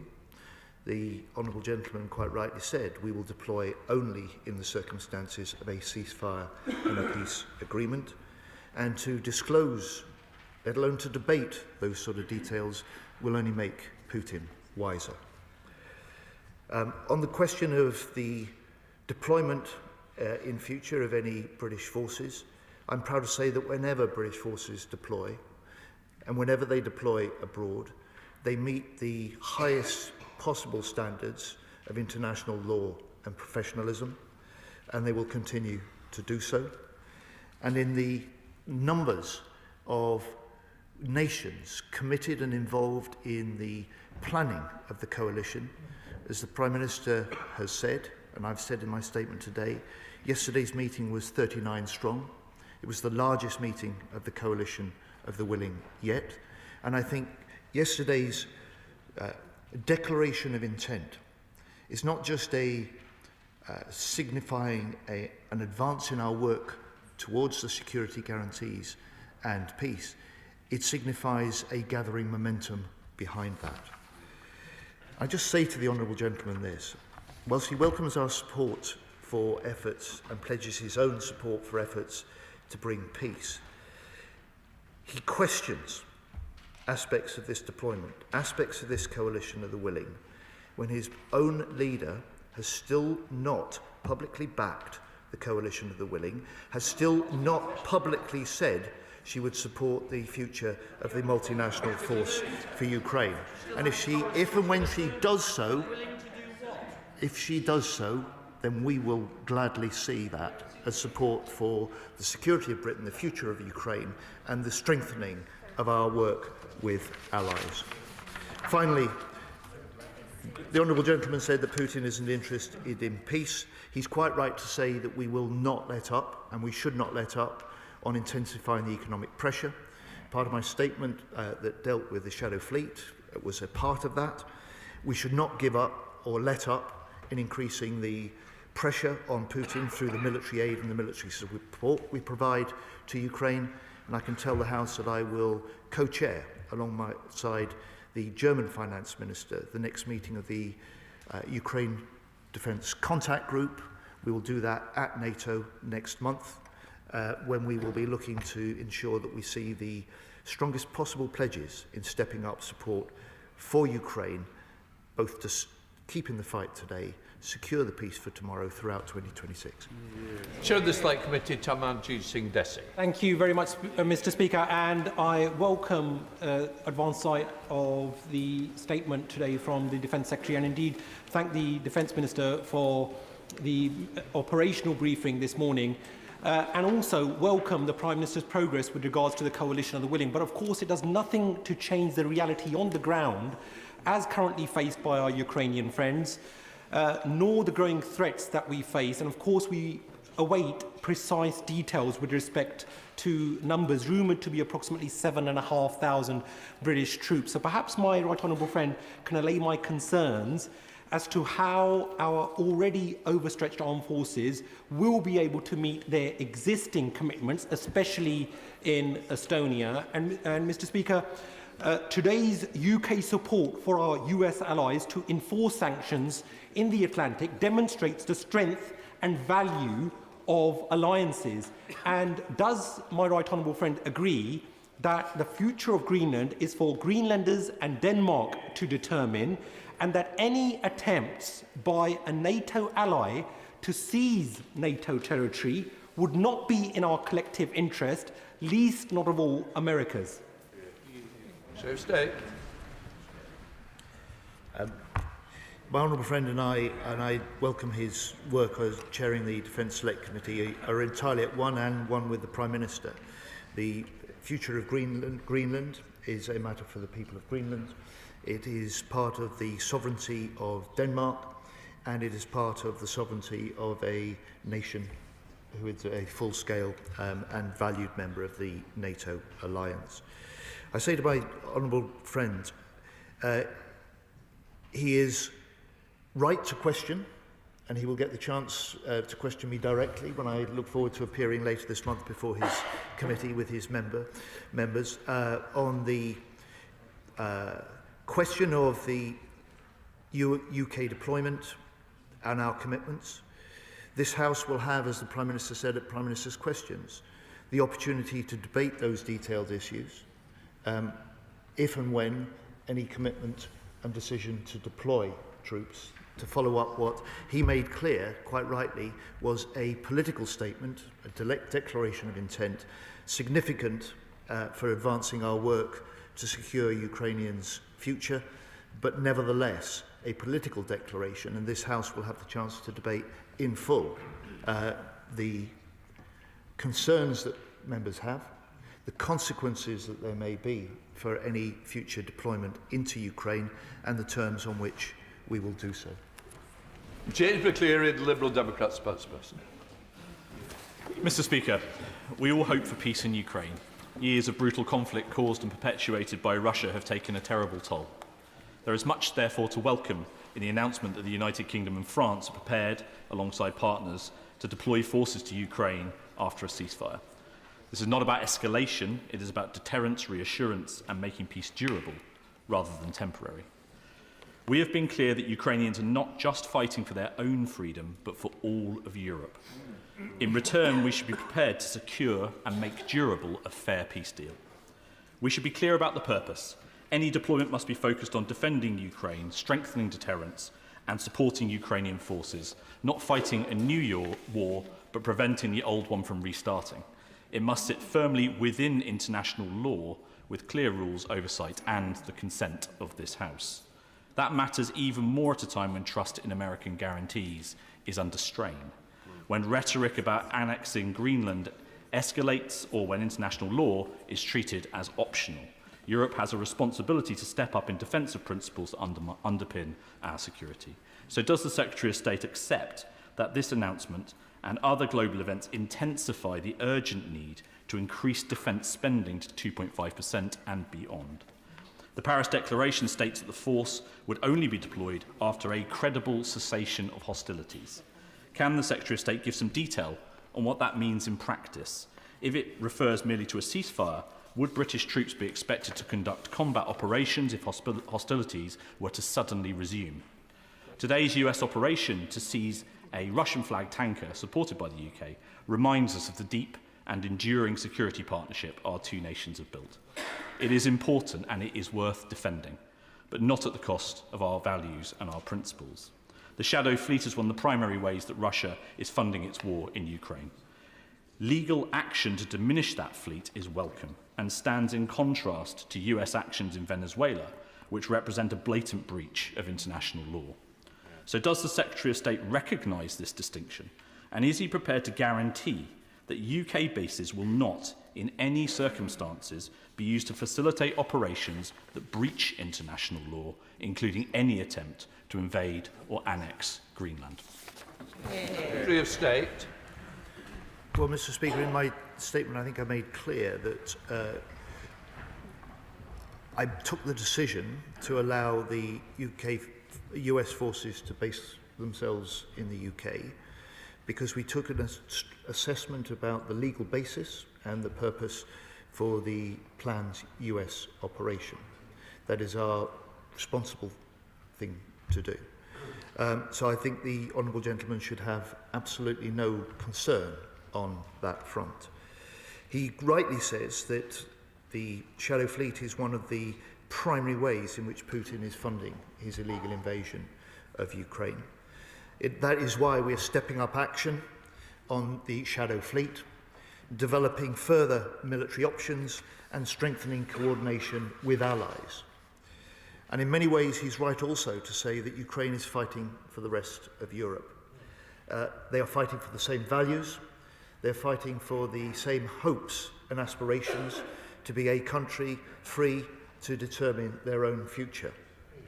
And on the circumstances of any deployment, the Prime Minister has been clear, and I've been clear to this House a number of times in updates on the coalition of the willing military planning, that the decision to deploy, the military plans that are prepared, will come into action in the circumstances of a peace deal being agreed. It's one of the reasons I stressed in my statement, Mr. Speaker, that we are working to support the securing of that agreement, as well as then the long-term peace that we all hope will follow. And finally, he urges me to support his argument that the imperative to increase defence funding to 2.5% and beyond, to entirely do that. He would welcome the fact that this is a government that has made a difficult decision to switch funding directly out of overseas aid into defence, to do so because it recognises this new era of threat that we face, an era of hard power, strong alliances and strong diplomacy. And finally, just to say to him, we are doing that at least 3 years before anyone expected us to do so. We have an ambition and a commitment then to move that beyond to 3%, and we have made that commitment, that solemn commitment alongside all other 31 nations in NATO alliance, that we will spend 3.5% on core defence, a total of 5% on general defence and national security by 2035. It's a sign of the strength of the NATO alliance, the unity of the NATO alliance, and its ability to help make Britain more secure, as well as stronger abroad. Then Emily Thornbridge, the Foreign Affairs Select. Thank you very much, Mr. Speaker. Can I begin by thanking the Secretary of State for his statement, congratulating the brave men and women for this successful operation, and paying tribute to the Prime Minister for his clear leadership in the defence of Ukraine. My question is this: is there anything more that we can do to ensure that Vladimir Putin is serious about peace? My right honourable friend is entirely right. There's one man that stands between the continuing war in Ukraine, the continuing civilian deaths and attacks on domestic infrastructure, and that is Vladimir Putin. There's one man that has talked of peace but has yet to demonstrate that he's serious about doing what he says. Important steps to answer my honourable friend's question are keeping up the economic pressure on Putin. It's beginning to tell on his economy, it's beginning to tell on his oil revenues, it's beginning to tell on his people, and at the same time we make clear that we will step up our collective military aid to Ukraine, as we are doing. And finally, we make clear, as this House has always said, we will stand united for Ukraine as long as it takes. Rishi Sunak. Thank you, Mr. Speaker. Can I thank the Defence Secretary for his statement this evening? And on Ukraine specifically, can I commend him, the Prime Minister and the Government for their continued efforts? I think this whole House will be proud of how Britain has led on this from the very beginning. The future of Ukraine, and indeed the security of Europe, is an issue of vital UK national interest, a point he and others have made. Now, I believe three prerequisites for a lasting peace in Ukraine are firstly a Western military presence there, secondly credible and durable security guarantees, and thirdly a well-armed and resourced Ukrainian military. So in his work with allies in the weeks ahead, will he ensure that any ceasefire or peace agreement does not give Russia a veto in any of those three vital areas? Secretary of State. I welcome the right honourable gentleman's echo for my pride in the way that the UK, under his government and stepped up again under this government, has led on Ukraine.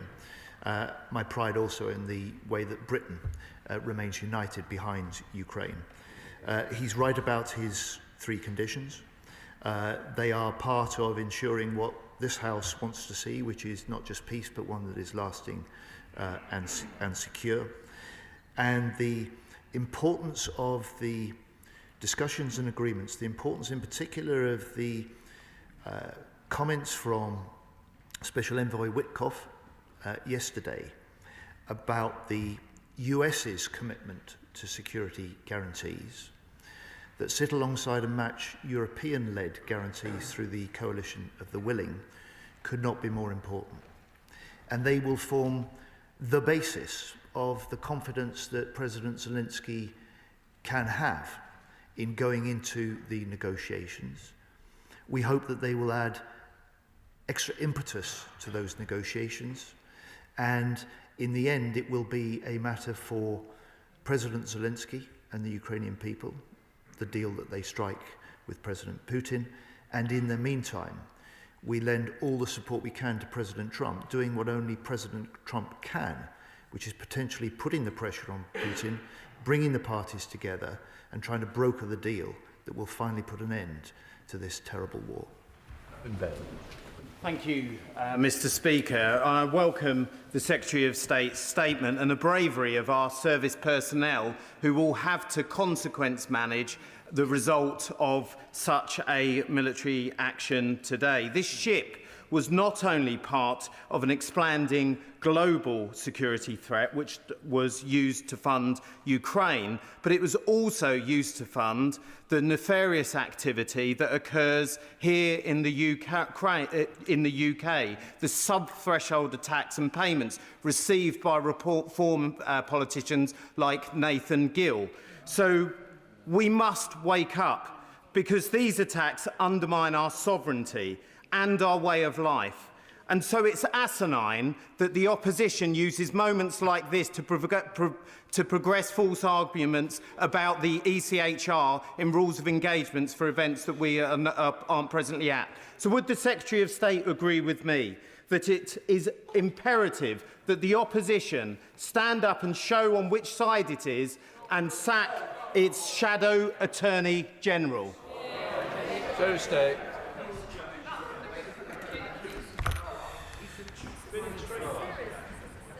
Mr. Speaker, my honourable friend speaks with great military insight and authority on the challenges of the deployment, the challenges of the operation that was conducted in some of the most extreme weather and seas that any military force can face. He is also right to point out how this is a bad ship. This was sanctioned by the US in 2024. It changed its flag 5 times in the last 5 years. It turned off its transporter for almost 2 weeks on the 17th of December, so no one could track its whereabouts.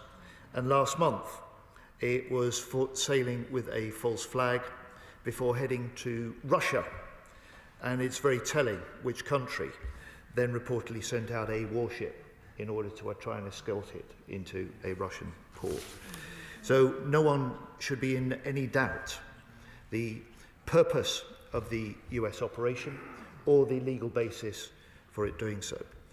In relation to the question about the support for the deployment, the potential multinational force for Ukraine, I think the most serious equivocation has come from the leader of the Reform Party, which, when asked today about that, simply said forget it.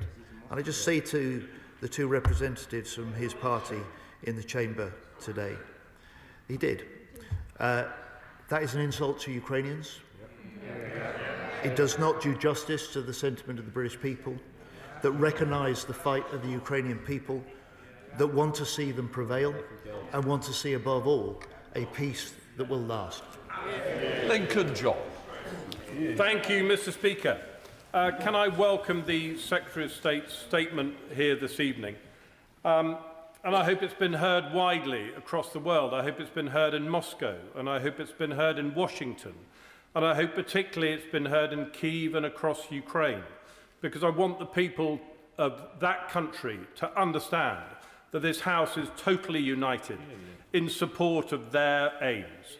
And I personally do not wish to see peace at any price. I wish to see Ukraine prevail. And I hope that I speak for the whole House in that respect. But with that context, I would still like to ask, the Leader of the Opposition asked the Prime Minister earlier on today about the numbers which had been committed.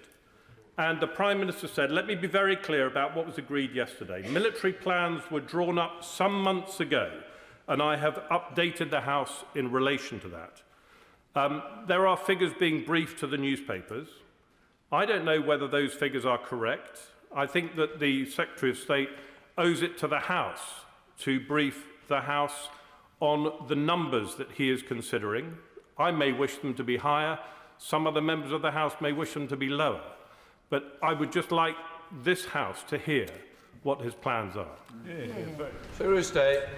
Mr. Speaker, I really welcome the honourable gentleman's response, his question, the way that he speaks for the House, and his urging that this is a statement, and indeed the declaration of intent that was signed in Paris yesterday will be recognised around the world, particularly heard in Kyiv, and I'm sure President Zelensky will ensure that.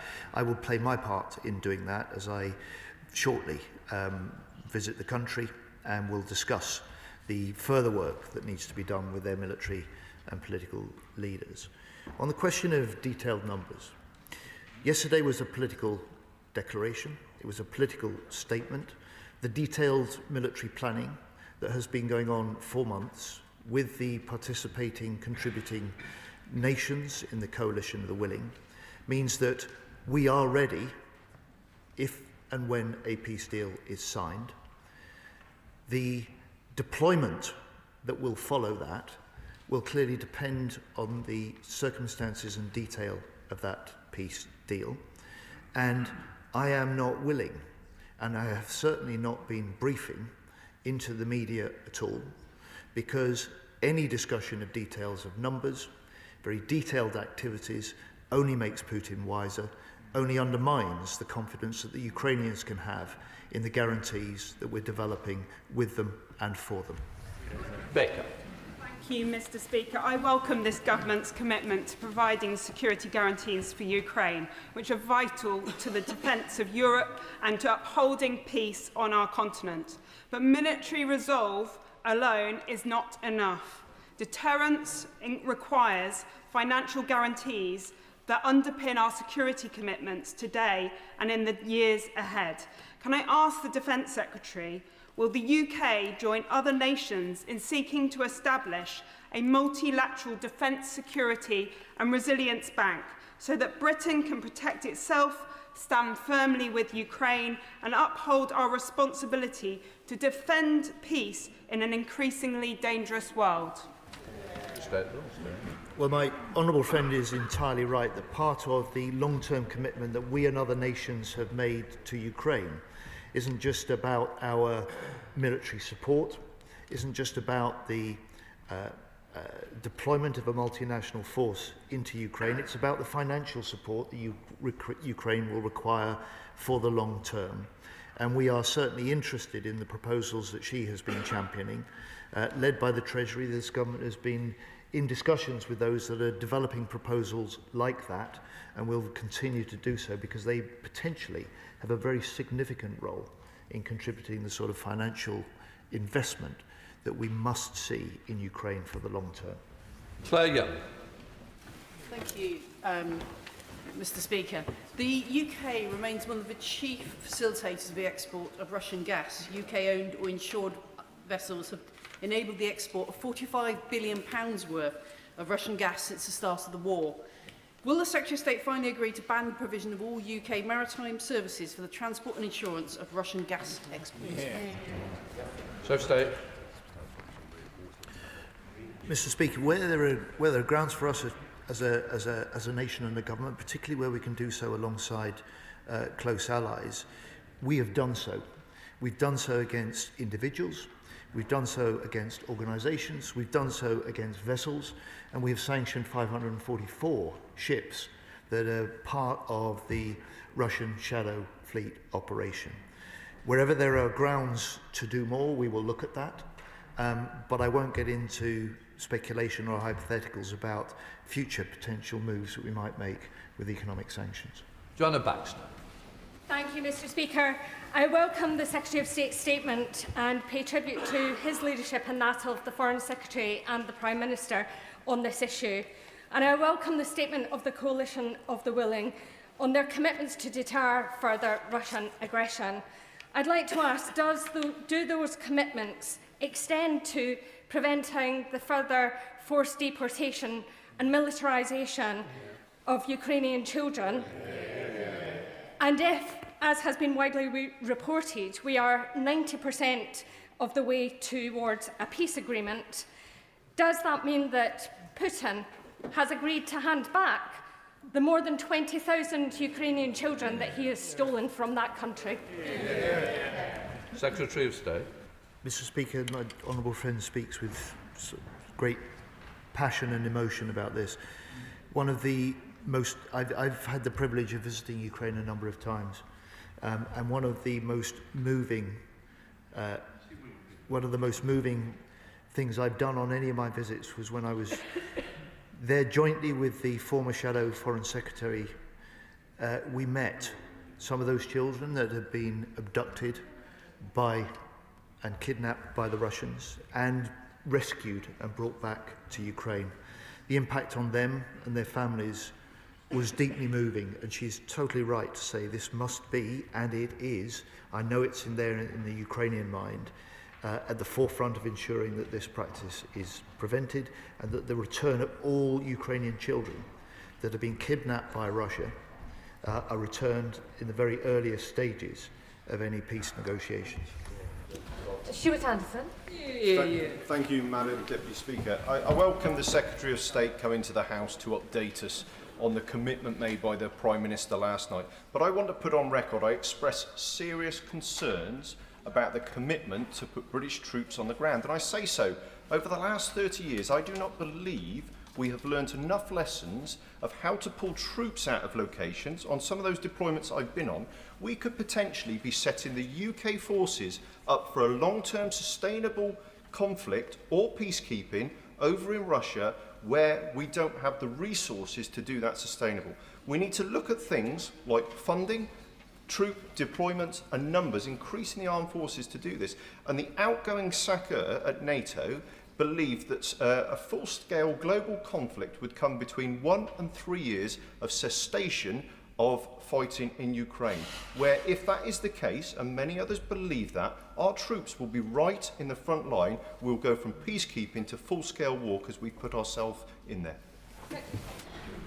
Well, the honourable gentleman speaks with military experience, and he's one of the authoritative voices in this House, so I respect what he says, and I would just say respectfully to him, that is exactly why the Prime Minister has said and confirmed today that the in the circumstances of any decision to deploy UK troops into Ukraine as part of the leadership and commanding of the multinational force for Ukraine, this House will have the chance to debate that.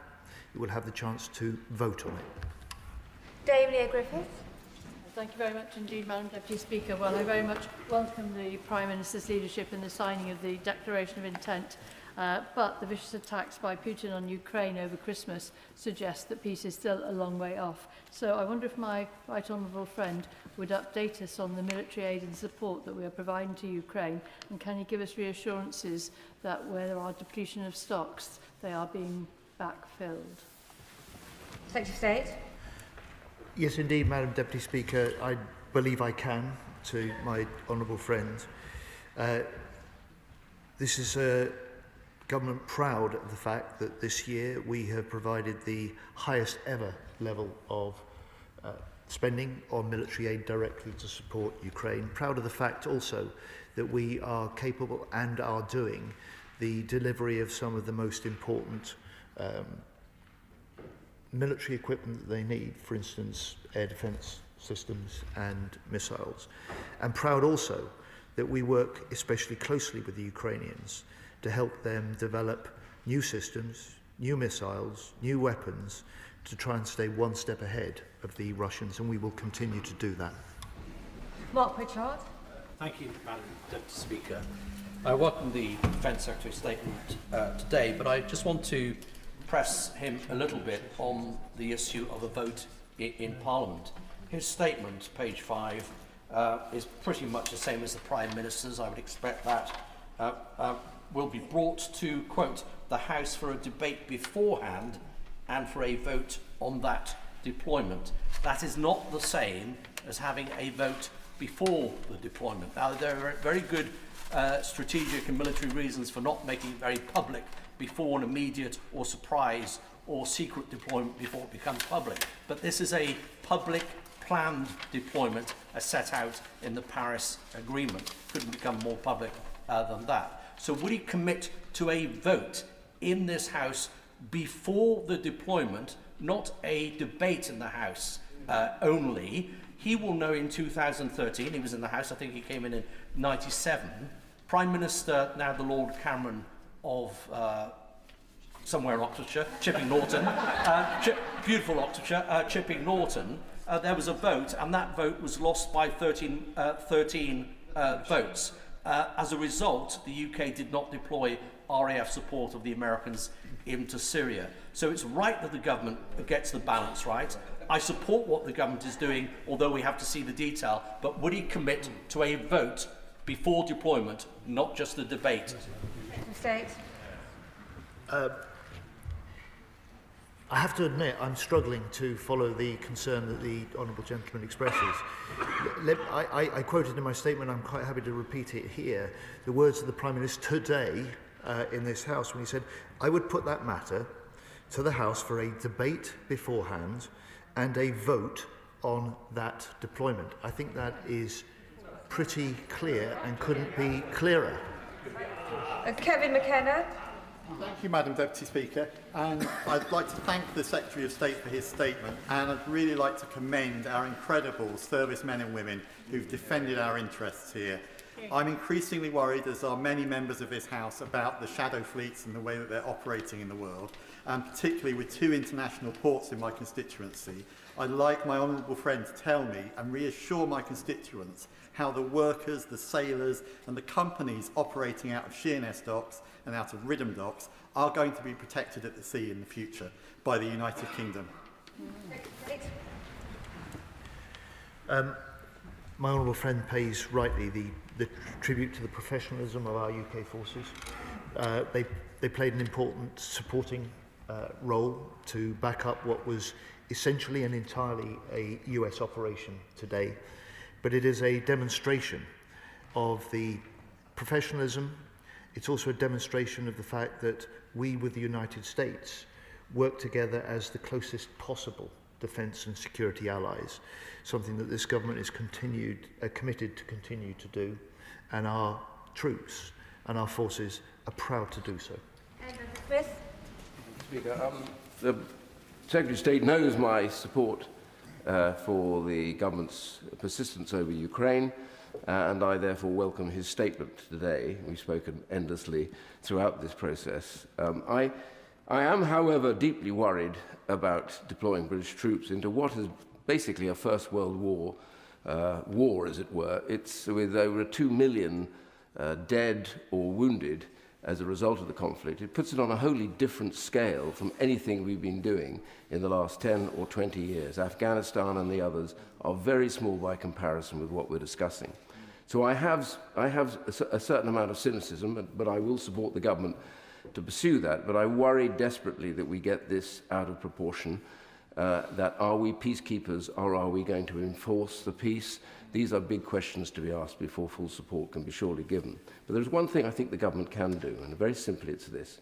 He talked about Iran and the shadow fleet and the support they've given to Russia and the brutality they have, and I absolutely agree with that. So I have a simple question for the government. Will they now prescribe the IRGC, who are at the heart of everything that is bad, deceitful and despicable from Iran, will they now prescribe, the British government prescribe, the IRGC full stop? State. The honourable gentleman returns to a subject that's been raised, debated in this House before. He was a member of the previous government. He'll know that in advance of any decisions, they're never disclosed or confirmed by government ministers in advance. On the concerns that he expresses, first of all, I welcome his support for the government's decision and participation and leadership of the Coalition of the Willing, and for the declaration of intent signed yesterday. The three things. First, there will be no deployment unless there is a peace agreement. Any deployment of a multinational force for Ukraine will be only deployed into Ukraine after a peace deal. Secondly, the role of that force is primarily reassurance, the regeneration of the Ukrainian forces, and deterrence of any future Russian aggression. We would do that alongside similar commitments and security guarantees being negotiated with the United States. And finally, the role of any British forces is to ensure that Ukraine, as I've argued to this House before, is its own best deterrence, is its own best defence against future Russian aggression, which is why the primary focus of the multinational force for Ukraine will be to regenerate the strength of the Ukrainian forces, and we're ready to do that alongside them for the long term. Just for colleagues to plan, I intend to take everybody, but this depends on the length of questions, because we could be here for quite some time. So please, can questions be short and the answers be just as short as well? Turquoise Crichton, please. Thank you, Madam Deputy Speaker, and can I thank the Secretary of State for his statement and pay tribute to the role of the Royal Navy and RAF personnel in taking out this rogue tanker flying under the flag of a rogue nation. The Bella 1 was taken just a few hundred miles out into the Atlantic, which is too close for comfort if you come from the Western Isles. And I understand Stornoway and Benbecula Airport hosted USAF aircraft, Poseidon maritime patrol aircraft out of Stornoway and 2 V-22 Ospreys out of Benbecula. Can the Minister give us more details on the role of Scottish airports in this operation? And does he agree with me that, yes, we have a front line in the Donbass, but the front line for us against Russia is our backyard, the wild North Atlantic? Secretary of State. Madam Deputy Speaker, thank you for your encouragement for short questions and short answers. My honourable friend is right on both accounts. Part of the British and European front line is in the Donbass. He's equally right that part of the front line for this nation and for NATO is the North Atlantic. And I am proud of the way that Scotland makes such a considerable contribution to the security of this country. And I'm proud of the way that part of the basing that was important for the US operation was indeed also in Scotland. Again. Speaker, I wholeheartedly endorse the resolve across this House to continue to help Ukraine to prevail against this aggression, and by extension, therefore, commend the Armed Forces personnel who enabled and assisted the US in this very slick interdiction of a rogue vessel, a key element of the funding of Russia's war in Ukraine. There are other challenges in the high north as we speak. Our allies in the United States are very concerned about the vulnerability, apparently, of Greenland to Russian and Chinese aggression. What discussions has the Secretary of State had with our partners in the Jeff nations about discussing with the Greenlandic peoples and the government of Denmark about how the Jeff may deploy to Greenland to allay those US fears? Secretary of State. Madam Deputy Speaker, I'm sure that the US and the US military will welcome the strong support from the Scottish nationalists for their operation, and the congratulations the honourable gentleman offers, and I shall ensure that the UK Secretary for War is aware of those. Look, on the question of the forgive me, I forgot. On the question of Greenland, quite simply, look, I've been in contact with the Danish Defence Minister. The Prime Minister was very clear in the joint declaration that he signed yesterday in Paris. Greenland is part of Denmark. The sovereignty is not at stake. It's defended by being part of NATO. Its security is guaranteed by all 32 nation states, and any future for Greenland is that a matter for the Greenlanders alone and those of the citizens of Denmark. Luke Meyer. Thank you, Madam Deputy Speaker. I welcome this government's decision to increase defence spending to the highest level since the Cold War, and the Teesside Defence and Innovation Cluster stands ready to support the national interest. But will the Defence Secretary do everything possible to ensure that across the defence industrial supply chain it is British steel being used, so that national security is also economic security for Britain too? Secretary of State. I welcome my honourable friend's observation that national security is founded on economic security. Economic security is dependent on strong national security, and as an MP from the proud steelmaking town of Rotherham, I'm very conscious of the commitment that this government has made and the imperative to ensure that as much as possible of what we procure through defence and more widely within government uses, whenever we can, British-produced steel, which is amongst the finest in the world. Barclay. Thank you, Madam Deputy Speaker. The Defence Secretary refused to say when the Defence Investment Plan would be published.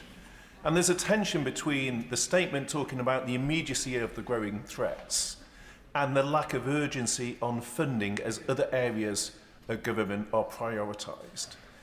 Does he recognise that other nations are moving now on funding? And why is the government complacent on funding that it is prioritising other departments over moving now on defence? Secretary of State. Well, I certainly don't accept the right honourable gentleman's characterisation. We've made a commitment as a new government, an extra $5 billion into defence. We've made the commitment to 2.5% of GDP 3 years before his own unfunded commitment at the election. We will raise that further. And as far as the work on the Defence Investment Plan, we are dealing, of course, with a programme that we inherited from his own government that was overcommitted, it was underfunded, it was unsuited to the threats that we now face. But we are working flat out to complete that Defence Investment Plan, and I will publish and report the details of that to the House as soon as I can. Natalie Fleet.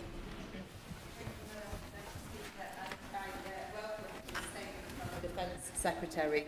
I also welcome comments from across the House on how the Prime Minister has been conducting himself and leading the coalition of the willing. At this time, we need consensus across British politics on how we support Ukraine.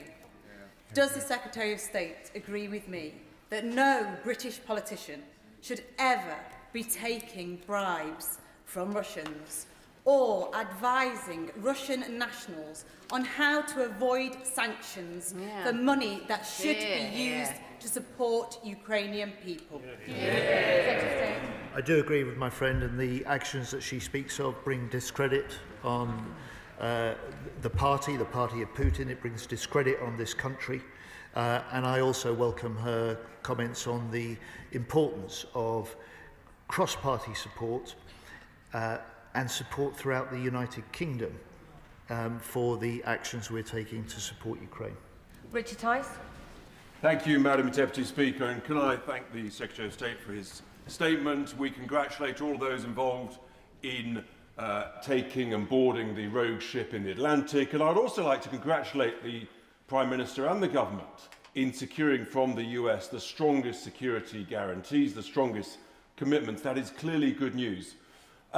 The leadership of the Coalition of the Willing many will be questioning why 37 of the 39 countries have not committed to put boots on the ground.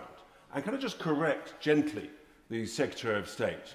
What the Honourable Member for Clacton said about putting boots and kit into Ukraine is to ensure that we can do that on a long-term, durable basis. The government needs to increase its defence spending earlier and faster than currently planned. Secretary of State. Well, I'm sure everyone in the House would like to hear from the leader himself. If he'd like to participate in a session in the House of Commons chamber rather than the press conferences, and perhaps let's hear from himself. Look, on the... So, I say, listen, beyond that, I welcome the fact that he is here. I welcome his support for the actions the government is taking, and he is completely right to point to the importance of the US statements in public and the Special Envoy Witkoff that said that these security protocols that are being discussed and being developed and agreed with the US and with us and with Ukraine are as strong as anyone has ever seen. Patricia Ferguson. Thank you, Madam Deputy Speaker, and I thank my right honourable friend for his statement and thank him and the Prime Minister for their leadership in this issue. I wonder, he referred in his statement, quite rightly, to the actions of the Finns last week in intercepting a rogue ship that was cutting, or suspected of cutting, cables. He also mentioned the operation of the Yantar, which has been spying in our cables. So, given the activity of the Russians in the High North, does he agree with me that the deal with BAE Systems and Norway isn't just important because of the frigates that will be built, but it's also important because it's a sign of the cooperation that our two countries have, that we have as NATO allies, and that extends across the High North, with the exclusion, of course, of Russia? Secretary of State. My honourable friend is entirely right, and I know she is very proud of the constituents who are part of the workforce that will build these frigates. This isn't just the biggest ever British warship export deal. This is going to set a new standard of countries, Norway and the UK, that are prepared to be able to combine and integrate their forces, and by doing so we'll be in a stronger position to help deter Russian aggression and reinforce the security of the High North in future years. Andrew Morrison. The Defence Secretary said that one of the functions of the MFU will be to deter aggression, but you only have a deterrent if you have the willingness to engage kinetically, backing it up. So if this matter comes back to the House, will he be clear on the rules of engagement for the deployment of our troops? Will Ukraine be explicit, and does he envisage the triggering of the Reserve Forces Act in order to sustain the sorts of numbers that have been floated in the press today? State. Well, the honourable gentleman is entirely right. The rules of engagement will be a critical part of the security guarantees, and the sort of points he raises today will be, I'm certain, at the heart of any debate if we reach the point at which we have a peace deal and at which we are making a decision to deploy the multinational force. Absana Begum. Deputy Speaker, we do not want an endless war in Ukraine, and the people of Ukraine, and indeed here in the UK, need to see steps towards peace in the world, not more chaos, division and war. Could the Defence Secretary confirm whether, if the United States were to seek to seize ships taking, for example, oil to Cuba, where the US has unilateral sanctions in place against, would this government aid it? Secretary of State.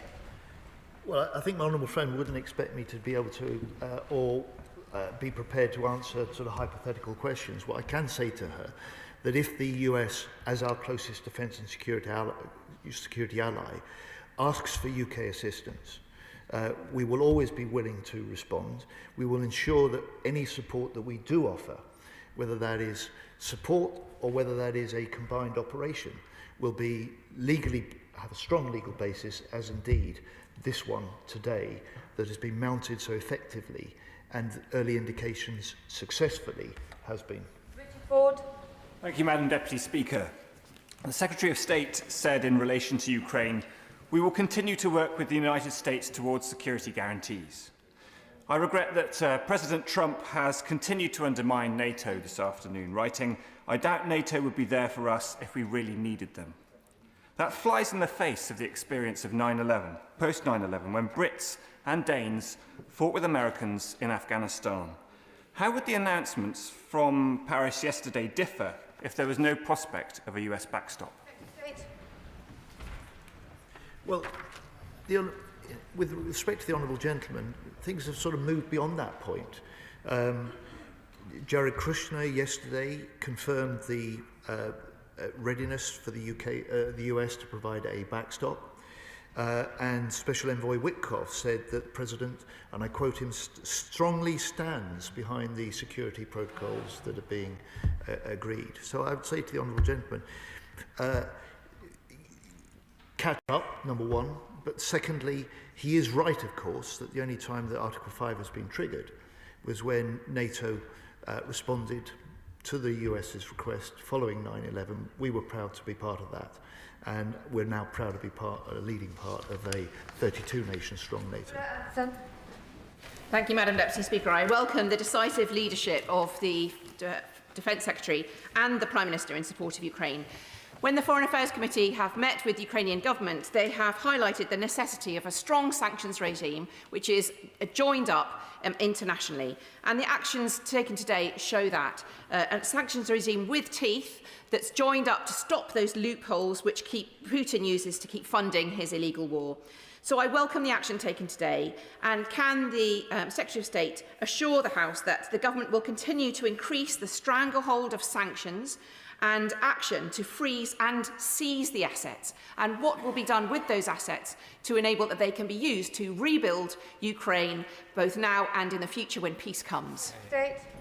I can indeed give my honourable friend the reassurance that we will do everything we can to step up the economic pressure on Russia alongside other allies, that we will step up our activity and pressure and action in relation to the Shadow Fleet, and at the same time we will step up with allies the military aid that we provide to Ukraine so that Ukrainians can be in no doubt. We as a country, alongside others, will stand with them for as long as it takes, both in the fight and in the peace. Alex Shalbrook. Thank you, Madam Deputy Speaker. Madam Deputy Speaker, in 1995, thousands of innocent men and boys were taken from a UN protectorate in Srebrenica and murdered. The main reason that happened was because the UN troops were unable to fire upon the Bosnian Serbs as they came along. So may I just push the Secretary of State further about the rules of engagement? The rules of engagement must not say do not fire until fired upon, otherwise there is no deterrent. And I know that this has got to be worked out, but may I ask him to take that into serious consideration when these rules of engagement are being put together? Secretary of State. Madam Deputy Speaker, we will indeed, to reinforce the honourable gentleman's point, the purpose of the proposed and planned multinational force is to deter Russia. The rules of engagement will be entirely consistent and important in supporting that. Dr. Stevenson. Deputy Speaker, we clearly face the most dangerous times in almost a century in this country, indeed across our continent. And our safety and our security since 1945 was guaranteed by being part of the most powerful military alliance in the history of humankind and sacrosanct borders in Europe. The times are clearly changing. So can the Defence Secretary assure me and assure this House that we will fulfil the aims of the SDR in full, fully fund it to protect both ourselves and our continent? Secretary of State. My honourable friend is right, the times are changing. He is also right that the role of NATO, which has been outstanding in protecting us and preserving the peace for more than 7 decades, is critical to that. And this is an alliance which isn't just the most successful defensive military alliance in history.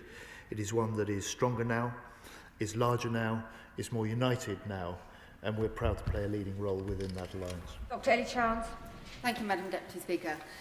Given that the Americans are clearly perfectly capable of seizing the ship by themselves, I wonder why it is that they were so keen to involve the UK. In a week in which Trump has ridden roughshod over international law on Monday and threatened a NATO ally on Tuesday, why is it on Wednesday that the UK was so keen to hang on the military coattails of Trump when it doesn't have the courage to call out and condemn his breaking of international law earlier in the week? And if the UK is so very committed to enforcing sanctions, given the concerns in the OFSI report published last year about the extremely high likelihood of UK financial services companies being complicit in supporting breaches of sanctions, can he, hand on heart, assure the House that the UK has done everything in its power to prevent that complicity of the UK financial services sector? Secretary of State. Look, Madam Deputy Speaker, if there is sound evidence of sanctions breaking, we will look at that and we will act. But I'd just say to the Honourable Lady, that in response to the question she started with, quite simply, the US asked for our UK military support because they wanted and they needed our UK military support to conduct this operation. And the legal basis for us doing so was sound. The purpose for this action and operation was strong, and we're proud to support that action, which is part of bearing down on these sanction-busting shadow fleet operations. Emily Darlington. Thank you, Madam Deputy Speaker. I'd like to thank the Secretary of State and the Prime Minister for their leadership on defending Ukraine, not just in the wartime, but also in the peacetime. And that will really reassure the many Ukrainian families who've sought refuge in Milton Keynes and across the UK. But I'd like to ask his advice. It's clear that Russia are not just challenging Ukraine, but they are challenging the UK. They are creating incursions into our airspace and into our water. They are using cyber attacks to undermine us, and they are using social media to undermine our democracy. What advice would he give the British public in terms of creating vigilance against those Russian attacks that we are seeing increasing over and over on the UK? My honourable friend is right. This rising Russian aggression isn't just directed at the UK. At the same time as fighting a war in Ukraine, Putin is testing the boundaries of other NATO nations like the UK. The simple response is to say to people, we are in a new era of threat. This demands a new era for defence. It demands a stronger NATO, and that's exactly what we're working to deliver. Thank you, Madam Deputy Speaker. I welcome the action today and commend our armed forces on their action.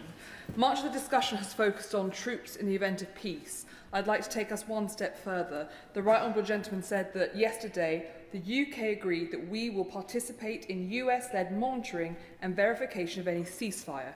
Can the Right Honourable Gentleman please clarify whether this means physical monitoring or remote intelligence? And what if the terms of a ceasefire are unacceptable to Ukraine and to the UK? Does the agreement signed yesterday, which it says we will do so, does it require us to accept and police and monitor any ceasefire, or will we be able to withdraw if those terms were not acceptable to neither us nor our allies Ukraine? Secretary of State. I understand why the Honourable Lady is very expert in these things, is asking these questions. She's getting rather ahead of the stage of either the peace negotiations or the detail of the technicalities of any potential ceasefire monitoring. The commitment was a political commitment that we would play a role. It is likely to be led by the US in the context of a peace deal. And the important aspect of this is that what the Prime Minister was part of signing and helping to agree and announce yesterday significantly advances that work towards not just securing and putting in place security guarantees, but by doing so, it significantly advances the work towards that peace. Paul Wall. Thank you, Madam Deputy Speaker. The people of Rochester are extremely proud of our long-standing Ukrainian community, which is made up of both those who fled Soviet terror in the 20th century and those who sought refuge from Putin's crimes in the 21st century. Does he agree that the one thing that Putin fears most is Western unity? Yeah. And he fears most unity and cross-party consensus in houses like this one in democracies across the West? And does he agree, therefore, that if Reform MPs vote against deployment of our brave British troops in Ukraine, that would be the biggest gift to Putin since Nathan Gill took that bribe from the Russians? I do indeed agree with my honourable friend. He speaks warmly and rightly of the strength of pride that Rochdale has in their Ukrainian community. He's right to point out that Putin's purpose is to divide NATO, to weaken NATO, and to set nations against each other, and to set people within nations against each other. And we in this House should all determine that we will not let that happen. Thank you, Madam Deputy Speaker. Can I thank the Secretary of State for his update? He's a serious and experienced politician. I have no doubt that he always acts in the national interest. What concerns me is the gap between the coherence of NATO and their approach, and the approach that he set out that we will take if a peace agreement can be found in Ukraine, and the determination that we are seen to have to meet the new level of threat that exists from Russia and elsewhere in the world with respect to the commitment on defence spending. I respect that he asserts that the government is committed to 3% between 2029 and 2034, but with the greatest respect, there is a great difference in the timeframes of that 5-year window. In previous generations, this country has had to make sacrifices to defend this country. I think he needs to think about whether we should be making that case now so that we can be ready for what may be ahead of us. So the Right Honourable Gentleman was, of course, a distinguished government and Treasury Minister in his time. He'll recognise that the commitment that we've made and the plans that we got now is the biggest increase in defence spending since the end of the Cold War. He'll recognise that also what we are doing is building a new deal for European security. It's an important part of NATO, but it goes beyond NATO, and we'll continue to do that. Thank you, Madam Deputy Speaker, and I want to thank the Secretary of State for his statement. Madam Deputy Speaker, the unity of this House in opposing those states who would do us harm is a key foundation of our strong national security framework. But does the Secretary of State therefore agree that when a senior leader in Reform accepts Russian bribes, and when the Shadow Attorney General is actively working to undermine a key policy in support of Ukraine, this does damage public perception of the unity of purpose of this House, and in doing so impacts our national security? It does damage the unity of this House. It damages the unity of purpose, and it also damages the status of Britain when we have a party leader that also says the politician and leader he most admires is Vladimir Putin. Sara Roberts. Many of our constituents will be anxious about UK involvement in US operations, given Trump's vocal drive for American imperialism. And of course, my party is unequivocal that any action taken by the UK military must respect international law. That includes today's events and all others. But this is my question. With oil further politicised following the US seizure of the Bella 1, with UK support, what steps will be taken to secure critical UK oil and port infrastructure at key sites such as Milford Haven and Holyhead, given recent global developments in energy and shipping? I thank the Honourable Lady for that question. I think if she considers and reflects on the Strategic Defence Review that we published in June, it set out a very strong case, not just for the rising threats, but also for action to step up our defence of the homeland. And that Strategic Defence Review sets out the vision that we will pursue and the action that we will take over the next 10 years. Dr. Peter Prinsley. Thank you, Madam Deputy Speaker. I welcome the statement of the Government this evening. And I am proud that Suffolk is home to one of the largest air bases in this country. Now, British military families have been in contact with me this afternoon, very alarmed at the deterioration in the security situation. So what reassurance can the Minister give to them? Secretary of State.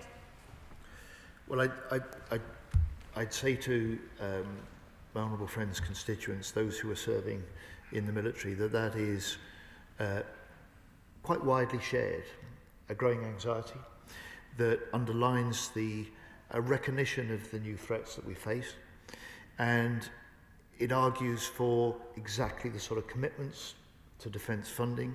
It argues for the strategy that this government has set out and the action and decisions that we're now taking. And I hope his constituents will support both the Prime Minister's declaration of intent in Paris yesterday because of the importance of Ukraine to our long-term security, and I hope they will also support and recognise the professionalism of the US operation on the Bella 1 today. Julian Lewis. Does the government accept that if you will the ends, you must will the means? The end of the Cold War has been mentioned a number of times.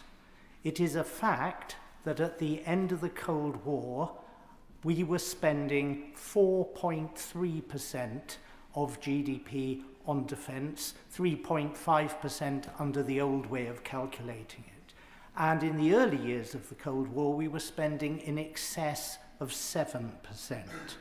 So can the Secretary of State at least indicate to the House what is the earliest year in which a Labour government anticipates spending 3% of GDP on defence? Secretary of State. Madam Deputy Speaker, of course, at the end of the last Labour government, we were spending 2.5% on defence, a level that the 14 successive Conservative years came nowhere near matching. So we have a job to make up for that lost time. We have a job to make up for the hollowed out forces that the previous government left. And the commitment that this government has made alongside other NATO allies in 2020-35 to see a path to ensure that we spend on our security and core defence a full 5% of GDP alongside allies is our guarantee for strong defence and deterrence in the future. Follow. Thank you, Madam Deputy Speaker. For 5 years against Russian aggression, Ukraine has been bravely defending not only its own border, but also the eastern flank of Europe. And so security guarantees for Ukraine are also security guarantees for all of Europe. Given this, does my right honourable friend share my concern that the leader of Reform today suggested that he would vote against those security guarantees? Secretary of State. I do indeed. My honourable friend is right, because a secure Ukraine is at the heart of a secure Europe and at the heart of a secure UK. And that will be a consideration, I think, for all members of this House if we get to the stage where we have a peace deal and we have a decision to deploy and command the multinational force in Ukraine. Vicky Slade. Madam Deputy Speaker, President Trump is supposed to be working on a peace deal for Ukraine, but has been so much more focused on invading Venezuela and making threats against Greenland. So what assurance can the Minister give to the House on the US continued commitment to getting a deal in Ukraine, and what contingencies are in place to revisit the EU-led proposals should they be necessary? I have no doubt, and I'm surprised the Honourable Lady has any doubt about the determination of President Trump to help secure that peace deal in Ukraine. In fact, he has a role to play that only he can play in making that potentially possible, and I think it's our job to lend every support we can, both to the Ukrainians and to the US, in securing that peace deal. Noah Law. Yes. What's proposed today is a peacekeeping force.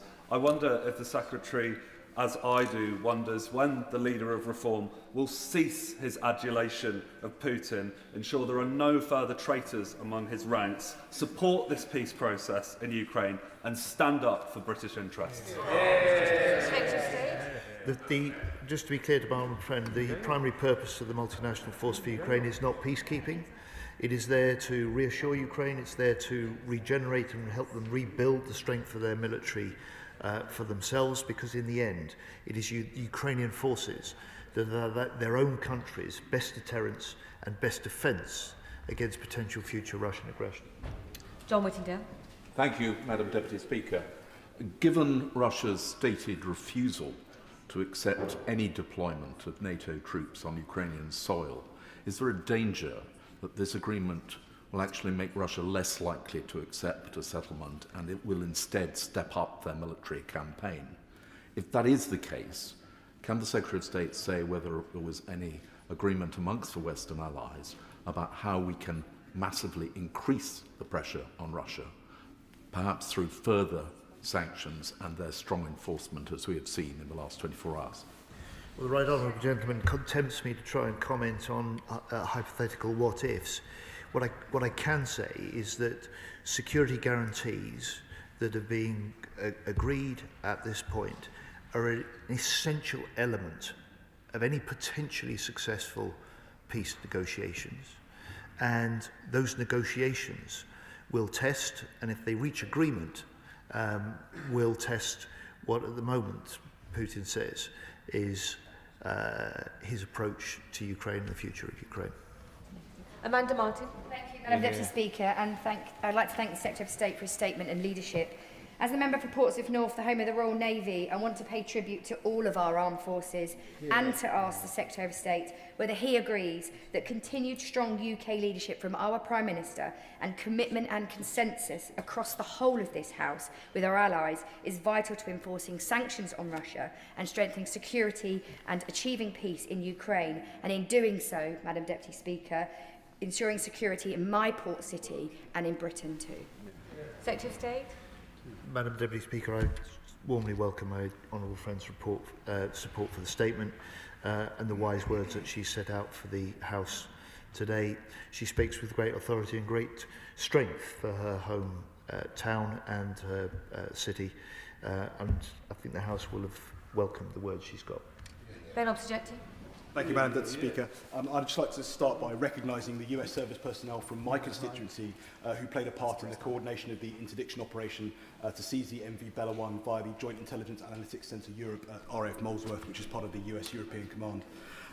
But turning to the coalition of the willing, and I'm slightly worried that this might be a moot point. The presence of boots on the ground in Ukraine was a red line for Putin, and I worry that this potentially might be a stick that he beats us with in order to push back on any peace deal. But workshopping this idea, clearly with a force of 7,500 that's being reported in the press currently, we can't realistically maintain a deterrence force posture, which would explain the commitment to military hubs, and I would appreciate clarifications to what exactly they are. But it underlines the paucity of our A2AD options.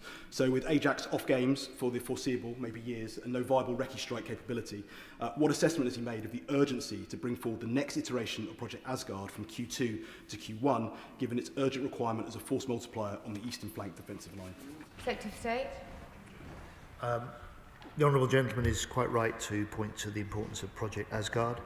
It is breaking new ground. It's demonstrating new technologies, new military techniques. It is Britain at the forefront of creative military innovation and technology, and we're determined to accelerate it. On the wider question of the peace negotiations and red lines, look, the nature of any negotiations is always that declared initial positions get tested, and if a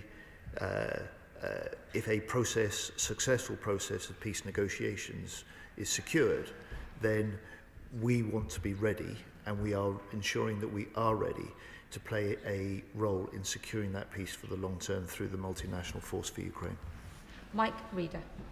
Madam Deputy Speaker, does the Secretary of State agree with me that in Northamptonshire, despite Reform UK banning the showing of support for Ukraine in my county, that my constituents and those across the whole of the UK should be proud of the extraordinary skill of our British men and women who are involved in this operation? Secretary of State. I share my honourable friend's dismay at the decision of his Reform-led council. I just say to him, I am proud that our Ministry of Defence building flies the Ukrainian flag. Dr. Ben Spencer. Thank you, Madam Deputy Speaker. He's explained that he doesn't want to be drawn on the questions by the Shadow Secretary of State of Defence and others on troop numbers and the exact nature of the forces that's being conceptualised, we put together. But I do think it's more than reasonable for members on this House to ask to make sure the correct and right amount of resources financially being put in. So can I ask, based on the decision made yesterday, has that changed his assumptions and plans regarding investment, procurement and spending over the next year? Secretary of State. The political declaration that the Prime Minister signed with President Zelensky and President Macron will sit alongside and is developed from the detailed work on the military planning for the coalition of the willing and the deployment of the multinational force for Ukraine. And it is an important part of the contribution that the UK will make in the future to the security of the UK and the security of Europe. Ballinger. Like the member for Boston and Skegness, I am very concerned that the leader of Reform UK has gone on television today to reject sending British troops to Ukraine to help secure a sustainable peace. That is exactly what he said. And so does the Secretary of State agree with me that he should be ashamed because we owe the Ukrainian people who fought so hard to secure democracy in Europe, and it shows for real how close the leader of Reform is to Putin's priorities above the priorities of the UK. Order, order. We don't need chuntering from the backbenches, and I can determine if the House has or has not been misled. Secretary of State. I welcome my honourable friend's observations. I think this is a test of the leader of Reform. Are the interests that he declares closer to those of President Putin or closer to those of the British people?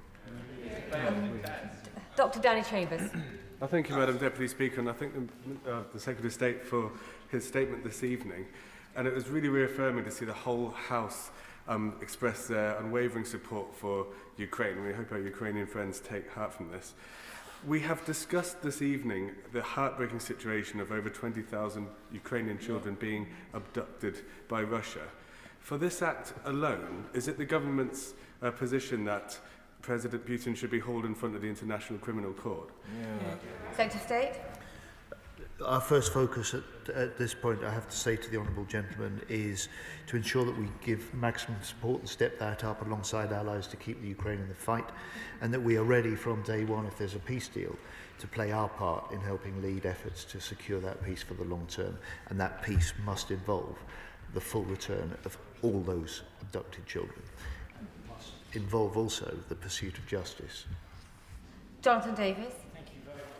Madam Deputy Speaker, I welcome the Secretary of State's statement and the generosity of his answers at this late hour, but I want to express my sincere gratitude to the British forces, men and women who have helped seize this tanker, part of the Russian shadow fleet being used to fuel Putin's illegal war in Ukraine. And I also want to thank this Labour government for its record investment in our defence. Concerning the Russian shadow fleet specifically, can he tell me that no stone is being left unturned to protect our critical undersea infrastructure, which is a regular threat from the Russian shadow fleet, and if it was terminally interrupted, that would cause absolute chaos here in the UK?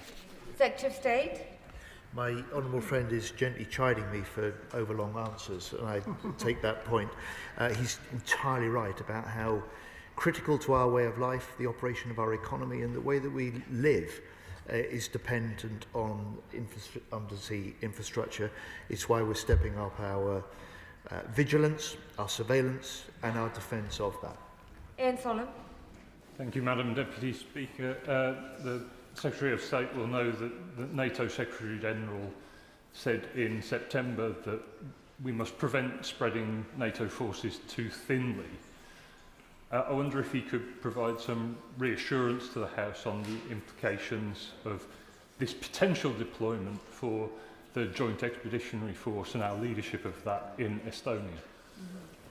Secretary of State. I hope the reassurance that the honourable gentleman asks can be provided by the fact that Sir Keir has been at the heart of the discussions and developments and close to the military planning for the deployment of the multinational force for Ukraine, and an important figure in the discussions of security guarantees.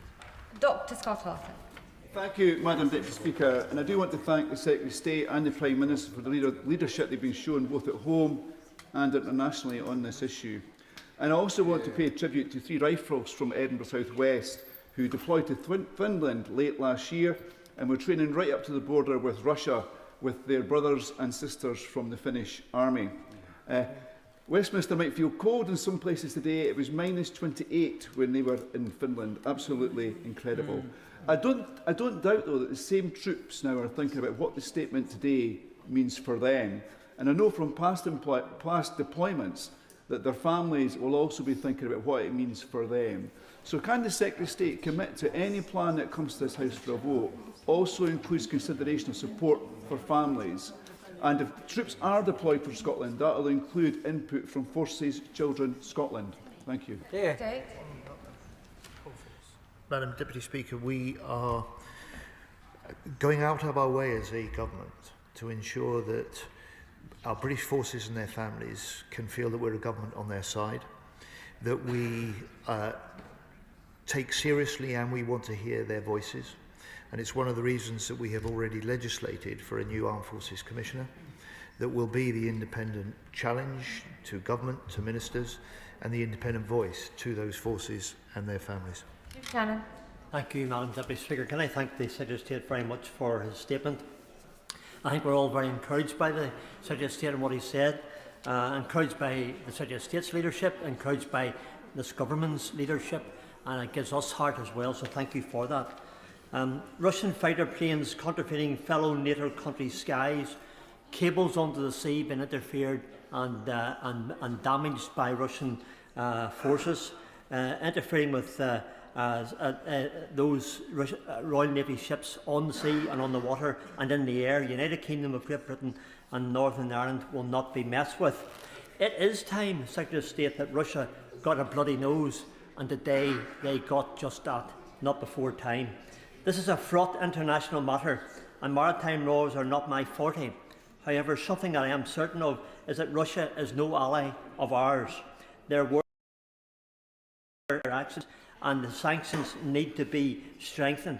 Will the Secretary of State outline what discussions have taken place to discuss a way forward that sends a clear message to Russia that the time of pushing boundaries is over, and today is a clear expression that we will stand firm against aggression within the confines of international law? Thank you. I welcome the honourable gentleman's congratulations for the operation, and just say to him I hope he will see that this is part of the UK working to support our closest defence ally and the US taking action to ensure that sanctions regimes that are designed to bear down on countries like Iran and Russia for illegal shipping activity will be stepped up, will be enforced, and will help put some of the economic pressure on those nations to change their ways. Kevin Bonavia. Thank you, Madam Deputy Speaker. I also commend the Defence Secretary and the Prime Minister for their calm and determined resolve in defence of Ukraine. And beyond that, Ukraine has no truer friend than this country. Now, Putin knows that too, and that is why he would never tolerate a democracy such as ours, nor have a debate or the questions such as we've had here this evening. And because of that, he will do everything to undermine this country. So, I ask my right honourable friend, what can not only his department, but a government as a whole do to ensure that we as a country have the resilience to take whatever Russia may throw at us? Secretary of State. I'd say to my honourable friend, if he refers back to the Strategic Defence Review that we published in June last year, he will see the identification and explanation of the sort of increasing threats and risks we face, and he will see the recommendations which we've accepted and we will implement in full, including for how we deal with the need for greater resilience and the need for stronger homeland defence. Klinger. Thank you, Madam Deputy Speaker. Does my right honourable friend agree that, in addition to the strong diplomatic and military leadership that he set out in his statement, it is wherever possible the unity of this House, and indeed unity in the country at large, that really counts in sending a very clear and strong message to our friends and foe alike that this country believes in the international rules-based system, international law, standing up to bullies and valuing our alliances? I do indeed, Madam Deputy Speaker. My honourable friend is right.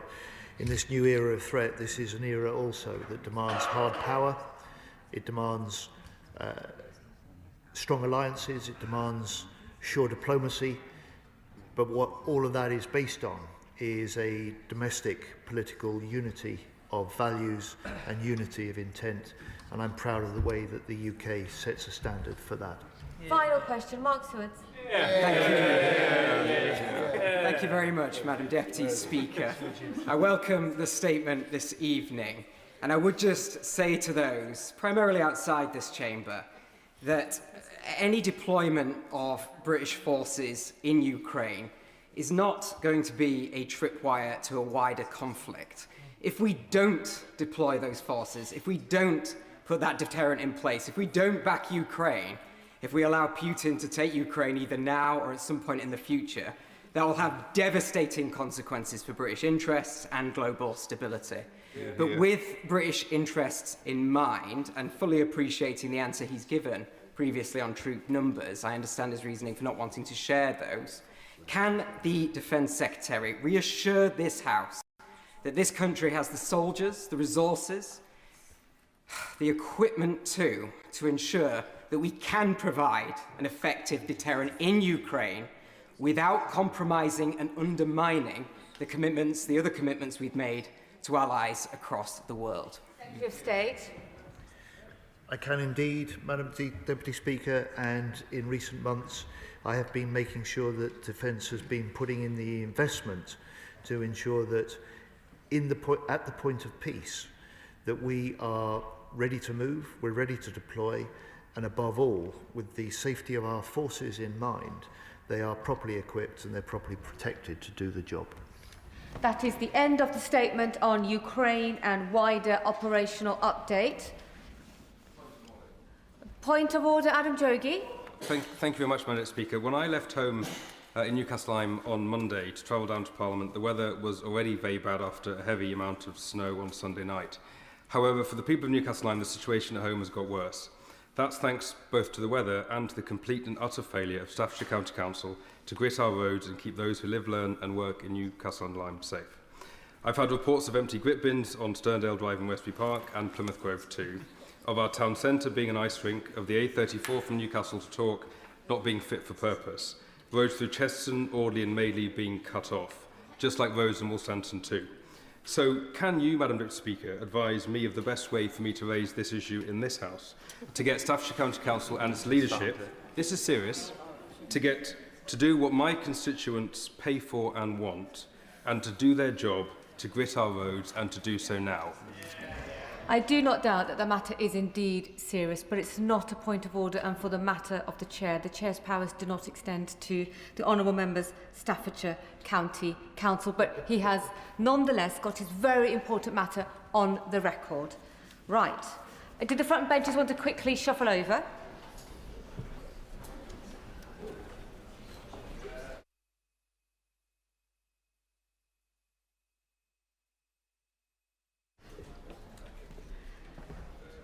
Right. Do you wish to? No. Okay, marvellous, marvellous. I will move on to motion number 3 on public order. Minister to move. I beg to move.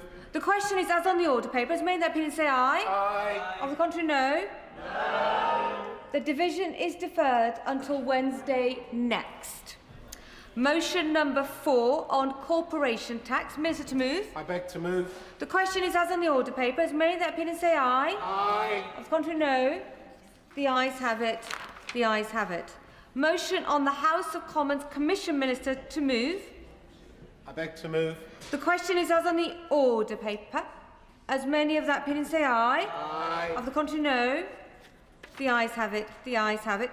Petition, Alison Bennett. Thank you, Madam Deputy Speaker. This petition is accompanied by an online petition. It calls for elections to West Sussex County Council to go ahead this year. Were these elections not to go ahead, sitting councillors will serve for 6 years rather than the usual 4, which makes a mockery of our democracy. The petitioners therefore request that the House of Commons urge the Government to reject any request from West Sussex County Council to delay its election, enabling the election to go ahead as planned in May 2026.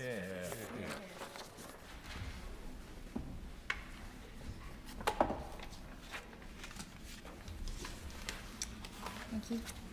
Petition. Elections to West Sussex County Council.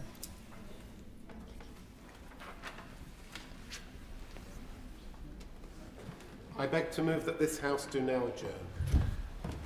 The question is that this House do now adjourn, and I call Callum Anderson on the potential merits of a new eastern entrance at Bletchley Railway Station. Callum Anderson. Thank you. Thank you, Madam Deputy Speaker, and good things come to those who wait. And despite the late hour, I am grateful for the opportunity to champion an issue of real strategic importance to Bletchley, namely the case for a new eastern entrance to our railway station, creating a direct and welcoming connection to our town centre that local people have waited far too long to see.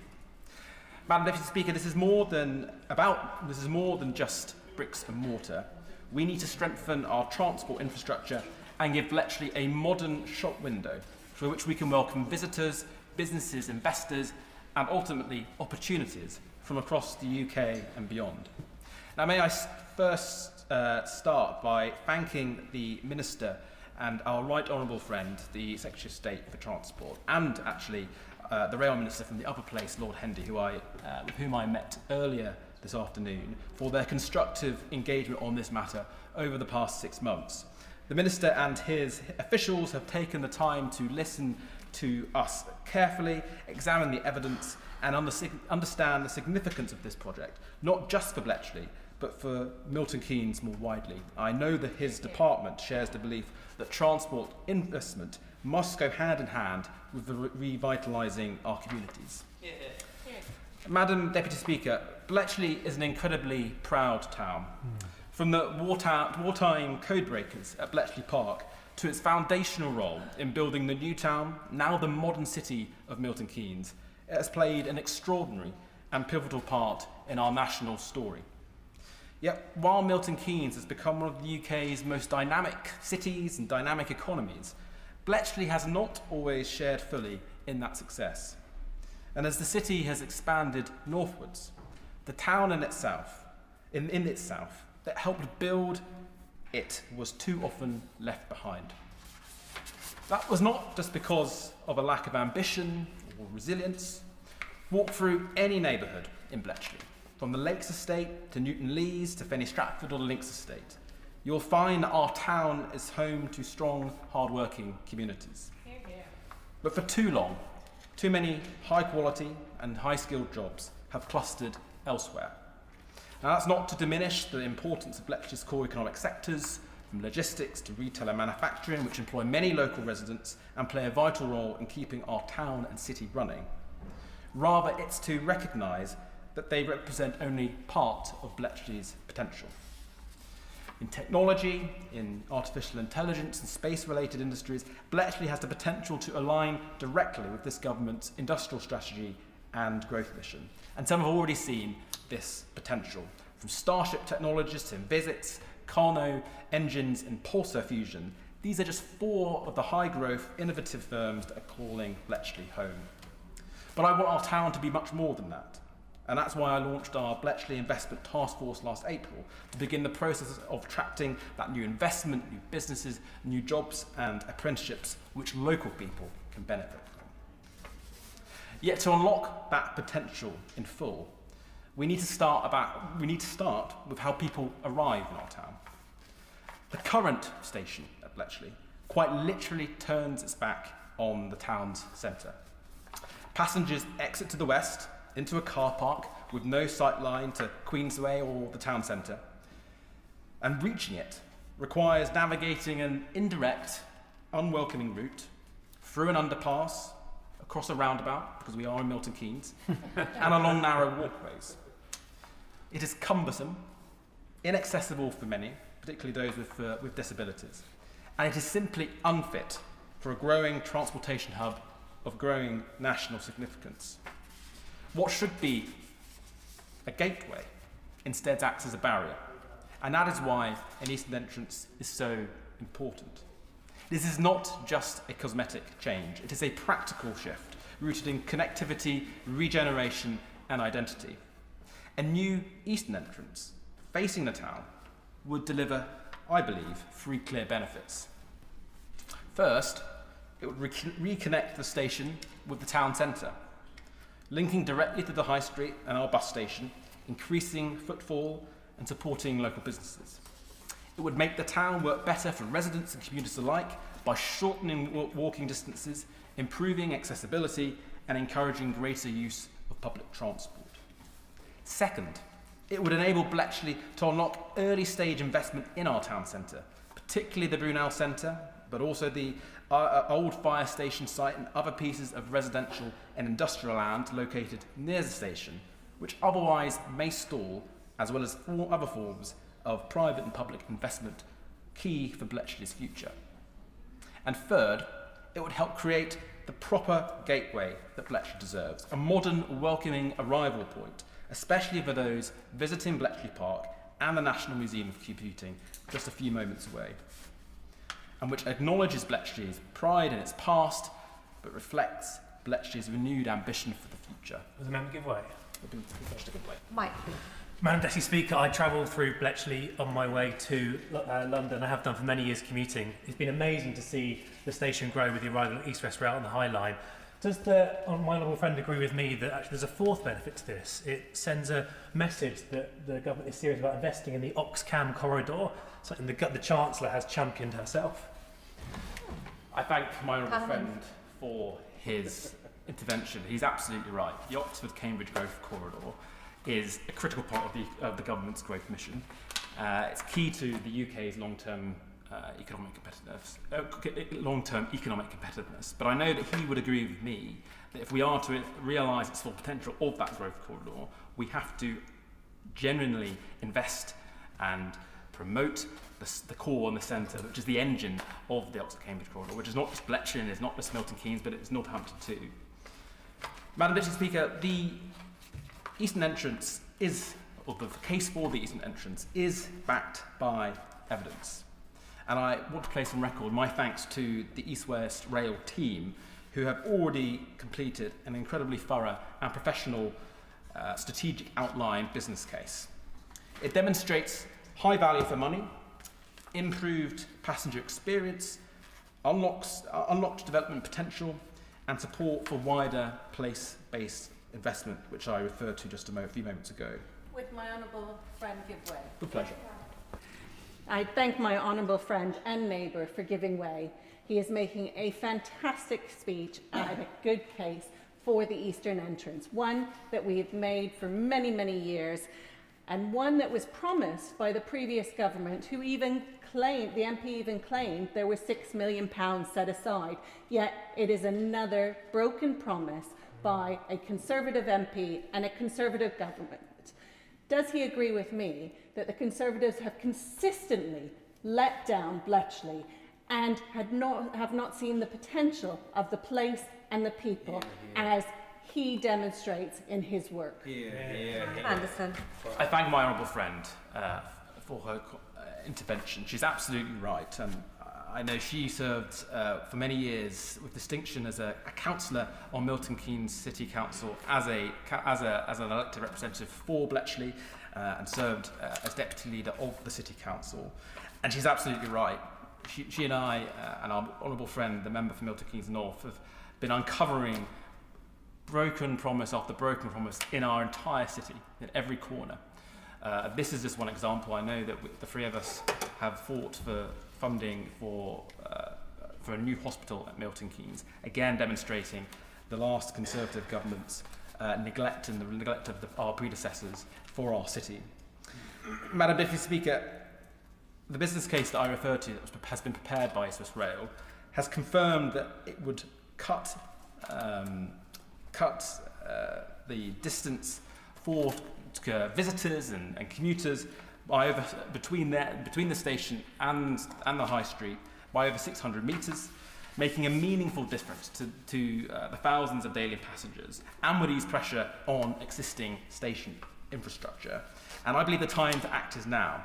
Passenger numbers are set to rise incredibly sharply with the arrival of East West Rail, which will place Bletchley and Milton Keynes at the intersection of the Oxford-Cambridge line as well as the West Coast Main Line.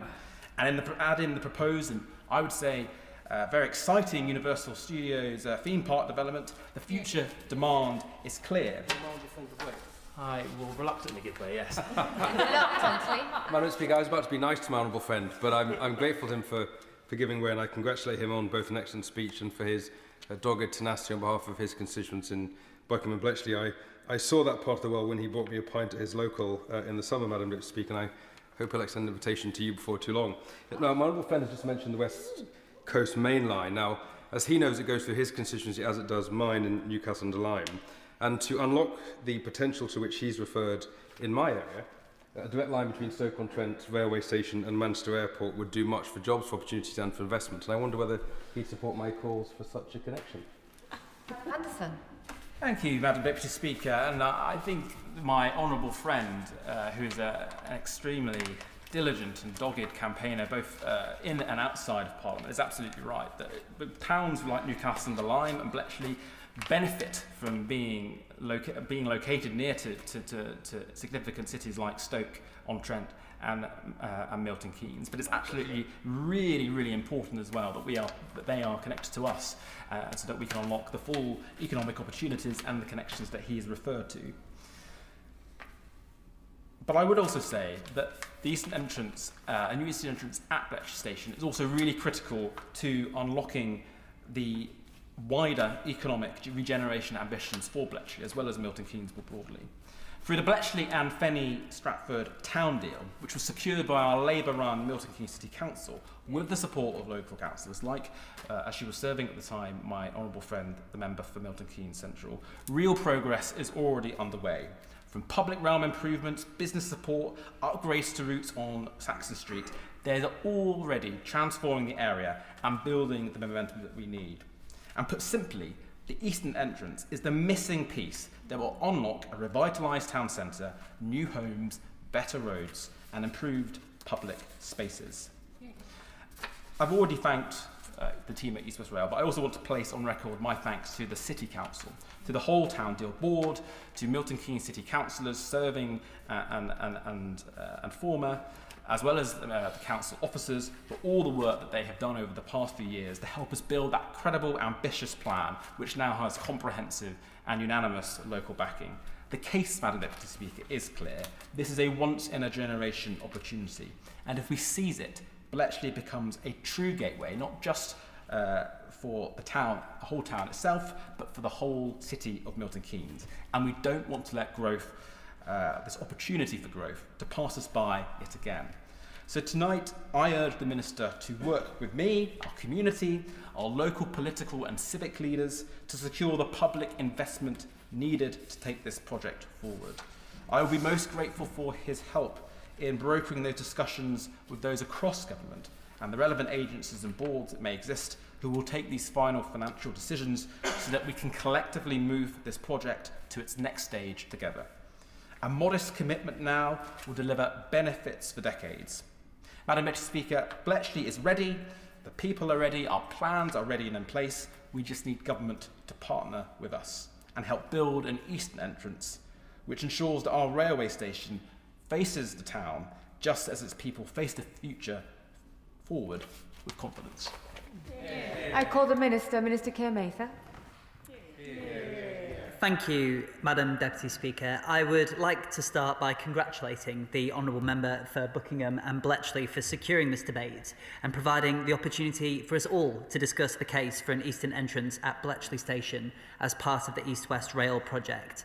It is clear from the contributions of other members that this is a matter of great significance to members across the government benches, highlighting how this Labour government understands that locals in Bletchley, but also across the country, deserve an affordable, regular and reliable public transport sector that they can rely on.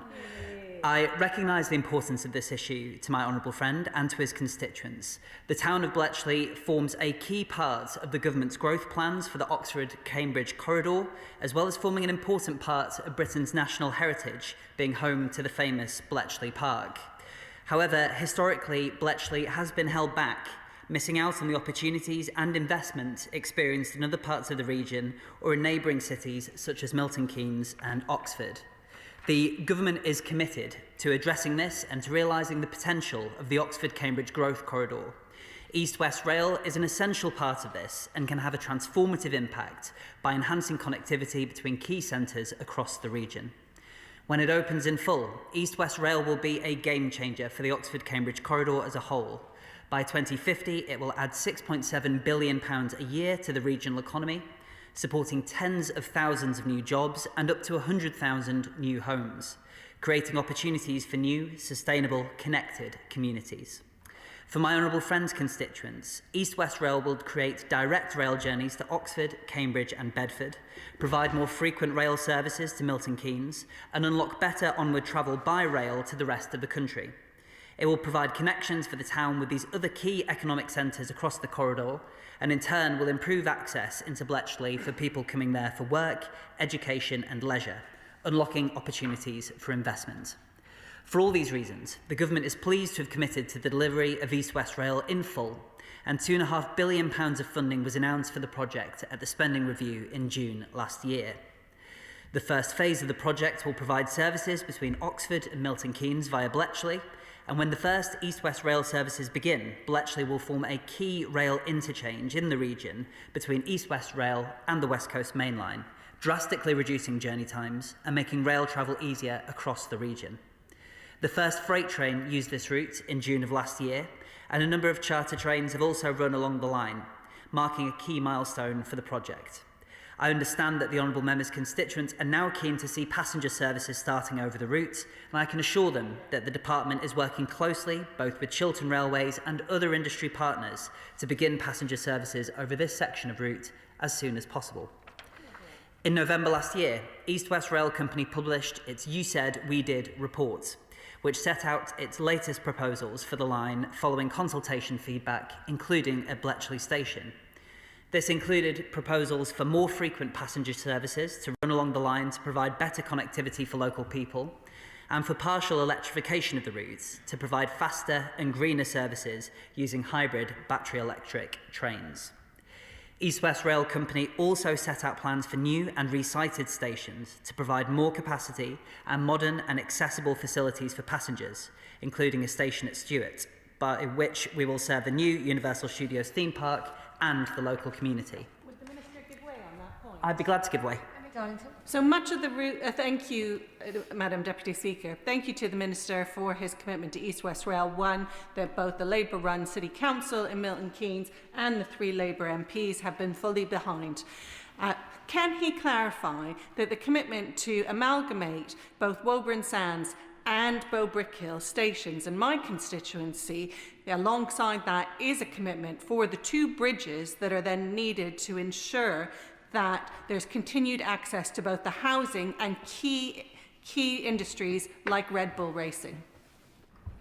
Minister? I thank the Honourable Lady for her intervention, and she highlights the significance of the fact that with hard-working Labour local government representatives and MPs working in concert, we can unlock a lot of economic opportunity which otherwise wouldn't be realised. On the specific points that she raises, I will be happy to ask the Rail Minister to write to her with further detail, but I would like to give her the reassurance that whether it is Red Bull Racing or the economic potential of Universal Studios, the government is committed to facilitating the transport improvements required to make a success for this region in terms of economic growth, jobs and prosperity for her constituents and people across the local area. Now, at Bletchley Station itself, there will be further enhancements to the station, making journeys easier and more accessible, including a new accessible footbridge at the southern end of the station with lifts and stairs to all platforms. East-West Rail Company has also set out plans for extended platforms and an expanded Western Ticket Hall and gate line, along with upgrades to the station forecourt to make travelling to and from Bletchley more attractive. In addition to these improvements, as we have discussed today, East-West Rail Company also set out proposals in its autumn announcement for an eastern entrance at Bletchley, which it is now considering subject to securing third-party funding contributions. As my honourable friend has set out in his speech, I know an eastern entrance is a key aspiration locally to kickstart growth and to improve connectivity in Bletchley. And I'm aware that many respondents proposed the construction of a new entrance at Bletchley at the last consultation on East-West Rail. As East West Rail Company stated in its You Said We Did report, the potential benefits of an eastern entrance include better connectivity to the town centre, supporting wider regeneration plans, and providing a gateway for destinations like Bletchley Park and Stadium MK. Nevertheless, it is important to note that the entrance is not currently considered to be necessary to accommodate passenger demand from East West Rail. So it is right, therefore, that government controls the scope of the project to manage costs, and that other sources of funding outside of the department's budgets are considered for this additional investment. I understand that there have been positive discussions between East West Rail Company and local partners about potential contributions toward an eastern entrance at Bletchley, although no formal agreements are currently in place. To help provide a more detailed assessment of the case for an eastern entrance, as my honourable friend will know, the government has funded work on an outline business case to consider the potential benefits this may unlock in more detail. The department looks forward to seeing the result of this when the work is completed.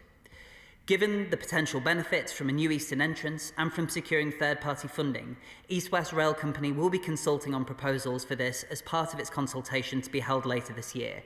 I would urge my honourable friends' constituents to engage with this and to share their views on more detailed proposals. To conclude, I would like to thank the honourable member again for his convening of this important adjournment debate. Yeah, I'd be glad to give way. Thank you, Madam Speaker. I'm grateful to the Minister for giving way, and we all look forward to seeing my honourable friend from Buckingham with his very big scissors cutting the ribbon when the entrance is finally open. But before the Minister winds up, will he help me secure a meeting with the relevant Minister to discuss the merits of a direct line between Stoke-on-Trent railway station and Manchester Airport? Because he's touched on the importance of jobs, of opportunities, of unlocking investment, and that would do wonders for my part of the world. Minister Keir Starmer. Well, I thank my honourable friend for his very timely intervention, coming in so close to the finish line. I would be happy to facilitate a meeting with the Rail Minister to discuss the rail connectivity proposals that he describes. I also had my honourable friend, the member for York Outer, asked to facilitate a meeting on the subject of a Leeds to Lille international rail line. So Stoke to Manchester is far more nationally focused, and that is a meeting that I would be glad to facilitate. So I would once again like to thank the honourable member for convening this important adjournment debate, as well as for his continued engagement both with my department and East West Rail Company. Finally, I would urge him to continue his work to explore funding avenues which may help to facilitate the delivery of an eastern entrance at Bletchley Station. He continues to be a champion for his constituents' rights to access frequent, affordable and accessible travel, and I look forward to continuing to work with him in the future as he pursues this work further. The question is that this House do now adjourn. As many of the opinions say aye. The ayes have it, the ayes have it. Order, order.